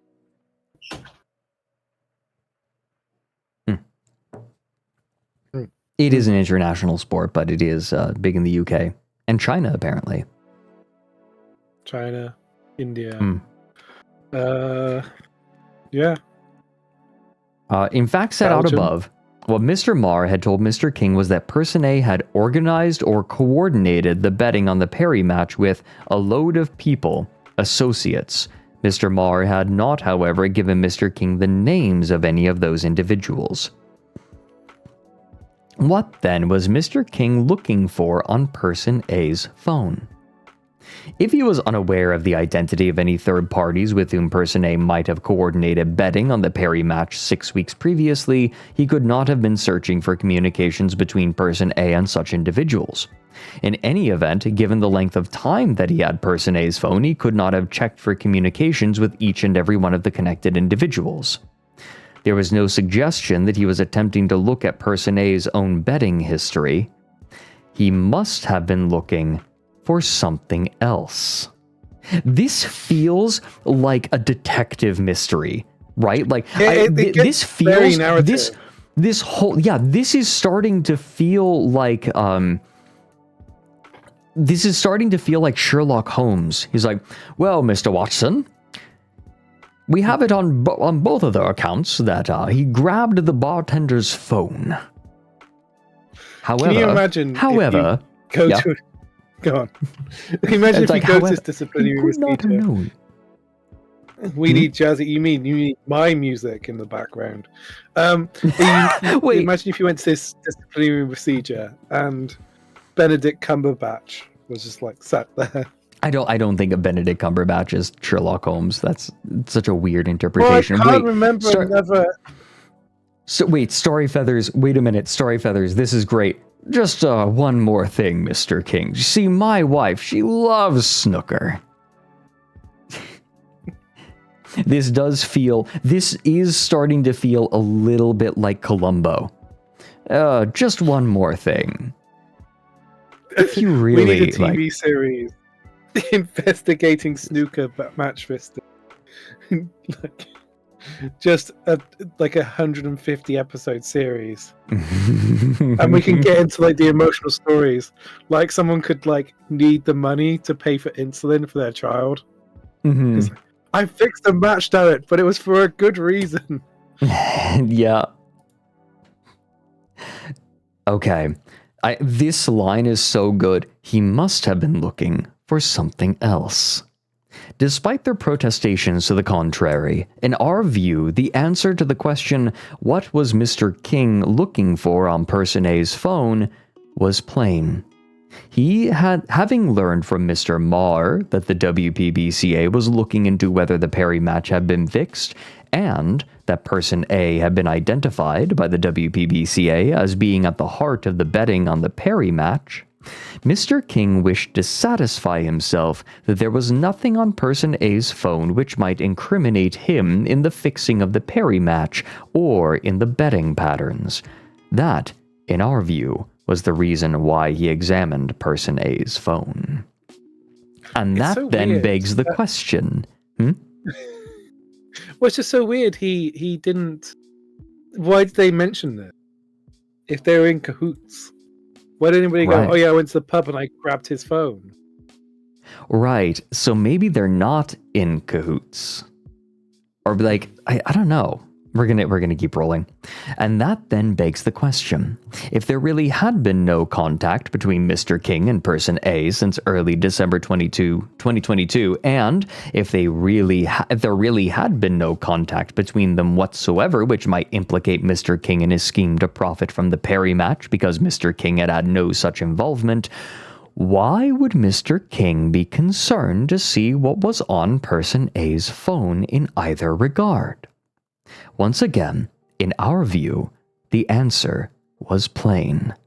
There had been contact between Mr. King and Person A after early December 2022, and Mr. King was concerned that there might be evidence in those communications on Person A's phone which would incriminate Mr. King in the fixing of the Perry match and or in the betting patterns on the Perry match. Of course, when the contents of Mr. King's phone were downloaded on the 18th of February 2023, and when the contents of Person A's phone were downloaded on the 30th of March 2023, nothing relating to the Perry match was found on either phone in the messages exchanged between Person A and Mr. King. That, in our view, is because the messages between the two after the 1st of December 2022 had already been deleted before Mr. King's first interview.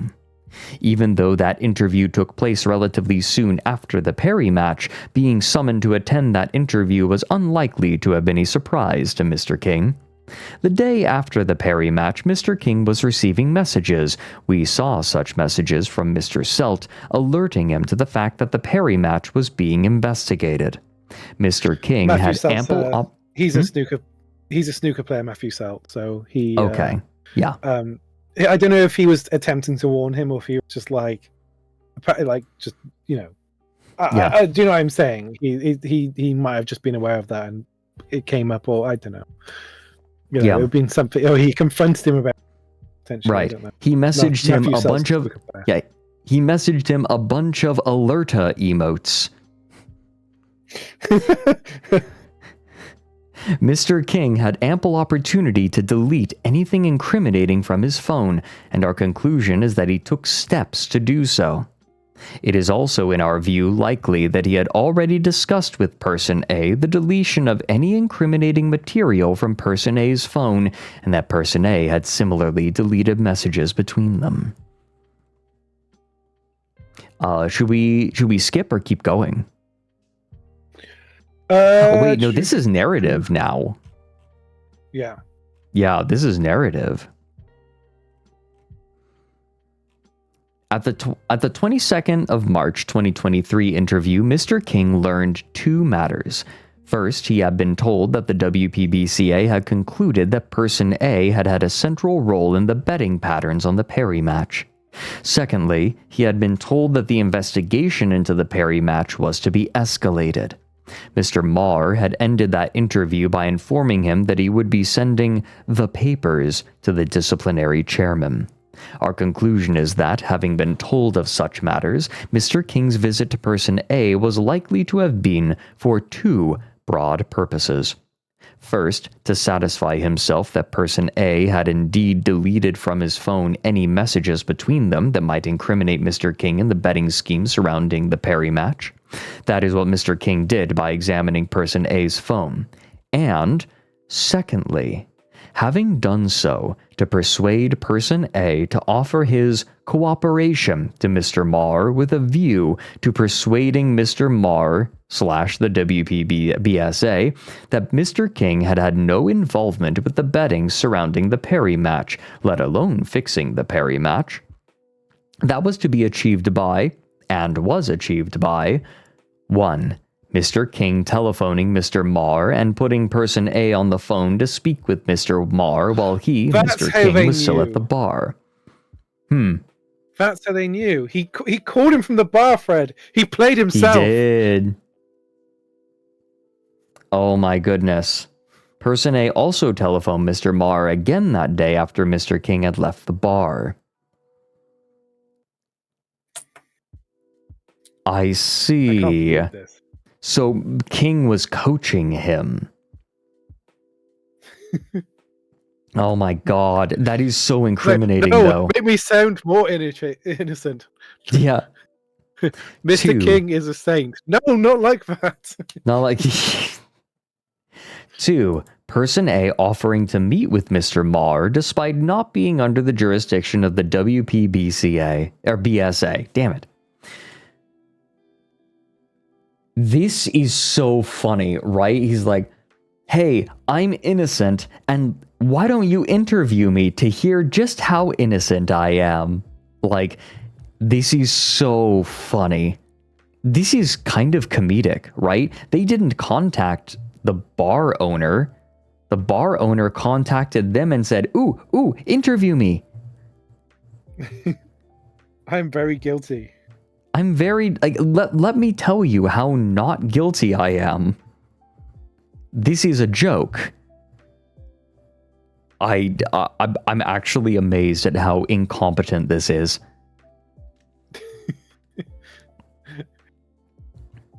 Person A's interview took place on the 30th of March 2023. Person A denied any involvement or knowledge of wrongdoing in connection with the Perry match. By the end of the interview, he was agreeing that the narrative, which he clarified to mean he is going to lose 4-0, can only have come from Mr. King. The interview covered... Wait a minute. It's a bit of a weirdly worded sentence. Yeah, hold on. By the end of the interview, he was agreeing that the narrative can only have come from Mr. King. So I think it feels like, yeah, the sports bettor is what, throwing King under the bus? I think there's a little bit more that comes to it, but I think the idea that there's potentially, so one of their defenses that Mark King was injured, right, and that he thought potentially people who were around him, he was suggesting people who were around him may have picked up on that and decided to bet against him winning. But right. I think this is specifically that losing 0 would have like being This something that Subathon was has too been a great specific respite to against glean the from that chaos. idea. Here's to getting the Loren Model T Owl part. Oh, thank you for the 6 months, Kayla. I am glad that this can be a comfy spot. It fulfills a very different creative desire than down the rabbit hole. This has been good for my soul. It's good. Good to chat shit. It's good to chat shit. It's good to offer a comfy place in trying times. While you talk about your comfy place, Fred, Karen, I'm going to nip for a wee. I'll be back. Okay. Yeah, go for it. Don't worry. I have gained experience in nattering.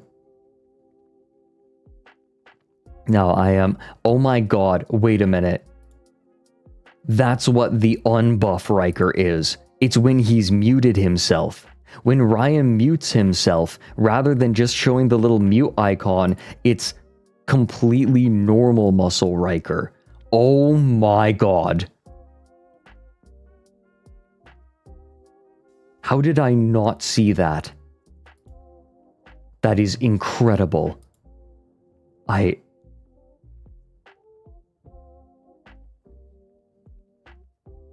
Cinema.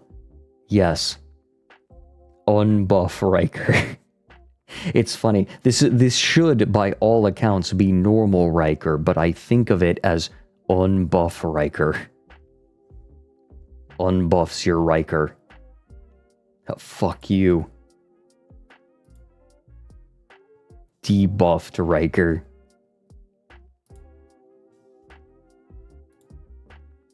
It's a...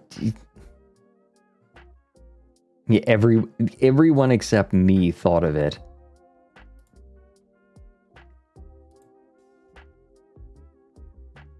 Put him back. Welcome in, Pineapple on Pizza. That's an odd game. Have you guys played Pineapple on Pizza? It's like 5 or 10 minutes long, and it's free.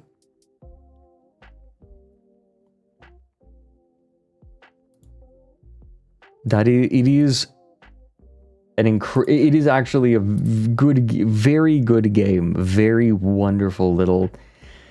It is an impressive little game. I like it.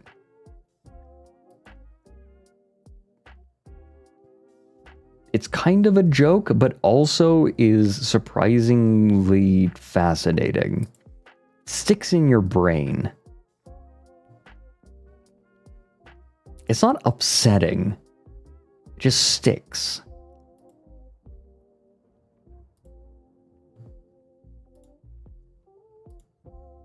Hello. Hello. I just realized that when you mute yourself, you become debuffed Riker. Oh, do I? Yeah. Oh, there's a few of those then. There's a few. Hang on. Let me mute myself and we'll Okay. see what happens. 1 second. Yeah. Yeah. It removes the muscles. Oh, is he deafened now? Wait.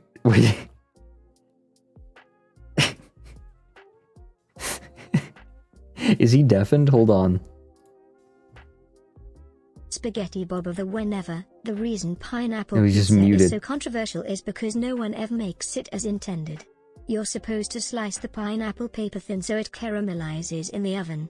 Oh, that makes sense.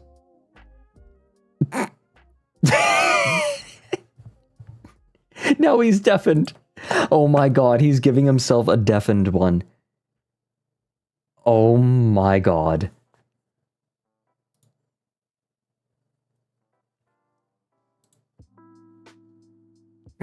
Did you just re-deafen me? What? No, I didn't do anything to you. I was watching things happen. I think I double-clicked by accident. You did, yes. I can't deafen you. I can only deafen myself. I just seem to be deafened suddenly. I don't understand what happened. That's what I'm saying. So when you mute, you go no muscle, and when you deafen, you're like dead. Yes, that's it. God, it saps my strength. That is so good.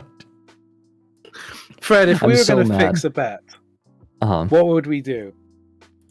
What would you fix? Ooh, bets on what the next down the rabbit hole is going to be.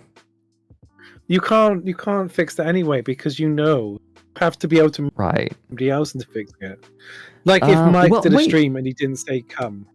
Wait, no, Ryan. Like I literally put on events, like competitive events. Come on. I could literally fix those. Is this going to be evidence in a trial, Fred? Yes. Yes. The problem is that our rewards are like emotes. Yes, and I get a third of each emote. Yeah? Meowser? Meowser was meowing. The next backshot roulette tournament. Ugh. I really want to do one. Okay. So,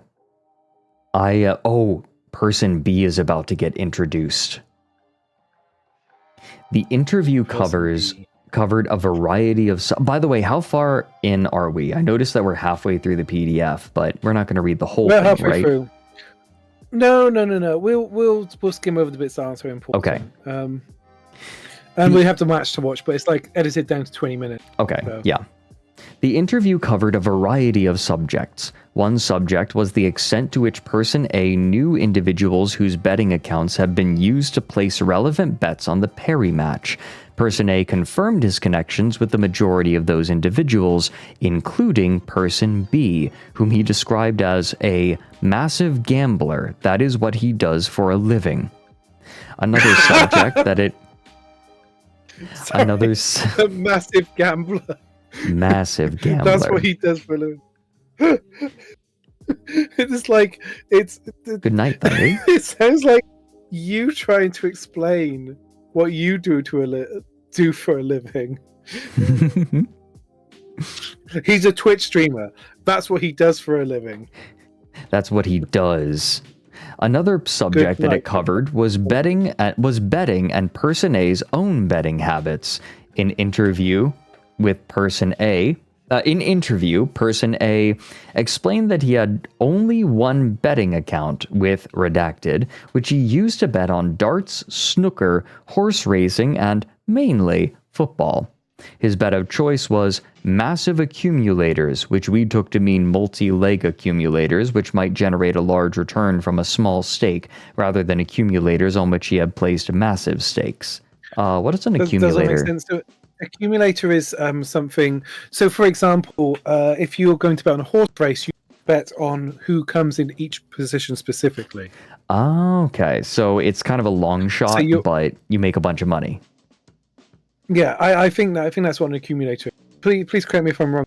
I do believe that is an accumulator is. Because I think with these matches, it's not just who wins, but also a specific score. Right. So that would be an accumulator in that case. Yeah. Explained that he had not bet on the Perry match and asserted ignorance of the possibility of donor accounts being used by individuals to place bets through accounts held in the name of another. We rejected Person A's evidence that he had not bet on the Perry match. They're so plain about it. Given our conclusion... Well, I think you can skip this paragraph because it essentially is the evidence from Sports Radar, which showed that they belonged to him.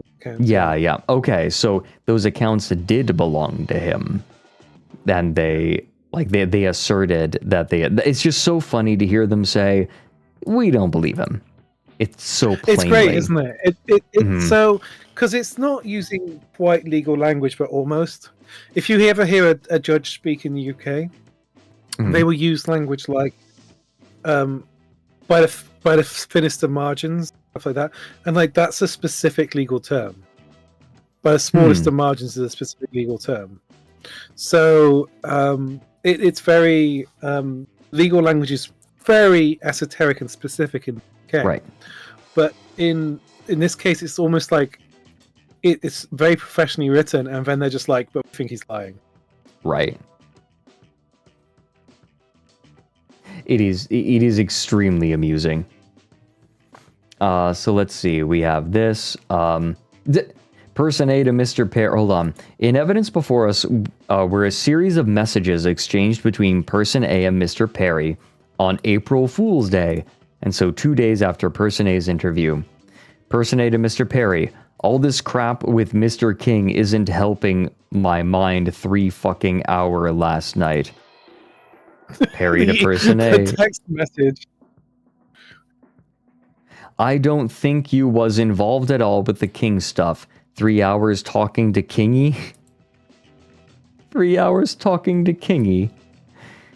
I wasn't involved, I ain't that stupid. Yes, 3 hours of the same thing. So did he admit to anything, admit to telling anyone down that way, or still denying everything?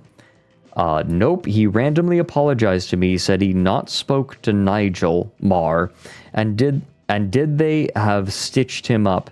Didn't even ask me the names if Nigel asked me. Who has stitched them up? These people can't type. Who has stitched him up? He lost 4-0. The ones who bet must have known he was going to lose 4-0.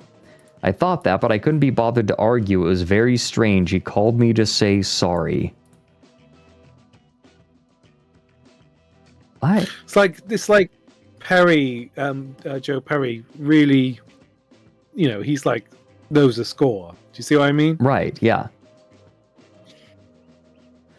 Part to record a relevant part of the narrative, but also in part because in his evidence, Person A denied that he had spent 3 hours on the phone at the end of March with Mr. King. His evidence was that he had been on the phone with whom he did not say for 3 hours about Mr. King. We reject that evidence. That's like, very he lied. sitcom. That's very sitcom. It is. I'm amazed that some of this evidence doesn't revolve around him hiding something behind the door he's leaning against. Yes. It's like, no, I didn't say that. I said about him. About him? Oh my. Phone number for Person B. Okay, so now Person B comes into the picture when the sports bar owner gives more information to the investigator. Okay, so Person B contacted Mr. King via Facebook. In that message, Person B reminded Mr. King that they had played together as juniors, introduced himself as a professional gambler, and explained that he felt that he owed Mr. King a message to explain what may have been the cause of the unusual betting patterns. That explanation was in the following terms.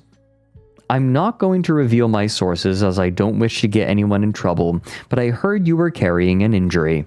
Coupled with your poor form recently and pressure of staying on the tour, I decided to get bets placed on 4-0 and 4-1 and 2.5 handicap, etc., as I thought those were the most likely results. The bookmakers have banned me from betting in my own name, so I have people that help me get bets on. Oh my god. The untalented Mr. Ripley. Again, I'm not prepared to say who they are, but I imagine several thousands would have gone on locally here in Redacted. I'm sorry that I may have been at least partially responsible for your suspension, and I hope you'll be exonerated of any blame. If it helps you, show this message to World Snooker. However, I don't wish to have any dealings with them myself. That is so funny. This is where this is clearly fake and a lie. Yes. And it's making it worse. Yes. This is comical. Something I found more later life when people are explaining things to me that are bad. I just hold my hand up and go, you're making it worse right now. You're making it worse. You're making it worse. just please shut up. Oh, what a terrible lie. You can't... Oh my god. They can't be serious. They can't be serious. I suggested that he may have been a little careless with the information. Oh my god. Oh my god. Now, Person A had no part in the bets being placed. I haven't spoken to him since November 2022 after deciding to take a step back from my friendship with him. The point of getting in contact with you. So remember, Person A owes Person B a fuck ton of money and can't pay it. Yeah. Is not good for it. Mr. King served as a witness. Mr. King served a witness statement from Person B and called Person B to give evidence before us. Person B's evidence was to the effect that before the match... Okay, so we just have his claims. He was unable to recall what he had been told about Mr. King's injury. His evidence was that it had been something to do with his hand, I think. That sounds like a panicked response. What do you use in snooker? Arms, legs, Hands. eyes, hands. Hands. That one. I remember Gallbladder. one of my. So one of the things you have to do is, if you're injured before a sporting event, you have to inform the event in the reasons for this. Like this kind of thing. You don't want it to influence betting. Right. But one of my favorite ones is I was watching a snooker, and it was Mark Williams crashed his car the day before a tournament, and the commentators were saying he had a car crash yesterday and he has whiplash. And the thing that stuck out for me for ages was they suggested his new nickname should be Whiplash Mark Williams. And it just always stuck with me. I was like, oh yeah, remember that time Mark Williams got whiplash? But yeah, this is funny because also, I guess if you had like an injury, tell them, and then the commentators would know as well. Like, what if you had an embarrassing injury? He sprained his penis. Hey, Great Zot, thanks for the raid. Welcome in. We are currently discussing a match fixing scandal that has rocked the snooker world. And we are currently reading possibly the funniest part of it, in that wherein everyone in this story is a fucking awful liar. What's the worst lie? I'm amazed, right? I'm amazed he hasn't reached for the kid that needs...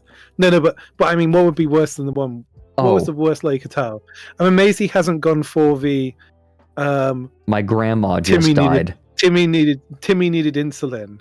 And the only way I could do it was by match fixing. Right. We're getting there. Like, my grandma died. Oh, that's so awful. That's the 5th time that's happened to you in the past 3 years. He told me he had a dream. Timmy had a dream to sail through the Antarctic, and all he needed was £15,000. 15. Injured after manfully fighting off a bear. Injury to my hand, which meant I couldn't compete at a high standard. I made a bet. I made a bet if I would lose 4-1 or 0 because I was going to still try. And I made a bet that day. I made a bet that day that little Timmy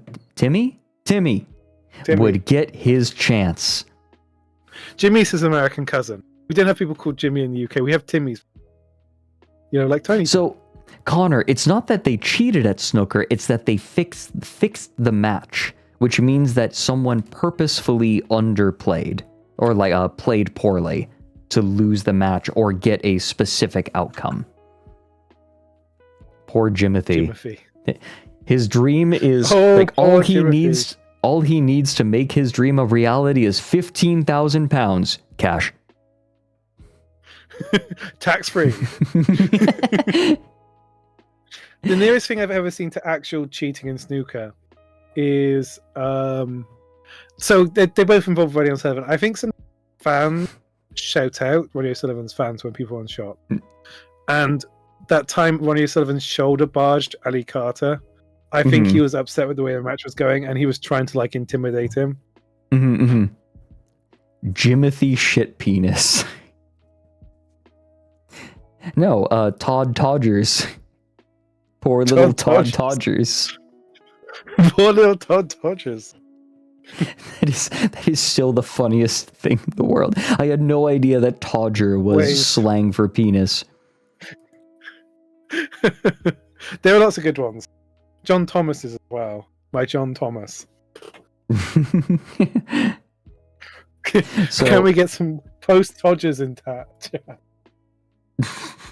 So these people are all terrible liars. Aside from that, however, we concluded that much of Person B's evidence lacked credibility and that we needed to treat his evidence with considerable caution. In particular, he refused to identify the source from which he had received information, meant that his evidence as to what information he had been given and when he had been given it could not be tested or corroborated. The vagueness of his evidence about the information that he claimed to have been given about Mr. King's injury, i.e. about what had been the key prompt that had led him to bet as he did, and why he considered that information to make a 4-0 or 4-1 outcome such a strong bet, led us to doubt that that was in fact the information that Person B had been given about the Perry match. And his claim to have no records whatsoever of the sums that he had bet or that had been bet on his behalf, or of the profits that he had made on the Perry match, despite being a professional gambler whose taxable income is derived from gambling, was very surprising. It seems to get more sarcastic. They're more done as we get through it. Yeah, they are. Oh, okay. And is this where we get to actually watch the match? Yes, we get to watch, but I think it's worth because they break it down shot by shot, and then we can watch until we get to the shots and actually make that judgment. So it's maybe we can leave 97. It's just like, was he sick? What was his form? Was he in? What? You know, right. Whatever. And in fact, I am out of tea. I would like to make another cup. So entertain everyone for like 5 minutes, and I'll be right back. You're like saying that. I'm like, I can stand up at last. Any more questions? And please, no more questions about the Imperial system. Any other questions, chat? Anybody interested in any more slang words for penis from the... Ask away.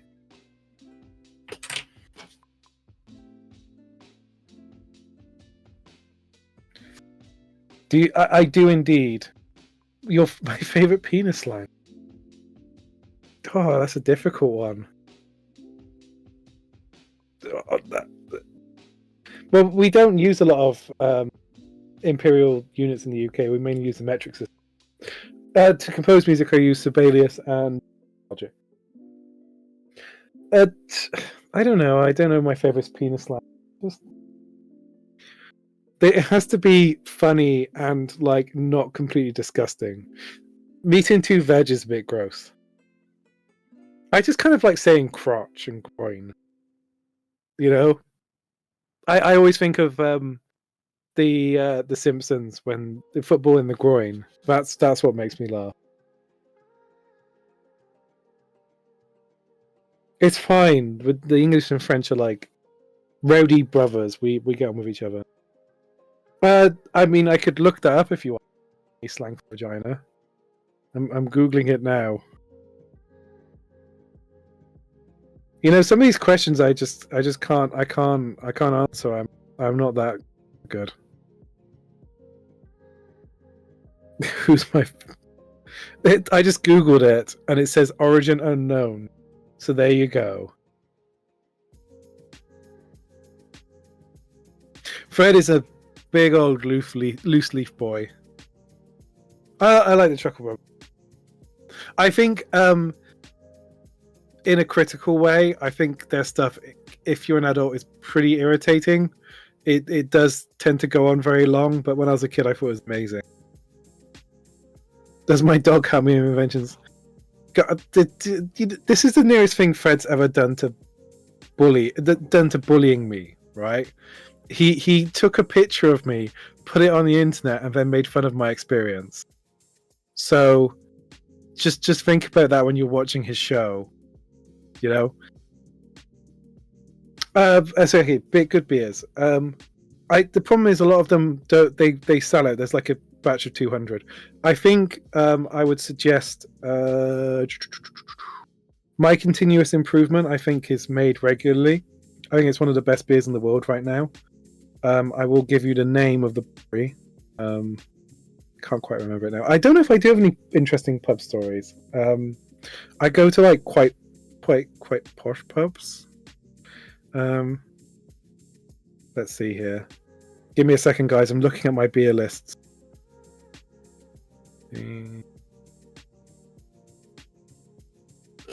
It's Cloudwater. I was going to say it's Cloudwater. I thought it was. Didn't want to guess. That it was Cloudwater. Wait me a second. I'm on the list. Where continuous important Cloudwater. Centaur Neon Raptor. If you're in the UK, Neon Raptor do amazing. If you're in Europe, Sudden Death Brewing. Stuff like Niche Peach Connoisseur, which I think they've stopped doing now. Hey there. It's really great. Oh, hi, beers? I'm talking to people Nice about beers? booze. Nice. If you're in the UK, Vault City. The problem is it's hard to get beers across the ocean because they don't sell for a huge amount. Okay. In the US, I remember liking ASTRALINE Brewery. I want to just get the spelling of that. I think they're in like Georgia or Alabama or something. ASTRALINE. AISLING. ASTRALINE. AS. Yeah, I quite like. I only know it because there was a character in Gigantic named Ashlyn. AISLING. Ashlyn. Their How Now Brown Cow Peanut Butter Stout is really good. That's something I suggest. So in the UK, Vault City and Neon Raptor are good choices. Cloudwater are good choices. A good choice. It depends on what you want as well, because I like stouts and I like sours. I'm not a fan of like IPAs. Yeah, I don't really like IPAs either. In the US, I like Dazzling stuff. Today's tea is kind of a not great, but still okay milk oolong. Okay, if you want to be able to tell a good tea, like a good oolong especially, bad oolongs will frequently have a pungent odor before steeping. Because sometimes, in order to make their teas more attractive, they will add some sort of perfume. However, a good oolong, a good tea in general, should not have a terribly strong odor until you steep it. There are exceptions. Jasmine. Jasmine-flavored teas will often have a strong scent of jasmine on them.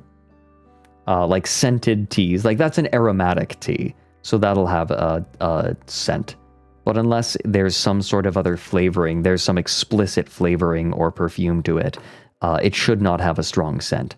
And this one has a pretty strong scent, and milk oolongs in particular are known to sort of cheat, create, like people who make milk oolongs tend to cheat by adding flavor to it. So it's not that surprising. Sorry, I'm getting nerdy. And Ryan deafened, so he didn't have to listen to me talking about tea.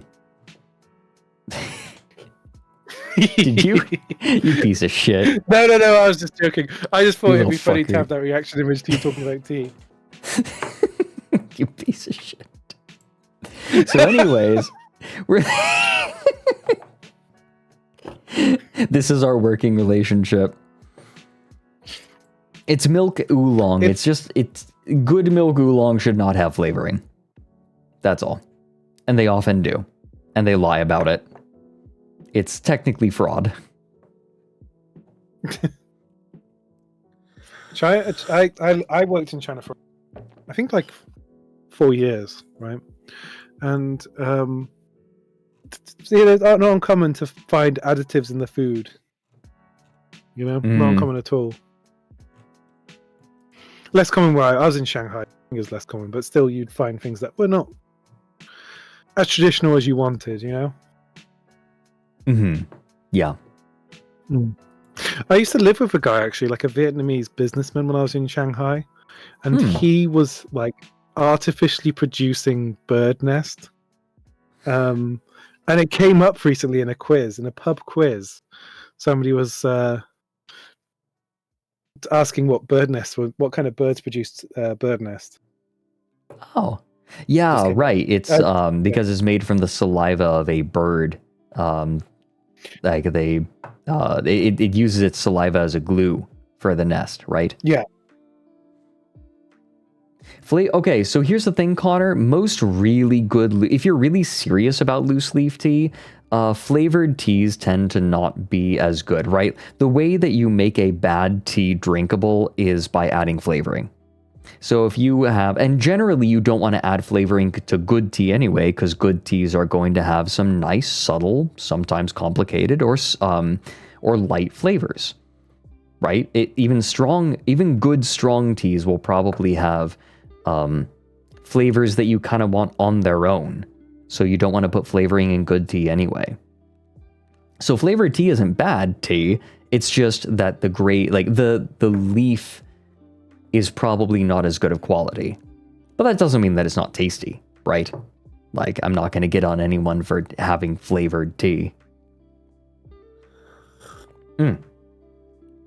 Anyways, I'm not going to keep talking about tea. We're going to talk about match fixing, because I want to know what goes on here. More interesting subject. I mean, it's dynamic. Mr. King's form prior to the Perry match. Okay, so they give a shot-by-shot analysis. Mr. King considered himself to be out of form before the Perry match, and that's not this one, the other one that you gave me, right? That's the other match, but this is example of the form he's in. You can see he loses badly. This is the one that wasn't better, but I think it's a good example. So Perry, well. This is Perry. Okay, the results that he had achieved in matches that he had played in the months before the Perry match, and evidence from a practice partner, Sydney Wilson. Due to our concerns over his credibility, we felt unable to place any significant weight on Mr. King's own assessment of his form prior to the Perry match. We also felt unable to place any significant weight on Mr. Wilson's evidence as his evidence. Okay, so I think that we can kind of skip over this. I want to get to the game itself. Yeah, and it's sort of a breakdown there. He lost to Jimmy people. But there's a good point if you go up to 102. That begs the obvious question. Would such a reasonable follower have concluded that, based on recent form alone, Mr. King would likely lose the Perry match 4-0 or 4-1, and he or she could be so confident of the outcome of the Perry match that they could bet as if any other result was unthinkable? Right, because remember, the amount of money placed on this match, on this specific match, was more than every other match combined. Yeah, that day. And it was more than the final. And more than the finals, yeah. Oh my god, hold on. This is amazing. Someone named Exiled Lie just followed, which is so perfect. Because, oh my god, these lies have been horrific. In our view, the answer was plain. Such a person would not have reached that view based on Mr. King's recent form alone. They may well have concluded that Mr. Perry would likely defeat Mr. King, but any conclusion beyond that would, if based on recent form alone, have involved the uncertainties inherent in any gamble, and so would not have justified the levels of exceptional confidence seen in the betting patterns that in fact occurred in relation to the Perry match. So the argument they're saying is, yeah, he's likely to lose. Is it likely to be a complete shutout? Right? Like, that is a long shot. Not necessarily a massive long shot if you say, oh yes, he's injured, but it's a pretty big bet. Yeah. And I would say, I would have made the bet that Joe Perry... I'm not I wouldn't do this kind of gambling, but if someone said you have to bet, I'd be Joe Perry. Right. His form seems pretty poor recently, Joe Perry, but he was very good a few years ago. I'm just looking now, he's 59th in the world, but he was in 2016 number 8 in the world. And he's a formidable player, but he's not in the UK Championship, Judd Trump, who's absolutely out of this world right now. He's playing the best of anybody in the world right now. And he won the UK Championship. He scored 500 points without response at one point. And that was nearly the world, the record for scoring that many points. But he won the match 6-2 or something. But you can see how good his form was at the beginning of the match, scoring 500 points without response. It's extraordinary. And if you watch the match, Joe Perry isn't winning in one visit, which is what Judd Trump was doing. He was getting down to the table and he potted every single ball on the table and then just left the table with no balls on it. If you watch this match, Joe Perry misses quite a bit. Right. So, like, he should have put up a good fight, relatively, like, based on this performance. Okay, so we have, the finger injury. Let's see, he developed soreness in the ring finger of his left hand. He sought medical advice. Second steroid injection to the finger injury shortly before the start of the season. His evidence before us was that he was in a great amount of pain. His evidence before us was that he continued to practice, albeit that his practice was limited by the finger injury, and it was affecting his performance. As we have recorded above, he played 3 matches. He won 1. Mr. King's evidence was that during the Perry match itself, he was constantly in pain and uncomfortable. That, he explained, contributed to certain shots that he played being executed poorly. Immediately after, I just kind of want their final,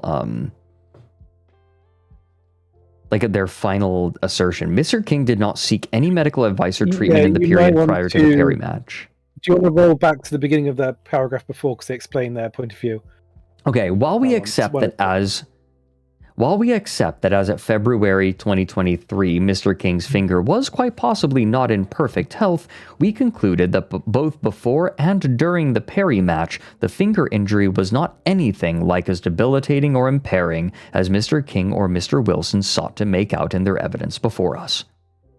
There were a number of reasons that led us to that conclusion. So we did not seek any medical advice or treatment in the period prior to the Perry match. And there's no credible explanation for this failure. Mr. King felt able to continue to play matches prior to the Perry match and to play the Perry match itself. And he took no steps of any nature to try to maximize his prospects. I just kind of want to get to the analysis of the game itself. The meat, yeah. Times sore and uncomfortable were not consistent with the finger injury being as severe or its consequences being as serious. So basically, he's like, I hurt my fingy. And he's like, yeah, you hurt your fingy in the past. Your fingy's doing better.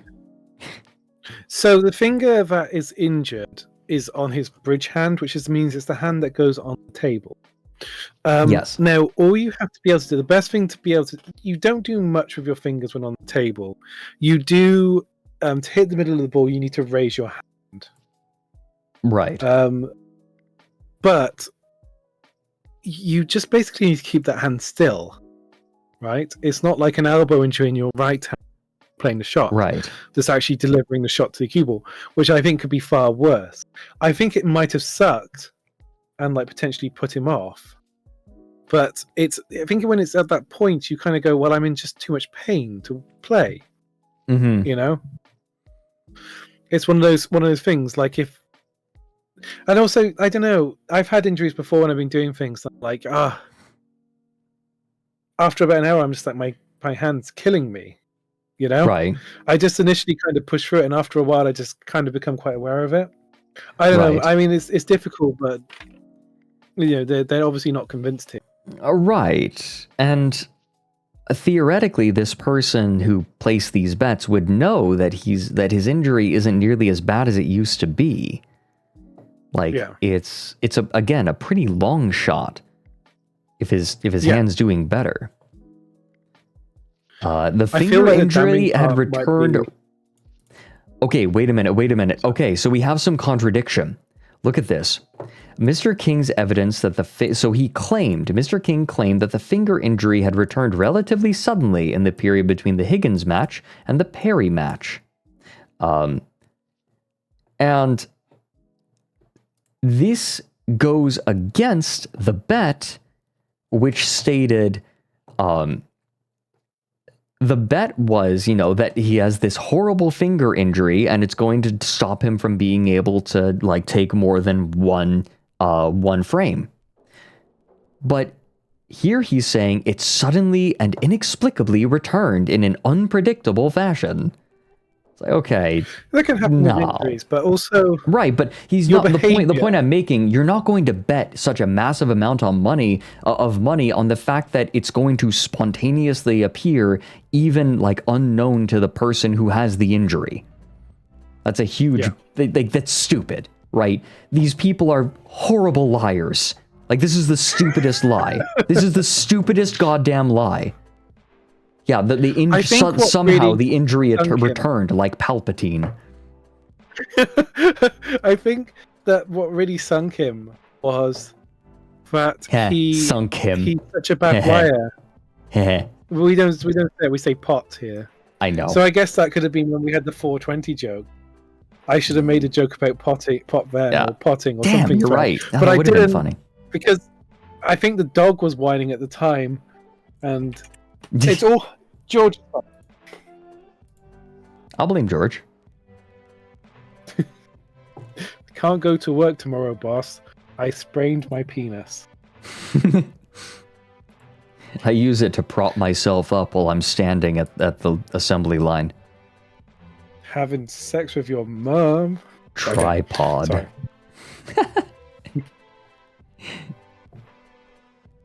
Okay, so this is stupid. Like, the lies are just so stupid.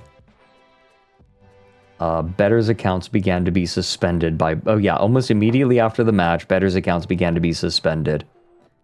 Postings began to appear on social media that there have been suspicious betting patterns on the Perry match. What's up? I just like in the bit where it says, instead of that, after the Perry match, Mr. King changed out of his playing clothes and started to drive home. An hour later, whilst he was still driving, that he attempted to message Mr. Blank.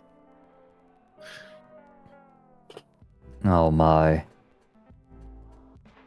And in our review, it was the knowledge that the Perry match was under suspicion that prompted Mr. King to contact Mr. Blank when he did, and to contact Mr. Blank as he did, by message rather than by phoning. Ah, see, he's clever-ish. He's leaving a paper trail as if he's clever.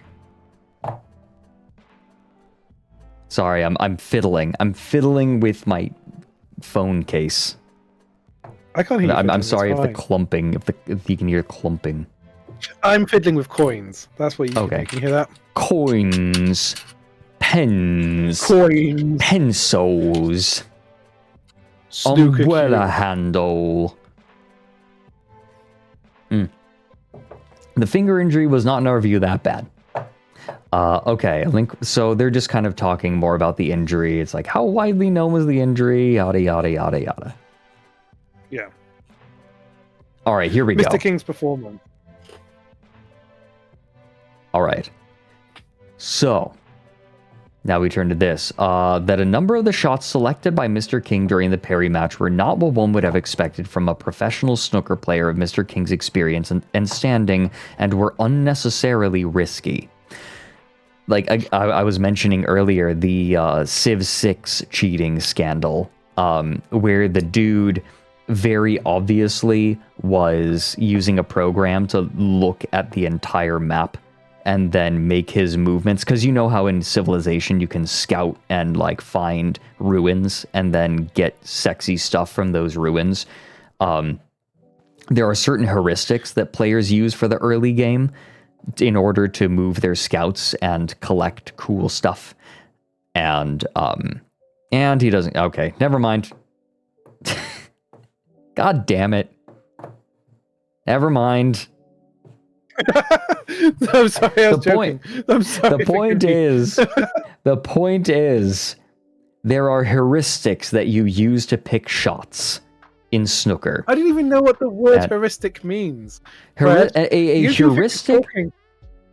heuristic is a general rule of thumb that is used. An example of a heuristic in chess might be: put your rook on an open file, take the center of the board, develop your pieces, right? Like, these are heuristics. I mean, also, I've never played a Civ game, and I was going to try and make a joke about sexy and Civ in the same sentence, which must be the first time it's ever been mentioned. But don't be upset with me. We're having fun, Fred. Ryan, I'm playing it up. You're supposed to play along. No, you're making me feel bad. Am I, chat, be honest with me. Am I this much like a kitten? Fred. What? I'm playing it up. Owlets, oh my god. Owlets, am I this much like a puppy? Do people really go, oh my god, I don't want to hurt his feelings? Are people like afraid to hurt my feelings because I'm like too kitten-like? Yeah, kinda. I'm afraid to hurt your feelings because I think you might pay someone to kill me. Yeah, I'll get the dude. Never mind. Hey, Aoife. Aoife, we hit day 11. Aoife, we hit day 11. Aoife, Maid outfit's been funded. Maid outfit is real. Maid outfit your real. Username is a nightmare.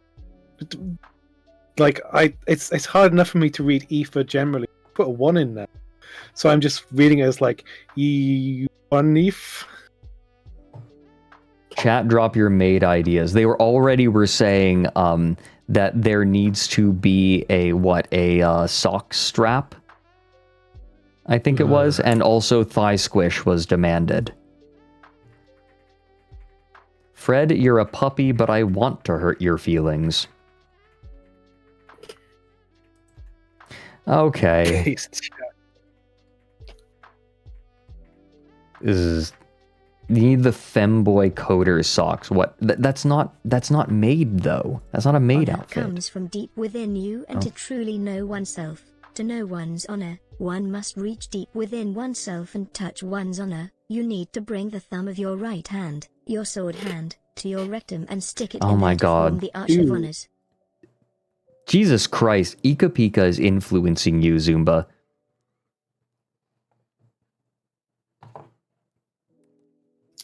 The skirt should be short. Really? Oh God. I don't think I like That's this, from Fred. Disco Elysium. Wait, it is? God, I need to play more. Again, the gag of playing that game muted and having chat in emote only mode would be very funny. Have I told you about that? Like, that game is inherently and incredibly political, and the way that I am going to play it is by muting myself and putting chat in emote only mode, so that way we don't have to worry about it. Oh, Aoife, that makes complete sense. Tia, nah. Did you know that not only did me and Aoife live in the same city, pretty much the same neighborhood? What? And we just never met each other, like 10 years ago. Not 10 That's years wild. Ago, 8 years ago. Yeah, that's wild. What in the world? Yeah, we met when you were in Shanghai. Yeah. Okay, number of shots played by Mr. King during each match were executed far more poorly than one would have expected from a professional snooker player of Mr. King's experience and standing, and that the inference to be drawn from such matters is that Mr. King was playing the parry match in such a way as to ensure that he lost every frame. So wait, how did he win one frame then? Didn't it go 4-1? No, it's 4-0. It was 4-0, okay. Okay. I knew Mr. King didn't play well. That was pretty plainly obvious. He didn't play well, but he hadn't played well for a long time, so I wasn't expecting to be like all guns blazing Mark King because he is completely out of form and he is under pressure and blah, blah, blah. I've been a bit of, whoa, I don't remember that. Those didn't look good at all.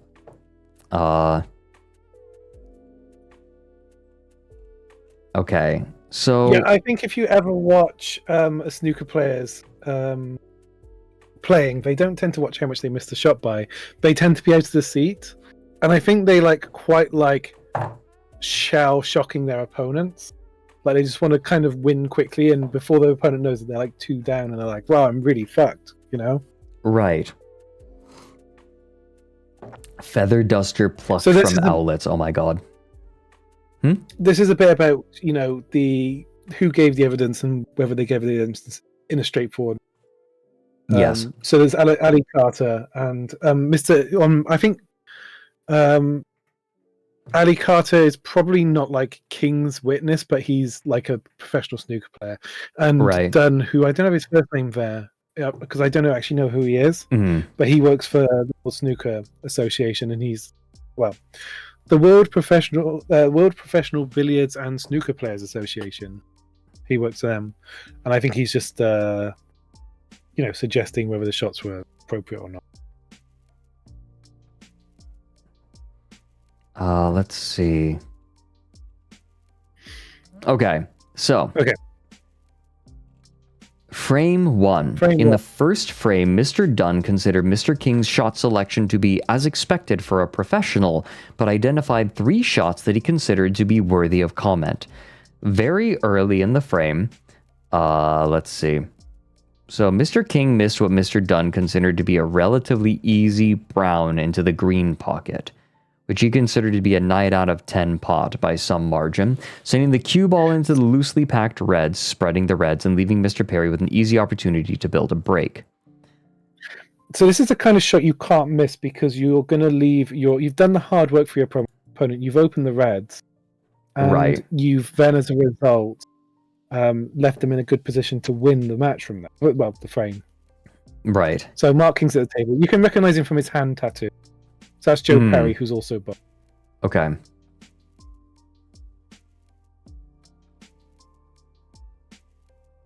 So they're trying to play the white ball which- at the table. Right. It'll be fairly quick. Okay. So it makes it Doing harder, the- and you can get through the reds there. Aoife is This is the shot collaborating with the outlets. Okay, so it's this one? Yeah. So that should have been an easy shot. Yes.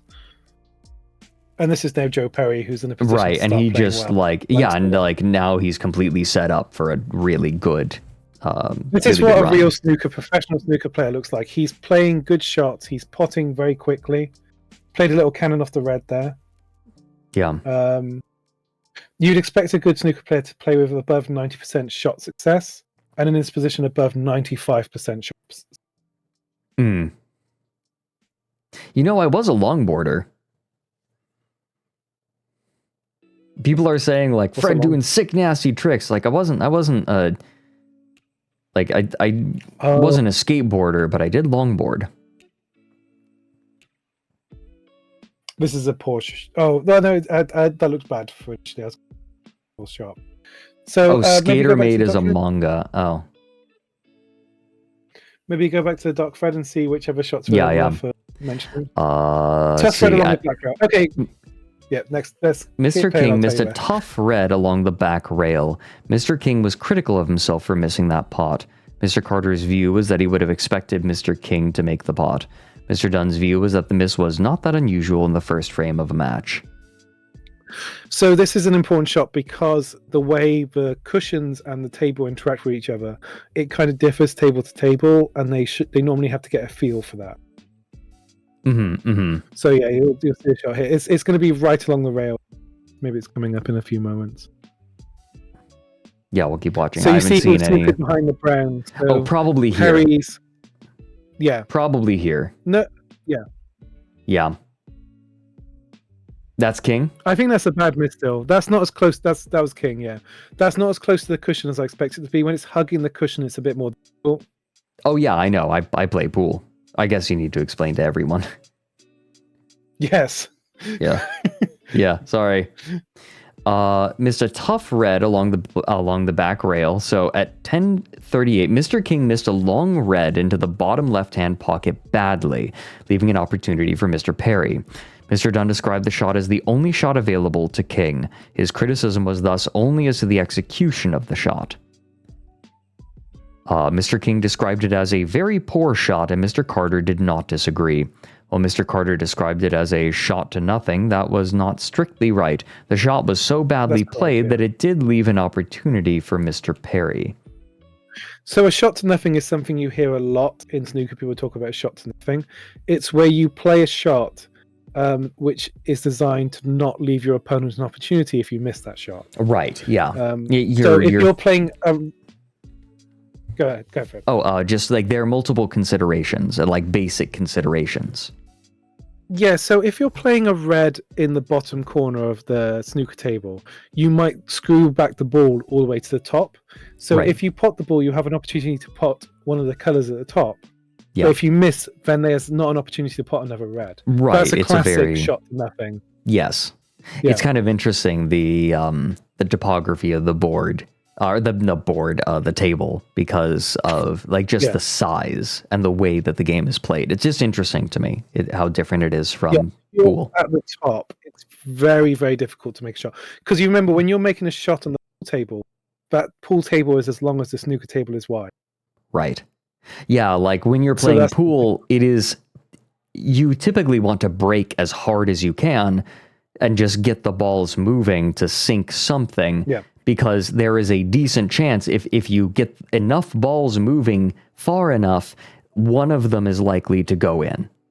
And so you just want to, like when you break, you just go for it, right? So if you ever go to... There's a good YouTube channel if you want to break from life. And he attempted to see if it was worthwhile smashing the pack of reds. Uh-huh. And that he discovered that I think like 50% of the time you left your opponent an opportunity, and then like 5% of the time you potted the red, fluked a red. Wow. So that's that where is they play. horrific odds. They don't want to leave the reds completely undisturbed. They want to spread them in the way that if they do get a chance, it's a good chance, the frame doesn't go on for an hour because that's exhausting. Right. But they also want to put the ball in a safe position at the top of the table. Mm. So it's saying here the first and third shots are worth suspicion, and this is the next shot coming up should be the third shot. Mm.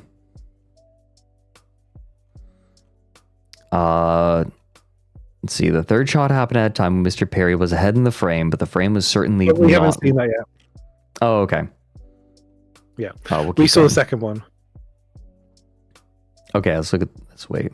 Oh, yeah, that's Perry. Yes, Perry. That's good. I thought that was King attempting a shot to the middle. Anyway. So you see they're trying to leave the balls at the top. Yeah, bottom. yeah. The reds at the bottom and the white ball at the top. Yeah, you gotta land a good shot if you want to give yourself, a chance. I believe that wasn't the shot. Hello, Katie.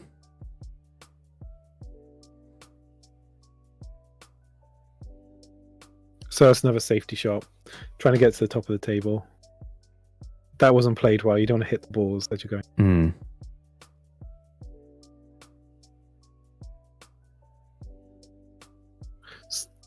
So yeah, Perry just potted one, but he didn't have another shot, so he put him in danger. So he has to play a escape here.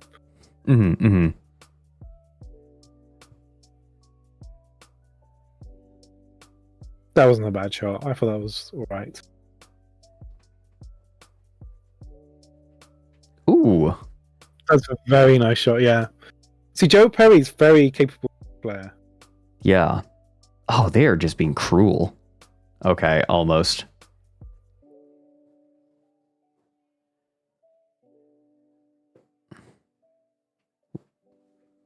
And So he those doesn't are even get another chance. Whew. Gorgeous. Man, this is making me want to play pool again. And that went in. Oh, so Okay. oh, perhaps it was. That's unusual. Let's look at the document again, Fred, because I thought it was attempt on the. Yeah.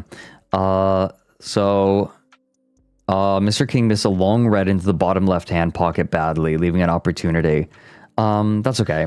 So the third shot happened at a time when Mr. Perry was ahead in the frame, but the frame was certainly not lost yet. By playing the shot as he did, Mr. King gave Mr. Perry an opportunity to close out the frame. Hello there. But bro. kind of weirdly worded, Fred, because I think he didn't have an opportunity to, or be an opportunity to lay a snooker or play a good telling safety shot there. But Right. then, Anyway, yep. I Frame have- 2. Well, we'll keep moving, but we do have cat. We do have cat. Hello. Oh. There.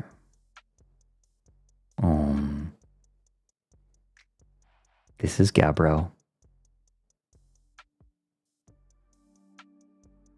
Hey, Gabbro. See a little iPhone.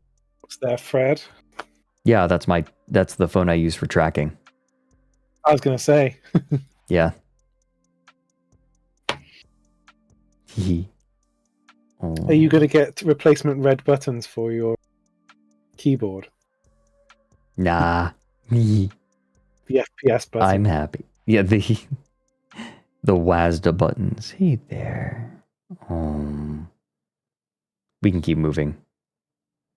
Okay. Yeah, Gabbro has gotten into the habit of like grabbing my arm with her tail. Yeah, Cookie Monster. Cake's a monster.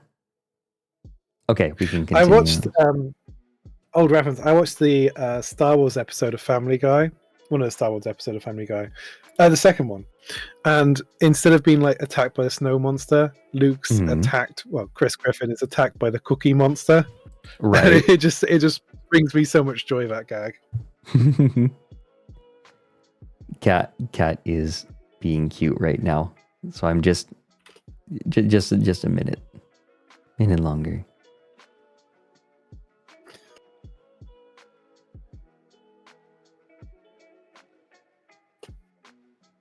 Oh, kitty. Oh, yeah. Looking at the camera.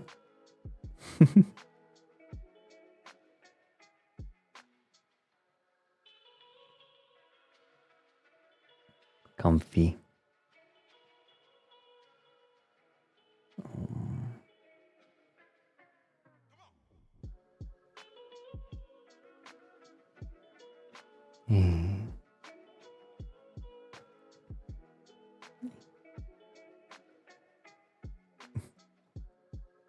Yeah. Oh, Hey, Fred, do you have a she wants the big Stellaris? pets. Do you have I do, yeah. Do you I do have a Stellaris pad. It was a gift from Paradox You. because I helped them out with an event. They brought me on to host an event Oh, some years ago. Yeah. and that's all it took to buy you, Fred. Yes, that and having played their game almost from launch. One of my favorite gags is the Wayne's World, which I think I quote to you every so often, where he's like, "I can't believe the way people sell out." And Yeah, he just cuts can't the believe graph, that. he's Yeah, wearing, like, and then he's like opening a pizza He's wearing box loads of with Pizza Pepsi Hut stuff. on it. Yeah. Oh, she's looking me in the eyes.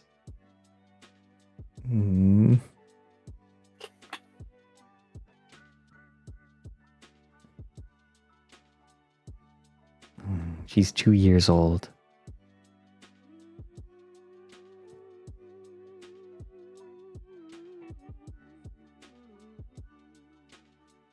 Yeah, very photogenic cat. Very pretty cat. Very lovey cat.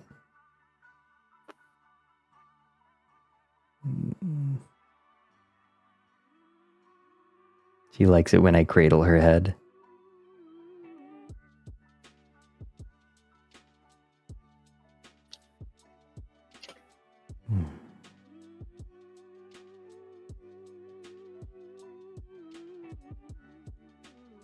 Oh, biscuits.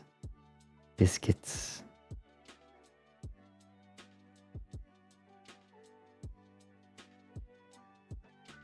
The baby.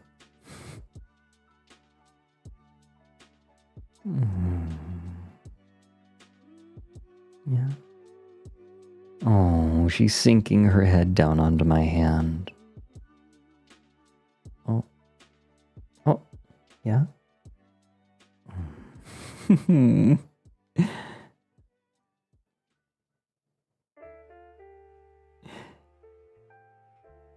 I had to interrupt window time.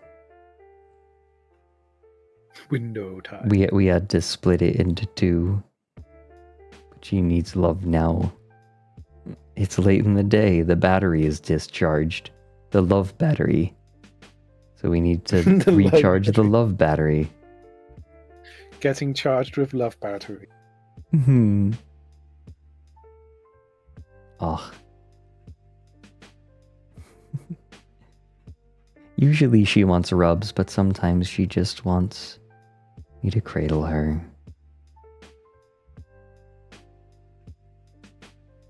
Oh, she's purring. She's not asleep. She's happy. She's comfy, though.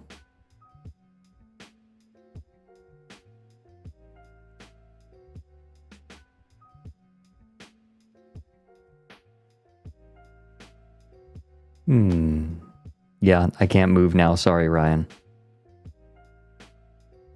Oh no. I'm stuck. It's been a good run. You okay going a little bit overtime to get to the rest of Snooker? Yeah, if you want to. Yeah, what time do you think? Yeah. Well, as long as it takes. We're almost to the end, but we might go a little past the top of the hour. Yeah, of course, that's fine. We're probably about half. I need soup at some point. No, I can't left-hand mouse because the left hand goes on top of the cat.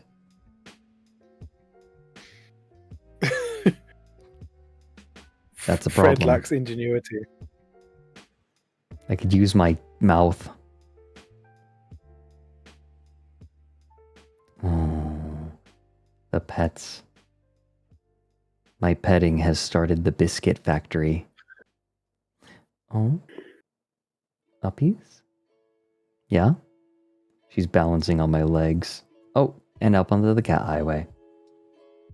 Okay, we may continue.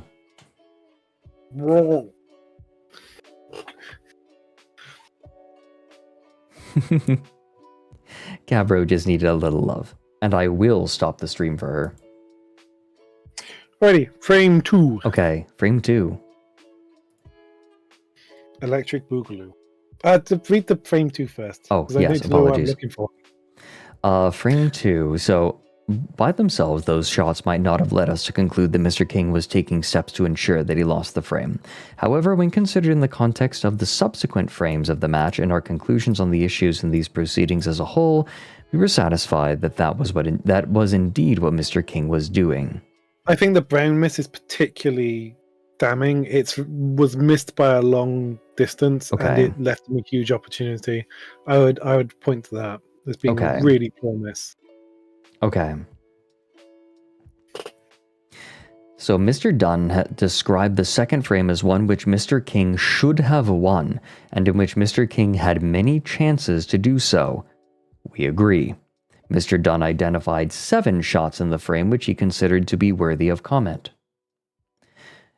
Let's see, Mr. King missed a long pot by a considerable margin. It was a high-risk shot that left opportunities for Mr. Perry at an early stage in the frame. Mr. Carter agreed that although it was a difficult shot to take on, and that's a bad miss. That's a bad miss. Oh, I hear that every time. You should put the commentary on and see what they say because I think it might be something along those lines. Okay. Mr. King, if any of you have seen Mitchell and Webb. Oh shoot. Yeah, that Mitchell and Webb look. They have a documentary about the old tournaments, and they say in it because the quality of snooker used to be a lot poorer than it is now. And he said eventually we decided the tournament was a draw after the stage crew went on strike after 2 weeks. After no points had been scored. Mr. King agreed it was a very poorly executed shot. So almost immediately after, Mr. King lost position after a relatively straightforward pot, bringing a break to an end. Mr. Dunn described it as a poorly executed shot. Mr. King and Mr. Carter both described it as a poor positional shot. Mr. Carter agreed that Mr. King wasted a good opportunity to start a break. So a break being... Yeah, let's watch these two. Core selection of points together. So we'll see his first shot. Hey, clown pubes. brown pubes. He also looks like crap. He looks really unhappy to be there. Mm-hmm. Whereas, like, Mr. Joe Perry, so they got me calling Joe Perry. Mm-hmm. Perry's locked in. Yeah, he looks very focused, and this guy just doesn't look right. It's a very poor shot. A good cue ball, but poor to put the red over the pocket. So you see the white, even though he missed a shot, the white's going up the table. Yeah. What? Was that the shot? Go back and see if the commentators. Yeah. Yeah, sorry I had it muted. That's okay. Welcome in, Quiet Sand True.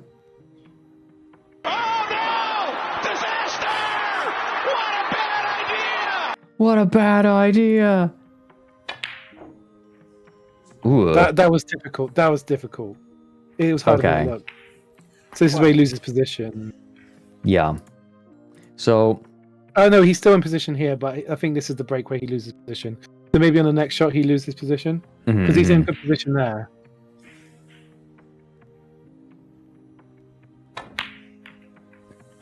Yeah, he's out of position here. Okay. 8. No commentary action, right? Yeah. 8. So those are the first two shots. That was a difficult shot from Joe Perry, but he hasn't left anything, I don't think. Oh, has he? Oh, yeah. Hmm.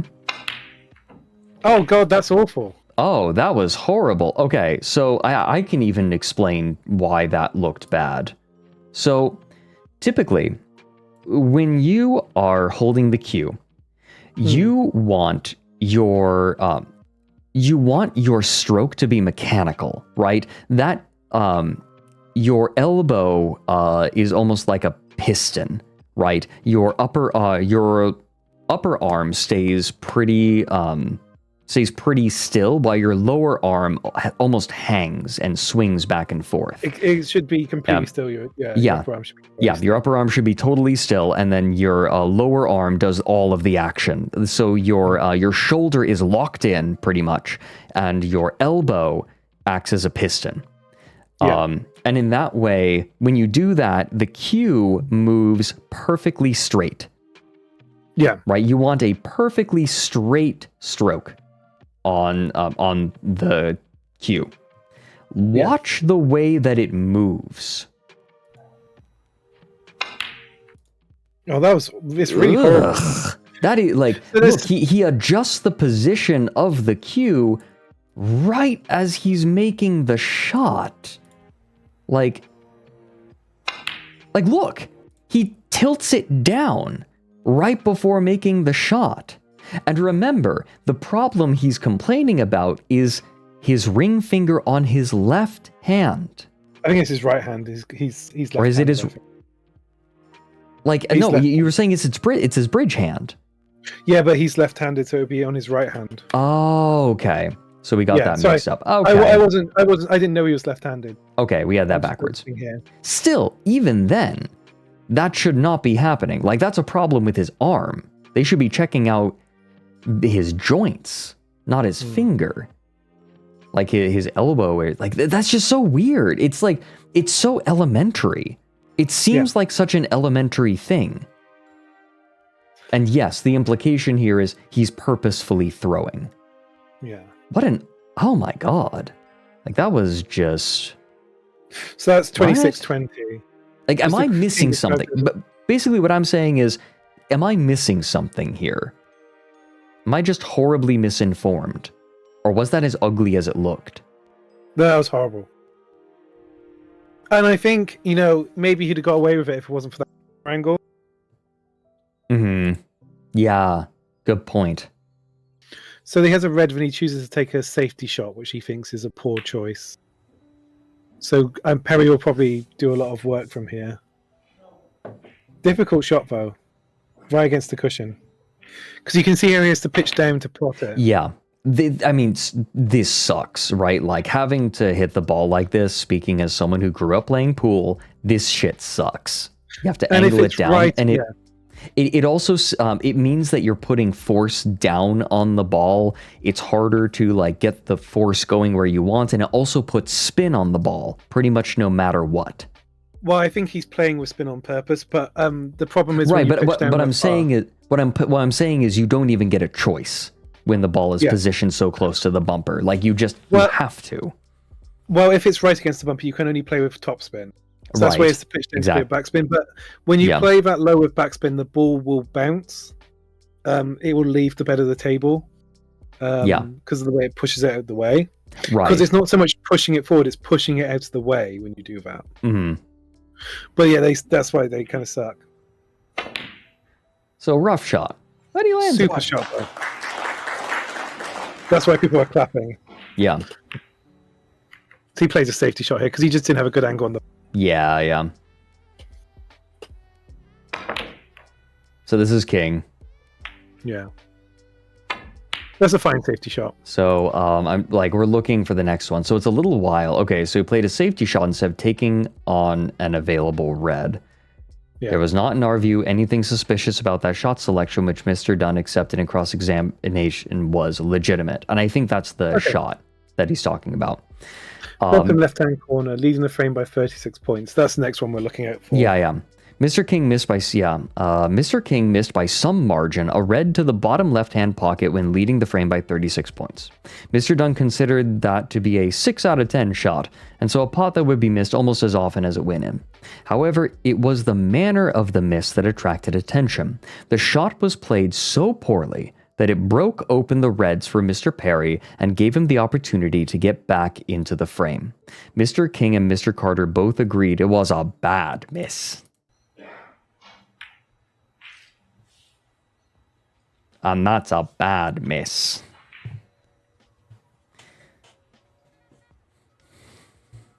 Yeah, he kind of looks like he has a cold the whole. Yeah. All right, so this is the hard shot, I think. One. No, he's made a good shot there. Okay. But he's going to have trouble winning from here because there's so many balls that are not in play. The colors, yellow is out of play, green is out of play. So this Brown's is it. in play.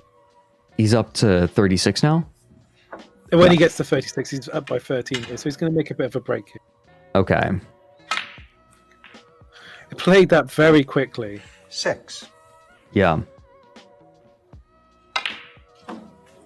Okay. 10. 11. Pink's in play, blue is just about in play, but black's out of play. 17. Blue will be easier now when he puts this one. 18. Almost missed it though. He's going to play on the black here though. The black will be respotted at the bottom of the pack because the spot's occupied by the pink. Hmm.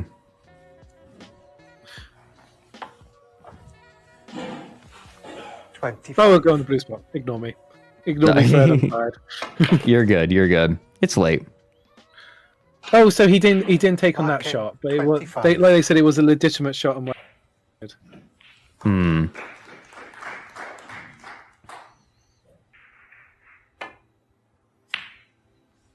So that's a safety shot. Yeah, bottom cushion this one.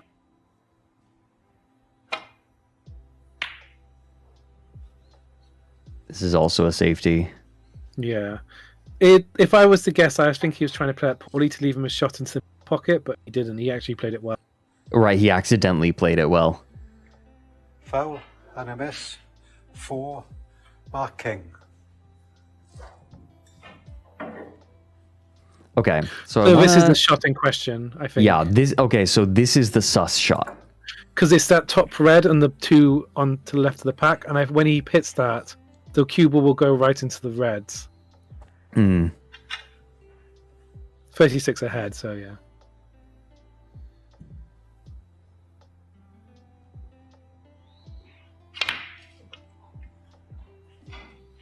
So it just doesn't look like he gives a shit. Yeah, no, okay, so again, right? Like, you want this to be a really nice, straight right? And look at the way he jerks it around. Like he's not stroking it, Fred. He's jerking it around. Right, he's jerking it around like he's giving his ex-wife a pity fuck. Eh. It's difficult to play the rest. Okay. Yeah, I think players would rather not do that. I don't know what I meant by that. But you've got to think, if you miss that shot, you're going to spread the reds like that. You're going to leave your opponent an opportunity to win. Still a bit difficult. This is not nice. Yeah, and that's why he's missed it. I think the issue here is it's like a lot of the opportunities Perry has are very poor. Right. And that's why he's not. Okay, so yeah, Mr. Perry was not, however, able to take advantage of the opportunity given to him, and so Mr. King got back to the table. Oops. Wrong way. Welcome in, Ben. 1. Ben 10 lifer. It's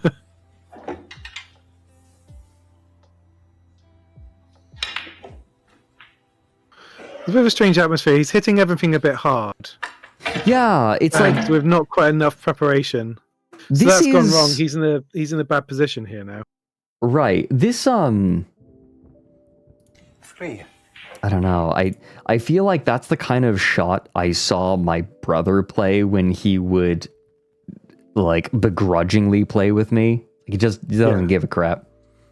I don't know, I'm just hitting them. I like my friends, right? I'd invite them to play, and they just kind of like, they liked making the balls go crack on the table. And like, you know, they would just grab the ball and roll it with their hand into the other balls. And they're like, I like it when they bounce around. That's kind of the attitude he has. It almost feels like. 4. Yeah, he's in a really good position, right? And he's playing great. Like, you know, except for when he sucks. He's in a good position now. 10. Except for when he sucks. Yeah.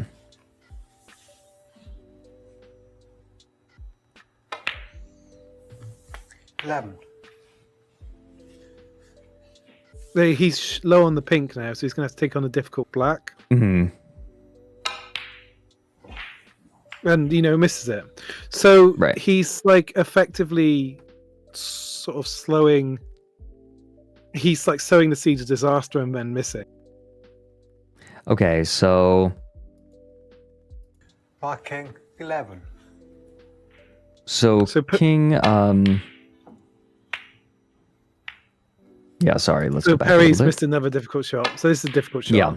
Perry is given like opportunities to get back in, but they're not great opportunities. Yeah. This is an easy chance to start, you know. Not an easy chance, but a good one.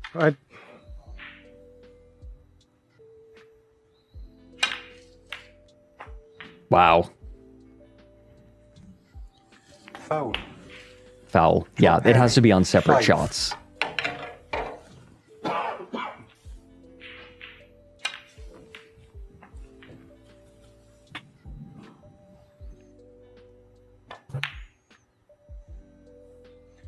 One. So this is a better opportunity for Perry now.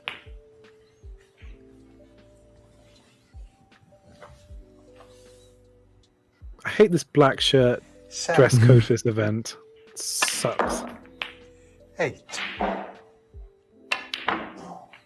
Yeah, it's not great. Good shot to get on the red there, and this is difficult. But yeah, and good shot to play up there. Mm-hmm. So I want to go back to the document again to see what we're looking for, right? So Mr. King then, however, missed what Mr. Dunn described as a 9 out of 10 pot. Mr. King and Mr. Carter both agreed that the miss was very poor. So, yeah, it looks like the shirts look like Pawn Stars shirts. Yeah, you're right. They look seedy. That was a bad shot from Perry there. But you see his reaction. He's upset. Yeah, he's like, God damn really it. Yeah. So King, yeah, Perry can't get back in. King has a chance to keep going. Oh, yeah, he's like shaking his hand. It was probably a little sore. But that's terrible. That was rough. Yeah, so this is a 9 out of 10. And then this miss means that Perry gets to come back to like so that. Let's look at it wanna again. look at- yeah. A bit further back. Yeah. So he plays it very quickly, but look how much pocket he has to play into. Right. The middles can be very pinchy, but if you're playing from like below them.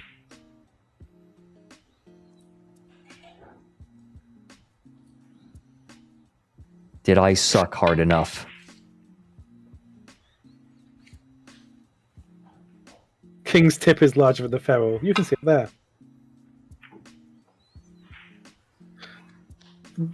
That was correct, Nordmark. Like King is supposed to be playing poorly. So this is the accusation that he's playing poorly on purpose, but he's ahead in this frame. He's ahead right now. Yeah. His right hand is the one that his left hand is the one that seems to be injured. Perhaps I'm getting confused here, but so his Q hand's injured, which might explain that. But at the same time, your ring finger isn't used very often to manipulate the Q. No, usually it's like the thumb and your index. Yeah, so I when I hold a Q, I hold thumb and index tightly around it so it pivots on that axis, so it generally stays flat. Yeah. On the Q. I think for an amateur, my Q action is relatively okay, but I'm not a professional. This guy's meant to have a. What's the relevance of it being larger than the feral? It's just an observation. Some players like it. I think, for me, I think some players just played with they call them a mushroom tip. I think some players play with that and find them more effective. Judd Trump used to play with a mushroom tip, but it was during the time when he didn't play very well, if I'm honest, so he doesn't play with it anymore. Some players have guys, you're going to have to bear with me because I'm going to say some things that sound rude. So some players like having a harder tip. And if you ever listen to Mark Williams play snooker, he uses ultra hard tips, so his cue sounds horrible when he's playing.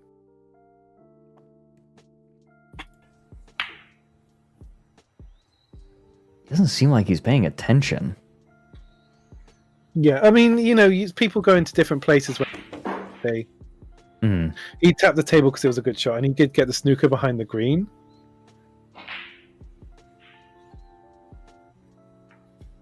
That's a pretty shot. Difficult. If he puts this, it's a good shot.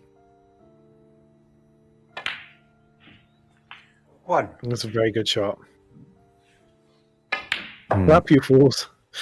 It's very similar to the brown he missed. He's going to play here.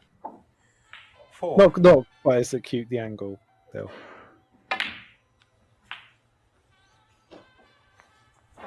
7. 9. And parry.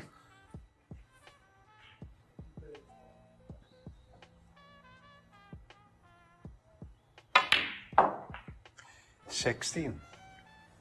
Oh my god.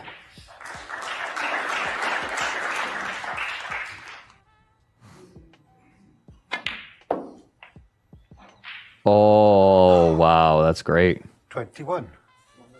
Yes. Oh, that's a rough shot, though. He's got like a super long bridge. Super long there. Yeah, he has extensions. Wow.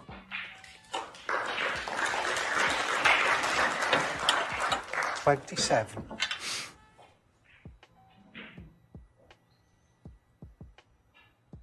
And it all comes down to this shot. 34 and set the frame. Draw parry. Can I speak as a very competitive person right now? Yeah. If I'm Perry, right? Yeah. I had some really rough shots that frame. But like, the narrative in my mind is... The narrative in my mind is that this guy, right, he's leading and I'm behind and I need to play hard, right? I'm being given really hard shots and I missed a couple of opportunities to get back in, but then finally like an opening appears and I'm able to just barely take the frame back right? And I'd feel good about that. Like Yeah, I I wouldn't think be it's like- happy that King, King missed some shots. Like he should, like by all rights, I would feel like I shouldn't have taken the frame, but I did it and I pulled it out, and it's like, all right, I'm going to take this momentum through with me through the rest of the tournament. To later learn that King was purposefully throwing, that would feel like shit. Well, I think he only generally learn. Boldness is not mandatory. I was actually saying that I think these are like the three. When I think of bold players, I think of these three and Stuart Bingham. There might be more, but because John Higgins was another one. I was thinking, so he'd probably be very happy he just won the frame. And they say he had some unlucky rolls, but to win it, still feel very good about it. They say that snooker players win frames they're not meant to win, right? Right. So they can win frames they're behind in. They have little chance they can win frames that even need snookers to win. And snookers Chess is this way, right? Like chess at any, that's part of what makes it an exciting game, right? That's part of what makes snooker an exciting game is at any moment the game is constantly on a knife's edge. And all it takes is one mistake for the tables to turn. Like that's what makes watching chess exciting. That's what makes watching snooker exciting, right? Like these are games that are balanced at any given moment on a knife's edge. Yeah. And it does happen a lot. People get just a bit of bad luck and they'll lose the match because of, And he won that frame on the last black. That's as close as it gets. Oh no, it can get closer than that. You can have a respotted black where you equal, but that's pretty much, in the spirit of as close as it gets. Mm-hmm. By the way, we don't have a super active clips channel right now, but I would like to start doing them again. We do have some good clips from this subathon. I would like to start doing. I would like to start doing clips again now that I'm settled in. Streaming has been kind of a funny thing for me, but I would really like to get that channel active again. We have some, but they're old. Anyways, okay, so frame 3. Mr. King began the frame with a terrible break. Mr. King chose to play an aggressive safety shot, which would inevitably open the reds rather than a simpler and less risky safety shot that would have left the reds more tightly bunched. Mr. King sought to defend his shot choice. He hoped that, after he had opened up the reds and returned to the white to bulk, bulk? This is the top of the table. Oh, okay. So the bulk. I mean, it's where the majority of the colors are. I don't know where the word bulk comes from. Yeah, I don't know. I'd be curious to know. Mr. Perry would play a poor safety shot, giving an opportunity to Mr. King to then build a break. Mr. Carter refused to criticize that logic. A 2-0, he suggested a player was entitled to try to force a win. He described the outcome of the shot as unlucky. While Mr. Dunn did not disagree with that word, his view was that the unfavorable outcome of the shot was not an unexpected one, given the risks of red scattering, of collisions occurring, and so of opportunities being left for Mr. Perry. I would say as well, if your poor break shot here, caught the cushion corner. There's another table frame that we hit flapping at weird times. It's BAULK ball. Yeah. So I'm curious, what does a foul incur? It depends on the ball you foul on. So there are lots of different fouls you can produce, but generally 4 points. But if you were to foul on it's the minimum 4 points. But if you were to foul on like the pink, blue, or black, because the black's worth 7, you'd incur a 7-point foul. So if you are trying to hit the reds and you accidentally miss and you hit the black, there's 7 points. If you're trying to hit the black and you miss and hit something else or don't hit it at all, that's 7 points. Same with the pink and same with the when people need snookers to win a frame, because if you have enough points to win a frame, and if there's less than 2 snookers required, people will play on. You can get something called a free ball as well. And the free ball is where you can't, if you're played a snooker behind the red and your opponent tries to hit the red and they miss it, and then they block your view of the red ball on both sides behind a colour, that means that you get a free ball and you can pot a colour as a red ball. So you have enough points then to win. Okay. So It's depends on the sort of the rule you break. Yeah, I know. For example, if you use an object to measure whether a ball can be respotted, as Ronnie O'Sullivan did in a match, but the referee didn't notice, he put his chalk on the black spot to try and work out if the black would respot there. That's meant to be a 7. Ah. Yeah. Interesting. 1. Difficult shot. Yeah, difficult shot. Doesn't look it, but very difficult. 1.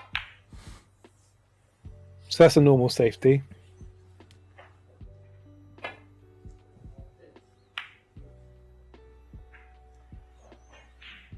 That's a safety as well. Yeah, it was.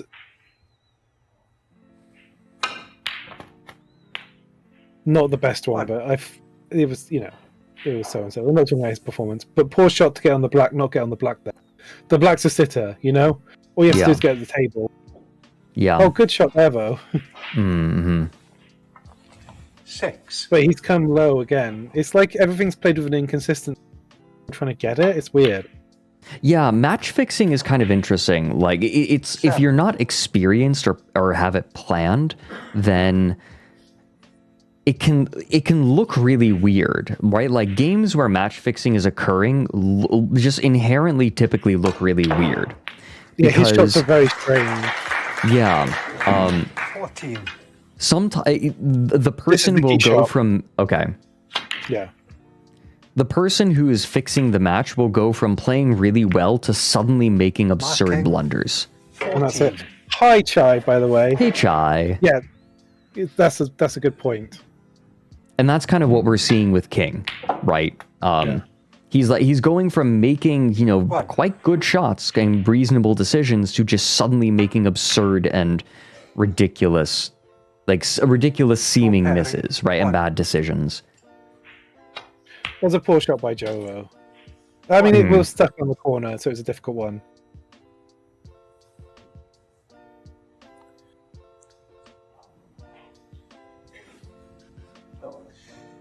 Okay.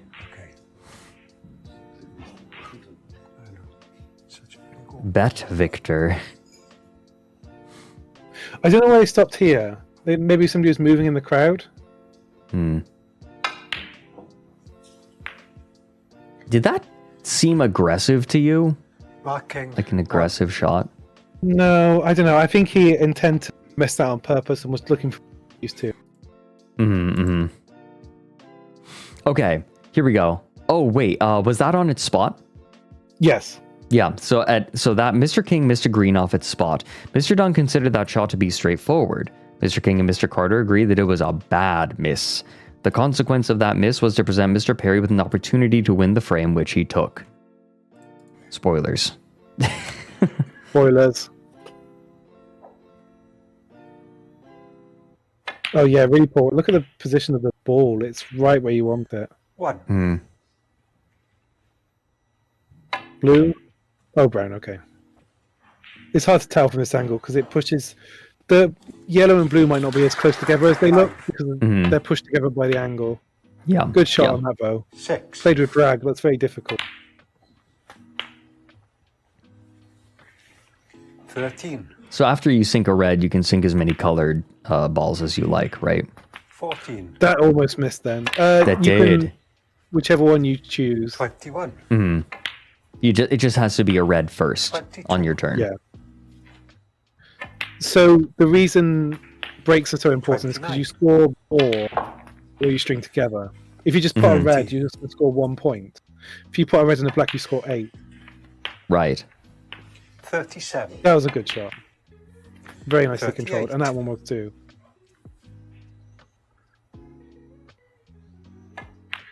This is a little bit tough, but he's got it. 45. Yeah, Perry just runs away with it here after being given the opportunity. 53. 54.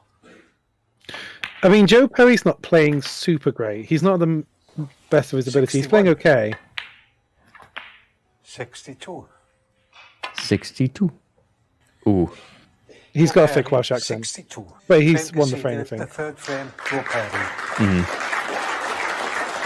So now, frame 4. Okay. This is the fourth and final frame. Mhm.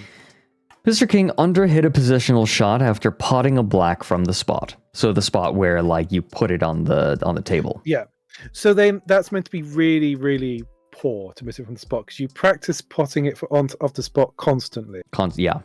Yeah. If you imagine, there's kind of a gap between the way snooker is played and the way it's practiced, but they spend the majority of their time practicing building breaks. And most snooker players would be very disappointed to break down in a practice break before scoring a winning break. They lay them out in a way that tests them, potting them from all different angles, and they just practice it over and over again.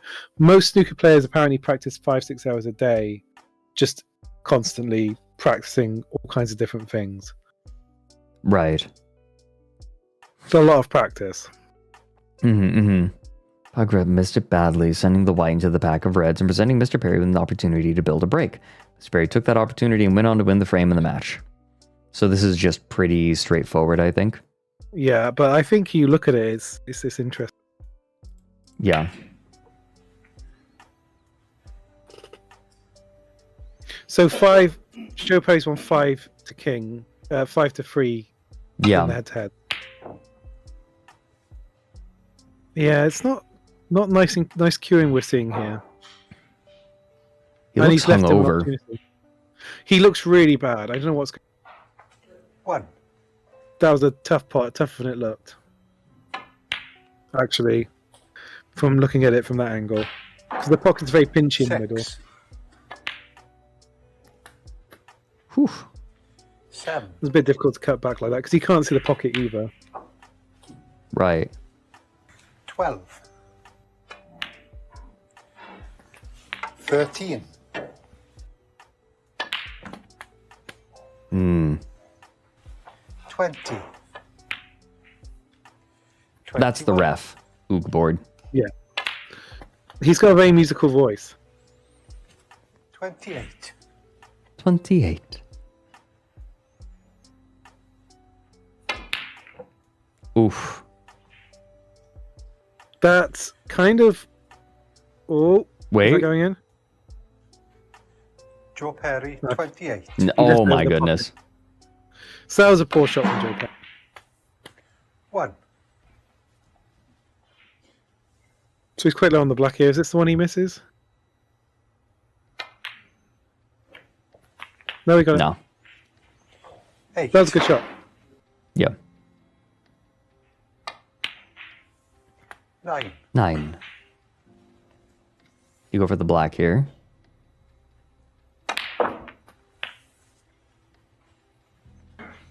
That's 60. not a great shot.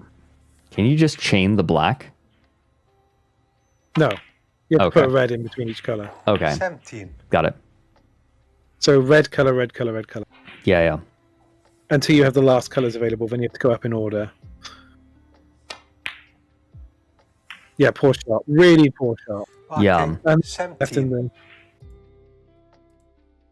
Really yeah. poor shot. And so poor shot. Yeah. Underhit a positional shot after potting a black from the spot. From that poor position, he found himself in a similarly poor position on the next black.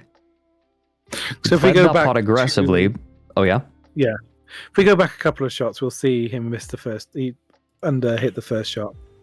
So this is the shot he plays a poor position from. So Fred, if you pause it, anywhere from where maybe like a couple of balls above the white to that red, maybe a bit below that red, but in that kind of imagine fanning out from there. That Right. bottom red is easy because you don't want to be going through the pack. You see, he's playing with top spin. He's having Yeah. to punch through the pack here. What you want to be doing is going above that red and going down past the black and then back up for a good position. This adds complications to it. Right. You don't want to be making things more complicated. It's just a 17. peculiar choice. He's in a good position here, though. Right.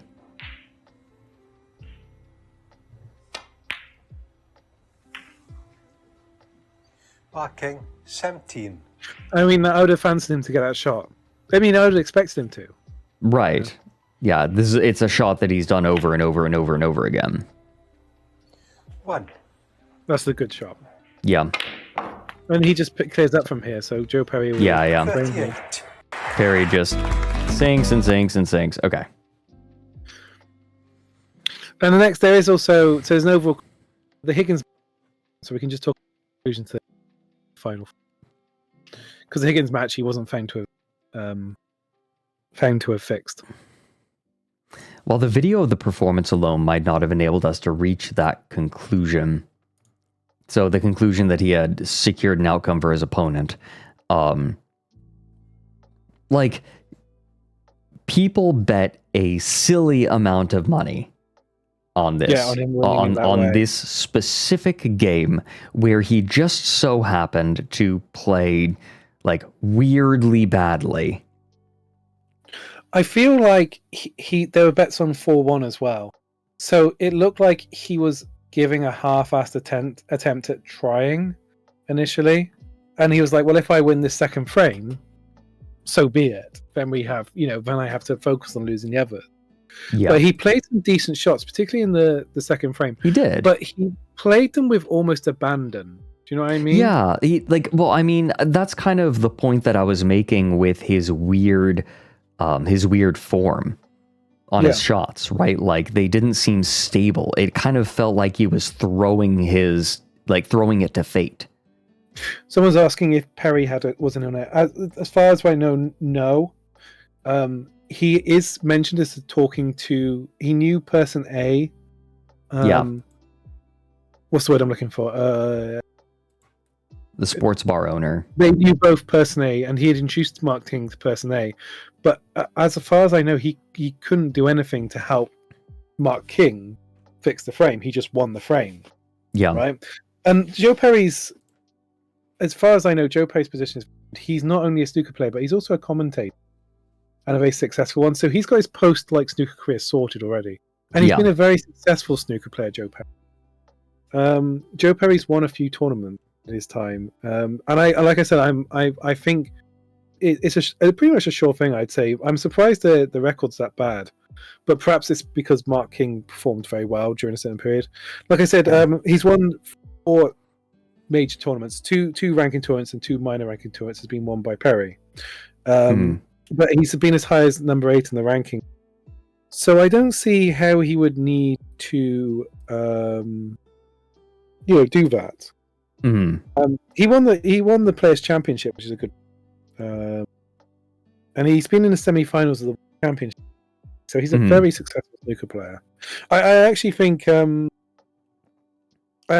Perry's very good. He was at one point the second oldest player to win a ranking title. He's a good snooker player. And saying he's had health problems. I'm just skimming through his Wikipedia article. Mm-hmm. He had I can't say this. He had arthritis in his spine, which must have been quite debilitating. Mm-hmm. But he's a commentator for the BBC now, and he is a very good.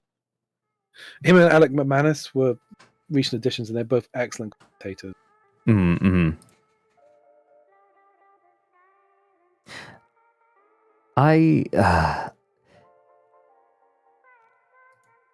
It's such a hard thing as an outsider to come in and be like, oh yeah, he was cheating, because I am not an experienced, I'm not a snooker player, I'm not a spectator, although I might become one if Ryan has his way.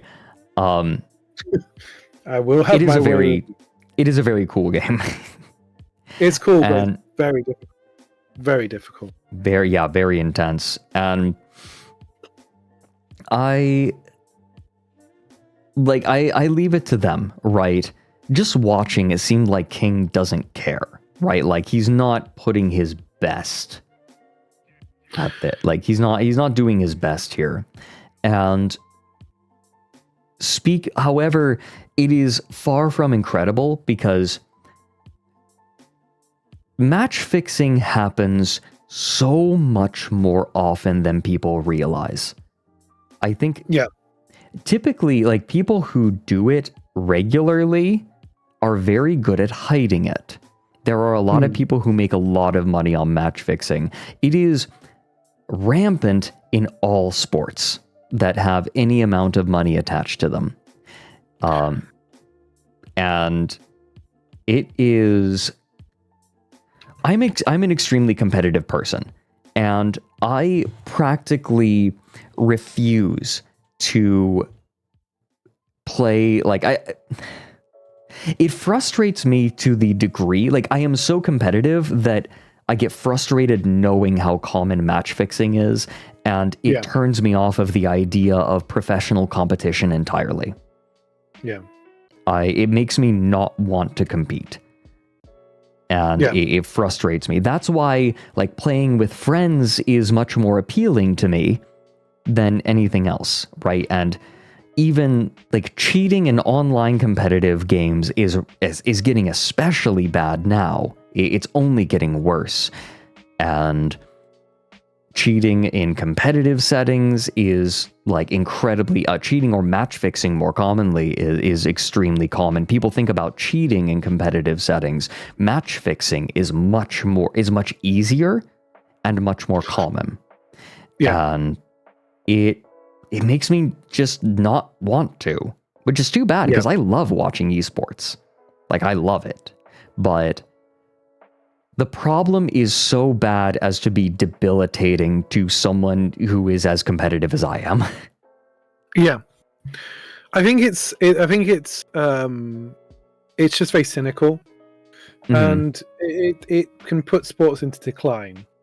Because if you can't, I think boxing, it is potentially, I think it's about to go for a bit of a fall, if I'm honest, because it's so unreal these days. It's so because, like, you know, the biggest sporting events are Mike Tyson coming out of retirement. Yeah, somebody mentioned Jake Paul. Mike Tyson coming out of retirement to fight Jake Paul. That's kind of that's embarrassing. Yeah. And, you know, if you, I've seen a match, and I'm trying to remember which match it in boxing, which I was like, I'm sure that was fixed, because the guy just fell down suddenly. But I can't remember. I think I was watching Vladimir Klitschko fight this guy, and it was just like really awkward. He was like well past his best as well. It was just like, I almost thought it was Buster Douglas, but that doesn't feel real. Doesn't feel like it's the correct person he was fighting. But he just kind of just gave up, and it's just very strange. But, you know, when your sport is like, you know, somebody who's retirement age fighting, you know, an influencer, and at the same time, he had a heart emergency that he was hospitalized for like a month before the match or something. Like Mike Tyson did. It was a joke, you know. It was a joke. Come on. Like, I was so horrifically uninterested. No, I mean, I was uninterested. What is too. this? And like, this is stupid. It's stupid, and it's really sad because I really, one of the only boxers I like watching is Tyson. I loved Mike Tyson's old style of boxing, and it was really exciting. And it's just like, it feels very soured by it all. Yeah, and I think when you don't have people giving they're giving a real performance. Do you know what I mean? Right. Like, what people like really go for it, when the spectacle is the wealth and the money and the nonsense, that it just loses a lot of its grandeur. Right. It's a lack of respect for and I know I'm sounding like a codger right now, right? But part of what makes competition so enjoyable is the respect for the competition itself, right? Mike Tyson respected it, and he was incredibly fast, but also incredibly technical, right?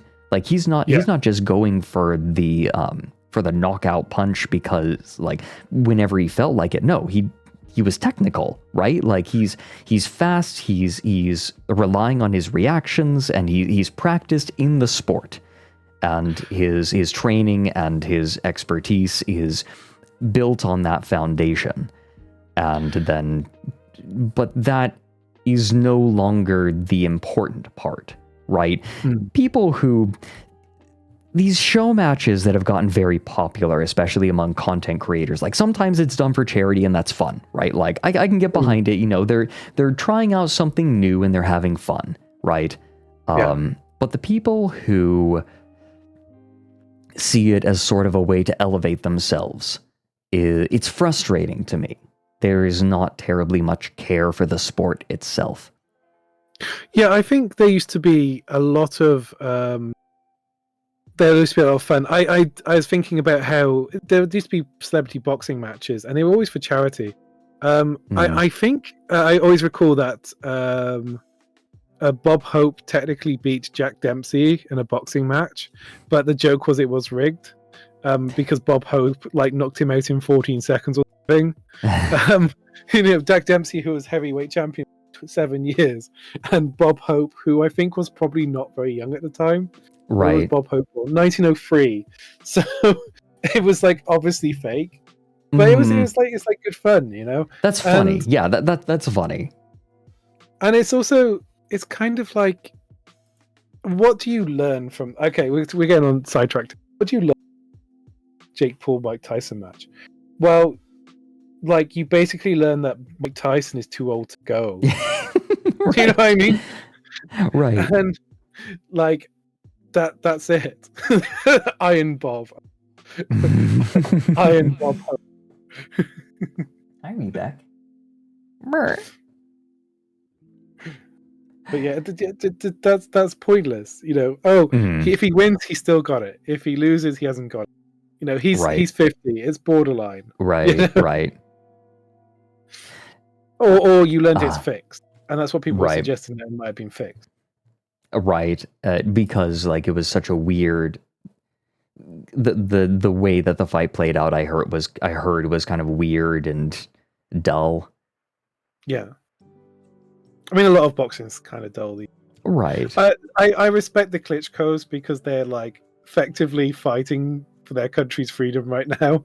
But I also found the way they box to be very conservative.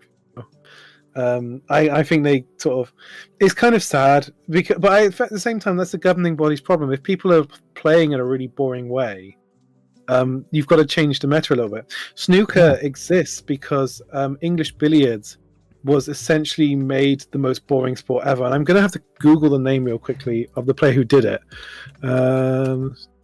He was a snooker champion as well. I'm sorry, famous Australian snooker champion who I've forgotten the name of. Horace Lindrum made English billiards so boring that it effectively became a non-sport. Yeah. And I wonder if I can find a quote for this. Oh, it just talks about his snooker, English billiards. See if it mentions what he did. But he used to play one shot so much, they changed the. So it meant like every 150 points, you had to play a different kind of shot. But that also shows you how boring English billiards was, because they was making they having to score thousands of points to win a game. And right. Horace Lindrum, like, yeah. Oh, just I was going to mention, chess has had only a few rule changes throughout the years. And then like it hasn't changed for hundreds and hundreds of years because like chess is. You might have to have some rule changes again eventually because of the way that like computers have sort of adjusted the game, but like chess is still a very competitive and very interesting game. The only changes that have been made have been to make it more aggressive. For example, the queen used to move exactly the same as the king. Then there was a variant that occurred called Crazy Queen, where the queen could move like a bishop and a rook. Like a bishop or a rook, just whenever it wanted. And that's the queen that we know today, right? Crazy Queen is now just known as chess because it was more interesting to have the queen be a more powerful piece. It opened up new possibilities and made the game more aggressive. Similarly, en passant. En passant is a kind of an obnoxious rule for a lot of newcomers, but it rewards aggression. Yeah. It's a move that rewards you for taking space on the board. Castling right? Castling was added. It's like, okay, well, you can get your king to safety and get your rook out into the center of the board so you can get to the fighting already. And there are a few more moves, right? Like the 50 move rule. Do you know the 50 move rule in chess? Yeah. No, I know. I don't. Explain it to me. Explain it to me as if it's very simple. It's very simple. If 50 moves have passed where a piece has not been captured or a pawn has not been moved, then no substantial, the idea is that no substantial progress is being made in the position and the game's a draw. Okay, yeah. Yeah, I know that. And also if a board position appears on the board 3 times, then the game's also a draw. Yes, you're repeating moves. Actually. Yeah. That has been there forever, I think, though. Yeah. So in snooker, there's a bit of a controversy about the miss rule. So if you are in a snooker and you're trying to hit a red, for example, and you don't hit it, the move's called a miss and the ball can be put back. But the issue is you can be stuck in that position for quite a long time. Right. And people think that rule is frustrating and can make the players play more conservatively. So people have suggested potentially changing it to ball in hand. If you do see a red and you miss it 3 times, you lose the frame. But if you can't see it, then you have the miss called against you, and you can do it an unlimited number of times. So it's one of those things. In some frames, you can have. I wonder if I can show you an example of a foul on it. But this is. I kind of want just a video and not people. Let's see what we get, Fred.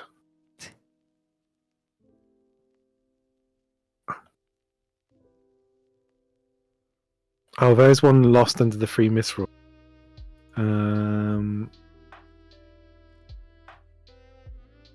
Gosh.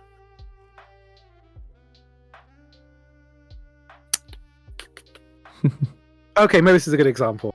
This is probably a bit fun as well. Okay, I got one. This is so old. How old is this video? Just 15 years old, Fred. Does it involve Mark King, John Salby, and Mark Salby and John Higgins? So it does feature. It does feature one of the people involved in the matches. Okay. Top telly fan. This is going to be potato quality, but it's great. DVD fever.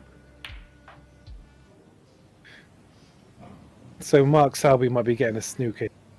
Much too thick. Potentially not.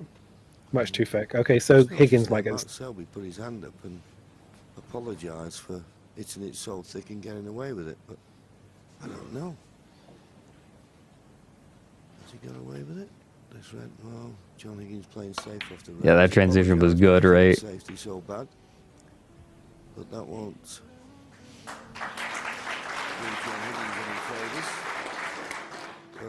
So he can hit the reds here, but there will be a miss called. The reds, he's played an excellent safety.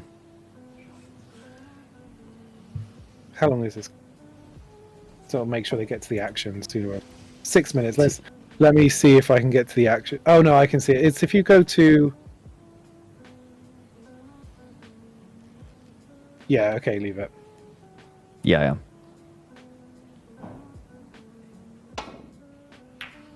Foul and a miss. Hit the pink. On Higgins 6. Okay, good luck, referee. Replacing. Only in snooker do people get so little pussy that they're punished for hitting the pink.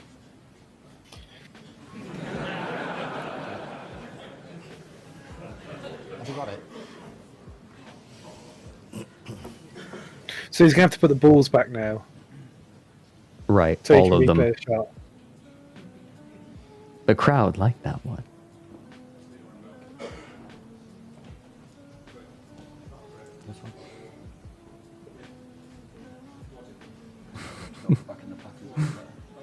This one to me. The players are trying to help. They're just, this is so embarrassing. Oh my god. I thought the head of the chicken was there, and And the tree...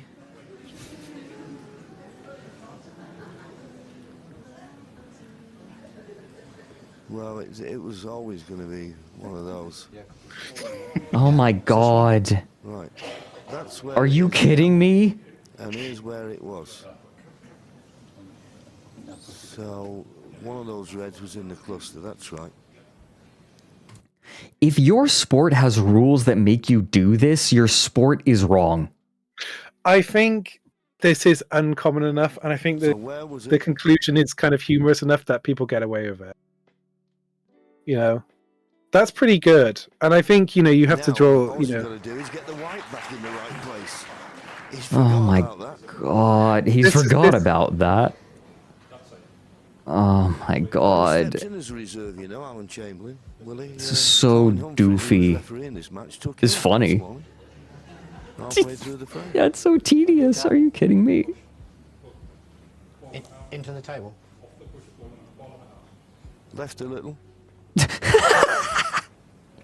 Right a little and fire. They'd have nailed it on the golden shot, would they? Oh, there'd have been Oh my god, are you kidding me? the Irishman in the golden shot when he missed the target by about 10 miles. He said, "Where are you ringing from?" He said, "A phone box." Yeah. Oh my god. Are you happy with this? Are you happy with this? Not really, no. Luckily, the session on the other table is just in their interval, so it doesn't matter about the crowd having a little laugh here. And it is very, very tough, but it is a tricky situation. I think that's just about fair. Yeah, I think that's they've done well. Let's see if I think it's possible he might miss it again now, Fred. Where they were, and Oh, please no. That bottom red on the left-hand side is a little bit out. It is. No, I see it. now what he tried to do before was to swerve around the blue and catch the edge of the reds. Yeah. And of course he didn't swerve enough, that's why he hit the pink. He can clearly hit the reds on the left-hand side of that cluster God, to go back to ball, please. but he's worried about colliding with the two reds on the left-hand side of the table. But if he doesn't make Oh, contact he's this thinking. time, he'll be warned. Selby's been criticised in the past for thinking too long. And trying to, he's considered to be a grinder of a player, people will say. He's very good, he's won the World Championship 4 times. But he's like Please the no. anti-O'Sullivan. Trying to roll into the side of them, this needs to travel, it needs to run on, is it short, is it going to get there? Oh my god. And a miss. John Higgins. So the ball can be put back again now. But because he didn't hit the pink, it's only a 4.5. Right. So he'll put this back quite quickly. Can you get He would have negative memorized points? that. No. Okay. You can't go below 0. Okay.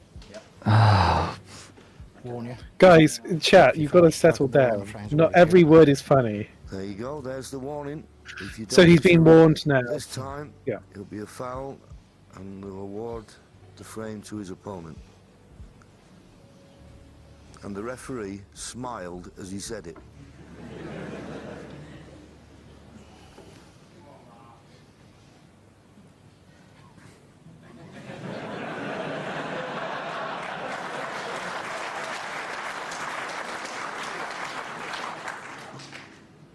I think he was saying if you want to give it a try.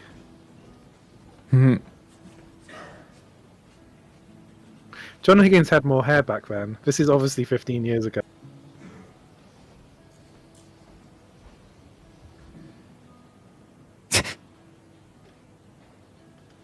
Well, I'm not quite certain that he's what he's looking at here. You cannot risk coming off a cushion, can you? Well, he is doing. If he doesn't hit the red this time, he loses the frame. Surely this is too risky. Oh, he's played it hard, though. Oh, okay. That's a decent shot. I think he might be able to still pop the red, though. Oh, I don't think he has. God. We'll never know, Fred. We'll never know. Brought to you by DVD Fever. Somebody look at that website. If you don't get a virus on your computer, Please I'll give you rate, a pen. fave. Yeah, please rate, fave, and subscribe. Imagine if you put your stuff on YouTube like 15 years ago People would Oh have my died. god. Yeah. It would have been like, what People's the head would have fuck? exploded. I mean, then again, anybody people's heads the kind of website? exploded when I uploaded when I did, to be fair. Yeah. I mean, people don't realize, like, when you first started putting videos on YouTube, this other stuff was like spoony. Yeah. Spoony. I suppose so, huh? Clear. Oh, Abaddon! Thank you for the raid. Welcome in. Hello. I We're am about to currently finish our on raid. day 4 of my subathon. We have, by day 4, we have unlocked 11 of 14 days. Congratulations, friend. Seriously, It's huge. people have been so unbelievably kind. It's amazing. Good job. I'm so proud of you. It is really incredible. Like, I could not have hoped that it has gone this well. We are only 3 days unlocked away from getting the rebirthed Lauren, a fresh furry model from Andre. Andre has agreed to put time aside next year for me. The spot's open. And Andre has agreed to keep that spot for me. Andre is in very high demand, to be clear, and he is being very kind to me. Yes, as he should be. DVD Fever is a default page for some kind of web server now. I bet it's smelly in there. I don't want to look at it. Oh god, yeah. It smells like Magic the Gathering players. Fred, don't insult our audience. My There brother. are only so many of them. I'm insulting my brother. My brother plays Magic the Gathering. That's not fair on your brother. He is a very productive member of society. He's a well-groomed man. He's a well-groomed man. He is a well-groomed man. He also has long hair now. We Oh, both no. have long hair now. Yeah. Oh no. Isn't it horrifying? Does he play blue? I don't know what he plays. I don't remember what he plays. I think he plays, mainly Foxhole. I think he plays green. But welcome in, Abaddon. How was your stream today? What were you up to? Today we were looking at... actually, we just concluded learning about a match-fixing scandal that is rocking the snooker world right now. A player just got banned for 5 years. And he's... How old is he again? How old He's is 50 Kane? now. He's 50? Yeah, this effectively is the end of his snooker career. Yeah. And also he has to pay a fine of like 80 grand. So if you're struggling for money before, he's not going to be able to afford to pay that. Yeah. No, he's been struggling, yeah, for money. Played some Apex and Infestation Origins. Horror game with Mickey Mouse. Understood. I recently, at the behest of my viewers, have been getting into a game called Against the Storm, which is sort of like playing the beginning of a city builder over and over again. And it's very interesting. I've been really enjoying it. There's a metagame attached to it as well, right? Like, you complete a run, and then you get some meta resources that you can spend that you can use in later runs. And it builds on top of itself. It's very cute. It's very comfy. It's intense, but it's roguelite. People call it a roguelite city builder.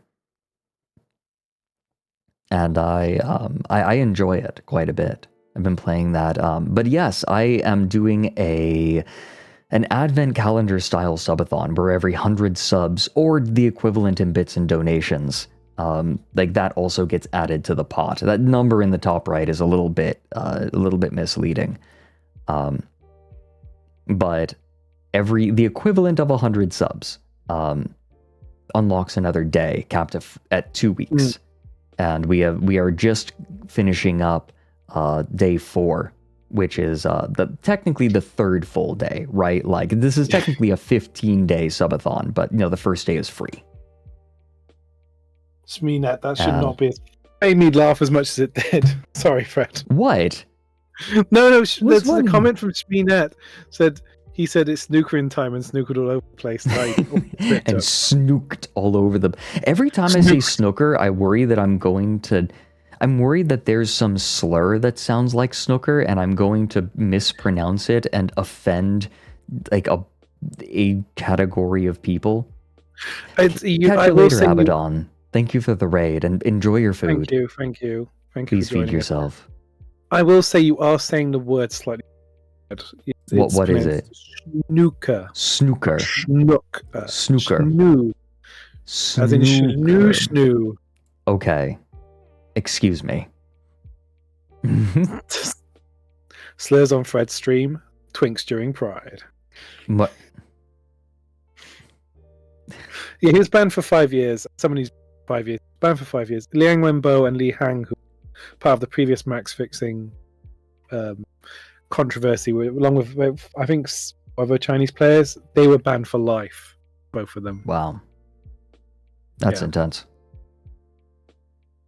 God, I guess maybe the 5 years was because it was like they were confident, but not like life. Maybe they just figured that 5 years is enough since he's already 50 years old. I think he's proven to have fixed one match, whereas Li Hang and Liang Wenbo was a pain in the ass anyway because he was caught. Well, for this World Snooker organization, he was convicted for a domestic assault. I think he beat his wife on the street, and they suspended him for 4 months for that, which seems very lenient. But then I guess maybe they knew the match fixing was already being investigated. Maybe, But they were like a group of Chinese players couldn't perform in China anymore, didn't have the connections in the UK where they were based, didn't have any money, and Li Hang and Liang Wenbo basically intimidated. Right. They encouraged other players to fix matches, and because they were the ringleaders, they were banned for life, and that was upheld by the Chinese Billiards Association. Gotcha. Is billiards the catch-all term for games of its kind? It's pool in any sort of cue sport. I think. Okay, gotcha. I think billiards it's more associated with the larger table play. So the snooker table is a billiards table. The 12-foot by 6-foot table. Okay, so I just looked it up. The general term is cue sports. Yeah. But yeah, I think billiards. It's an old game. Wow. Yeah, billiards has been around. It developed from table golf, I think. A recognizable form of billiards was played outdoors in the 1340s, and it was reminiscent of croquet. Yeah, I've played crazy snooker, which is I played outside on concrete tables. Yeah, Louis XIV had the first known indoor billiard table. Blimey. And wow. Oh no, excuse me. Louis XI had the first known indoor billiard table in 1461. Or no, not 1461. That was when he lived, excuse me. But sometime between 1461 and 1483.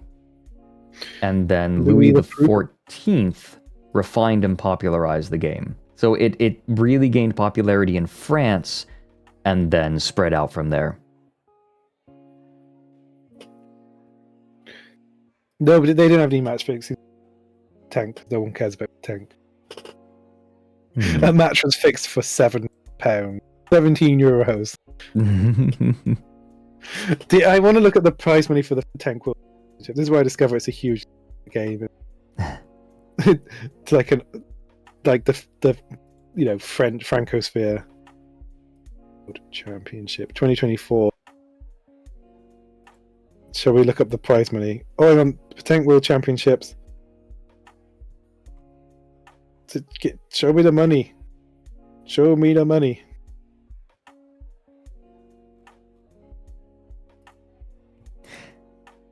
I think I think it might be time to wrap up here. Yes, it might well be. We have gone. £1,500. Oh, hang on. First place, €25,000. That's not bad, actually. Wow. I mean, it's not great. Right, but that's still that's a chunk of change. Yeah, it's a good chunk of change. Good way to get. Fred, yeah.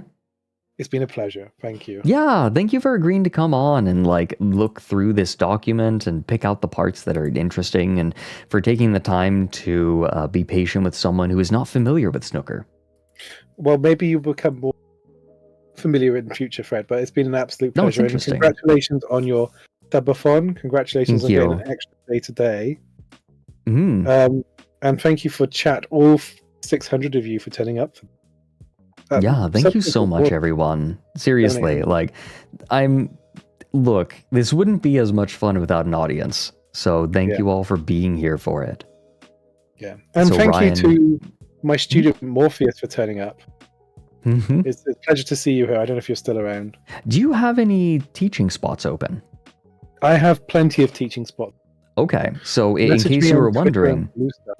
yeah, Hey! if you enjoy Ryan's cadence, Ryan is the composer for Down the Rabbit Hole on YouTube, and he teaches composition. Yeah. So if you are interested in learning music theory and music composition, he gives lessons. Yeah.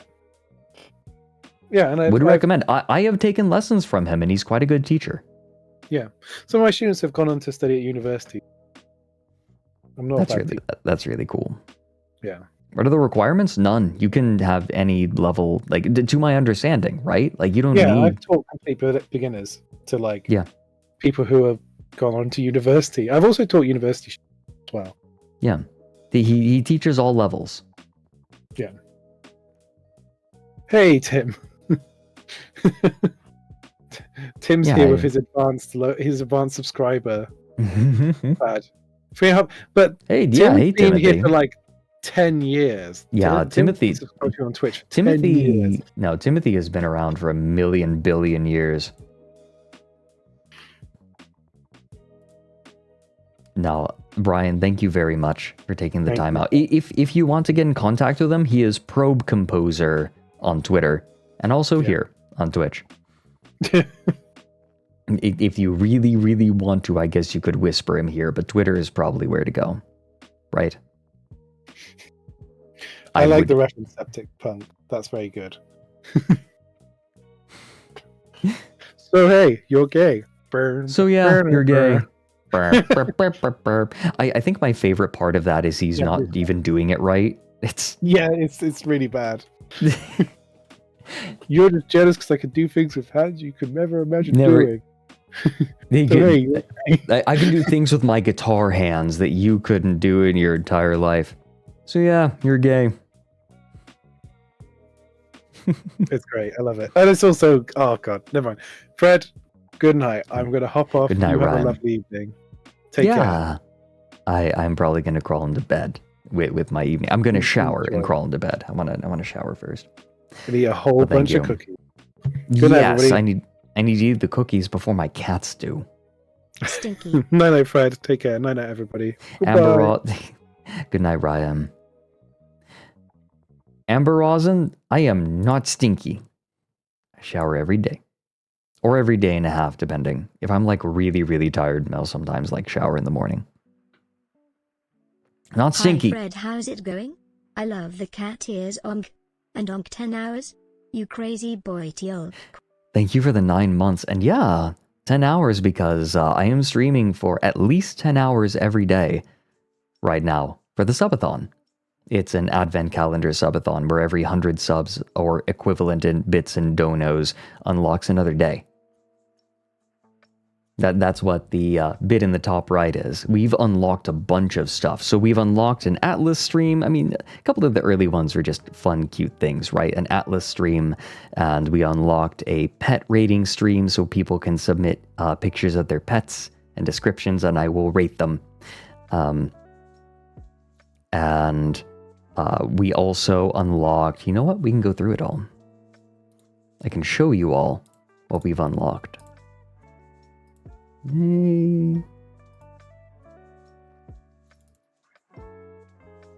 We've done a lot already. we had a buckshot roulette tournament on the first day. That was amazing. I had so much fun with that. Who all was here for the buckshot roulette tournament? That was so much fun. Here, take a look at what we've done so far. So these are all of the things that we could unlock. Obviously, we had outfit reveals. We had 3 outfits that were revealed. So I have 3 new outfits. This is one of them. And we've unlocked all of those. We unlocked an Atlas stream. We unlocked a pet judging stream. We unlocked an audiobook that is going to be done up like an audio drama and put up for free. We have unlocked an Owlet plushie. An Owlet plushie is coming.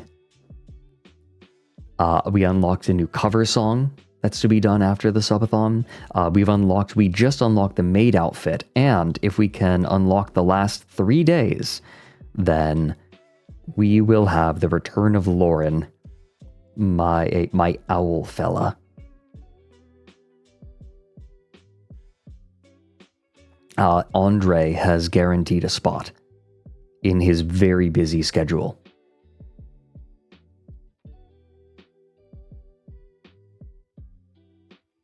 And breaking out the good shit. Yeah, I have broken out the good shit. I've been planning a lot of stuff. There's a lot of stuff that I want to do.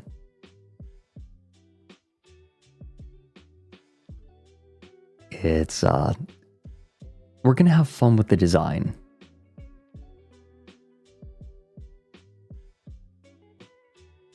But I will also show you all of the cool things that I've set up for these days, because it's a capped subathon, I can have something special for every day. We've unlocked day 11. So tomorrow we are going to be looking at Star Citizen. We're going to be getting in-game, but we also are going to be checking out some ships. Philanthropist has been kind enough to share some of the ships that he has, and we get to check them out, ride along maybe. Yes, there is a direct donation link down below. I think it just says donate on it. It's right down there.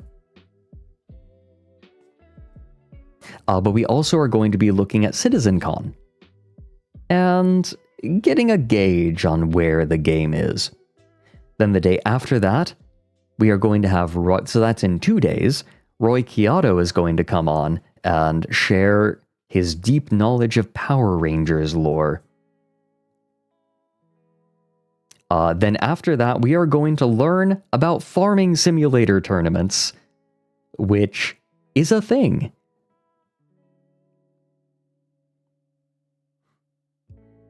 Then, I don't think, no, Philanthropist, I don't think is that far in, but he does have some very sexy ships. He's not that deep in, but he's got some sexy things that I want to check out. And the ships, to be clear, the ships in Star Citizen are gorgeous.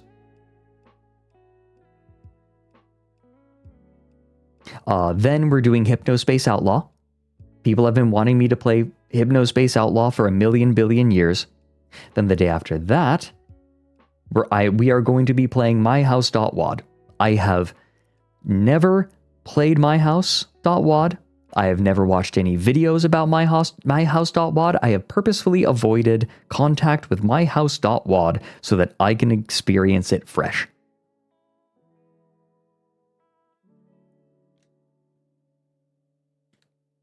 Then, the day after that, we are going to be playing a bunch of digital homicide games. Some of the original awful asset flips. They are bad. They are bad. Bad.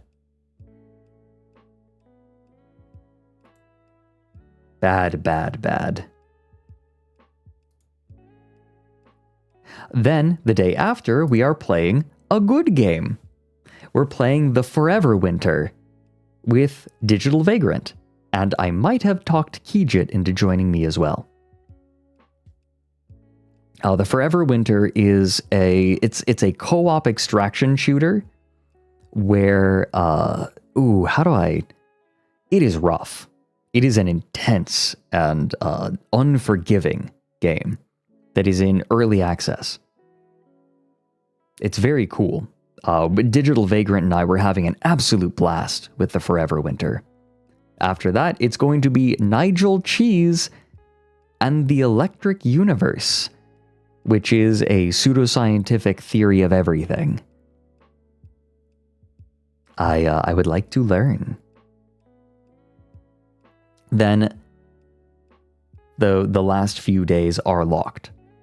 I got a couple more things planned in those days. We don't have any more goals besides the Lauren one. The Lauren one is the big one that we're building toward. We have a little gap between the maid dress that we just unlocked and this full massive model.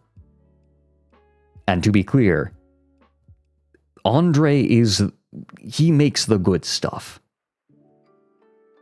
However, I am uncompromising and I want the best. And I think that all of you deserve the best. But we need some help getting there. Hence the subathon.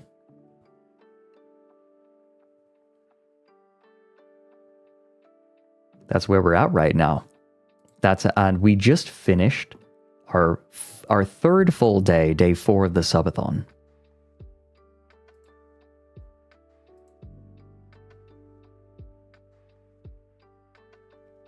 Lauren is the old owl that I was using for 2 years before I was invited to ASTRALINE. Yeah, Andre's models are insanely high quality. He made Fur's model, he made JT Wusky's model, he made Whiskey Dingo's 2D model, he made his own model, he also has made a bunch of trailers for VShojo, I believe it was. Was it VShojo? He's done a lot of, he's full-time into doing art for VTubers and VTubing. Yeah, he does videos. Yeah, he edits videos. He's been doing Yonkagor's videos, yes. Yeah, he did he do Buff Pop's Werewolf? Buff Pop tends to do her own work. Tends to do her own art. Stolus leggy steppy. That is, we're gonna talk about how we want the legs to look, but I do quite like the Stolus style of owl. Yeah, I referred Limes to Andre for her 2.0 reveal. Yeah. He did the trailer for Limes' 2.0 reveal. That's who we want to get on. And that's what we're fundraising for.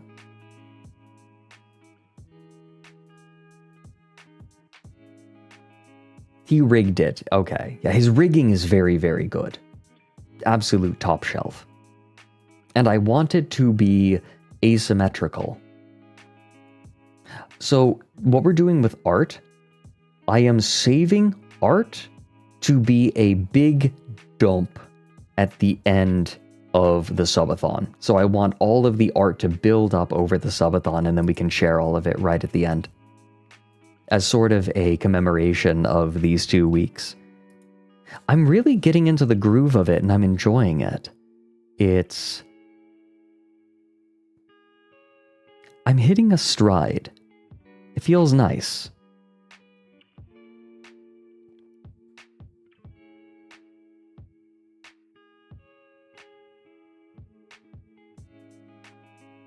Lauren is Fredrik Knutson, written by Vivs. Oh my god, shut up. Yeah, art at the end of the subathon. I'm kind of melancholy thinking about the end of the subathon already. Because I'm enjoying myself. I like it. I'm coming into my own. To make sure I don't burn out, I'll be okay. I'll be okay. I've got a good mindset around it, I think. I'm feeling good. I'm feeling very good. I wasn't expecting to, but I think that I'm adjusting my my mind around it in a way that makes it a little bit less exhausting. I like it.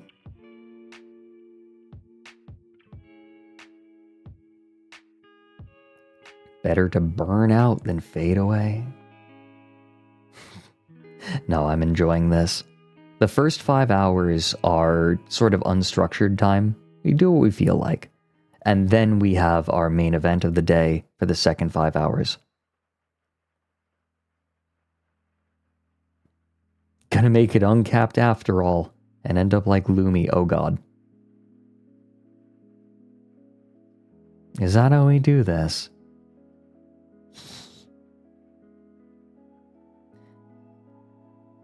I think it's about time to wrap up though.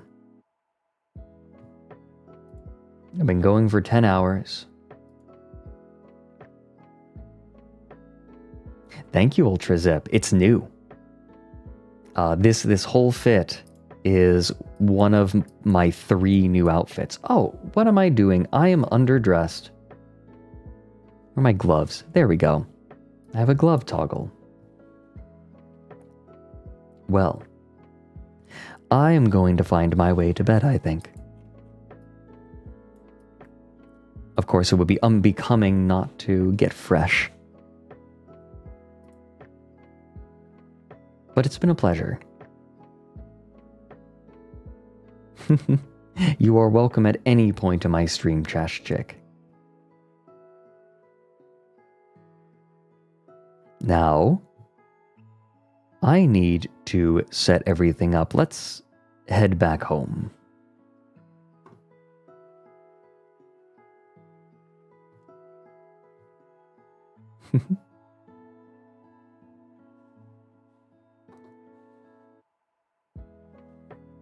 "10-hour days, I'm making it work. I'm feeling pretty good, but I definitely could use sleep. So, welcome in, Brosiah. He's bed. And, of course, gotta strip down. The vest stays on. Ooh, comfy. Oops.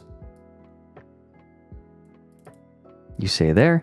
You can get tucked in next to me. There.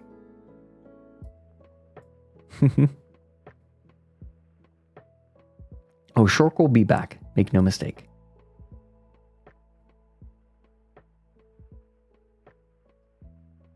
Where does chat go? This is chat.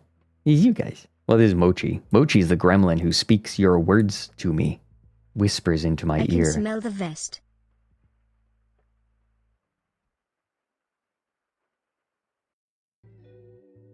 You're sleeping on the floor tonight. Get back in here.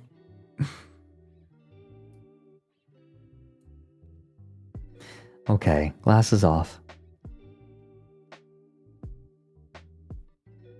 Category, I only EP. Thanks for taking care of that, mods. And then we also should get rid of that. There, update that. Veg time. Also need to set up words on stream. Oh, and the timer. Turning in, and then 09. And we return at 14. There. It EP time. There.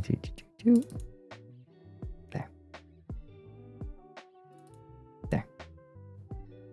Oh, also, for those who have been playing, words on stream should be a little bit easier now because I have gotten rid of the delay. Please update me on the highest level that you get to, because I get the feeling it's going to be longer. Brosiah, thank you for the fresh Prime sub. Welcome in.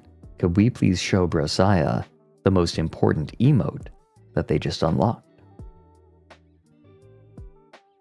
No, that absolutely does help. Thank you. The highest I think people were saying was 34, was it? Yeah, Donut Rocket has it, 34. Enjoy your froggy.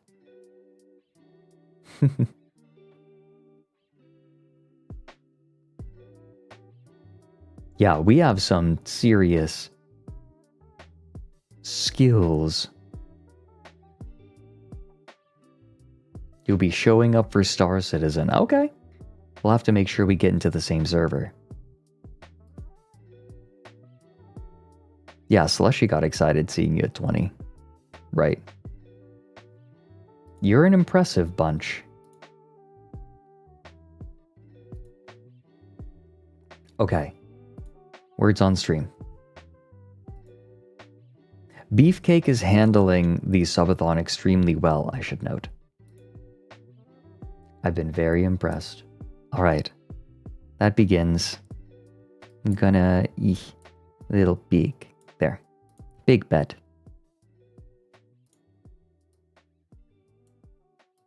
Comfy. Enjoy, everyone. If you're headed to bed, I hope you rest well. If you're headed to another stream, I hope you enjoy yourselves. If you're headed out to do something else, I hope you have a wonderful day. And I will see you all tomorrow. Goodbye.